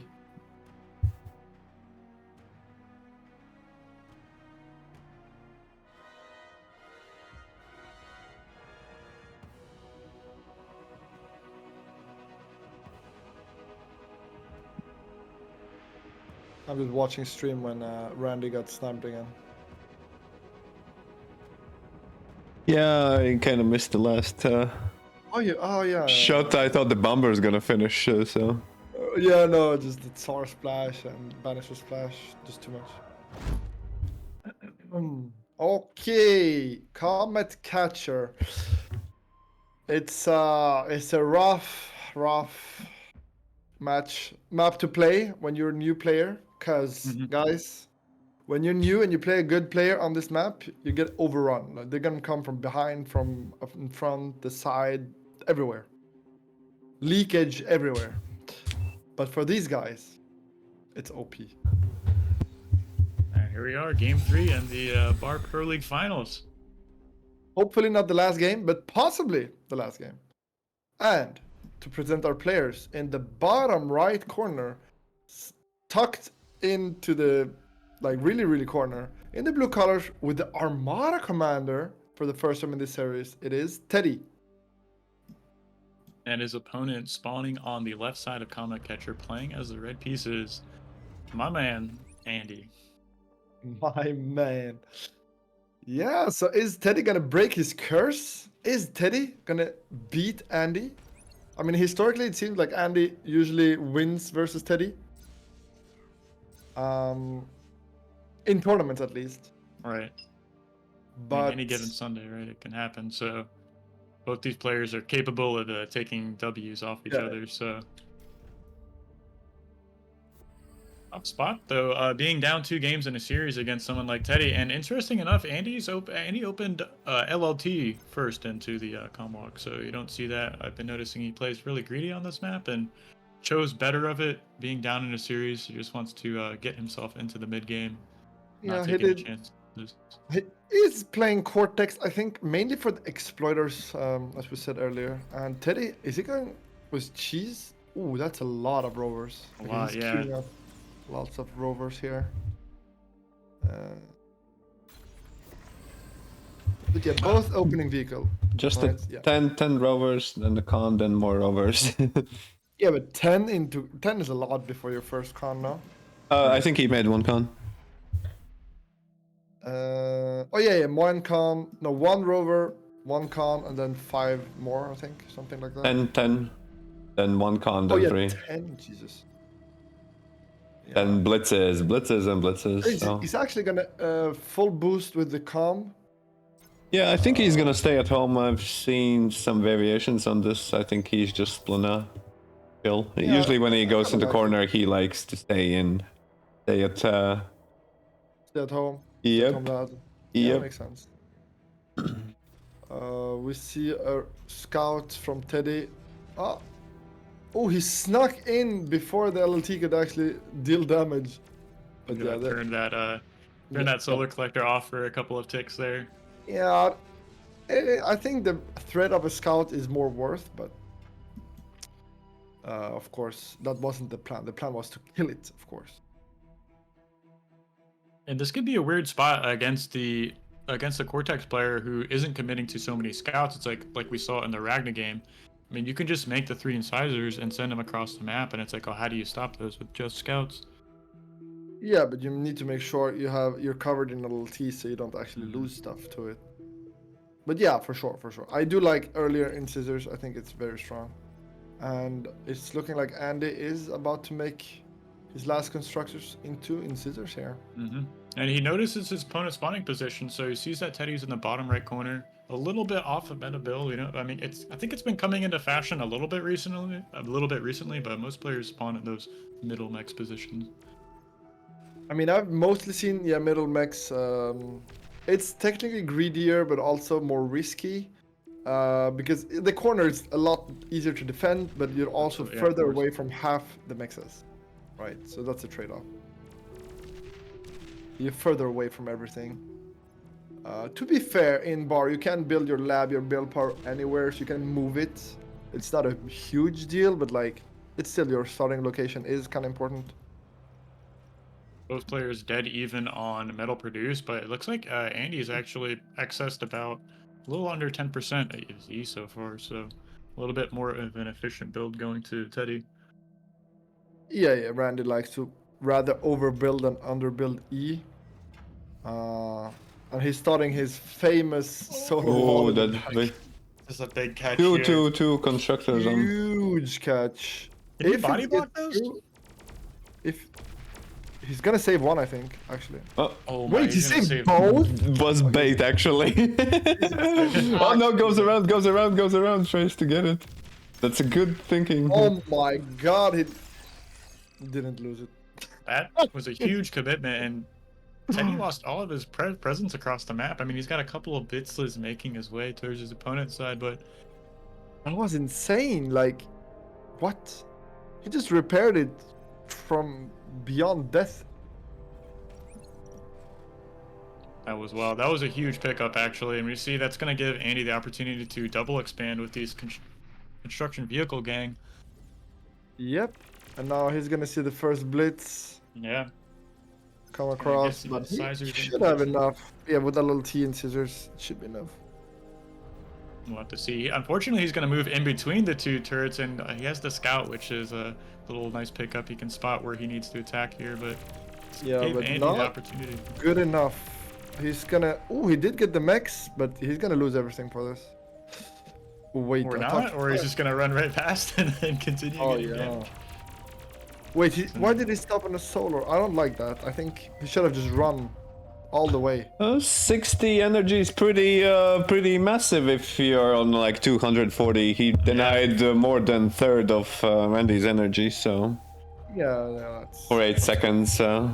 He didn't lose the blitz, so I actually don't hate it now. I thought he was gonna lose the blitz, but it's still up and about, which is so annoying.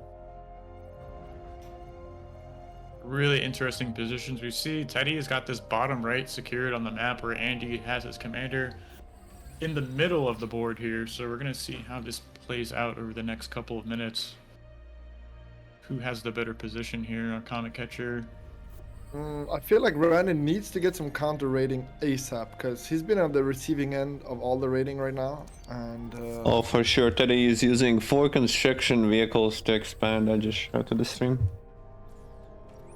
Yeah, he really needs some counter damage, and we're gonna see a single scout on the top side. Is he gonna get damage done? Maybe.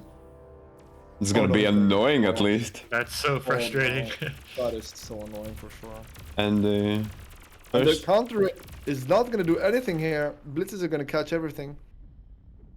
That 5 blitzes are gonna be able to take out these construction vehicles here for Andy. He should, but I don't. He doesn't have a radar. Oh, he does. He does see them barely on the radar. It's on the edge. He knows there's something there, but he's not gonna go for it. Is he making exploiters yet? No, he's still on the mexes here. Okay, He's gonna run these turn blitzes around. into 2 LLTs. Not a big deal for Randy because he's still close by. But this top side, he needs to defend it. Yeah. The LLT is gonna barely go up just Yeah. in time. Getting some units in position Very too. annoying. Yeah. With the support of a few incisors, gonna be enough. That was a nice catch, and Andy's kind of cutting off the map here along the middle Yeah, but- side, and he's got all this free real estate behind it to expand to. But Teddy has the advantage in this game still, and he has more income, more eco, more mixes right now. And Teddy needs counter damage soon. Like, he needs to find a chink in his armor. He's up about 2k mass, as it seems, right? Take a look at the statistics tab. 11.2 to 9.1k produced so far. Advantage going to our blue player. Finally put some pressure on Teddy, but like Teddy's expanding so fast. He's taking so much of the map. Like, Randy is behind. He's finally 4 expanding, maybe even 5 if this one wasn't idle.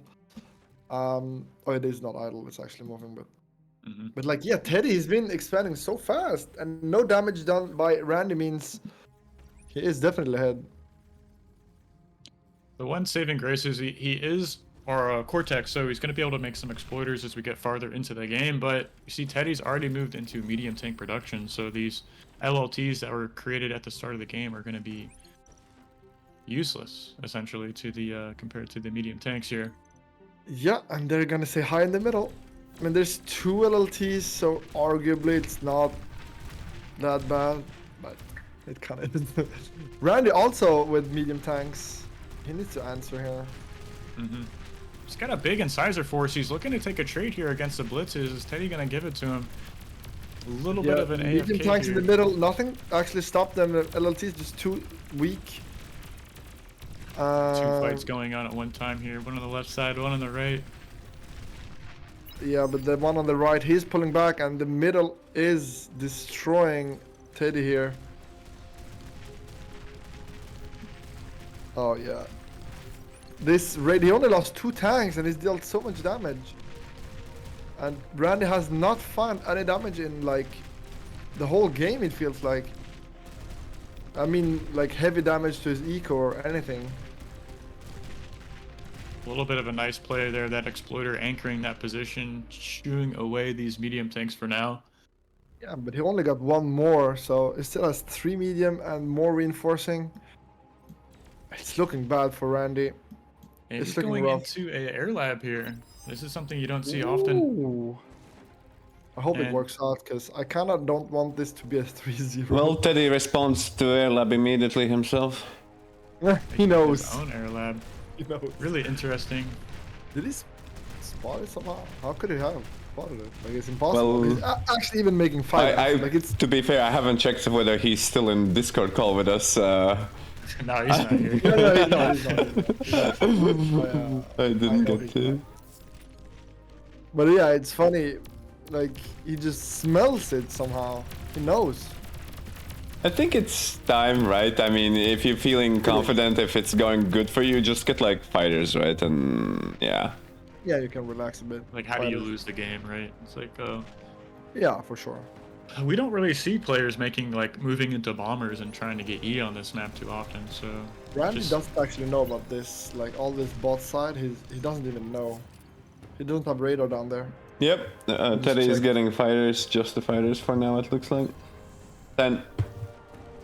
Yeah, that should be... I think that's gonna be GG. If Randy's gonna be, haha, I have shot. Oh, I don't have shurikens. And yeah, like, he's investing a lot in it though. Right. He might be able to take a favorable trade somewhere on the board. He's got 2 armies split across the map, one on the top side, one on the bottom. Looks like he's finally going to reveal these Yeah, paralyzer drones. he's gonna say hello. He's gonna push in, paralyze the beamer, and Paralyzing the fighters- beamer is huge. He can step in with these tanks and force Teddy off of that position. Yeah, Fighter's gonna say hello though instantly. He's still got decent value on the bot side. He really needs to stop this. That's the scary part from Teddy. He needs to somehow deal with the bot side. He's trying to do a raid on the top side, which I like a lot, because he really needs to get damage. But that's a lot of tanks in the middle. That's right. I think he's Oh, actually come going on, to Randy. find some counter damage Please. here. Ooh, huge D-gun. He's gonna Nice get another D-gun. one. Very good D-guns. Very good value. He really needs to get damage done on the bot side. He's gonna see that everything's actually colonized. Colonized. That's funny.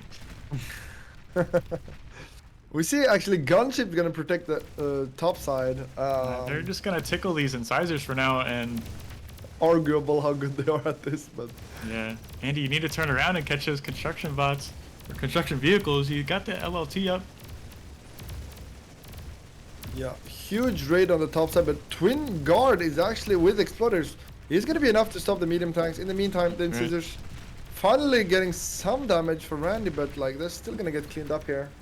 Yeah, he needed to take out those construction vehicles on the top right, but But on he the didn't bot quite see side, them. it seems he's finally realizing he doesn't actually know about these guys. There's no radar. I never scouted it. If you check Randy's vision, he doesn't know about this expansion, which is insane.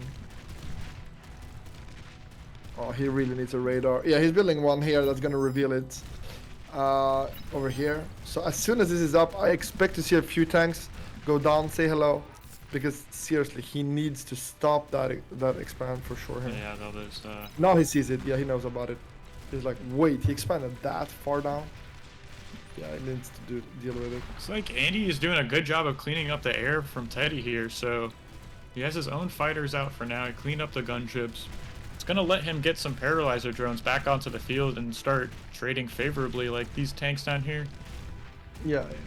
Could move in with the paralyzer drones, take out those LLTs, and clear off that portion of the colonized map for my Teddy. Yeah, but there's so many LLTs. Even though he's medium tanks, he's kind of paying a steep price here to clean this out. Right.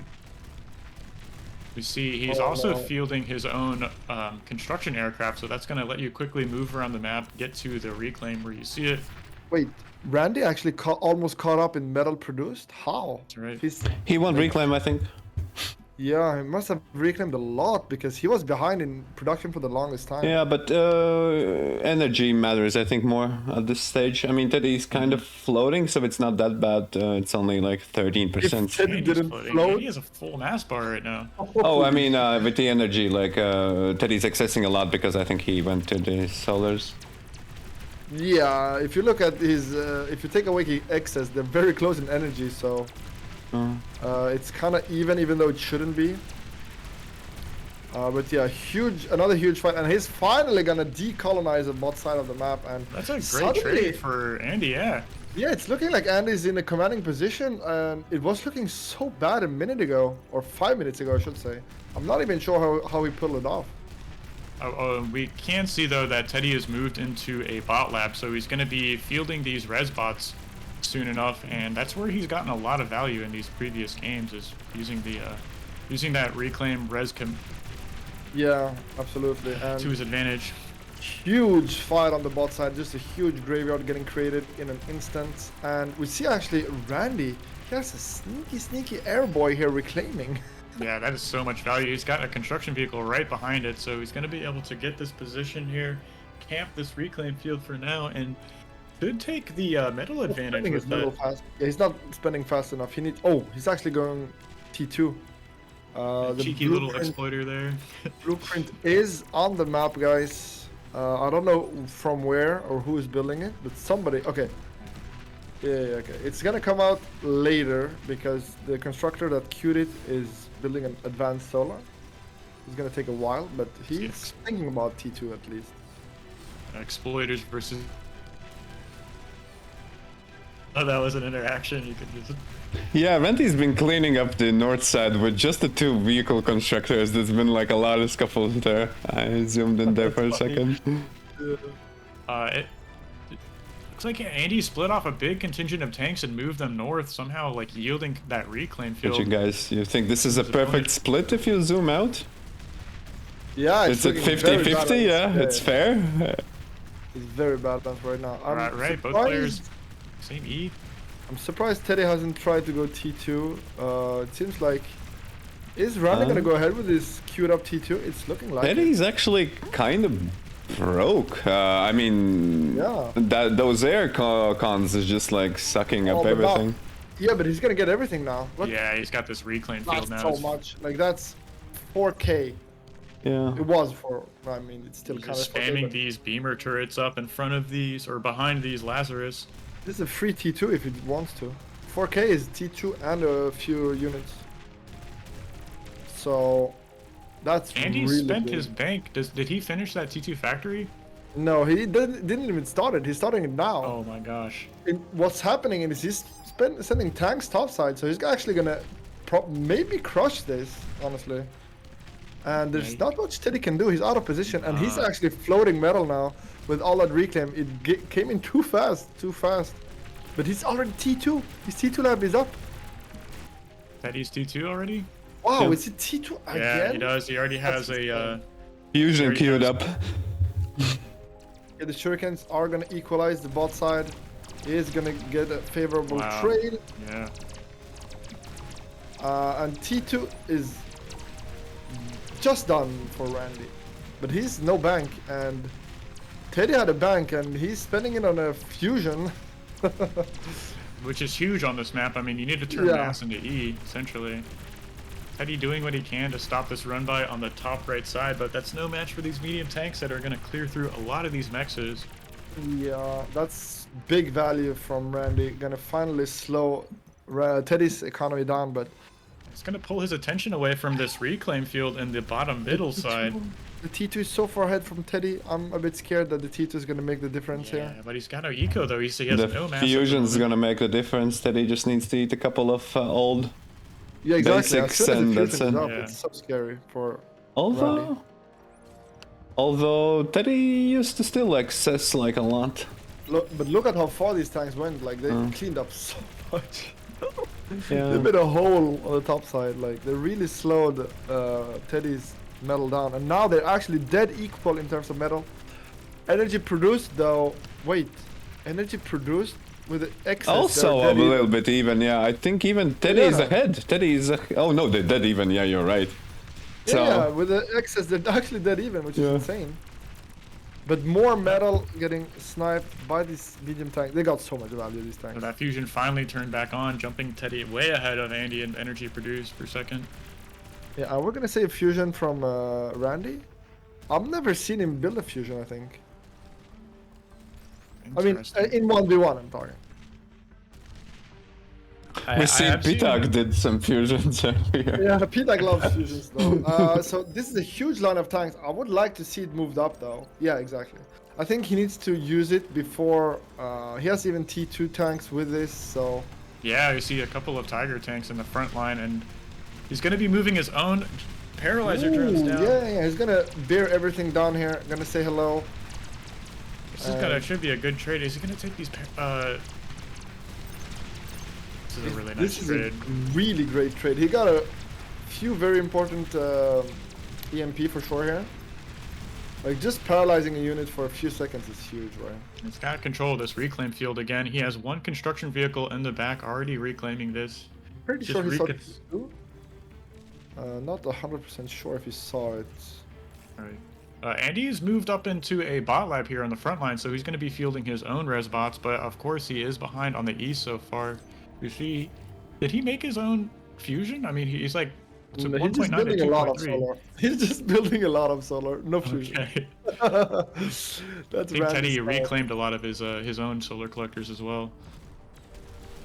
Oh yeah, you're right. You're right. But that also means it's way more easy to snipe his E. If that Mhm. makes sense. So I like it, and it's also dangerous. So we see some bulls have made their way onto the battlefield, so combined with Janus, that should give our blue player some staying power against the Tiger tanks. I think Randy's pulling ahead despite the fusion, because of like how much. Reclaim control, I think, mostly. Yeah, not even that, but even this top raid did so much damage actually. Like he lost so much metal per second. Mm-hmm. And we see Andy's able to field armies in 2 different positions right now, and he has resbots making their way out into both feeders, really. So, I mean, look at these, getting their value behind the line here. This huge army here that's... I mean, sure, Teddy is probably going to win bot side now with this push, but even that, I'm not actually sure he's going to win that. Like, the bulls are dangerous, but the... Yeah, Andy thinking better of it. He's sensing the danger on the bottom side, moving back his T1 army. A couple He of his should bull push mid, tanks. though. He should push mid. It's actually free. He doesn't know, but... Yeah, he doesn't want to get control of that reclaim field, and he's Understand. gonna come back down with his It's own paralyzer 6K drones. already. It's 6k metal on the ground. He needs it. So Yeah. that army is gonna secure it. He has enough res bots to eat it really fast. He could do a fusion, but he is actually making a fusion. Incredible.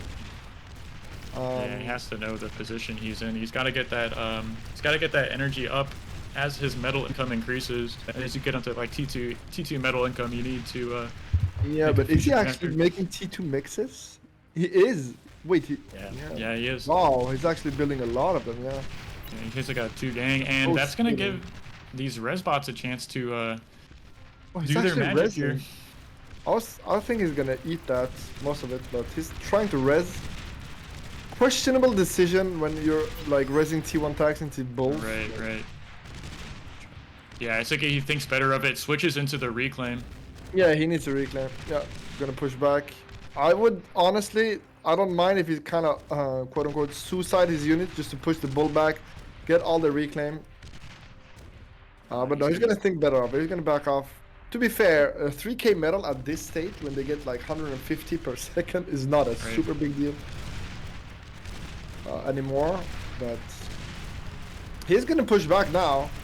Like, I mean, but the position is so close to Teddy's main base, though. It's like as Andy wins this field and is able to reinforce it, I mean, it's just like a stone's throw away from the main base. fusion is done, so he's caught up in terms of energy. And now he's getting the metal too. Oh no, he's trying to resurrect his tiger. Very nice. Tiger is worth to resurrect for sure. Brutes are Yeah, absolutely. sure, I get it, but not sure it's. Yeah, he's gonna reclaim the rest here. No, the rest bots. Oh my gosh, they all go down. To be fair, they reclaim more than they're worth still, but yeah, that was rough. Yeah, it's the pressure though you're putting on your opponent to deal with it, and that's gonna give Teddy a chance to sneak up in the back with his own Lazarus, start reclaiming this huge reclaim field. Yeah, but he doesn't have enough Lazarus to really eat fast enough. The thing is, they're fighting. Yeah, this is a classic. Yeah, you start fighting for reclaim and you just create more reclaim. 10 minutes later, you're still fighting for the same reclaim. All right, I mean, it just tells you how important the mechanic is in these matches. Oh, a huge chunk of. Looks like Andy has his own anti-nuke up already, so really sensing the danger. He's gonna make his own nuclear silo though. That'd be a great way to catch up in the series, is just nuking your opponent's main base here. Yeah, and he has been ahead in terms of metal, just a bit here. So the thing now, it's pretty even at this stage, right? So it's all gonna be about unit composition and reclaim control. So I'm curious how it's gonna respond to the bulls, because massing tigers against bulls is actually not great. So I would like to transition see, into then. I was gonna say I'd like to see banishers. Yeah, banishers hiding behind tigers, amazing. You do need a front line for them though. Oh, not Czar Banisher, the standard, T2 comp. You're not gonna...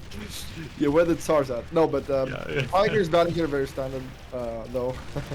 These lightning tanks are gonna get donated into the tiger tanks of Andy there. So they're really bad into them. I'm just gonna And try and res again. Randy trying to get the value. Funnily enough, the pawns with the bulls are kind of suiciding because of the splash damage of the bulls. And we're gonna see a few more shurikens. Last ditch attempt by Randy trying to make it work. Ooh, and the bull here they got getting one res. bull online, yeah. So He needs to repair. He has huge splash damage against those, last chaining against those. Oh, you gotta reclaim. Yeah, I think reclaim is the way to go. But I'm happy to see a few banishers getting out, and Randy is actually scaling better than Teddy at this point. Third fusion coming out from Randy. And he has control of the reclaim, kinda. I mean, he just needs reclaim. Good. Really like seeing this commitment to air. He's constantly Yeah. threatening with the paralyzer drone and is maintaining air control in his Seeing ends. Yeah. anti-nuke from both players, that's funny. And third fusion from Teddy, it's so close. But it looks like Randy is ahead now. Especially with the reclaim field, right? 12k mass. I mean, it was 4, and then it was 6, and now it's 12, right? So suddenly the trivial reclaim field is increasing. And but now Randy is gonna push in the middle instead, and he's pushing through. He's gonna get some damage, and if he starts strangling the metal, like energy is no issue at this point. They both have several fusions, but metal can become scarce if you get too many mixes sniped for sure. right. Don't think we're gonna see that, and suddenly we see some banishers have made their way to the front Yep. line. They're gonna have huge value against bulls here. Like, look at the damage. They're like should never die because of their range, and the damage output is tremendous. It's basically like a Starlight with a bit less range, but mobile and can kite. These Very Lazarus good. are getting reclaim on the bottom mid Yeah. for free, essentially. Oh, yeah. Andy's got so much pressure heading towards the middle, Yeah, he's just eating his kill gobbling up right the now. mass. I think this is approaching the end here. The Yeah, it's looking like Randy is gonna make it back in this series, and exactly in the fashion I was afraid of for Teddy, because this is a long ass game. This is like Right. rough to lose. You've been fighting for 30 minutes and you lose. Like, you gotta reset your mental for the next game. You don't drop anything.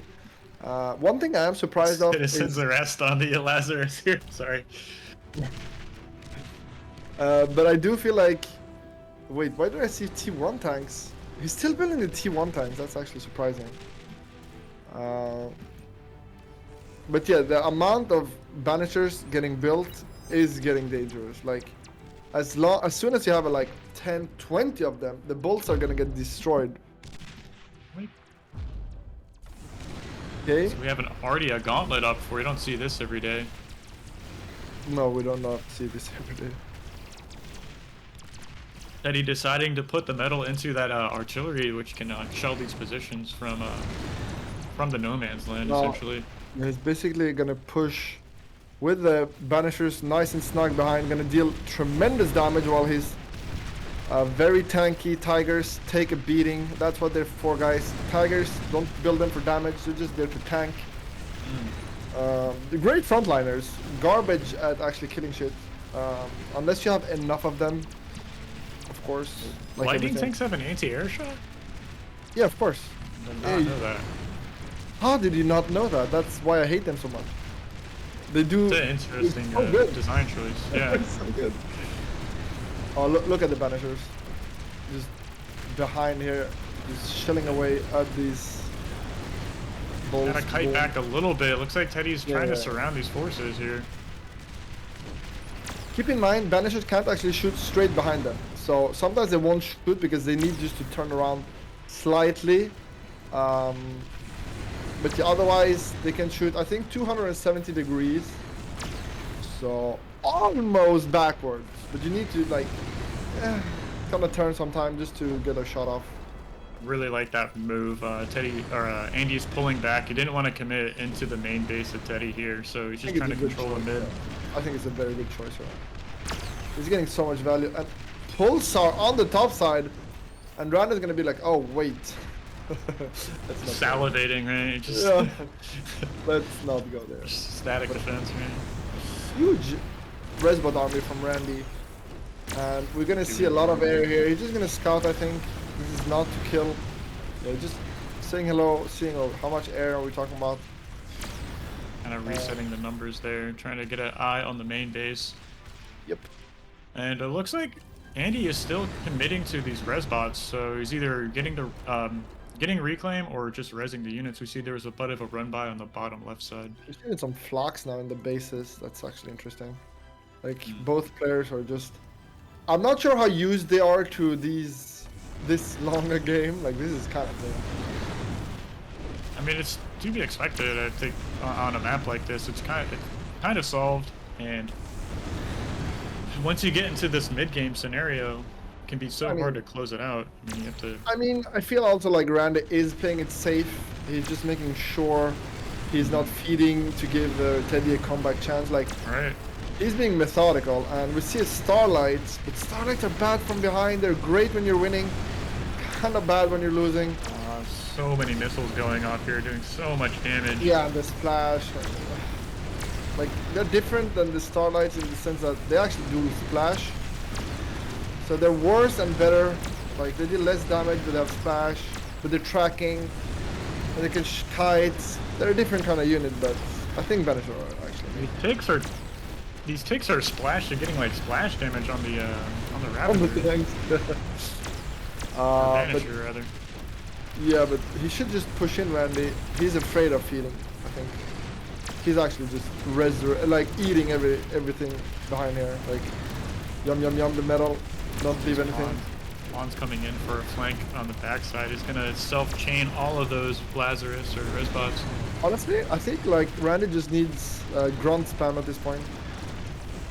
Yeah, he needs to contest the, and there we see it coming out on the map. He sees like all these small T1 units that are eating those Banisher shots, so he needs to get some of these to the front line.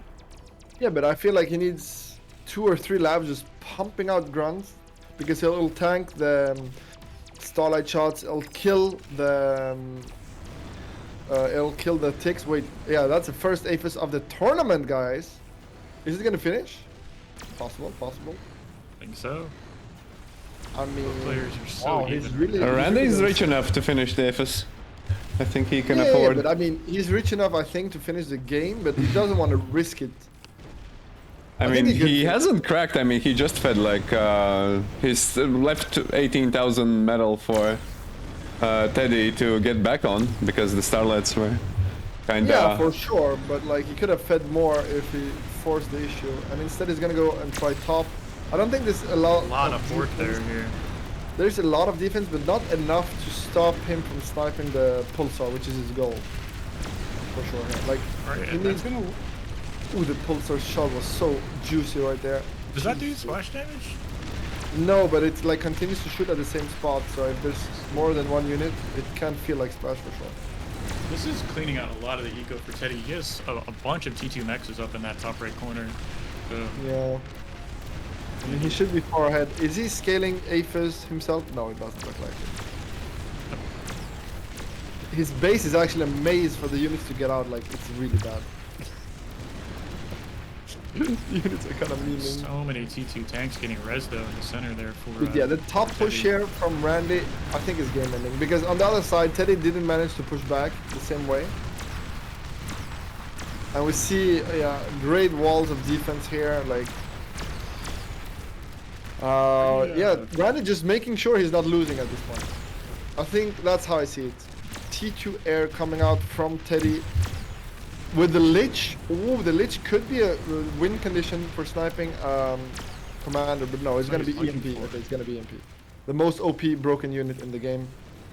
EMP. I don't think it's gonna be enough because I feel like it's too late. Like the damage on the north side is just too overwhelming in my opinion. It's just it's just reclaim. If you get reserves up there, it's probably okay. If you don't, then yeah. I mean, Randy is just finishing mexes on his side, so. Yeah, but I mean, isn't Randy just? You see, he has a reclaim army. He's actually reclaiming. Yeah, and So it's gonna be there's a- stilettos and razorbacks soon, and then maybe maybe Arm is better at T3, right? Are we actually gonna see T3 after the Aphis is done? Okay, the Aphis. is Everyone's about- favorite unit as CJ introduces it. The stiletto. Yep, the stiletto is out, guys. First time in the tournament. Not the first time in your 8v8 games. We see it every day. We hate it every day. It's back. There's a reason this unit gets banned in a lot of lobbies, and it's kind of strong. You think the shurikens are strong? Meet stiletto, his big It's like brother. an T3 unit, right? It's an anti-everything unit. Essentially, you can paralyze the nuke defense with that, can you not? Or Oh yeah. Yeah, you can paralyze them. I don't think it takes a while to fire the nuke, right? 8.9 seconds at least, I think. To open, By then. the anti-nuke, you mean? Or the nuke, the time it takes for the nuke to shoot and land. Yeah, I think you have to paralyze for fire about and then 20. yeah. You have to paralyze for about 20 seconds, I think. A big air fight going on right now. Yeah. Teddy getting the better of it again here, and we see that Resbot army is made their way to the top right corner and trying to get that pulsar back online. It's gonna get back up just now, which is a big deal. Yeah, and then he could proceed to restoring the mixes. But to be fair, Randy is running away in terms of eco because Yeah, he's just he got Aphis finished as well. yeah. He's just There's gonna be another Aphis stack, I he's assume. reinforcing so hard. Like, stop being like. Look at the bot side. He's playing Raptor defense at this point. Like, Oh well, he does like, right? He plays the there's a barb T3 scenario. and the Razorback. It's But time. to be honest, Razorbacks are bad into banishers. So there's a lot of Razorback banishers. time.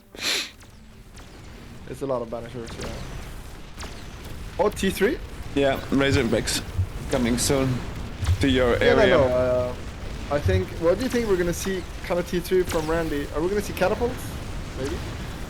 This is a huge push right now, and even T2 gunships making their way into the mix.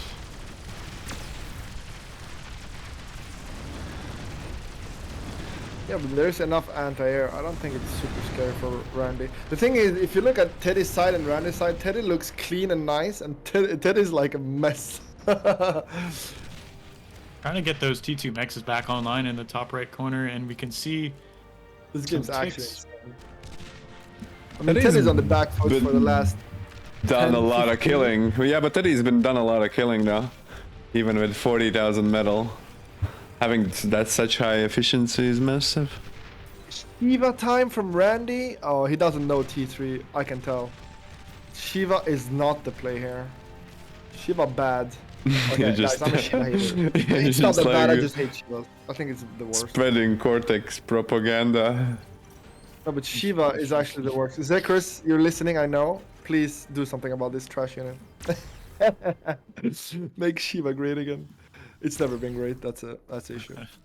But yeah, we're gonna see the first Razorback. To be fair, it's not a huge deal with the amount of banishers on the map. And but I do feel like what Randy is missing is spam. But I mean, with Razorback, it's maybe hard to do spam.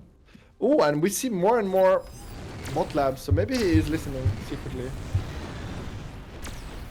So we are gonna see some, I think grunt spam. Wait, why is he building so many labs and far apart? It's a bit weird. It should be grunt spam. Right, that's just to eat the shots from like all these, like you eating a pulsar shot with a grunt, just like super cost efficient, right? Yeah, exactly. So Eating a grunt spam banisher very good. shot next to another banisher with a grunt. Complete See, silence on the front. Amazing. I Yeah, just they're hear the... both just gearing up, and Yeah. no Aphis from Teddy. But I mean, he's resurrecting. He got so much metal, so much momentum back from the top side by eating everything. But now that everything's gone, like, and he has to rely on his hard-earned eco, Randy is going to be ahead for sure. Right? Like an Aphis coming up in the back of Andy's base. He already has a 2k energy advantage over his opponent. Yeah, he's making another one. And finally, we see the correct T3 unit, the catapult. Very, very strong. Okay, the greedy Starlights are gonna get sniped here on the front. And did Randy see the tier 3 Razorbacks? I don't think so, but yeah. Yeah, Randy's prolonging. that's what chat said already. I think it was something like expanding Teddy's coffee reserves. Oh, Vanguards as well from... So we see this. We see a Drongo build in the back from Teddy, just doing the classic Aphis scaling. And Razorbacks are spotted now on the top side. You're gonna know about it. But yeah, Razorbacks are not great into this many. And Bulwark banishers. is the biggest issue, I think. And the Sabots, Scorpions, I mean. Yeah, Sabbaths are amazing. Versus Razorbacks, scorpions. yeah. And DDM, the Bulwark as well. Yeah, agreed. Now we finally see some catapults coming out from Randy, and those will slowly push back the lines. You need to manually fire them most of the time, or they're useless. And Vanguard is going to be the answer. It is going to be a real T3 match. To be fair, in 1v1, I think the Behemoth is kind of goated, because the only weakness of the Behemoth is a D-gun, and the D-gun in 1v1 is scary as hell to use. Yeah, because like you can't just trade your commander accidentally or something like that. You lose your Yeah. lose the If you game. mess up, you're dead. GG, yeah. So Behemoth is actually crazy. Shiva OP for cost. Prop doesn't know what he's saying. No. I think Shiva is not good. Change my mind. Catapult is gaining value. I mean, it's a cheap unit, and it feels very cheap. That's all I'm gonna say. I'm getting hate for my accurate recount of Shiva bad guys. Don't think about it. Yeah, but we see the catapult. Catapult really good though. And we can see it's pounding down on the front lines here. I think we're starting to see this like overwhelming long range units coming out of Andy. He's got the Banishers, he's got these Quaker mobile artilleries. Yeah, catapult, and then Shivas, arguably. Yeah, and there's the front spam in front of it trying to soak up all the opposing enemy shots here. Yeah, he just needs... Basically, his unit comp right now is let Banishers hit. That's basically it. He just needs the Banishers to do damage. Some Shurikens are gonna actually defend the top side. Is he gonna res it? Huge Resbot army coming up, yeah. Yeah, he's gonna res everything. What is the unit cap here in Bar? Like, are we approaching this? Like, That's 1v1 match? I don't think we're don't approaching. think Units so, no. produced is 2k. They produced 2k units, so no. We're far from it. We're still very far from it. They both have less than 1,000, so not that much. Okay. What are those purple missiles I see flying from Andy's side of the map? Screamer, I think. Static. Long range anti-air. Okay. We have a fusion though from Teddy, so he's catching up in terms of eco, but yeah, in terms of map control and mixes, he is definitely behind. And Good even marking units, shots. it's looking rough. It's looking very rough. Yeah, this build power area is gonna get cleaned up very soon, I suspect. Yeah, the catapult. Yeah, but have you seen the catapult? It's even better. It's crazy good. You have 1 Wait, million. he's actually building Quakers. Okay, Quakers are really good here. Long range, very cheap.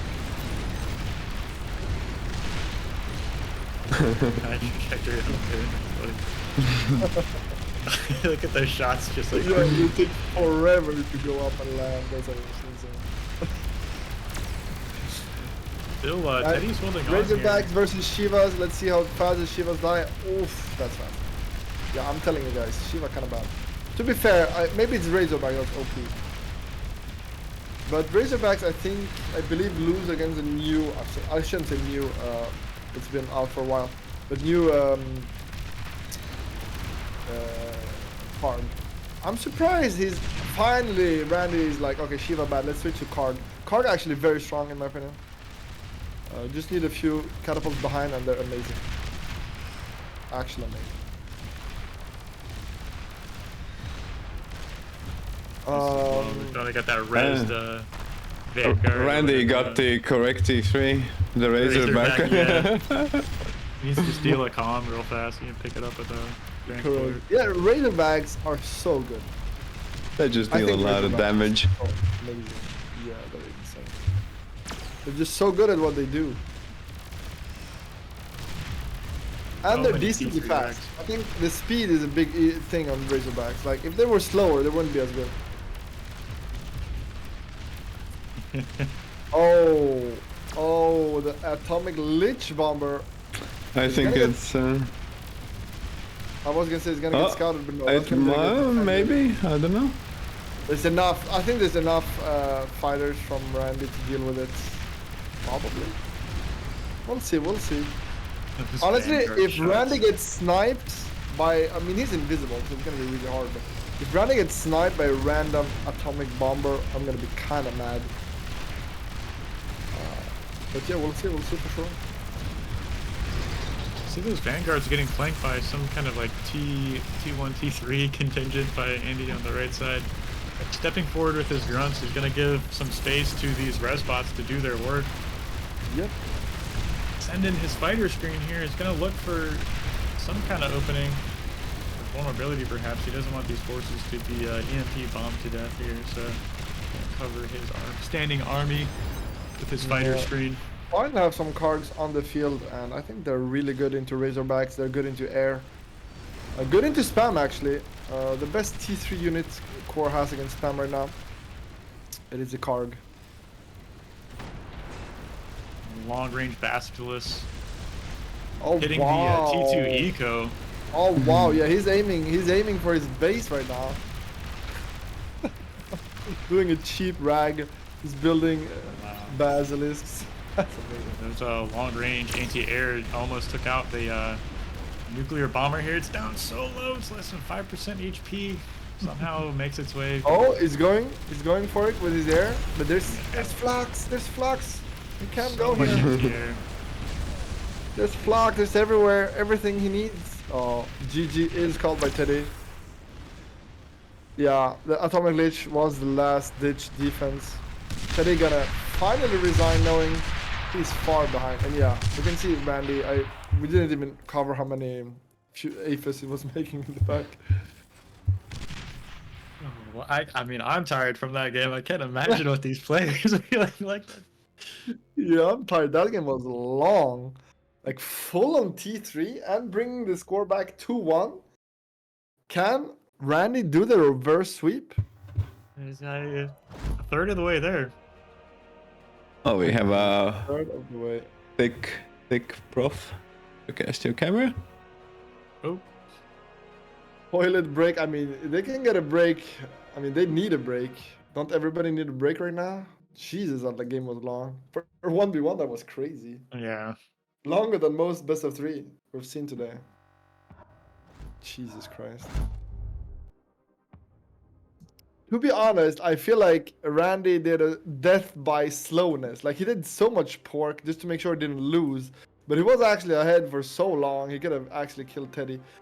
But this is what I mean when I say Randy is a meticulous player. He's not going to risk it. He will play the safe way that he knows for sure he's not losing or at least winning. And yeah, I think that's the reason why he didn't realize how far ahead he was, I think. Well, it's like, how do you close out a game in those positions? Like, Yeah, it's hard. It's hard. trying to get my camera turned back on here. Yeah, that game was so long. Wait, how? The stream has been going for 8.5 hours? Yeah, I'm tired. And I'm not even playing. Jesus.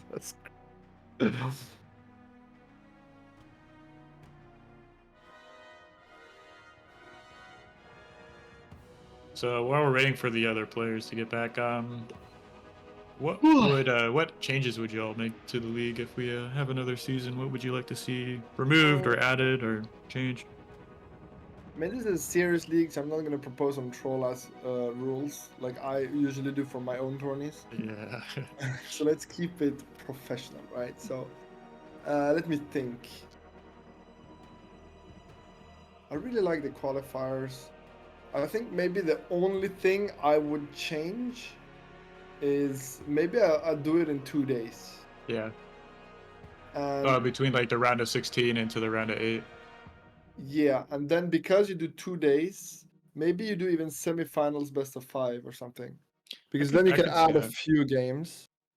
Having it split over 2 days would also give players who've made it into the round of 8 an opportunity to study their players a little bit. I mean, it's not like a ton of time, but they have, half a day to prepare for their opponent or watch their qualifier round of 16 games. So Yeah.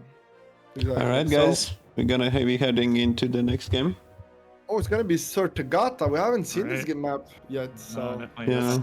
haven't Seeing a seen so lot of much. this I stuff. think I even mispronounced it on the. I thought it's Sertalena.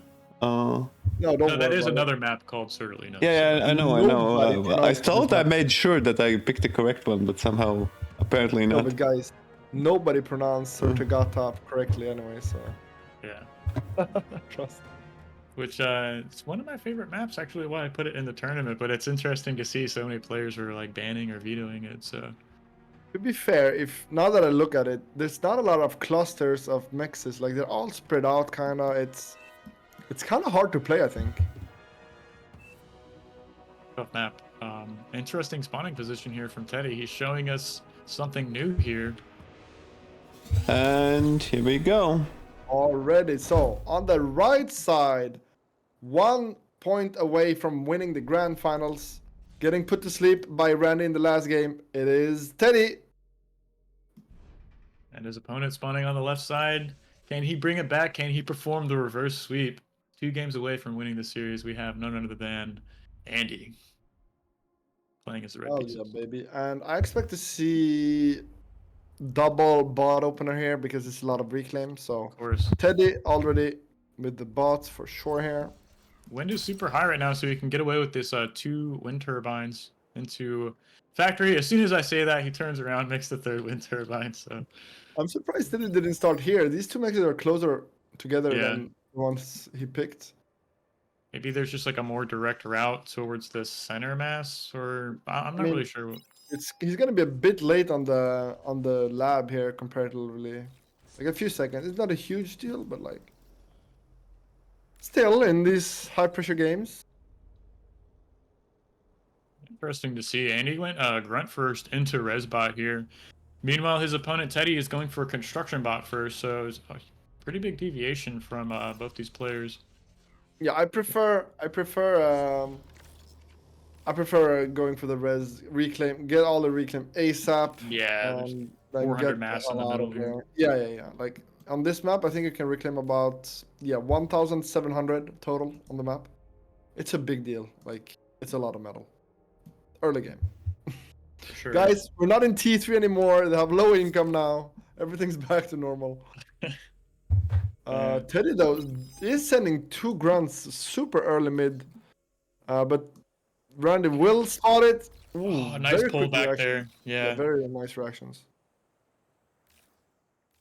And he's getting the reclaim behind this with enough grunts to actually fight this back. So Yeah, he's got 2 more stepping forward. You got to pull that Resbot back though. yeah, he is. Just barely, but he is. Ooh, Really just nice wrong. trade there. Dude. Yeah, and Ted is like, wait, pulling back his res bot, changing directions. Is like, okay, you get the middle. That's fine. Let me get this bot side. This is a little snowbally, actually. That's 400 mass going towards Andy here, who should have a construction turret up, if I'm not mistaken. See this? Actually, wind is pretty weak at the moment, so might be Yeah, but using that extra mass. this is the reason why a lot of players, I think, don't like this map. It's because you have to fight from the get-go, and some like to do greedier openings, which I understand, but like, I do like it. I'm surprised Randy isn't sending anything with his res bot though. Like it's completely naked. It's gonna get taken out too. So fortunately for Teddy here, He has I to mean, there's a react. grunt right there. Yeah. Gonna run into his own death. Yeah. Negative micro here from Randy. That's a big deal because sure he got the middle, but like if you get bottom and more, it's still more than fine for Teddy. Is he gonna res that? Is he gonna res that resbot? No, he just ate it up. So No, he could, yeah, but he didn't. I think that was a really big catch for Teddy. I think the game could have snowballed out of control there if Andy was able to secure that reclaim field there. Andy doing what he can to chase that down on the bottom side of the map while fielding this army on the north side, trying to stay ahead of his opponent. Oh, Randy. Oh, so close. Yeah. So yeah, this map I haven't seen a lot. I actually don't know really how it plays. Randy's gonna take a good engagement up top. His units are perfectly spread. So in bar, you usually want to spread units just enough that they still all have range to target the same. but still spread that they don't get splashed on. So it's a bit of a precise mix, I guess. Very, very technically challenging. Essentially, it's like you need, especially in like mirror matchups like grunts versus grunts, like you have to know Yeah, exactly You need where to and know. how many units to be. Yeah, exactly. And movement can completely change how a fight goes. Wait, 11 grunts?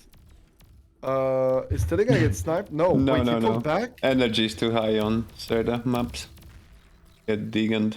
It's scary No, but to. honestly, Yeah, you can do it. Yeah, for sure. But you it's want. tryable. Like, I'm not saying it's guaranteed, but it's possible. Like, imagine he doesn't pay attention in the beginning Yeah, and but then just. if you fail, you lose because that's majority of your army, right? So it's Look at this run by though. it's never 2 good. runs to the back. Same in 2v2, you almost never go for comms unless you're certain. That's a good point. I do go for comps and lose games, but yeah. Yeah, well, you also win games off that, right? But Sometimes you do win. Yeah, sometimes you Right. win. I think it's better to be like to know have the intuition about how many units it takes to kill a commander than to never take the trade or never go Yeah, for the opportunity. you're right. Teddy, Randy getting some decent trades here, some decent harass onto Teddy. Behind this, is it expanding fast enough though? No, it's okay. It's not great, but it's okay. So low health Good grunts defense. are going to get traded. Yeah, so a really nice pickup there from Teddy, taking this pressure off his side of the map. And there is a res bot right next to this position to res all of this infrastructure and units Yep. here. He's just gonna go ahead and do just that. An exploiter expand by Randy here on the top side. He knows if he secures this, everything behind is free. That's right. We see him Oh, constructing That's that what he's here. going for. And already has enough grunts in position to protect this for now. So really clean game here from both players. Seems like going into the mid game, neither player is at a huge deficit. See relatively even metal incomes, but it looks like Andy is up substantially as far as the energy income goes.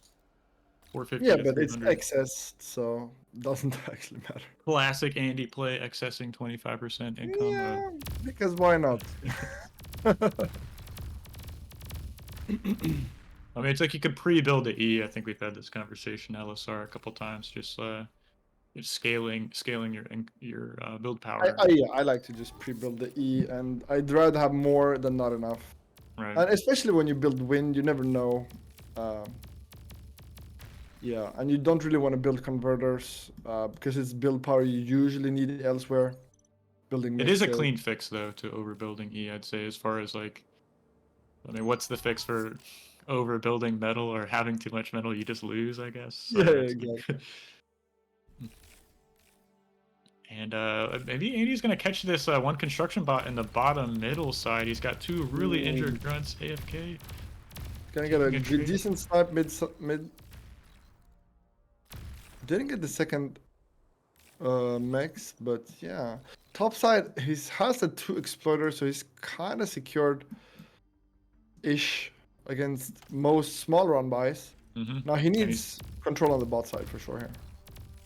Be adding additional LLTs to that position, and Andy's fielding a really large grunt force, but Teddy has a better position, so he's getting that forward lab setup, which is going to give him access to like pounders, lashers, artillery. So we're gonna have to see what he chooses to make out of that. Pounders it is. So I've been seeing more and more of this lately, just forward factories with pounders made with in conjunction with the grunts. Wait, I'm just responding to the delusional chat. And he's stepping forward. He's going to push away these grunts from Teddy as he gets that exploiter up, and that's going to cover that reclaim field. So he's going to be able to get some res bots on top of that soon enough. And I see a second factory in the main base from Andy, so it looks like he's going to be going into wow. a vehicle plant. The vehicle in the back, that's surprising. I think I would have liked it more if he did like Teddy, a bit more forward at least. Maybe not as forward, but that's so far behind. Like Teddy, this is a great position for him to push bottom, and mid with vehicles, right? It's so centralized. And that one grunt from earlier in the game that took out the res bot is going to get a construction bot, so huge value. 35 metal. Oh taking yeah, out, like, that grunt 200. is and the mechs, and not defended by Randy. He has the units just Move the 2 grunts. Right.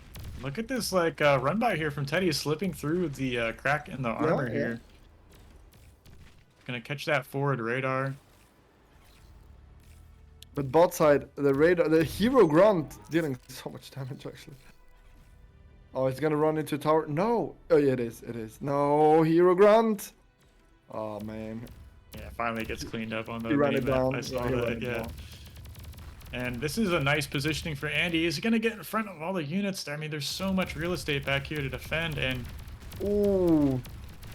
That's actually a decent trade for Randy. Like he got so much good grunt shots, but a bit too packed, I think, and got some splash. Wait, there wasn't any splash. Oh yeah. oh my gosh, these 3 grunts are getting so much damage right here. They're gonna find their way to the back of the main base even and threaten these wind turbines.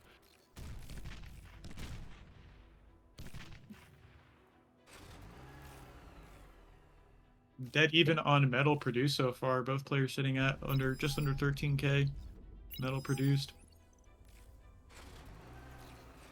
Yeah, and we can see that it's. I'm gonna call it. I think Teddy is in a leading position here.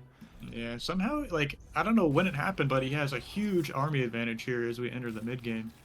I mean, to be perhaps- fair, Randy built medium tanks, so he has less, but they're medium tanks, so they're very scary. And like Teddy opted to build cheap incisors for a long while. Okay, the medium tanks are gonna have to kite here. Yeah, I'm gonna kite back. Gonna get some decent damage. Medium tanks are very strong against grunts, especially when they're stacked up. That AoE damage is not insignificant once you get in those engagements. Yeah, the thing is, Randy really needs to get the bottom left of the map, I think. And that he has a huge commitment from Teddy. He needs this to do all the damage. That exploiter did a lot of work there. Yeah, fighting- it did so much. And now there's only grunts left against medium tanks. They're gonna get cleaned out here. No, there is bots. He threw them away. So missed micro from Randy. Is it too tiring? Too long? His focus is at its weakest. But yeah, Randy gonna win that fight. But all the units from Teddy, and are we gonna see another graveyard situation start? Yep, exactly what I wanted to say. Both guys from the middle rallied both their armies, not firing on the way, just the reclaim to make a nice huge metal pile over here. And here comes Andy's Randy's getting the grunt. better end of that trade there. Yeah, he should clean everything up here with the grunts coming in late. But yeah, he needs to reclaim this ASAP. Yeah, okay, he's starting. But now, on the top side... Oh, wait. I was gonna say, it's gonna get cleaned up. It is. The LOT's He doing a paid- lot of work there. Yeah, but he paid a steep price for that push. Right, and he was kind of distracted with that, so he gave Andy control of that big reclaim field by his medium tanks, and there's resbots already there. Guys, he's rezzing. You don't have time to res. Don't make a graveyard. No. Oh no, And the he has air. Randy's weakness. Air is coming. I think I'm gonna call it. I think Teddy's gonna take this home. 3-1. I don't know. Well, isn't it 2-1 right now? Yeah. It is 2-1. So if Teddy wins thanks to the air, which I think he will. Think.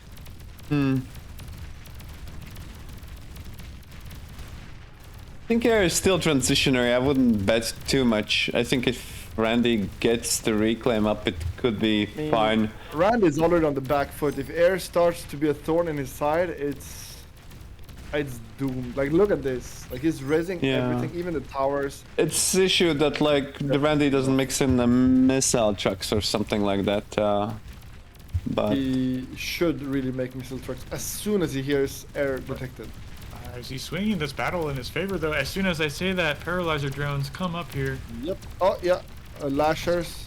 2 lashers. That's not enough, but it's better Yeah. than nothing. He's going to defend these resbots for now, who are trying to get their value still. Oh, OP. Oh my shurikens. gosh. OP The shuriken, threat of the OP. resbot is such a huge mechanic in this game. It's like you can't give your opponent a chance to suck up To all be that fair, metal. Randy's just raising the bot side, so it's not that bad. Okay, the Lasher's finally gonna come online here against the Shurikens. Boom. So they're making their way to the Oh. front line. Teddy's gobbling up all this mass though. There's 3.7k, 3.9k metal here. Switching back to reclaim. Let's see that. I mean, yeah, he needs to, I think. I think it's Okay, more important to More get your metal. shurikens, 10 more coming, and only 2 lashers to deal with them. Wait, 1 lasher. Oh no, Randy, you need a bit more lashers. Only 1? That's scary. That's really scary. And he's gonna get stunned. Okay, bye bye. Yeah. I thought the resurrect was okay, given that it's high energy map, but I think he lacked the metal actually to reinforce this middle, right? I mean, you Yeah, can this have is gonna all be the fun. units in the world on the south, but you know, losing the metal is the. Teddy OP. Yeah, I think Teddy's Teddy gonna take it. OP, calling it. Yeah, so Teddy. All you're right, we have a really champion. Champion. Well And played, Teddy, convincingly, yeah. honestly, convincingly. Like, he didn't do any cheese, he just straight up beat Randy. Really well played there, both players. Finally, I'm free. The curse is broken. Teddy taking it home, my boy. Ay, ay, ay. Very well played. Honestly, he deserves it after this. Randy even tried to put him to sleep with game number 3. Yeah. But Teddy's like, no, I will prevail. And he is going to take it home. I'm very happy for him. It was a well played, excellent series, excellent tournament. Definitely. I'm ready to sleep though. Like, it's a long ass stream. That's long. Thank you guys so much for hopping on, helping out. I know we had a lot of people Yes. contributing to the success of this event, so you guys are not least of which y'all. So thank you. Yeah, you know, I'm supposed to be playing tomorrow morning again for Nation Wars. Like, I'm feeling so tired already. How the hell am I gonna play tomorrow? Maybe I was just trying to like knock France out of the tournament by taking away their Yeah. Already picked Australia. I love people are happy that the curse is broken. Teddy always being in the second place, regardless if it's teams or not. Yeah, and he's not like he's as good as Randy most of the time, and like today he really showed up, and he was better than Randy today, so he really deserves it. Like, it's not like he was lucky or something. OP. What did they put in the coffee in Thailand? I want to know what they got in there. I need to get some of that for myself. Yeah, OP coffee for sure here. Yeah, 5 a.m. It's 5 a.m. for him. That's so rough. I don't know how he does it. I'm like sleepy. It's midnight over here. I'm a grandpa. Yeah, I'd like to. Do you think he want to do a like winner interview real quick? Yeah, I can ask him real fast. See if he Yeah, just wants ask to him in the jump chat on. while he is there.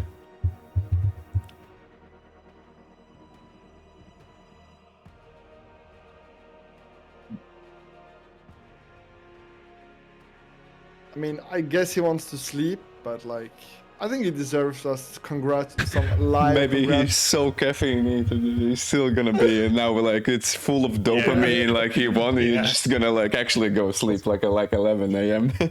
Yeah, how do you fall asleep after that? Yeah. Okay, so Teddy agreed to jump on, so let's get him in the call here. I mean, isn't this already in the call? He just needs to jump back in. Oh, you know what? You're right. Let me just ping him.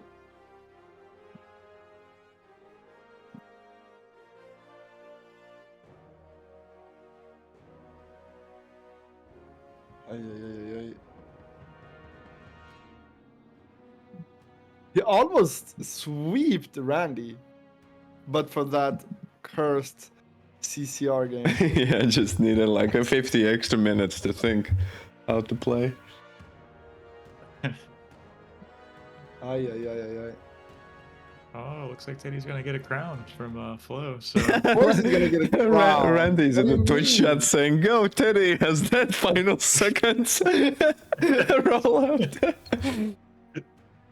Everybody calling him curse. how do I? Sorry, can y'all help me invite Teddy to this group call? I think he needs to press jump. No, I think he's around. Yeah. $300. He can buy more coffee. OP. Here we go.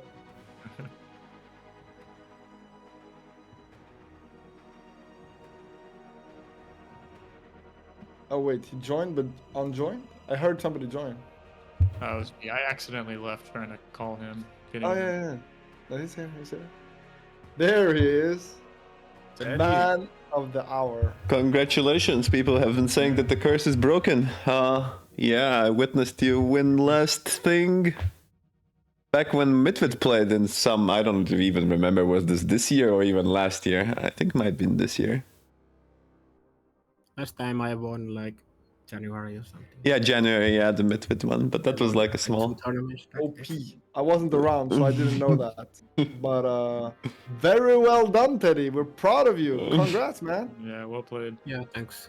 Get that sexy cash in, baby. Yeah. It was not easy, but finally I did it. So, what are you gonna spend your hard-earned cash on? Do you have ideas? Food, probably. Based, very based. I like it. Respectable. And Food is beer. good. And beer. Ooh, okay. Next time I drink a beer, I'm gonna think of you.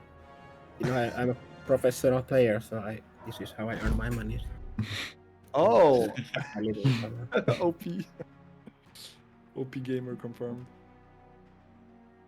Yeah, no, honestly, convincing win. I would say 3-1. Only one hiccup game where Randy tried to put us all to sleep by playing very defensive and going T3. I think it was all those barbarian scenarios, right? 50 minutes. Yeah, I have had a couple of games like that against Randy in Comet Catcher before. Oh, really? It's not the first time? But I feel like you had that game, then he had that game, then he made it go for 15 more minutes for some reason. Yeah. Yeah, I think he was afraid to throw it, actually. Yeah, it was the match point, so he just wanted to play safe, I guess. Yeah, I think so too, but like from a caster perspective, it looked like he could have killed you way earlier, but instead he kept building bulwarks for some reason. I mean, he was scared of Razorbacks. Razorbacks, no joke, when they run in, and that he actually tried to do something on the north, and it was like 2 sabots, and yeah, I the was thinking bulwarks. of making a nuke, like, after the first. Yeah, person. but you both built anti-nuke pretty fast, actually, Yeah. so... I thought he was. So if I would go I think nuke is 1v1 is too risky. Like, if the other has an anti-nuke, you just wasted so much metal. Like, So you much can only time. do it once you have ridiculous eco. No? I have. I don't know if you know Cartouche, but he was the best player in Balanced Annihilation, and he just managed to sneak some crazy things like nukes. In 1v1. Oh, really? I got That's nuked by him. I mean, the thing is, I've heard about Cartouche, but like he's like a legend to me because I've never seen him, and everybody's every time like, "Oh, He's you like- haven't seen Cartouche? He's the best ever." And I'm like, I haven't seen him. He would just break everyone. I guess he's Wait, yeah. Is Cartouche stronger than you? That's impossible. You're the Yes. champion.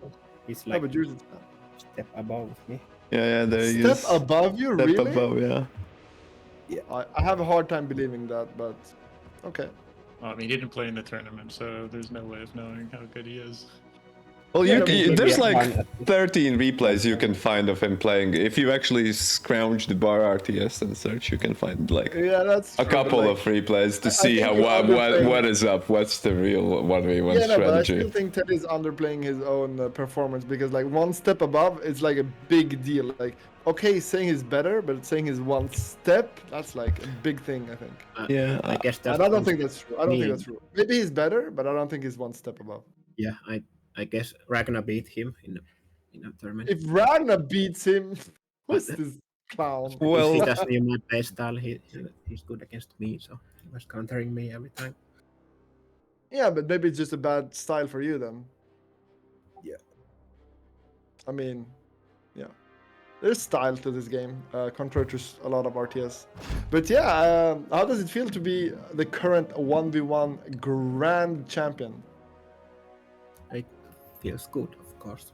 It feels good. Did you feel like you were cursed for second place? Yeah, kind of. It always gets so late, like 5 a.m. again. I get tired usually, but this time I had enough coffee, so OP. I stayed right. Very nice. You had a pretty smooth way over here by the looks of it. Only Stardom and Yudi took a game from you, and Randy Yeah, that's true. That's a good those point. three. So I guess you're up on TS gains, and I feel validated. I called that Teddy's probably the best performance, although I wish the Ragnar win, since, you know, yeah. Yeah, but Ragnar dropped the ball. Oh, yeah, maybe he could have macroed versus Yuri. I feel like, yeah, I feel like Judy is very strong, but I still feel like Ragnar, if he played his best, shouldn't have lost. It should have been 2-1, I think. Yeah, I was pretty scared to face him after he beat Ragnar. So I didn't see the game. So but Oh, I knew he's- you did good, I think. I mean, you got the cold place was really interesting. And what do you think about? Do you think South is a scam? I mean, I played that one game versus you, and I tried like incisors, like quickly maybe snipe power, and I was like, you're in South, and then then I saw your macro, and it was like, okay, I guess it makes sense why the standard dual spots are on the North, because it's so much more easily defensible there. Do you think there's any? Do you ever plan like to play South, or you think North is just better on the cold place? cold place. I think North is the better start because you have those choke points. You have choke point at the North and choke point. Yeah, corners, so but it's easier to professors and. defend. Yeah, I think that's the point of starting up north, right? It's so much easier to hold your quadrant and then expand from there. And also, I think the first expansion is a lot more easier because once you look at the south, like, okay, you get your nice 5 mix, but after that, every mix is like a single. While, like, I mean, you're gonna have army either way, so it's like, you're gonna make like LLTs, and it's like, yeah, you get this wide. Basically, boils down to same thing. I actually think, yeah, I think results speak for themselves. I think almost all the people that started top versus people bottom won the one starting in the corner, top right or top left, right? Yeah, I played against Mighty Sheep that cold place in the last tournament, like half year ago, and he started north and I started south, and after see? that I just thought the north is better. North OP. Go north, baby. Yeah, the south looks stronger because there are more mexes nearby, but Yeah, but it's a trap. Yeah, it's a trap Yeah. for sure. What do you think about the? I see this crack. Where's the location? I mean, we even saw Stardom start at the very, very back. It's like.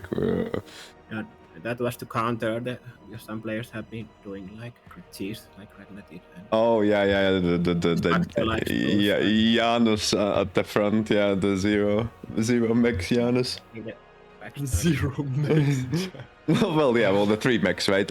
You didn't pull this tournament any like rushes, right? I noticed like on the last cup you did 3 mechs into 4 blitzes on Pollen Retreat. Yeah, you didn't have a need this tournament to do any of the cheesy stuff, right?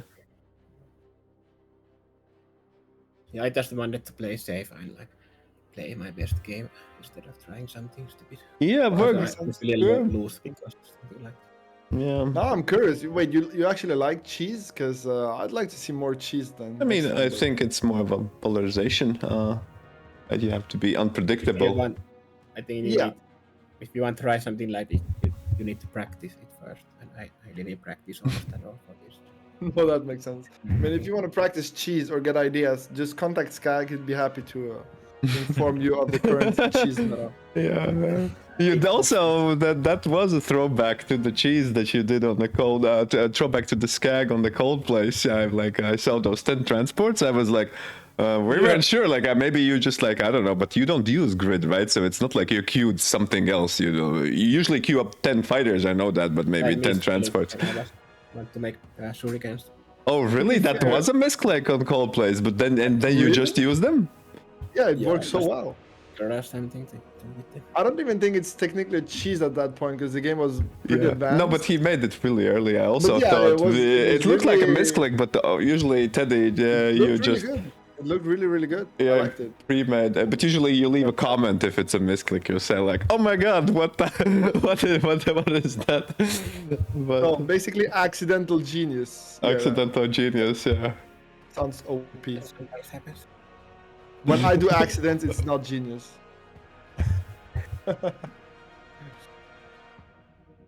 Yeah. I think I should go to sleep now. All right. Yeah, me too. I think we all agree. I think But thank you so BARCast much. is frozen completely, but Let's Thanks just for go. the tournament. It was Stoic.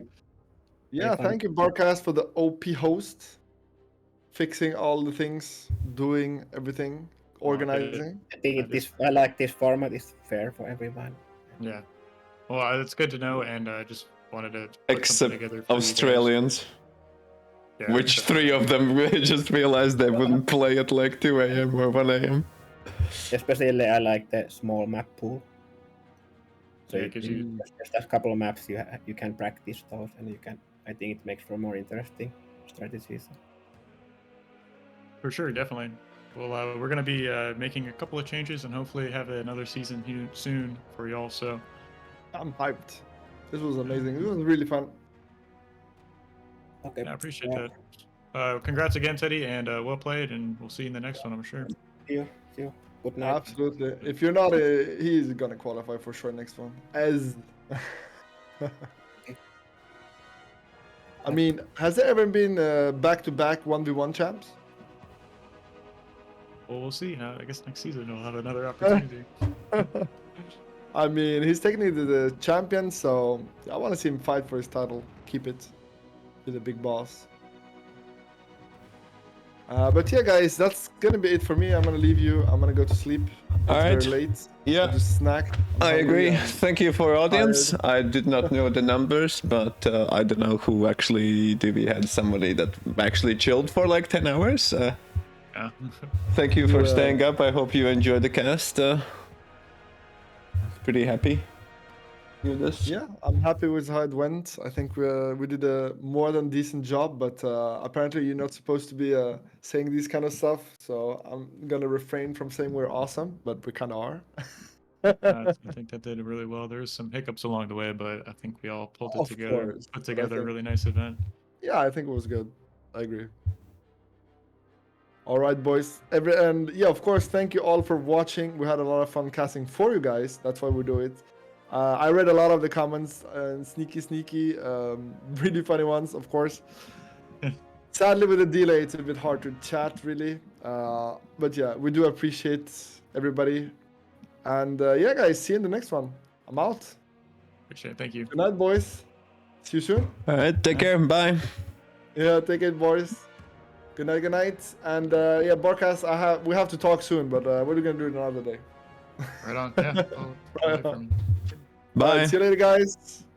Professor out.